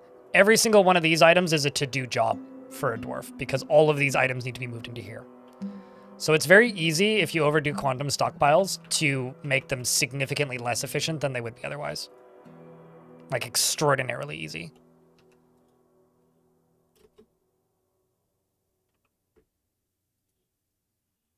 I have no idea what's wrong with this dwarf, by the way.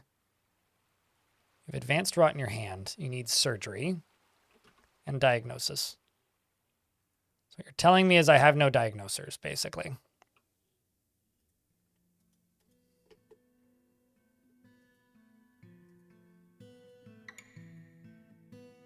Okay, well, now you've been diagnosed finally, so that's something at least. So, baby dwarf over there.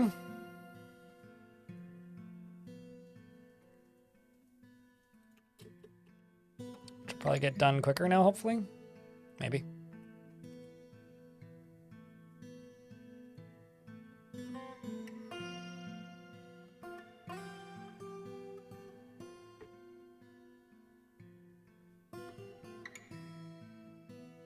Yeah, pretty much. Runeterra, yeah. I believe it, Garfield fan. It's been a long wrap-up. It's like a combination of that and... Child was bitten by a fire snake, jeez. It's kind of brutal.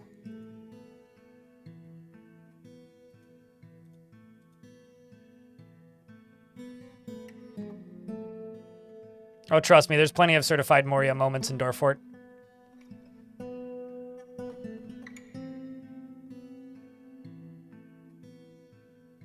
Quantum stockpiles are awesome. However, you have to be cautious with them because, as I said, you can very much overdo a lot of things.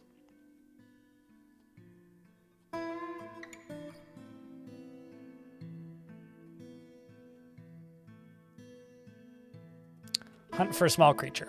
Ah, I was starting to think that I probably had some dwarves that were lost.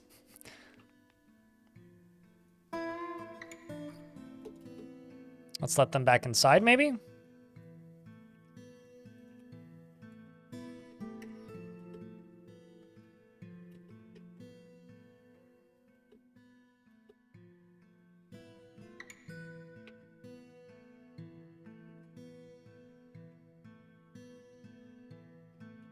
Is there any more dwarves that need to come inside?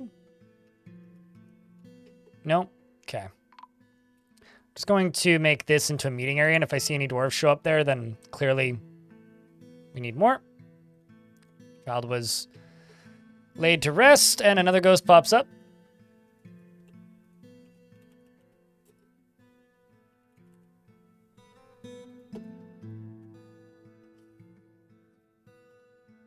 You figured out the game on your own besides making iron? Well, that's cool. Happy to help with the iron thing. I'm actually kind of amazed that the iron is what tripped you up.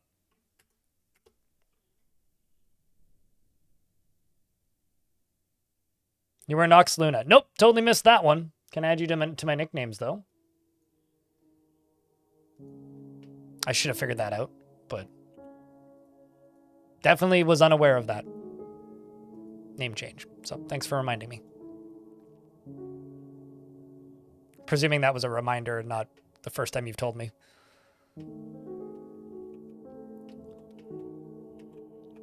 Oh boy, oh boy, oh boy.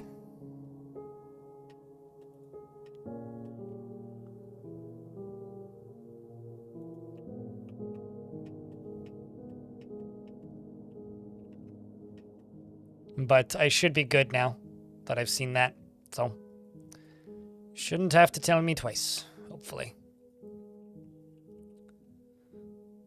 So how many kids are in the fort? Yeah, kids are definitely still doing chores, that's for sure.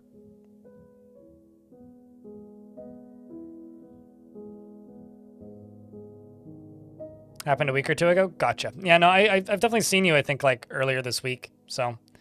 I kind of suspected, because usually people kind of talk in certain ways. If they, I don't know if you're in ads now. If they have been around for a while, you can kind of tell. So, although I don't always want to ask, because sometimes I'm worried that, like, I missed it and you did tell me.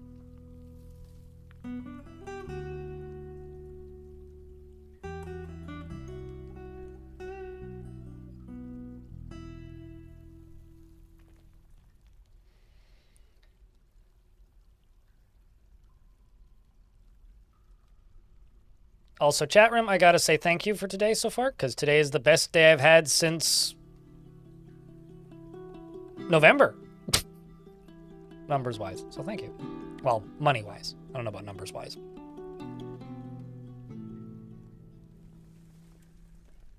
Ads interrupted me? Yeah. Basically, like, I kind of can tell, Luna, when somebody's changed their name because they talk like they've been here before.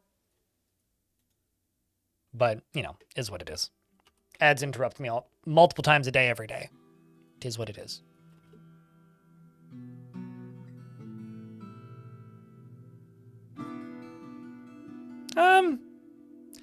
Not to be a downer, deep sea fishing.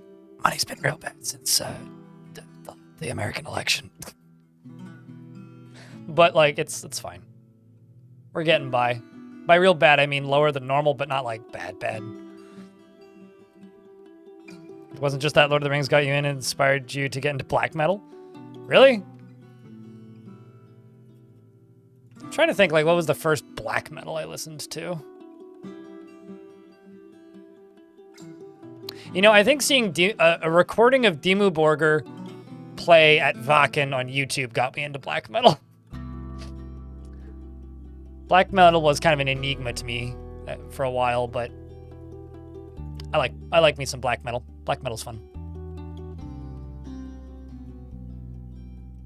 All right, ads done. There you go. Simply put, I kind of presumed because I'd seen you around. I just wasn't positive who it was and didn't want to ask in case you'd already told me. Apologies.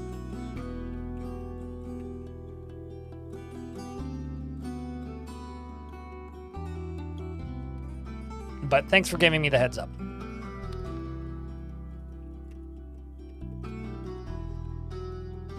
Okay, so let's get this pumping.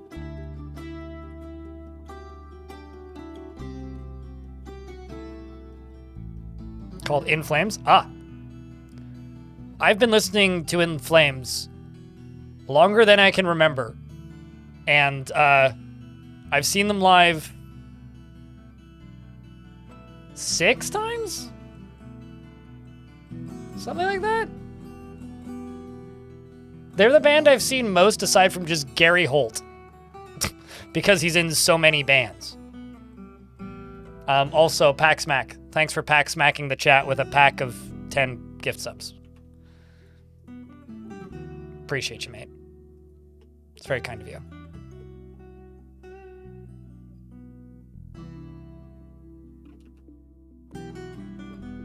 Time to pump out all this water. And it just does that.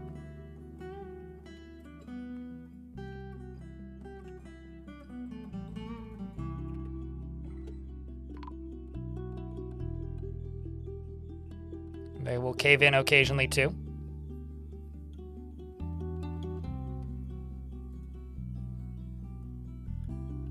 Does look pretty cool though. I would like this to not spread into here.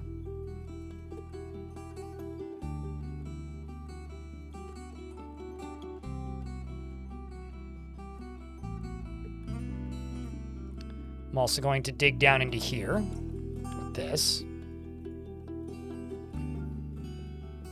And then go underneath you, and set you to do that.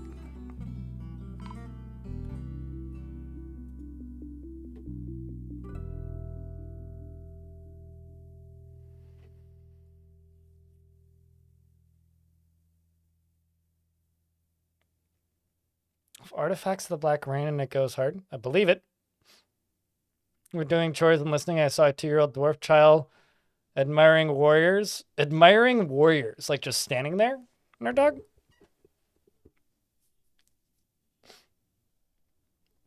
Like gaining observation skill? Or something of that effect.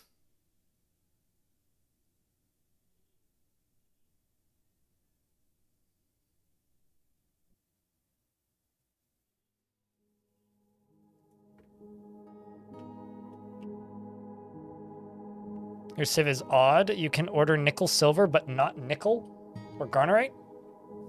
That is odd. They must just have a surplus of something from somewhere.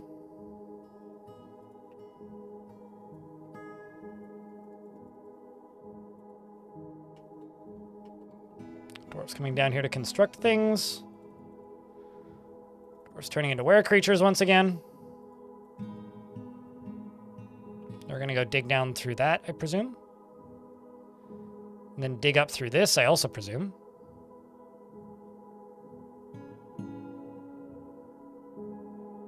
Please don't have anything terrifying in it. Nope, that's fine. And that those gems are going to evaporate most of this water, probably. Kind of love it when it happens. It's holy crap. That's actually a lot of water. Kind of happy we ended up happenstancing into that this way. Because all of that is just going to evaporate now, which is kind of awesome, actually.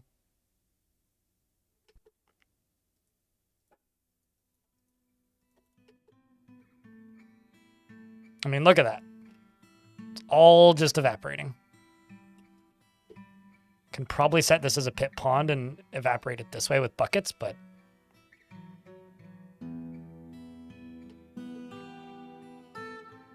This is not a new fort, and this is in the beta branch. The patch is for the main branch. This is Cloudthunder. I've been running this fortress for almost too long at this point. But I'm trying to populate hell because we're at a pretty easy angle to do so.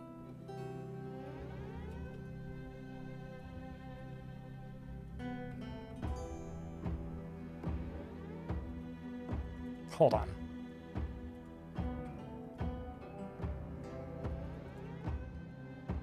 Well, items shouldn't be inaccessible. Everything is locked. They can't get in. All right, we'll just leave the fort as is then.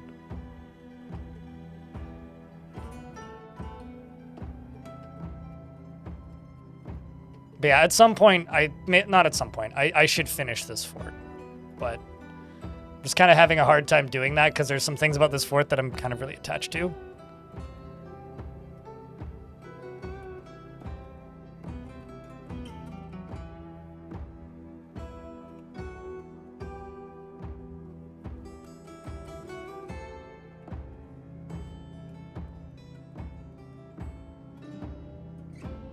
Chat, should I gamble with... No, I shouldn't. It's right there. I should just dig through this. Just focus on the goal. Streamer, focus on the goal. Focus on the goal. It's right there. It's right where it is. That's the side that we're going to let them in. That side.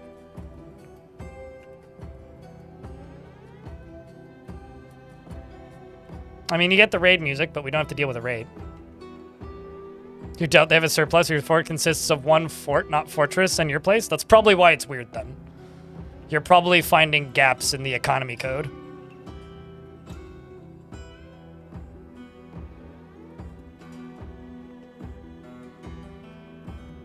At least that's my current bet.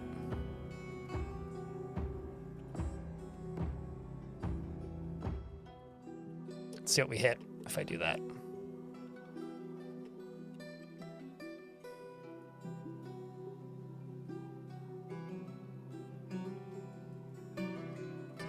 When there's a hole, there's a goal. That, oof. Ay, ay, ay. Somebody do say that. I know that much.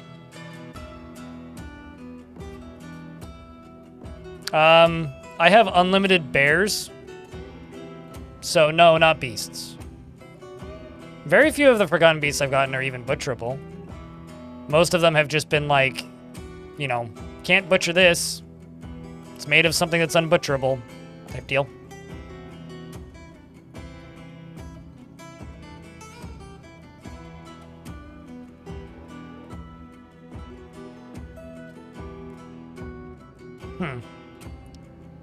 Well, that's kind of terrifying. Okay, phew. It doesn't go all the way down. Okay, so there's lava beneath this, I presume. Let's try this one right here. What are you even currently doing? I'm trying to get down into hell. Because... well, actually... huh. Crud. Well, oh, no, not crud. The hell down there? Nope, that's the edge of the map. It seems that,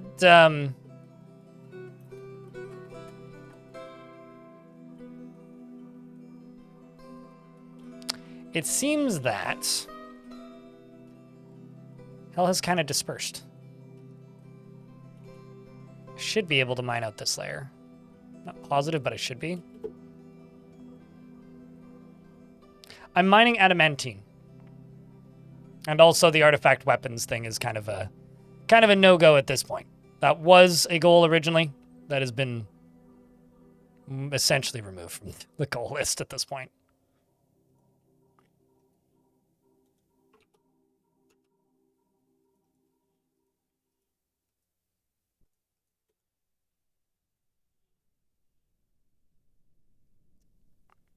Can you build down? Yep. Yeah, I build down all the time. But no, I want to go in through this side. Is the thing. And I'm also trying to get this adamantine out of here. Because, one...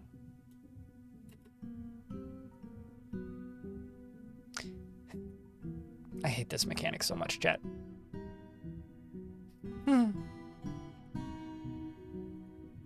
Nice knowing you, Zon.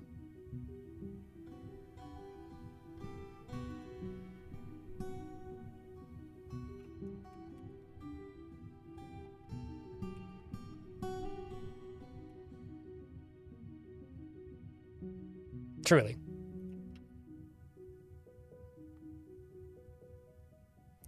Zon didn't swim too well. Yeah, I'd say that again.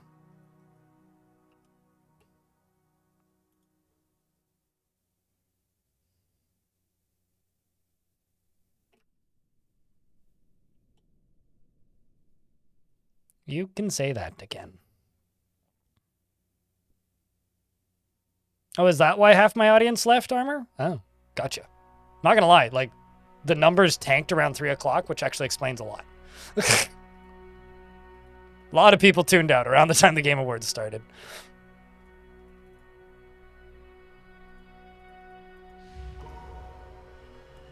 The Lame Awards? I'm gonna watch them after I'm done streaming. I look forward to them every year. I like the memes. They're dumb, sometimes entertaining. It's nice to have an awards show for video games that people watch. Even if it's, like, not great as a product. Still happy it exists. I've got that ghostly brewer up there, which I can memorialize.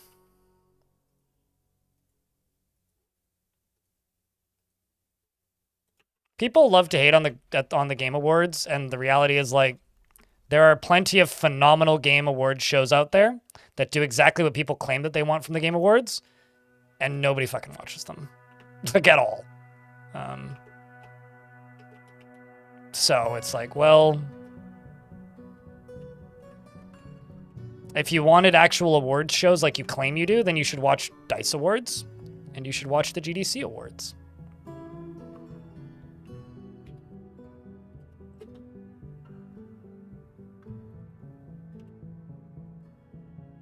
Zephon and Domas. Zephon's the one I wanted.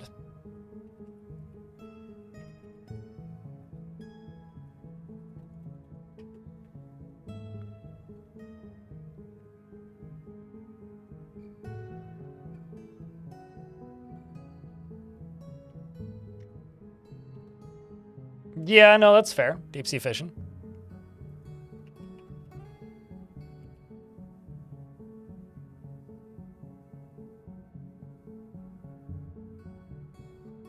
And also, not to be rude, Armor, I've been talking about DICE Awards for a very, very, very, very, very, very, very long time.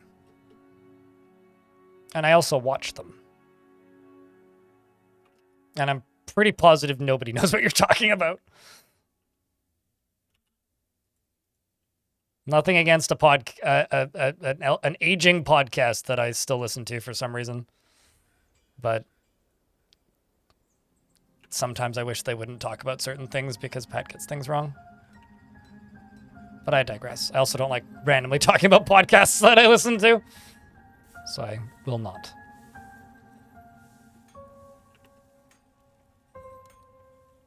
Yeah, well, if you don't want to watch it, don't watch it, gamer. That's totally fine. Lots of people do.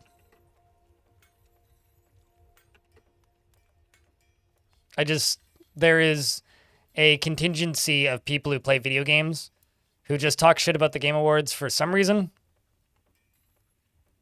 If you don't like it, don't watch it. And I don't want to hear about how you don't like it. That's about it, basically.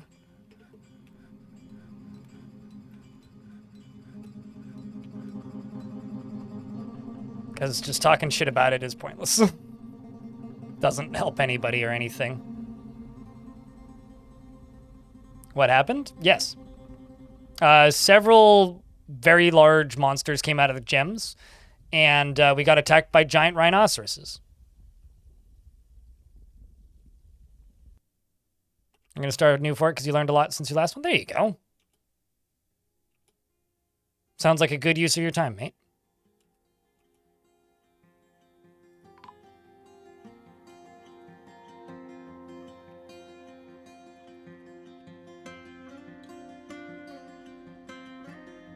Also that, just like random things dying all over the place constantly.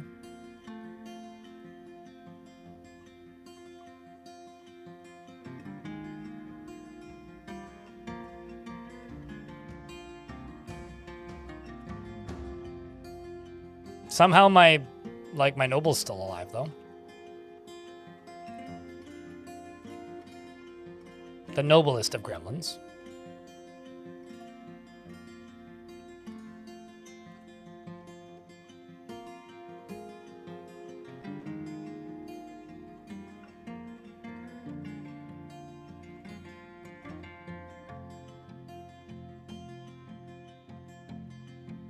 Most importantly, iron. Iron is not the most important material in the game, though. I don't know. Should you? That's a you question. I wouldn't. I don't like Untamed Wilds. I just play them a lot because chat likes it. I honestly have a lot more fun in calmer biomes. But 'tis what it is. You do what the chat wants, not always what you want. We check for heat. What devilry is this? Not enough heat, clearly. Wow.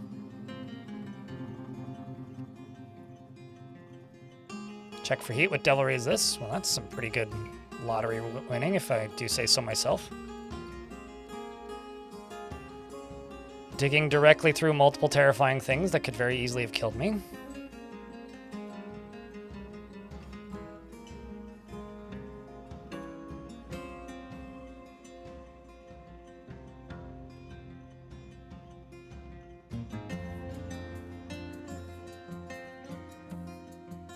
I can jump up here.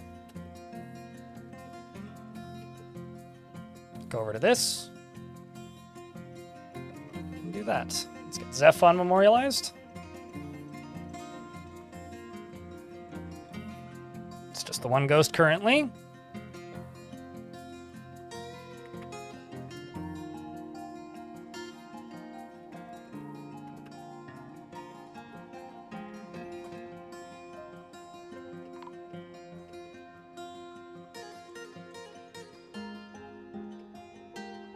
So that can't go there because there's lava underneath that. So let's try here. Oopsies, wrong button.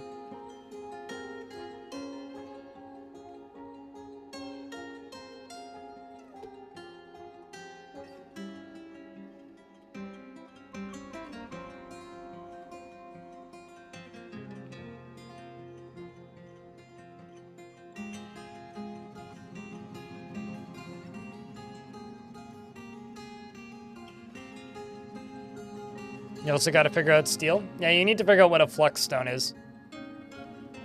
More than anything.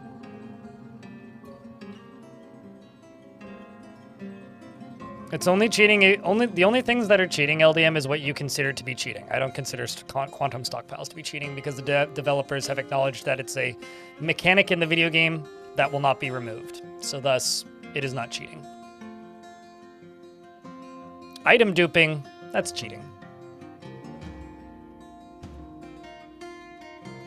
At least in my opinion, that's cheating.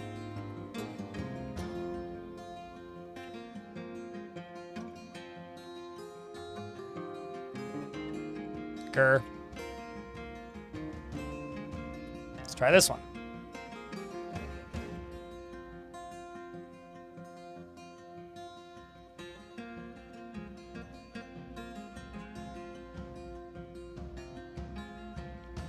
Flux was weird to figure out.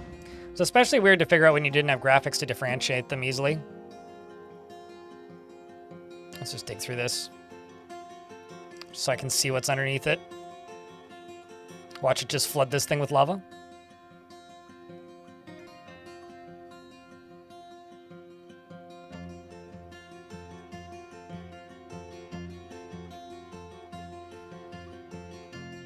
The fact that people run out of flux stones when they're making steel bewilders me. Like, when I need steel right now, all I do is I go down to this layer right here. This is all flux, this entire layer, and then I just do this. Like, how much flux do you need? Okay, I don't need to do this on priority 1. Let's do it on priority 3. But, like, how much flux do you need? Clearly not that much.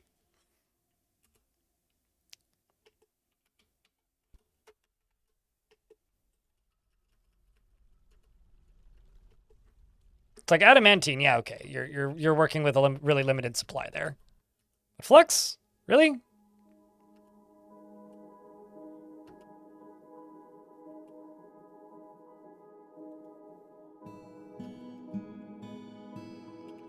All right.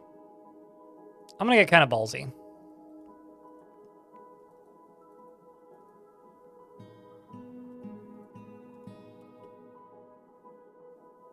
I'm gonna get kind of ballsy, chat. What even is flux?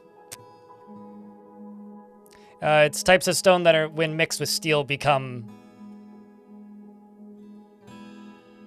Or when mixed with iron and coal, become steel. That's what flux is.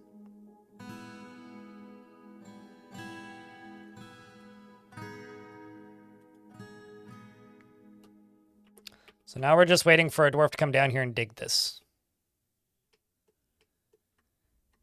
And I don't even know how you got stuck back here, dwarf, but you did, and that's kind of incredible to me. So let's try and let you let yourself out. Although you're trying to go attend a meeting, so you can't.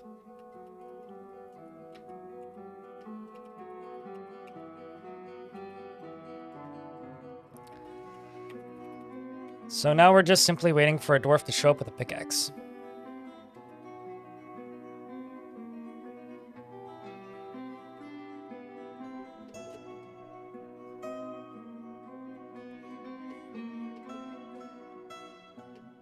Sacrificial metals you add to a smelt. I've never heard them described as sacrificial materials, but it's a very good way to describe it. I don't even know what that was. What are you? It's a snow spirit. Beautiful.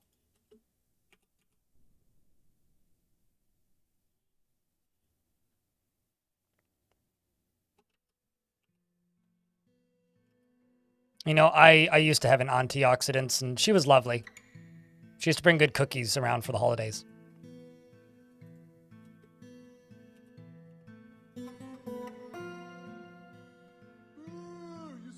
What?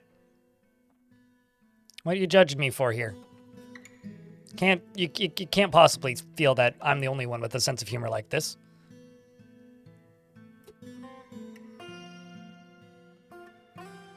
Okay, you know, just quietly digging down into hell. Don't mind me. Also, apparently dumping some lava into hell while we're at it.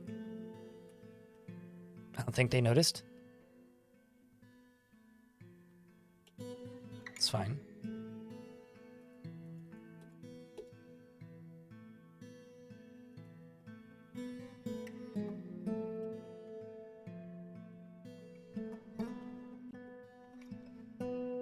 Let's get some more into hell while we're at it. An ancient horror was encased in it. Really? Oh, that's so unfortunate. Where was it encased? Oh, okay. Well, okay, that one I deserved. So Quilted Heart is right underneath this thing and runs away and immediately becomes mashed potato or mashed dwarf. I'm sending my dwarves to go fight with this snow spirit, Saint Nicholas himself. And it found a Crundle, which is great. And the dwarves jump on top of it and begin dueling with the creature. One of them is found dead, which was Viking Rage. Why do they always kill the captain? Ah, I'm so annoyed with this. They always kill the dwarf that's the most important. The one that you need to not die. Because that's the one who's like in charge of...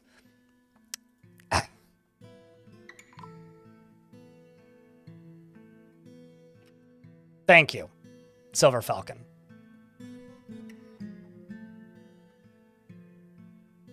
It's like, I don't care if my soldiers die. Just don't kill the one in charge of the squad, please. I specifically selected a dwarf that was like slightly less shit at combat so that that wouldn't happen.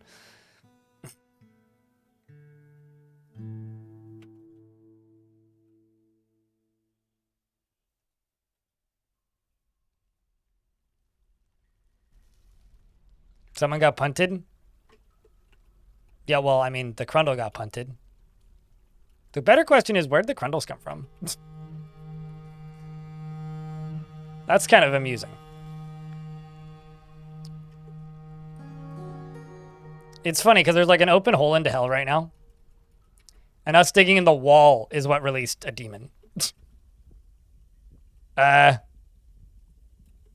Darf, you may want to... You know... leave, maybe?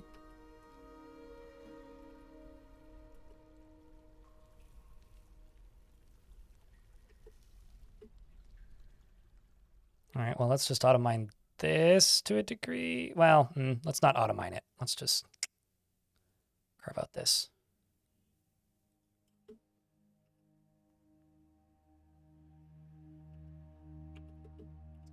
Okay, so right here, I'm going to do this.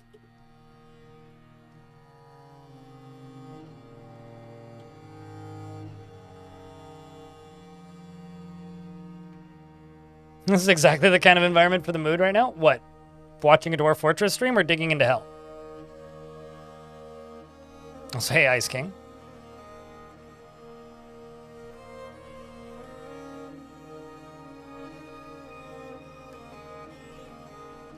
So we lost Salsa, Viking Rage, and Quilted Heart in that last fight.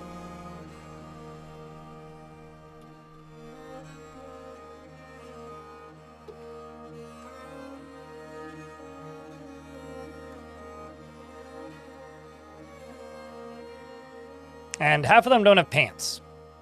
So I'm going to go up to here and go...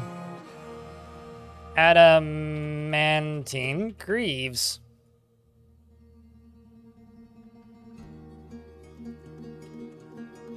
So we're going to have more adamantine soon. We do have some strands that are happening. Plenty of raw adamantine. So I just got these that need to get done up. Although, actually, do I have any grates? I do. Let's just put a grate right there. So that I can drain stuff.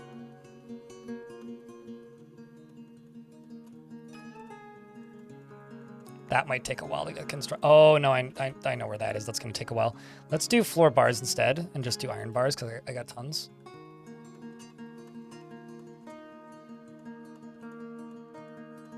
Yeah, this is kind of Dwarf Fortress. Is it fair to call this Dwarf Fortress Endgame, chat? Not as in, like, you know, Disney's Marvel's silliness. But I think it's fair to refer to this as Endgame, per se.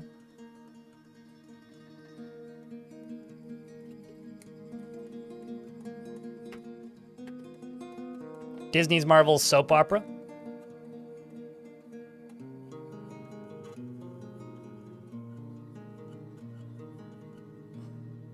Or Marvel's Disney presents Marvel's soap opera, the featuring gods from other worlds. You know, good times. Good times for all.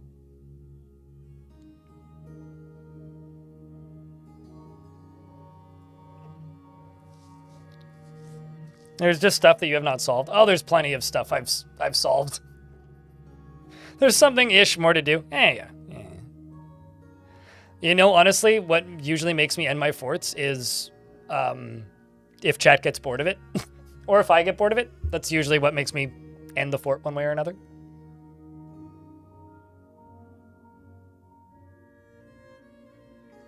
I'm trying to build a structure in hell.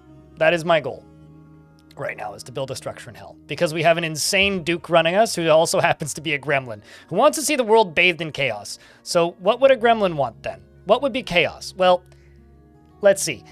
I think we could start with turning demons into a zoo.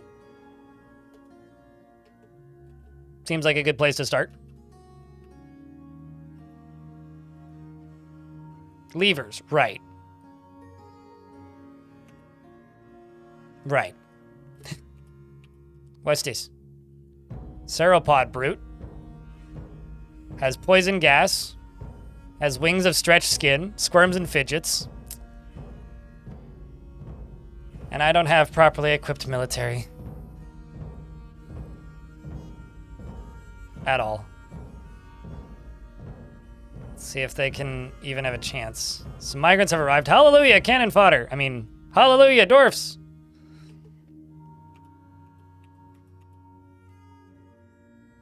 Okay, well, I got a sword master coming down.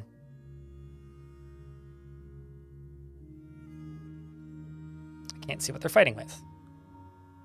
Not feeling vengeful is what he's saying. Well, it's up here now.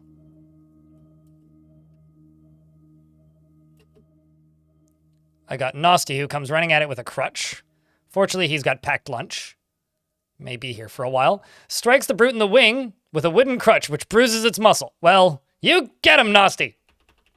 Let's hope you're good at dodging, too, while you're at it. That would be great. Well, clearly he's made it bleed, so if you kill it with that thing with a crutch... The smooth impunity of vaulting indeed. Bashes it multiple more times. Also, scratches it in the lower body. Bruising...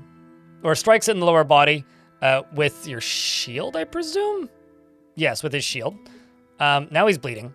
Oh, nope. Is he bleeding? Nope, that's giant rhino blood from the previous fight. This dwarf joins in and dies immediately, probably, right? He's now unconscious. And now Nasty is seeing not as much, which is unfortunate. And the assistants are coming back after it's too late. Nasty is no longer with us. Or about to be no longer with us. And the creature is now taking some injuries. And it appears Uzib, the swordsmaster, was victorious. Because Game, don't play the music again. That's rude. And it seems they did eventually get it.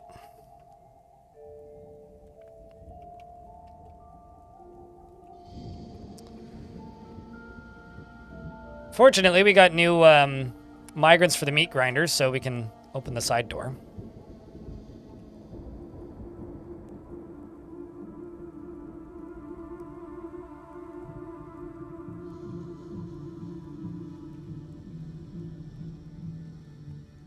That was just a random one that happened to flap out, too.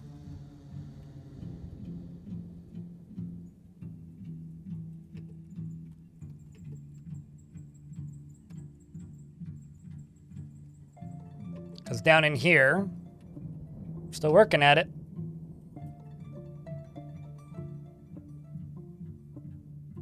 How many dwarves are doing tomb things? Not enough. How many tombs are available? Probably not enough. Literally none. Okay.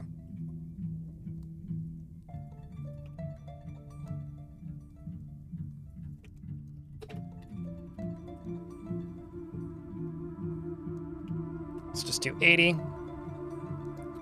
Make him out of diorite. Zephon was found dead. Well, that's unfortunate.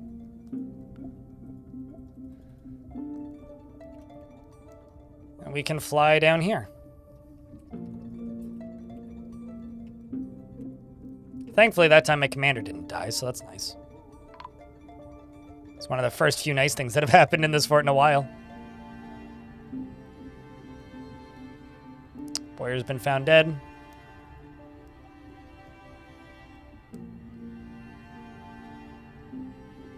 Okay, so hell is now sealed in again.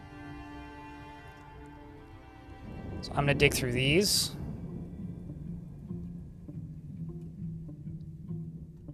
Because this is still in the burrow.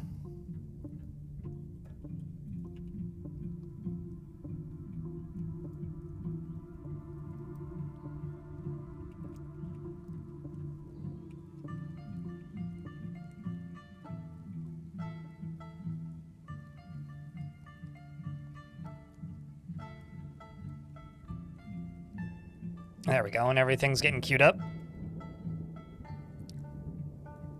Oh, I see the problem here. I see the problem here. Are these on lower priorities? Oh, no, they're not. I didn't see the problem. I am also gonna go right here. Channel into this. Actually, no, I'm not gonna do that. We're not quite ready to go full stupid, but we're getting there.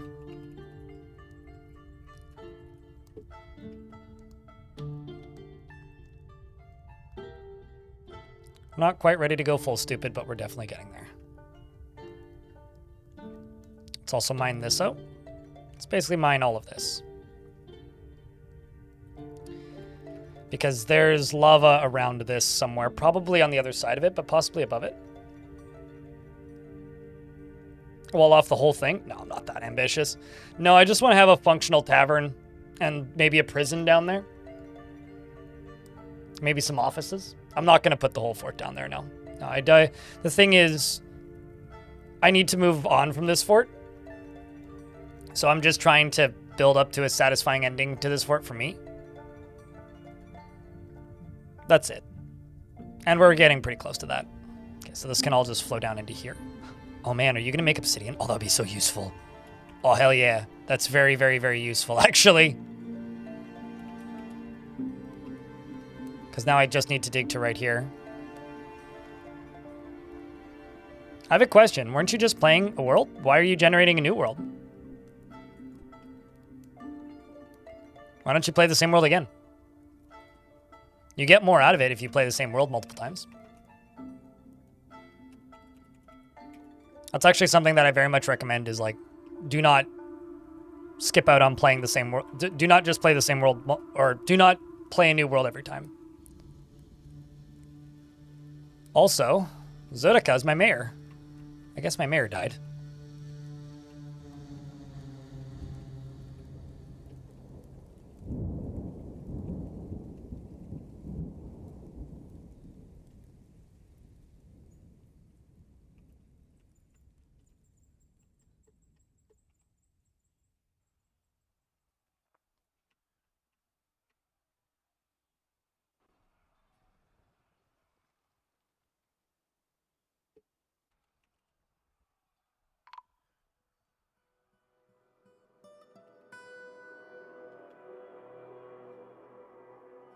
Fab, the presser's been missing for a week.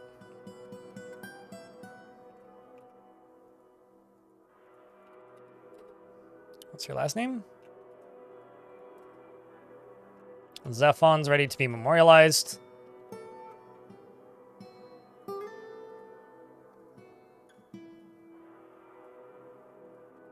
Great.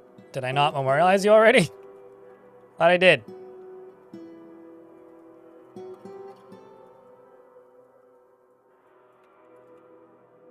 Nope, I did not. It must have been canceled or something. Yes, your dwarf is in fact still alive, and also, yes, you are a mayor.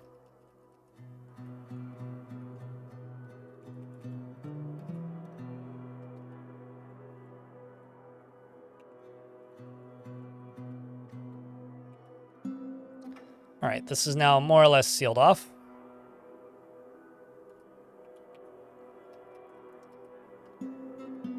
So I'm just going to wait for all this stuff to be carried out of here. And for all of this water to be dried up.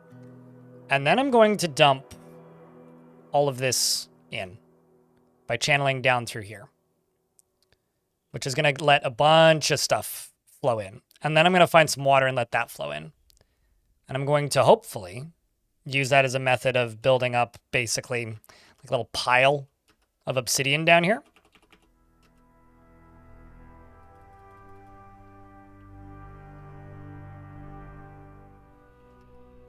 Yeah, I mean, Dwarf Fortress doesn't have credits, so thus it doesn't have an endgame. But these are advanced tactics, if nothing else.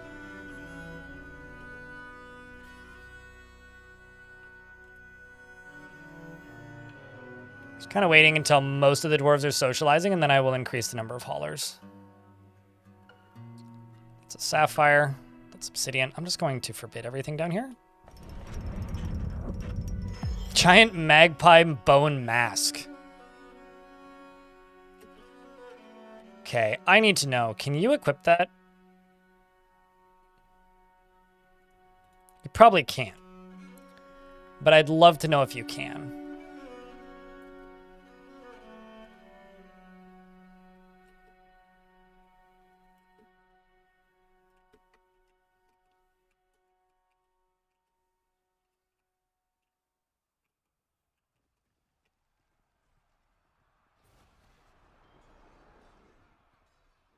There's also a bunch of dead monkeys in the foyer.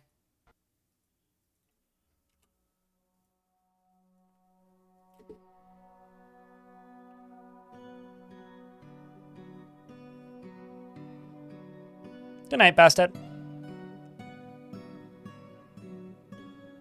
Volcanoes don't always have gold. It's usually whatever metal they have plus lava.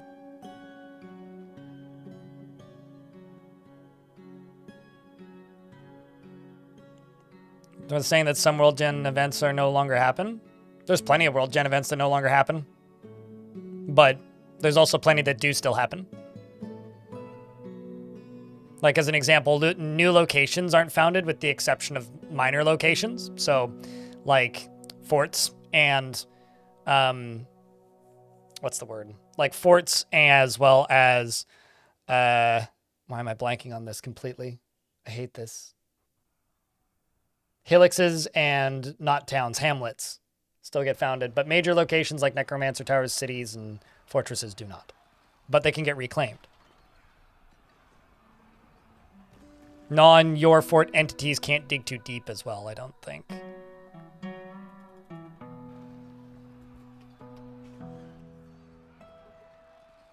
Where are we fighting with giant grey langurs? Oh, of course you're outside, for fuck's sakes.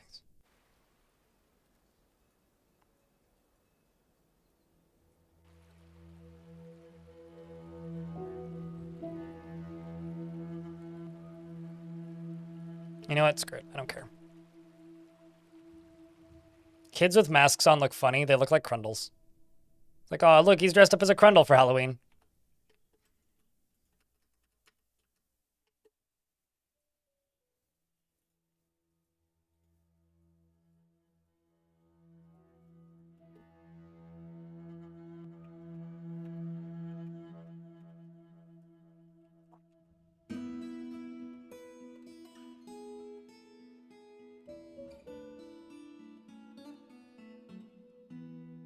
Sure, or any mountain, for that matter.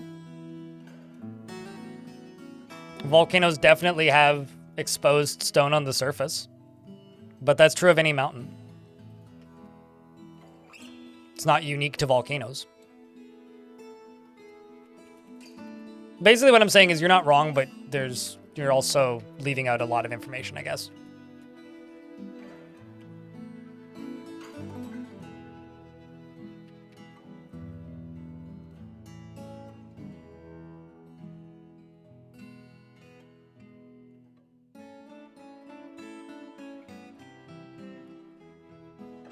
You know, let's just do it this way. Right there.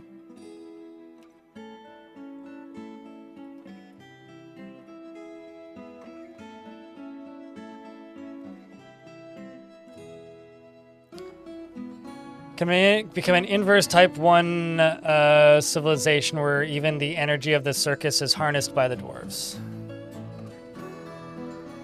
I think endgame for Dwarf Fortress is accepting that it's okay to just call it the Underworld and Hell and not calling it the circus. It's like a personal acceptance journey. It's got nothing to do with mechanics. Is that accepting that the era of getting banned from the Bay 12 forums for saying the Underworld is behind us? That's my endgame. Chat's very bad at it.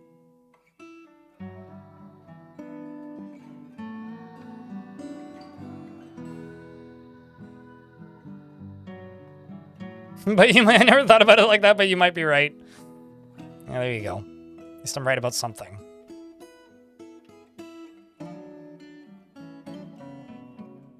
Okay, well, let's hope that there isn't any dwarves down here. And if there is, well, we'll have to deal with it. There isn't, so that's good. So now I've got all of this stuff dripping down here. All this is going to drain out. Now I need to go find some water, which I think is going to be down here most likely. But first I need this to be done draining more or less.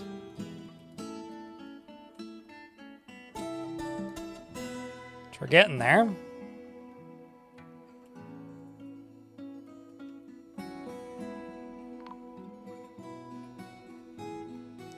Mark Swarsman found dead? Of course you have. And this is... I wish I liked Untamed Wilds, man. I really wish I did. I do honestly just find them more annoying than not. Truth be told.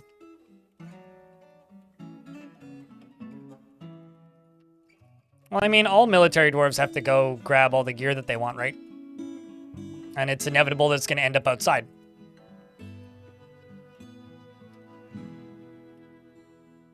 It's just classic dwarves at that point.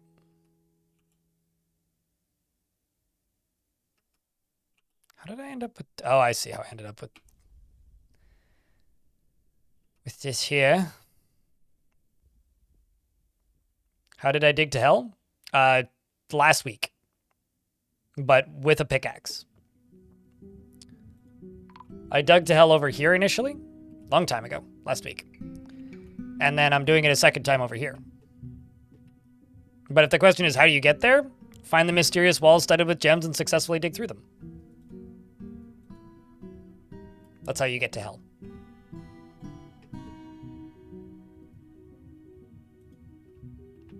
Just go down, can't miss it. It's, well, I mean, I guess you can miss it.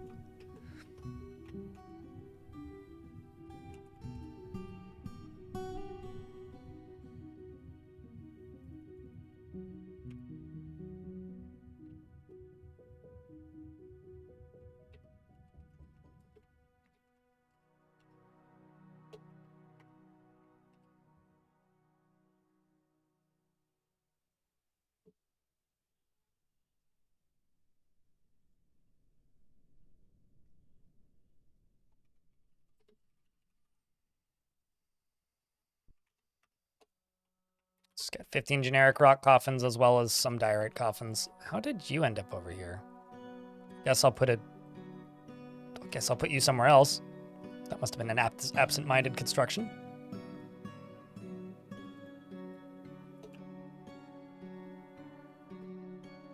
I didn't. There was no initial rush. Because it sealed itself off the second it dug through. Because I was digging through it using hammers of Armok. Not actually physically digging. So essentially what happened was it got dropped, the hammer did, and the hammer, well, that's kind of fun. So the hammer got dropped and fell down into hell. And instead of me, having to fight off like the hordes of hell, it just immediately sealed itself off with obsidian, and which is water and lava. It was very convenient, frankly.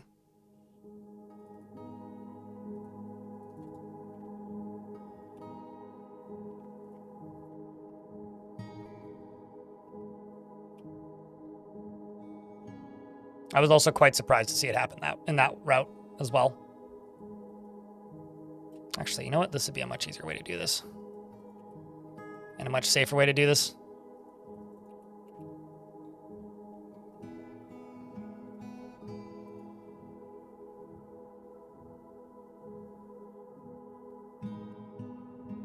And so I'm sort of trying to get obsidian down into here, because that'll make then burrowing down into there easier. I'm doing it this way because it seems like an easiest way to do that. There's a mantis man fighting with a marks dwarf. Cool.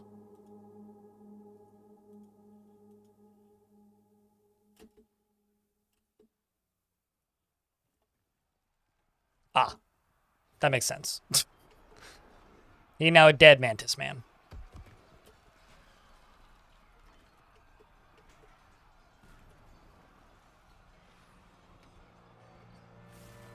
Yeah, I was quite surprised. Kind of blew my mind a little bit. It's the funniest way I've lost a fort. I stood up, I left, I got lunch, I came back from lunch, and a forgotten beast had gotten into my fort and everybody was dead. Only happened once. It was also very early on in the fort. Although, not everybody was dead. It was like, I don't know, 80% of the fort, and then I just went back to the most recent save. I don't know. It's hard to say, like, what's funny. I'm not very good at, like, chronicling all my histories of this game. Like, I've got plenty of memories, but funny is not something that I generally find particularly memorable. Because funny is subjective.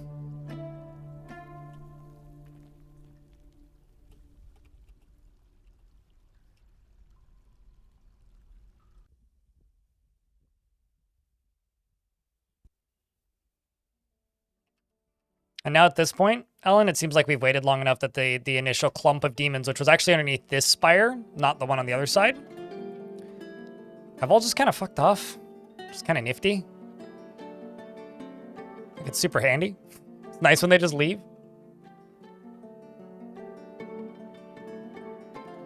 Yeah, also that deep sea fishing. Like, stuff that I find funny is not always funny to the audience, and stuff that the audience finds funny is often not funny to me. Like, you know, I played the worst biome in Dwarf Fortress fort. None of that was fun. That was the least fun I've had playing this game in years. But, you know, made for good content.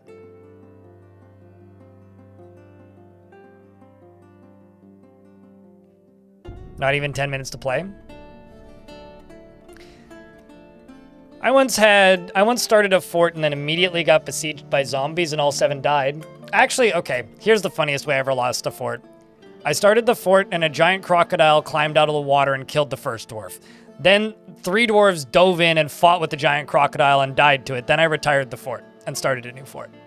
That might have been the funniest way I ever died to a fort, or died in a fort, was like, oh, hey, it's over. Was basically how it went. That was pretty funny. I was just like dogpile the giant crocodile. Basically.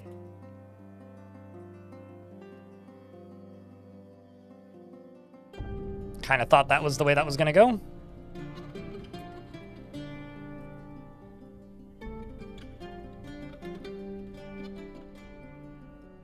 Although actually, instead of doing it that way, I should channel it down.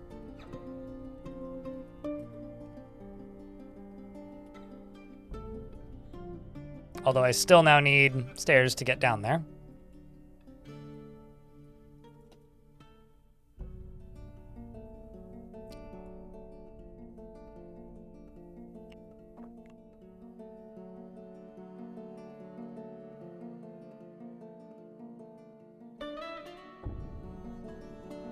Was that one of the test embarks for Applebottom? No, it was for a fort that I did pre-version 50.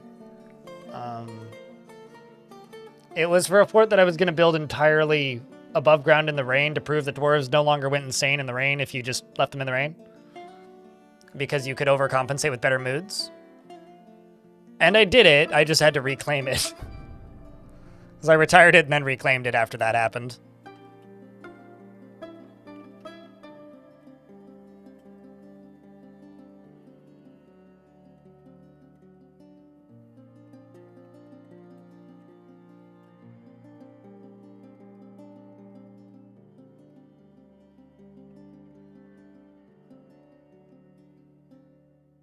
Okay, well, there goes the water again. and goes all down into here. Because there isn't actually that much of it.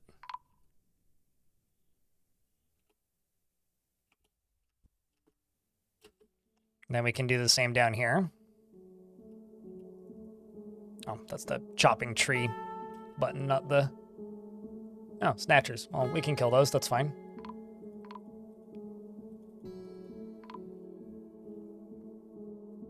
Player who starts to hit walls around 100 dwarves. What do you mean by walls? Start orchestrating failure. Dwarf Fortress is a role-playing game. And I don't mean that in like a upgrade tree RPG sense.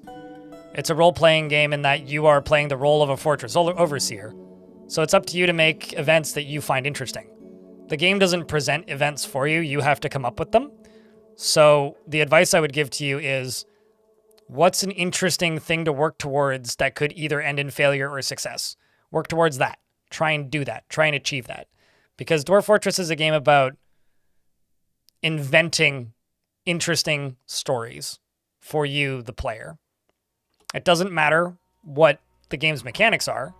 What matters is, can you make a story that's interesting?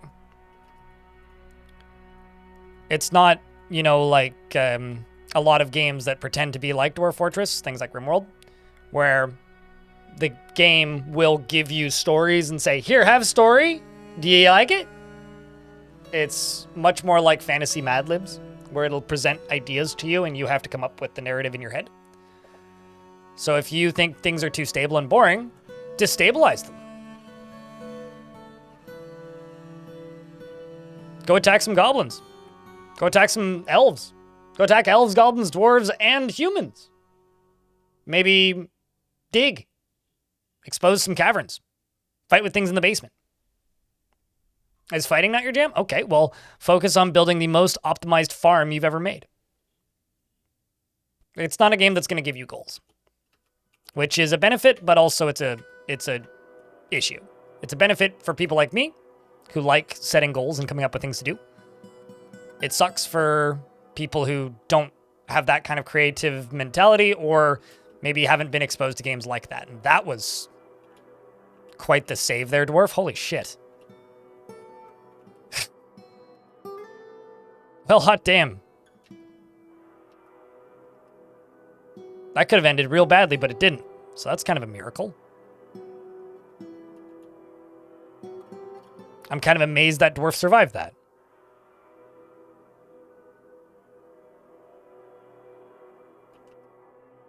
Build a library, steal books from everyone. Calm down, Indy. Sheesh.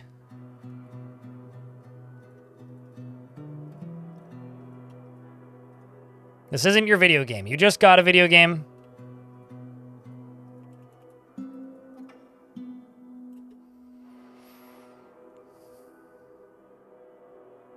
There's a portion, Salad Punk, there's a portion of the Dwarf Fortress wiki called Player Challenges. Or it's Playstyle Challenge, not Player Challenges. Playstyle Challenge. I recommend opening that up and perusing it at your leisure. Because that is full of ideas and things to do. And goals to set. And ideas to have.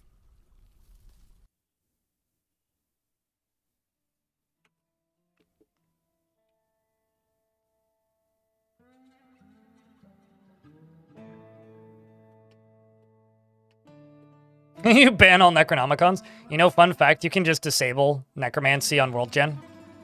I don't know if you knew that, Deep Sea. But it's super easy to do.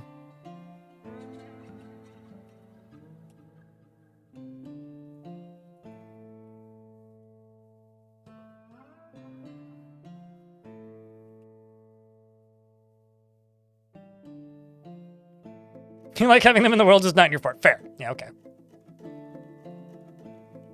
Yeah, definitely fair. Also, we're in an ad break. Shit. I thought we were through it. But yeah, that's my advice. That's my advice.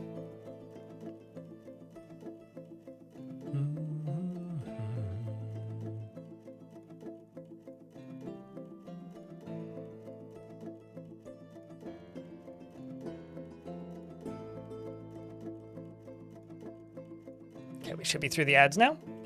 Let's unpause. Really want to get some stairs built. But I've got most of these liquids out of here now.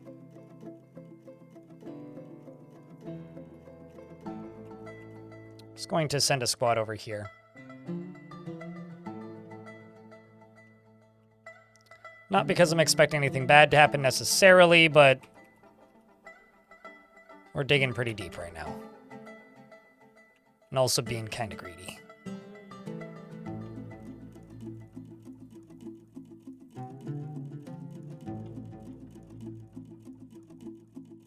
And there's also a lot of lava around here, which is dangerous.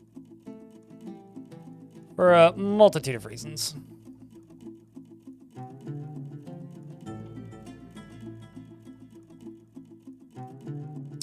Speaking of dangerous, here comes some more lava. And Rel just died.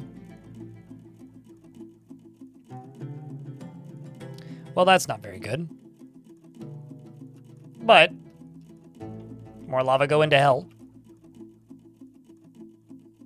I'm just gonna remove all this.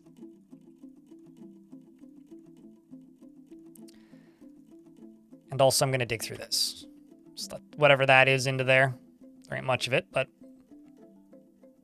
we'll let it in. I'm also gonna let in whatever's there.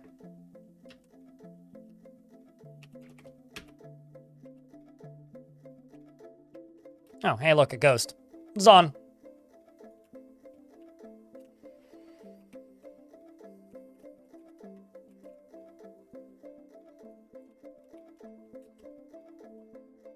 There's so many ghosts, chat. So many ghosts.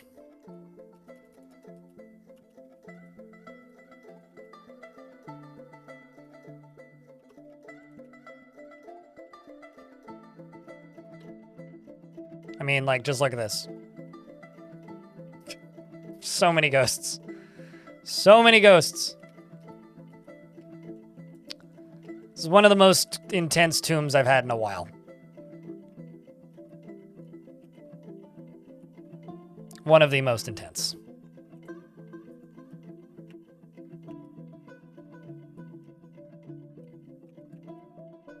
Now we're just waiting for dwarfs to get down here. Which you'd think wouldn't take so long, but... Oh my god. I had so many grizzlies explode on the bottom of this. There's just piles of grizzly body parts here. Well, that's kind of grim. Speaking of, how many grizzlies do I have left? Since chucking a bunch of them into, you know...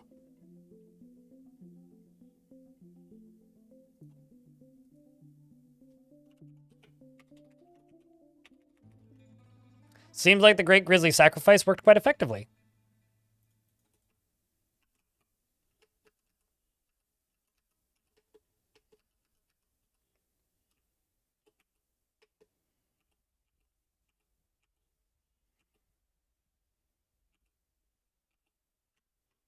Here come the dwarves. There won't be any grizzly ghosts, thankfully.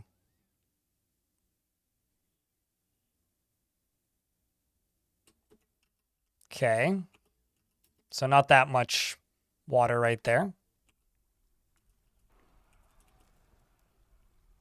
And a little bit of water from right here.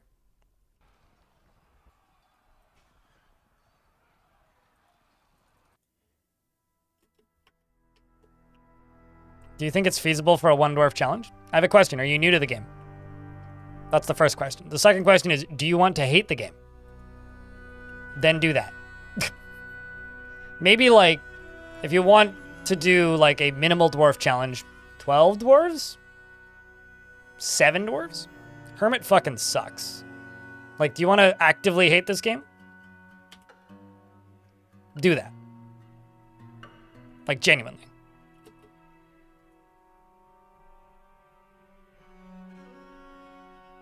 Also, there is no challenge there. That's just boring. It's one of those things that makes good content. Don't. Play to the game's strengths, not the game's weaknesses. That's playing to the game's weaknesses.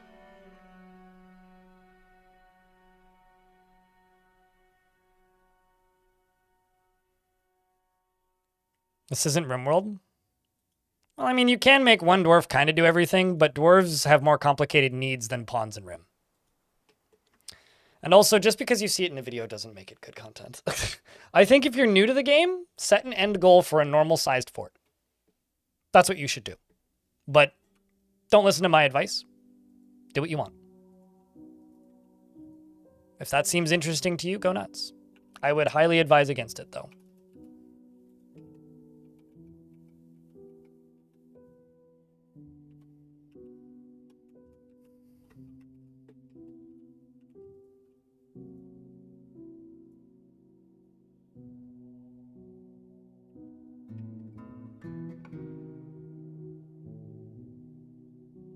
It depends.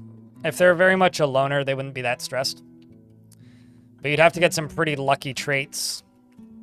And it's not like you can just re-roll them.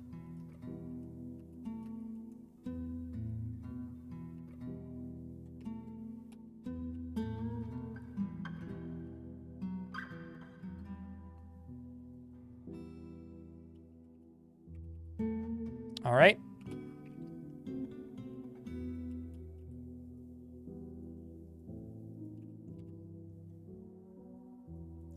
Just bring some diorite down here. Let's also set this as a pit pond and try and put this stuff out. It's only 1 of 7 deep, so that shouldn't be too difficult.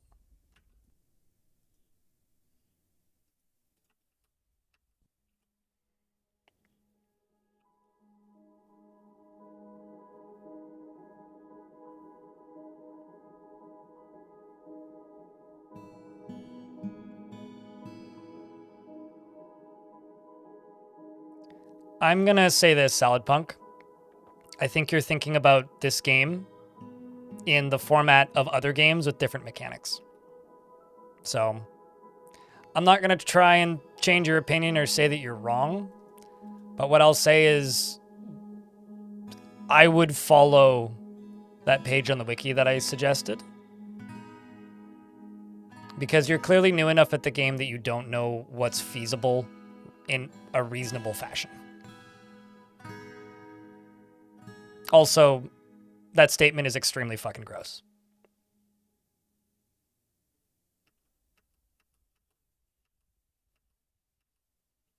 So we now have stairs that are being constructed into hell.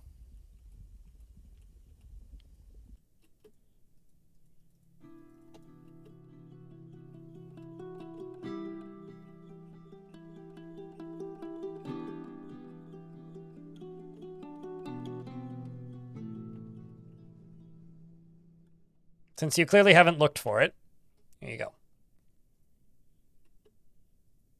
And that's the last piece of advice I will give you.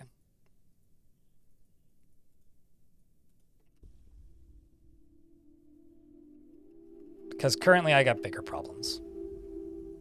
Such as the fact that I'm building stairs down into a demonic hellscape.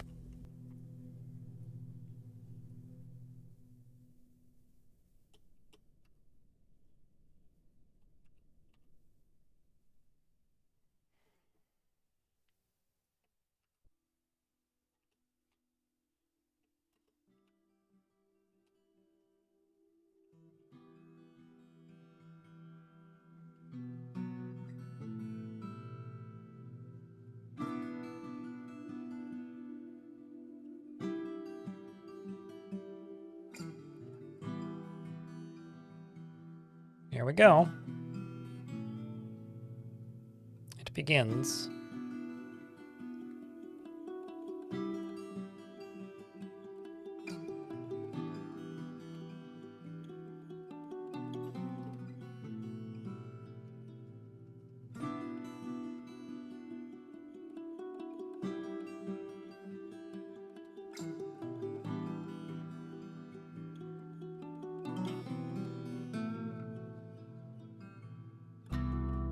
So that's the last piece that's getting constructed.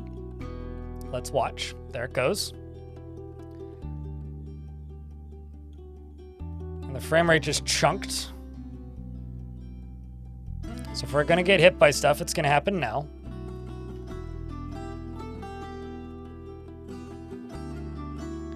Because we now have access to the basement and they now have access to us.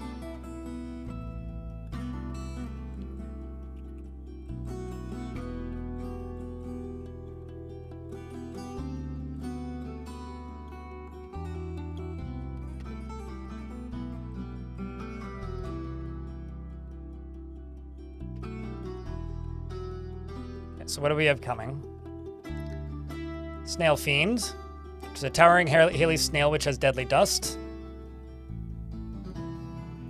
Very much towering. It's as big as they can get. And then we've got a Snow Spirit, and that seems to be it. I'm gonna forbid everything in here.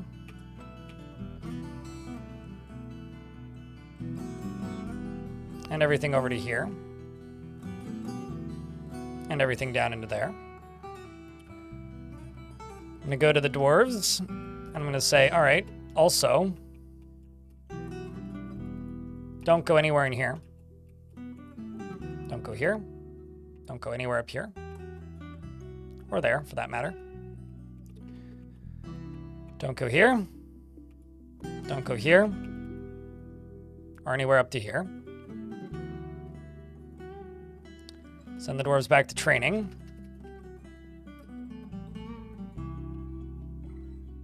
And here comes the lag. The next thing I need to do is I need to go up to here and lock these two doors initially so that I can pull the lever to close this. Just once. You have a dwarf. I should just disable that. Yeah, you have a dwarf.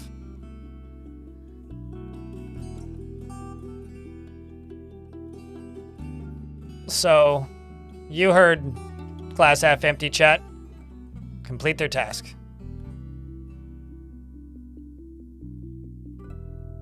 Should you choose to accept it.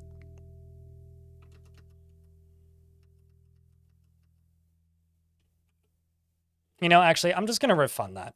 Sorry, there's a high chance everybody dies in the next 10 minutes. I'm just going to refund it and disable it. You also have a dwarf cow. I need to be much clearer about the rules for gifting dwarves because everybody's making it extraordinarily silly today.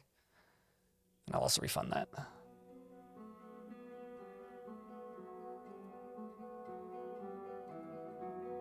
Basically, if you don't want a dwarf for yourself, don't redeem them. This is where I'm at right now. Okay, how many more are there? Let's get rid of that. Let's get rid of all this.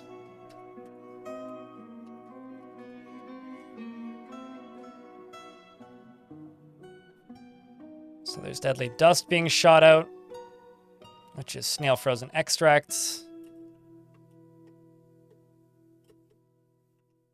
But how you doing today, glass half empty? Hope you're doing all right. Okay, so some of the brave dwarves are trying to fight. Devilish Potatoes starting an investment if you want to invest your tickets. Something is emptied a cage.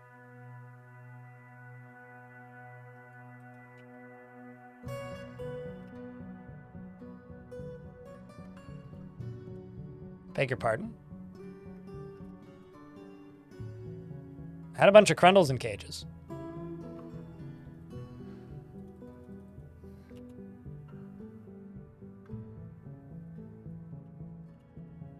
Oh, no gremlins. Wait, no, wrong screen. No gremlins are visible. It's certainly possible it could be a gremlin. It's certainly possible.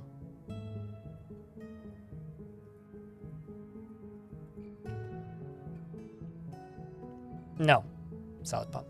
They're not needed.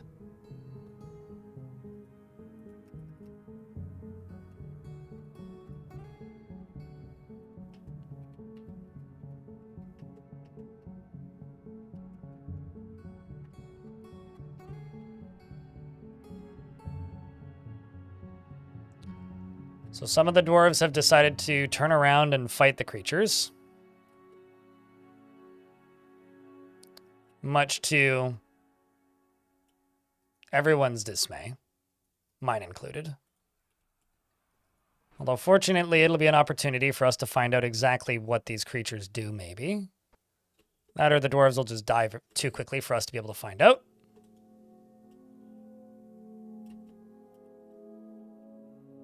That certainly seems to be the case. Two dwarves were found dead. really feels like most of the dwarves are out. They're turning around and going the other way. I'm going to pull this lever.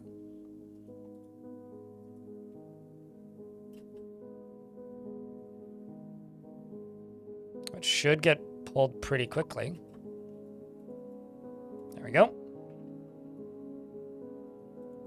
Swordmaster was found dead after he fell into lava. That's a shame.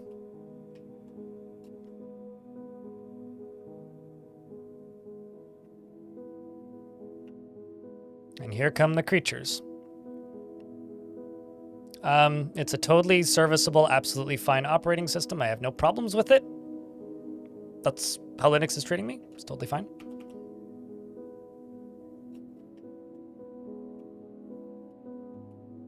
Is there a hole here somewhere? I have no idea where they popped out of.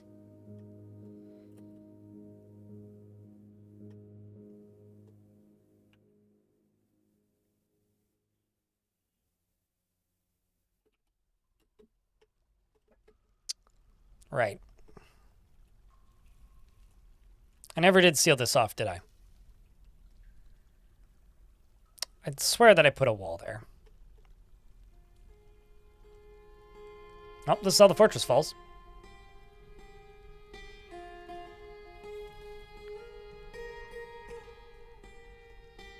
Potentially, anyway.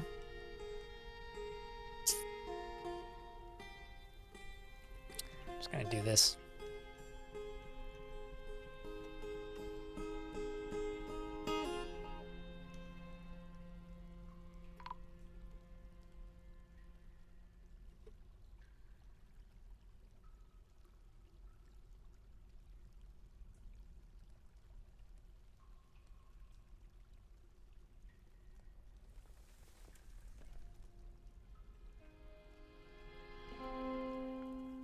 Cheating is what happened.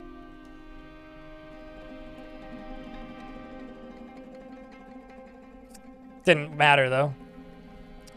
Oh, well. GG.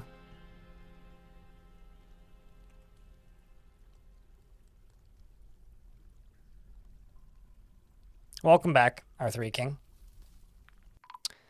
So I've got demons that made it through my back door, basically, is what happened. They've got webs, flames, and dust.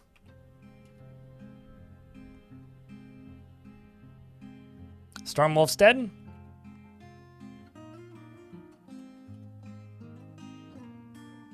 Oh no, we're dead. Like there's no luck to be had here. Fort's done.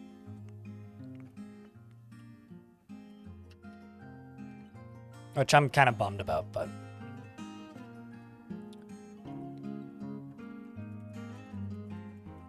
But, you know, it is what it is.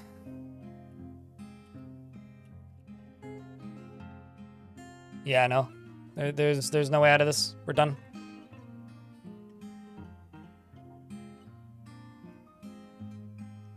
Very funny. R3 King.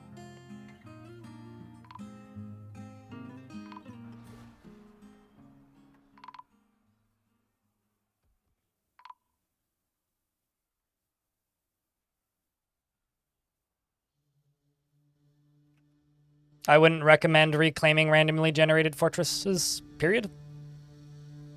Why do they produce so many forges? Ask Torn.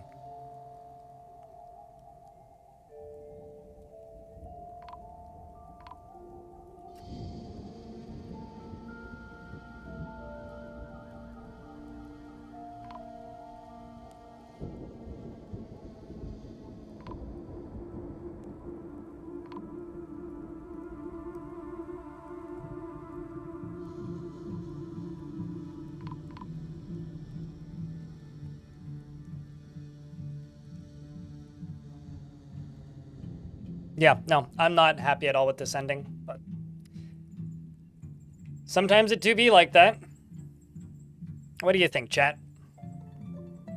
It's time to say goodnight to Cloudthunder as a crowd of demons climb up the central stairwell. Drums in the deep.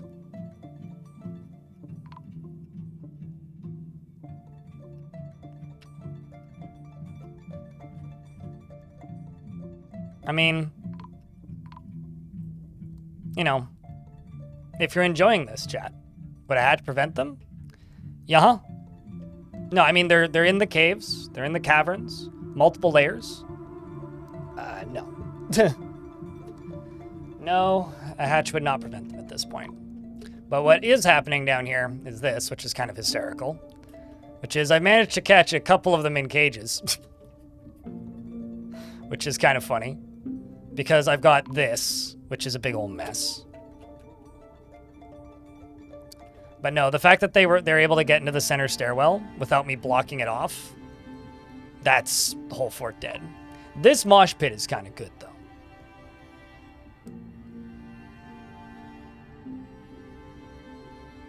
Don't you blame me on this, Fairfield fan.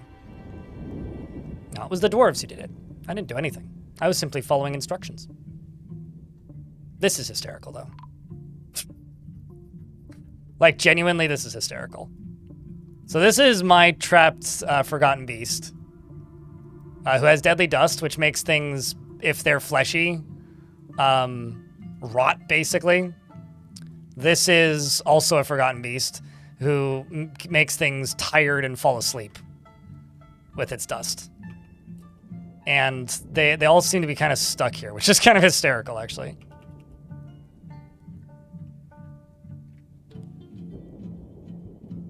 You looked away for a second? Here, I'll show you where they got in. I even tried to cheat to keep them out, but... no, they went up through into here.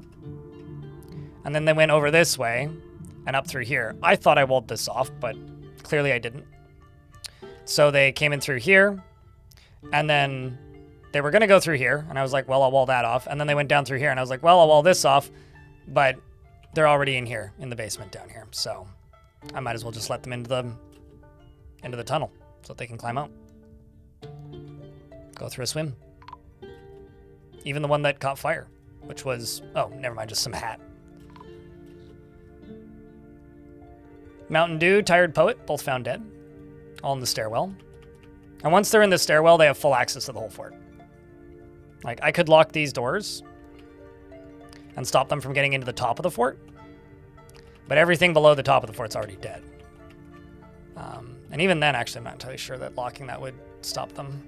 Yeah, no, because even locking these two doors, they still have access through this. All right, so they can still go through here. And then up through here. And then out this way. So, yeah, I don't have a backup plan for this.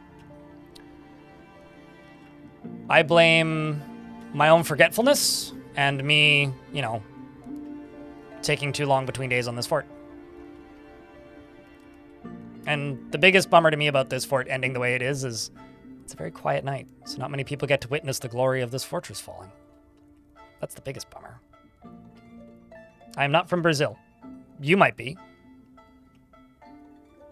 The biggest stereotype on the internet is people from Brazil stating that they're from Brazil. To me.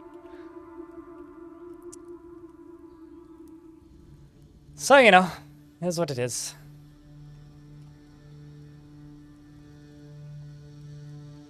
Should I reload a save? I mean, of course I could reload a save, but nobody in chat seems interested in this fort to begin with, let alone reloading a save. Like, I gather that you're asking if I can save scum. Totally. 100% I can. But nobody has really seemed interested in this fort all day today. So it's probably for the best that we end it anyway. Is it unfortunate that it's ending this way? Yeah. I don't really have the mental capacity to do it again, though.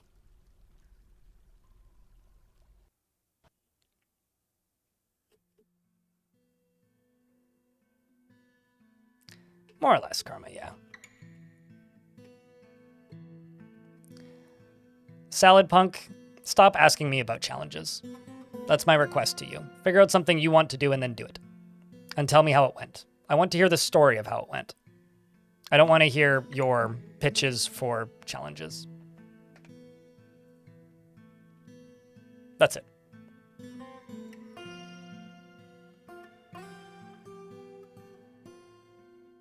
Well, Gremmy is so depressed, Gremmy can barely walk.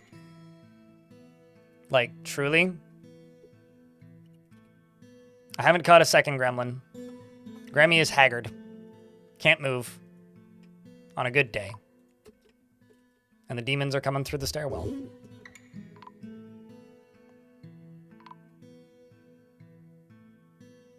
I'm not going to do another fort in this world because there's no reason to. Adventure mode now requires generating a new world. So...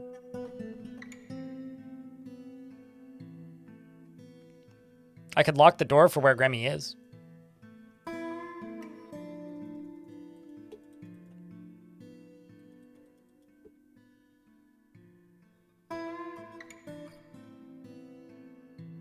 This was my second best fort ever. What? How hardly? Hard disagree on that, mate. This fort's been cool, but it's not all that. Let's just let them come in the bottom one. Oh, never mind.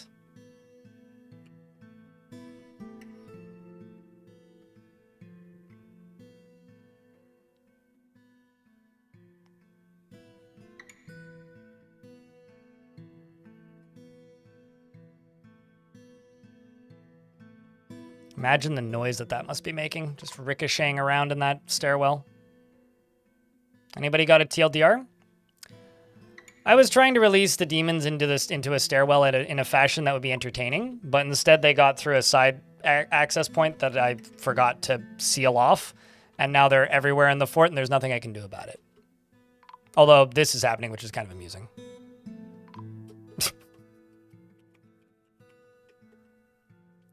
Well, here comes the first set of demons. It's a 7-kill Sauropod brute, who's now dead. We've got several up above that are now falling down and in. Viscera's flying everywhere. The dwarves are attempting to begin fighting. Bolts are flying too, which is useful.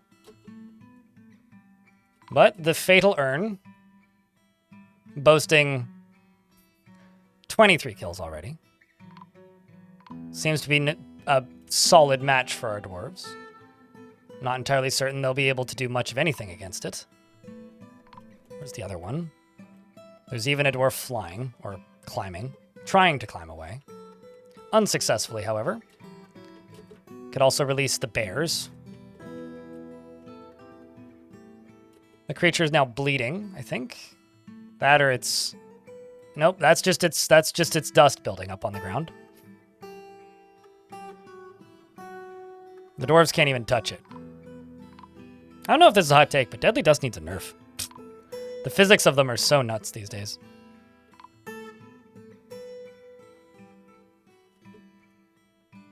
Have you already shot all your bolts? Looks like it. That or you didn't even have any. That dwarf may have never picked up a quiver.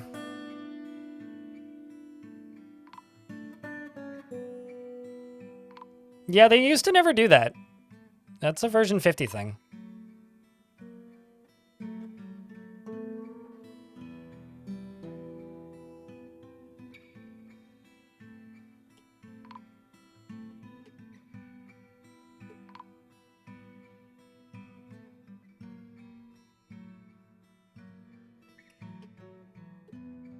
Maybe more like Evil Snow and Rain, blistering, survivable.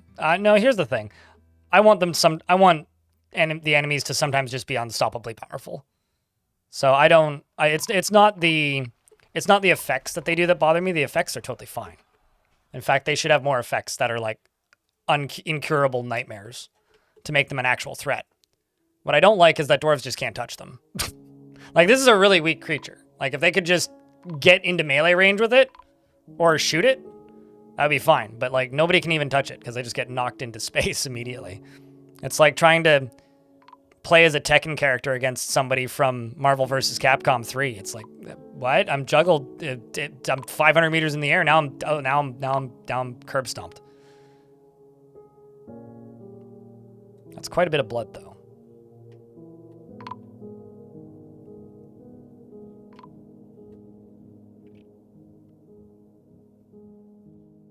Yeah, dust shouldn't be able... It should be like gas, actually. Or at least that's the way it always was before. Do I even have any dwarves left in the military? 2. 3. 4. 4 dwarves left in the military.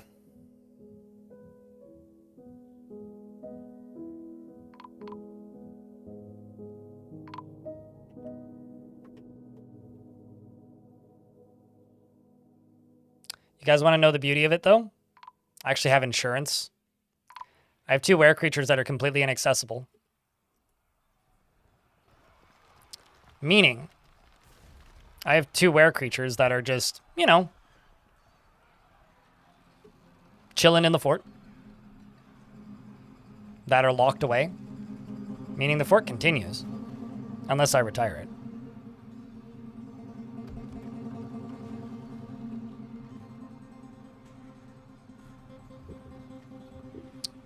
The frame rate disappeared for a sec. Hold on, it'll recover. Earth the frame rate.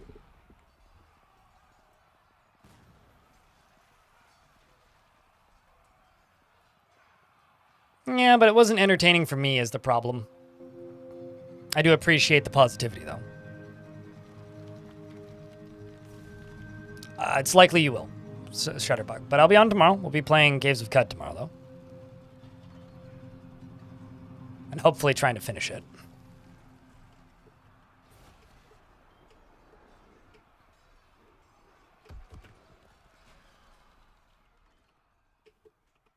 Let's see if I can pull this lever.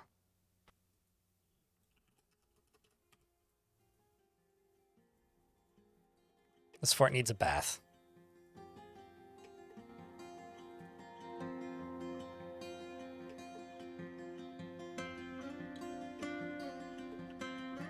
Let's also just go into here. Delete this.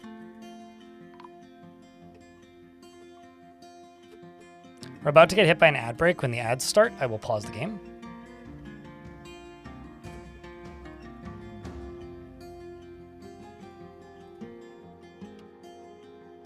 Let's see, is anybody... Heh, I've got a dwarf in a cage. Not even entirely sure how that happened. But I got a dwarf in a cage. It's probably the demons in the basement. It's probably this. Well, I mean, this was a pretty successful nonsense machine. I managed to make a demon mosh pit.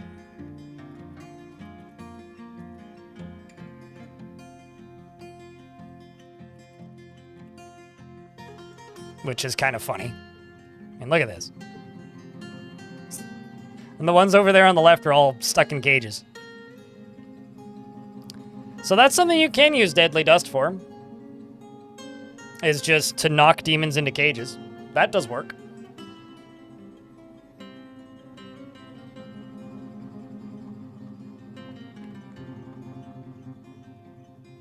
Oh, I already have ideas. Don't worry, Lemstar. So that's, for reference, this is 2 Forgotten Beasts, both with Deadly Dust, with a bunch of cages in front of it. I wasn't sure how effective it would be. My original plan, by the way, was to get them to run this way, then run down, then go this way. Oh, that's why the frame rate's gone, probably. Maybe not, actually. Then go up this way, and then up and out this way. That was my original plan, is that they would do that.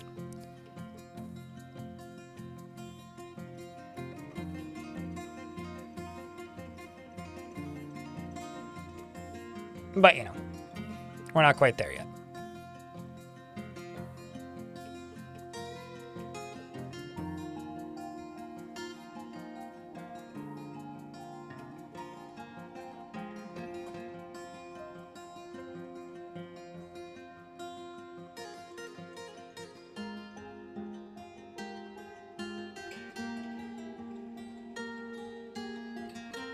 Well, glass half empty, still alive. That's kind of impressive. Got a bunch of dwarves recovering wounded. You know, actually, I'm just going to delete the hospital. Because, like, that may also not be helping with the frame rate. Alright, let's unpause her.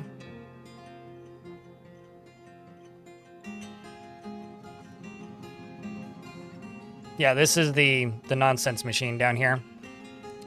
So if somehow,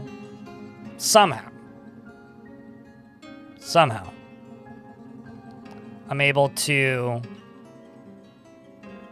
seal off this right here. Maybe right there.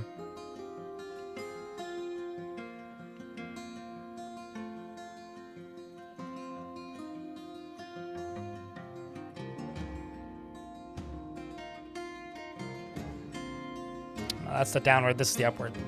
So if I'm able to seal this off with anything, something lighter preferably, say iron, and also this, then this fort can continue.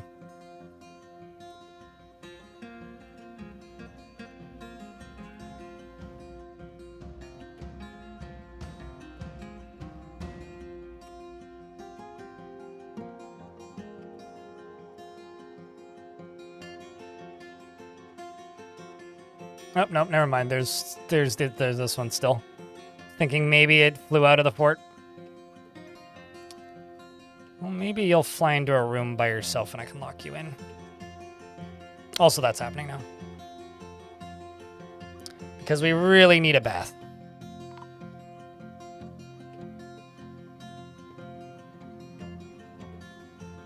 Something definitely happened while you were gone. Yeah, some demons got into the fort. Some. Are you flammable? Probably not.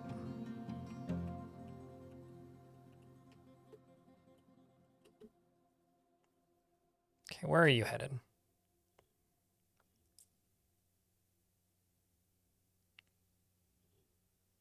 Heh. Cool. That's you. Hey, look, a ghost.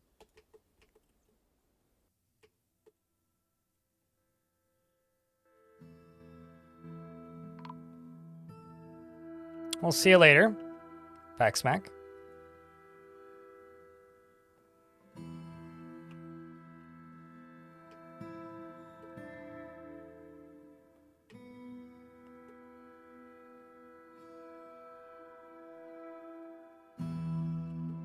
Now the question is, are they capable of doing it? I don't think so.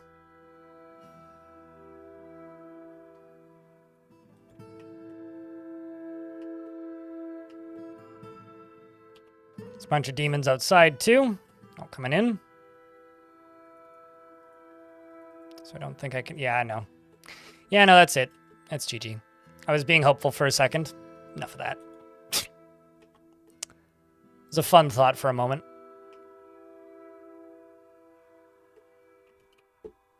Now we can just get to witness the end. I'm working late. This is the shortest stream so far I've done this week. So, not sure how that defines as late, but hello, Stormwolf. You died moments ago. Where is the ecstatic dwarf? Who was happy? Oh, not a dwarf is why. Gorlak. And is gonna go take a nap.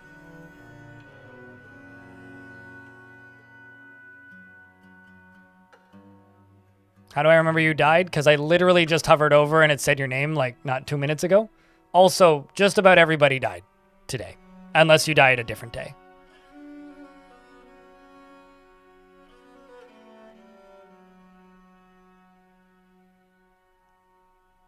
Also, here comes more. Just a bone comes flying up. That's funny. Oh, here comes more.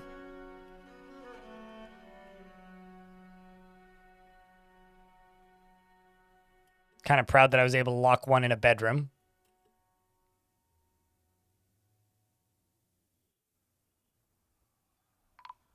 Do I remember how you died? To demons. Like this. This is actually a very good description of it. I didn't see you die. Your name popped up and you died. But I presume you died pretty much the same way as anybody else.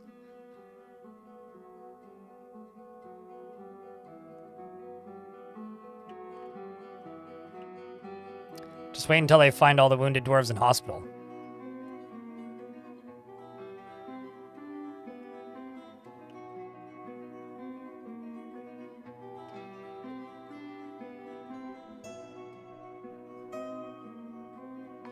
to shreds. Well,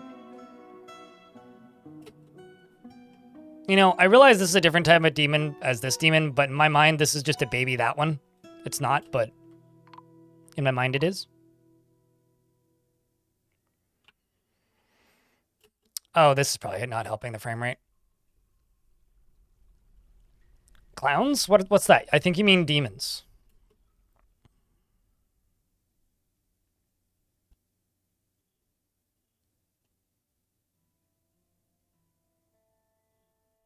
The demons see a snack. Yep. Here I go, killing again. Says the demons. Whoops. It's hard to control the game when it's lagging this much. 8. 7. Nope. Where are you at? Ah, you're over here. It's rough days, Dwarf. Woof. Man.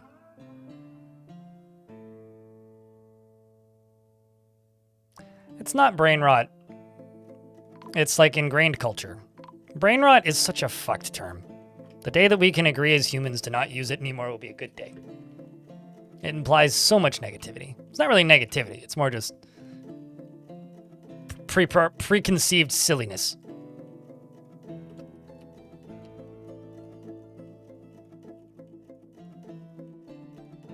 Not to... Okay, here's the thing. Penultimate. If you're worried about spoilers and watching a stream of the spoiler that's been happening for the last 10 hours of the stream, 9 hours, at what point does it not fucking matter anymore? Like, Lighthouse the... Oh my god! Yeah, pretty much, yeah, it seems accurate. Well, the gremlin's still alive. Locked in a room. Actually, no. The gremlin is gonna get killed too. Because of where he is. They're gonna come in from up above.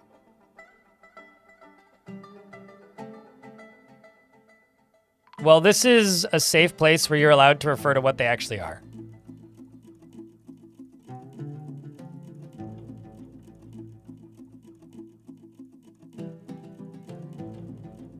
And if people are actually getting touchy about it, smack them. It's been my higher rank of nobility since the year 1028.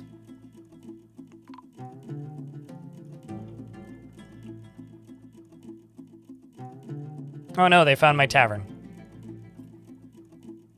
God, this dwarf's in prison. Oh, the mayor's in prison. What a rough way to go, dwarf. Well, this might be Gremmy's demise. Yeah, maybe not.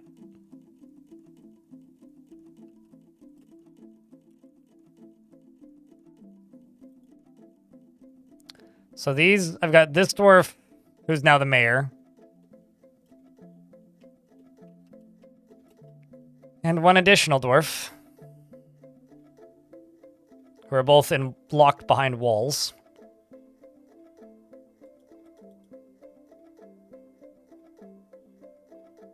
Bastlock is dead.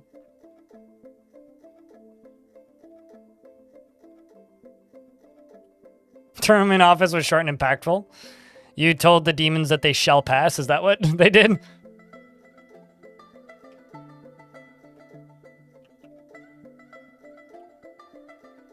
Oh, let's just unforbid this. Oh. Sorry. Oh, I see the game was paused.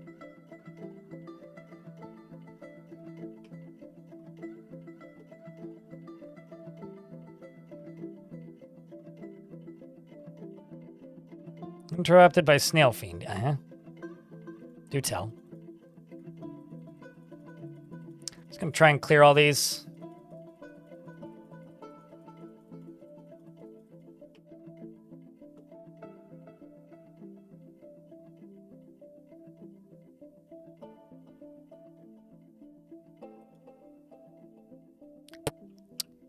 You know, I think I may have doomed the frame rate by doing this.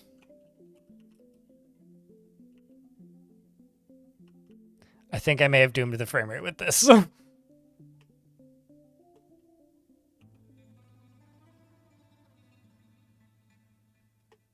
But, you know, it's fine.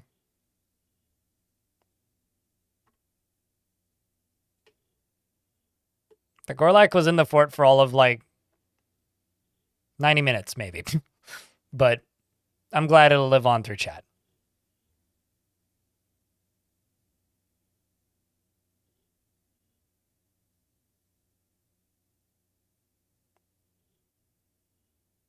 I mean, it'll recover, probably. It's just, oh, actually, it might not. Depends on if the mosh pit's what's causing it or not. So, I have this. It doesn't seem to be super effective in actually killing anything, though.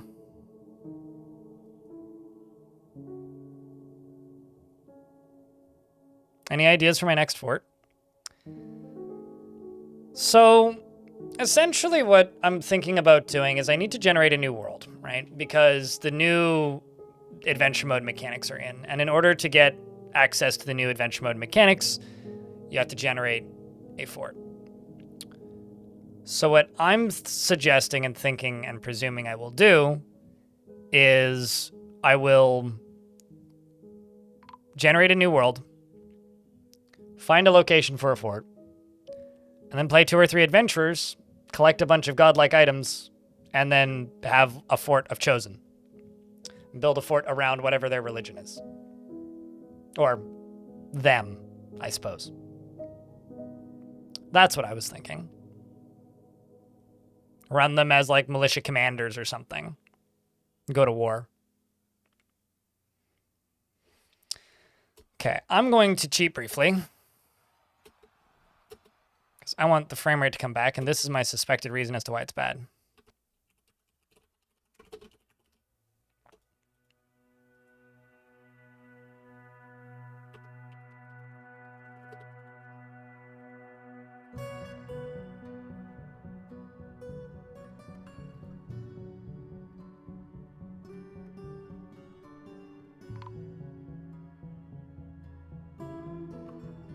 Well, it certainly doesn't seem to be.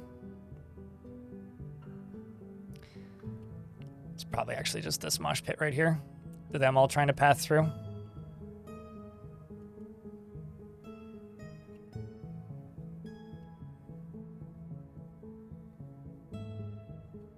But now they're all thinking about it. So start moving.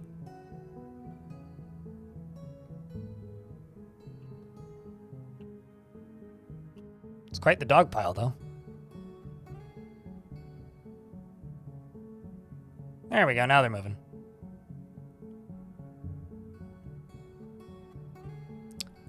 Why? Do you have any ideas for the next fort, Gamer Cow? And before anybody suggests it, I'm absolutely under 0 circumstances going to do a 1 dwarf fort. Because fuck that. I want to actually have fun playing this game. Yeah, they're spreading out. That'll sort itself out eventually.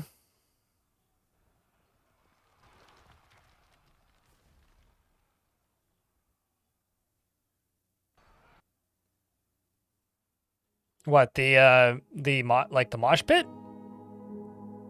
Yeah, I'm pretty happy with how the demon mosh pit turned out. That was quite the fun little success.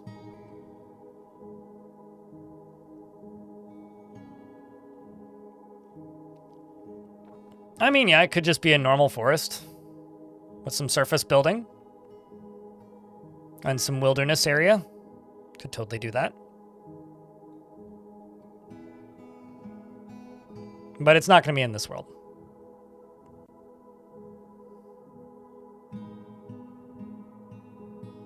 I fucking hate Untamed Wilds, man.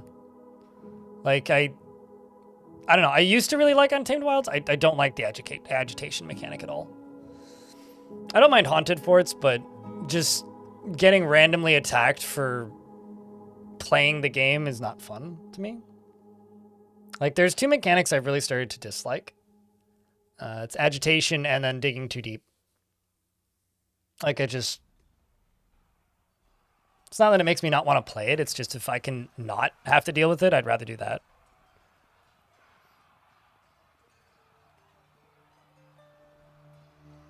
Although supposedly, like, There's a patch notes about a fix with Untamed Wilds, which I think is kind of funny, or interesting rather, where it's just like a fix something to do with the setting to turn it up and down, which I think is kind of funny. It's like, well, that's amusing if it just didn't work to begin with.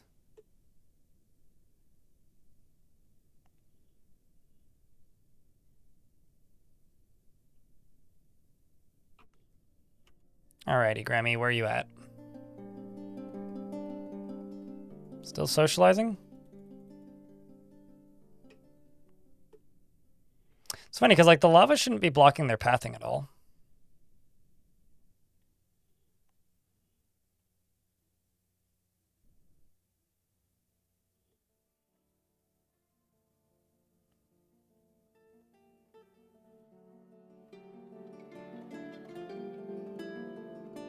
I'm not sure how what I was talking to relates to hive minds.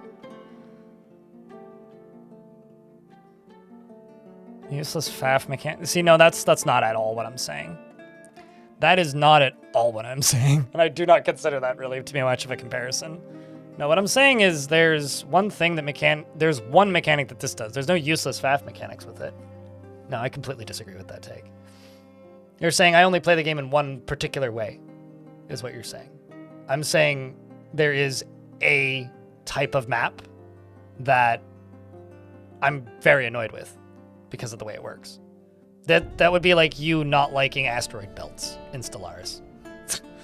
Not, oh, everything is inferior to hive mind. No, that's not what I'm saying. Bad comparison, I think.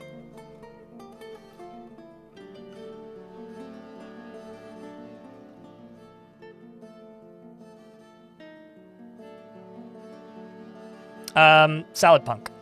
No. No, I know what I want to do, but playing Dwarf Fortress without dwarves is just boring Dwarf Fortress. The reason dwarves are interesting is 1, they can have martial trances. 2, they can have strange moods. And 3, they require alcohol. So playing any other faction is just playing less interesting dwarves. So no, I'm good. That's not a challenge, that's just make the game boring. Especially if it's goblins. Digging too deep is breaching hell. Penultimate. It is breaching hell.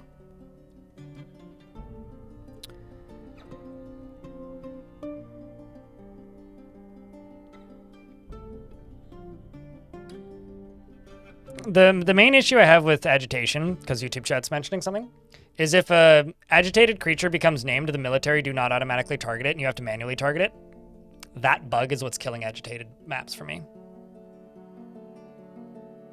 Like, they just walk past the military. It's like, pfft. Okay, that's not good. Okay, you know what? Let's just unlock this door.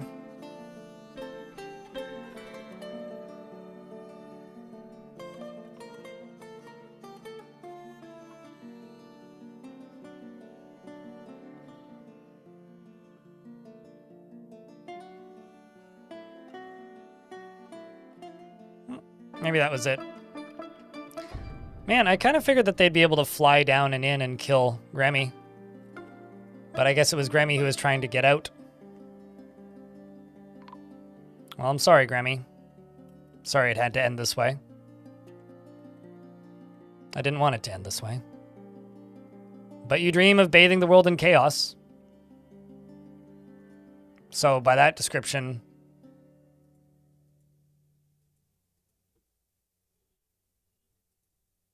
I will consider your dream achieved. Well, at least you don't need excitement anymore. Can I get a round of beers for Grammy?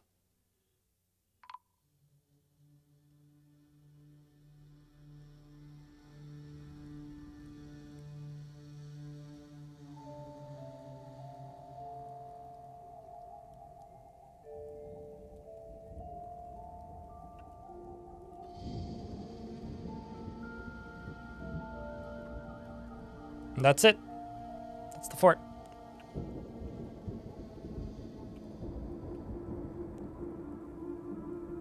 Moral of the story is, I guess, don't live in a fort ruled by a gremlin.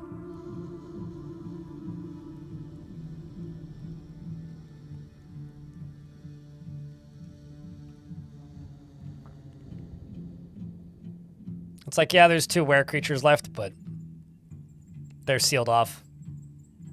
They'll die in their own insanity.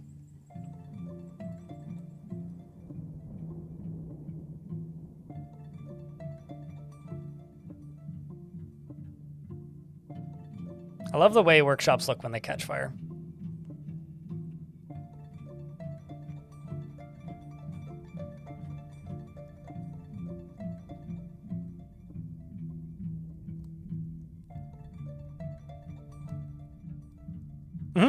Yep. I had a gremlin take up leadership position.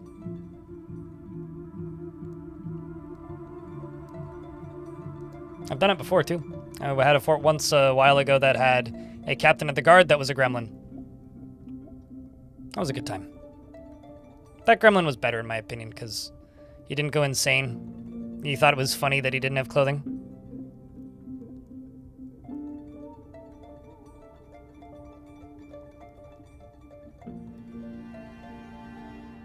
Duke is higher than Baron. Frog for hire, which is what Gremmy was.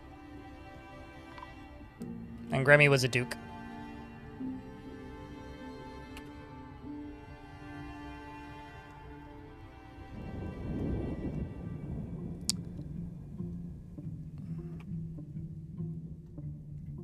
Yeah, I don't know. This is too laggy.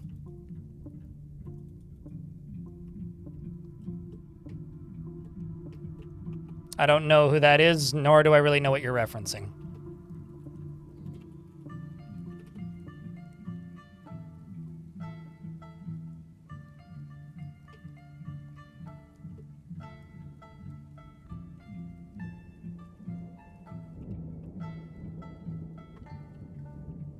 Where's that walled off dwarf? There you are. You and wherever the other one is. Which is over... Is it over here? Can't remember.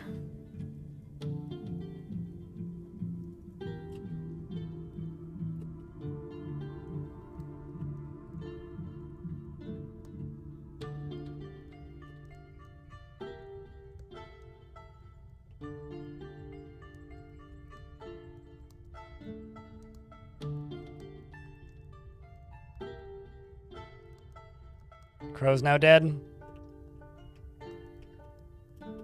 And then there's 1 dwarf left.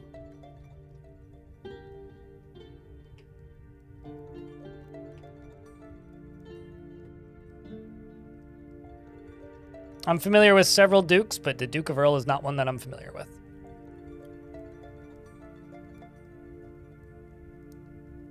I don't think it's the spilling of lava everywhere that's freezing the game. I'm pretty sure it's demons on demons that are wildly different temperatures.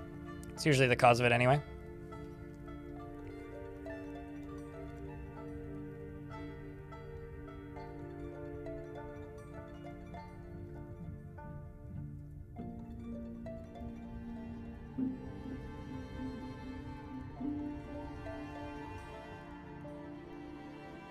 There we go.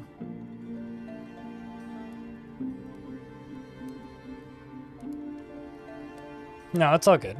R3 King.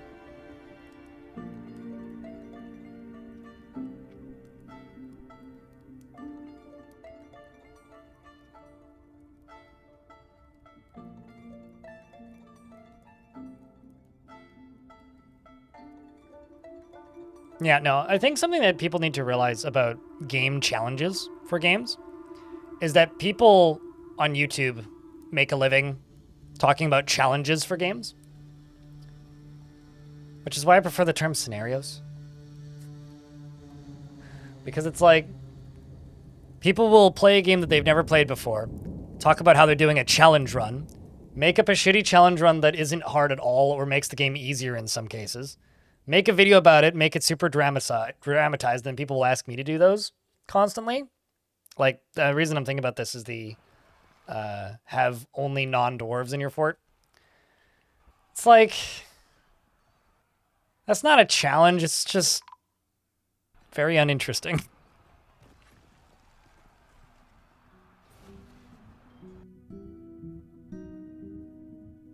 Feels triumph to be elected. Yep, I should remove your last name. Yeah, no, that's usually what causes lag in demon fights is snow demons next to fire demons. This world has both of those.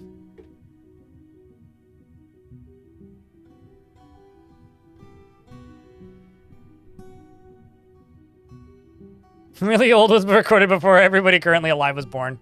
That's a stance.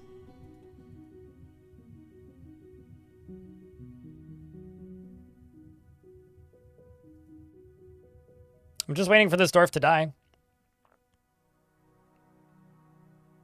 It's just taking a very, very, very long time. Who voted for him? Himself. If you're the only one left alive, then that's your default in charge, right?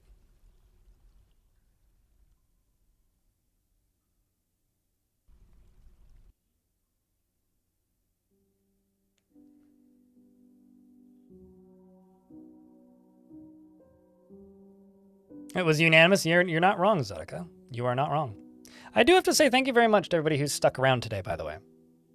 It's been one of the quietest streams I've done in weeks, just numbers-wise.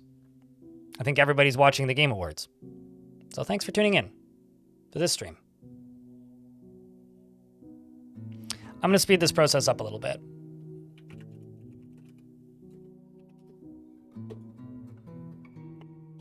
Giving this dwarf Fast Dwarf 2 will let them skip frames.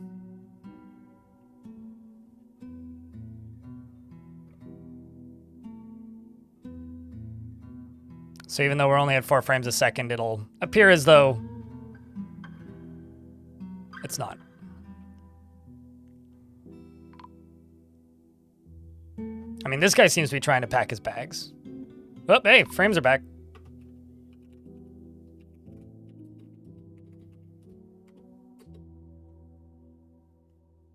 I don't know what changed, but frames do in fact seem to be back.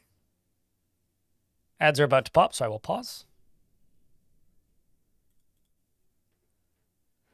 Christmas and the holidays. Oh yeah, you got to take care of your stuff. What you packing your bags for? You gonna go watch the Game Awards, Goat Swarm? I think they're over. You better run.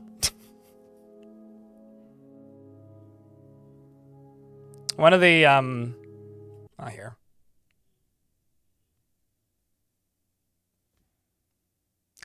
All right, Chad, I think you know the words. 400,000 people watch the Game Awards. Original main character. And 30% of my audience tuned out on Twitch when, maybe more even, around 3 p.m., which is when they started. We had about 200 before that, and then right around 3 p.m., everything just went brrrr. It's fine, though. It's just been quiet.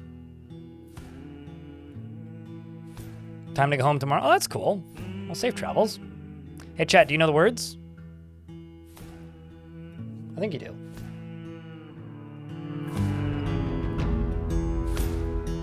It's pretty simple. It's Kogan's song.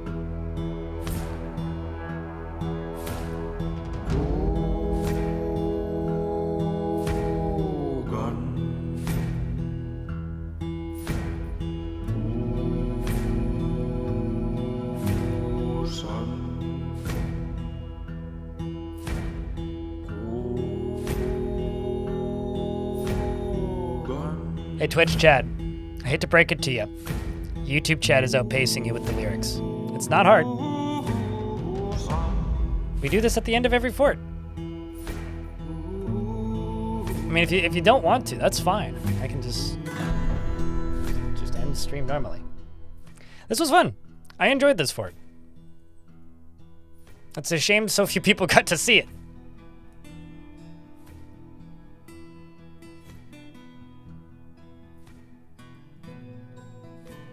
Doesn't matter, it's fine. Don't worry about it.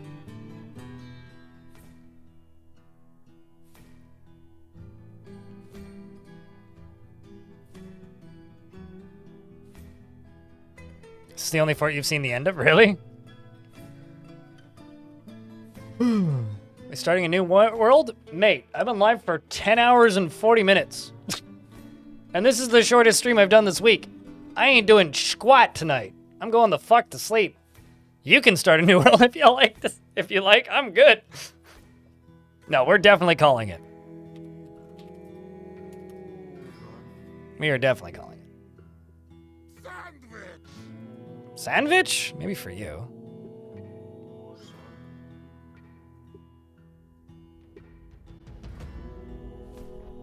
Entirely fair. Thank you. I'm glad it's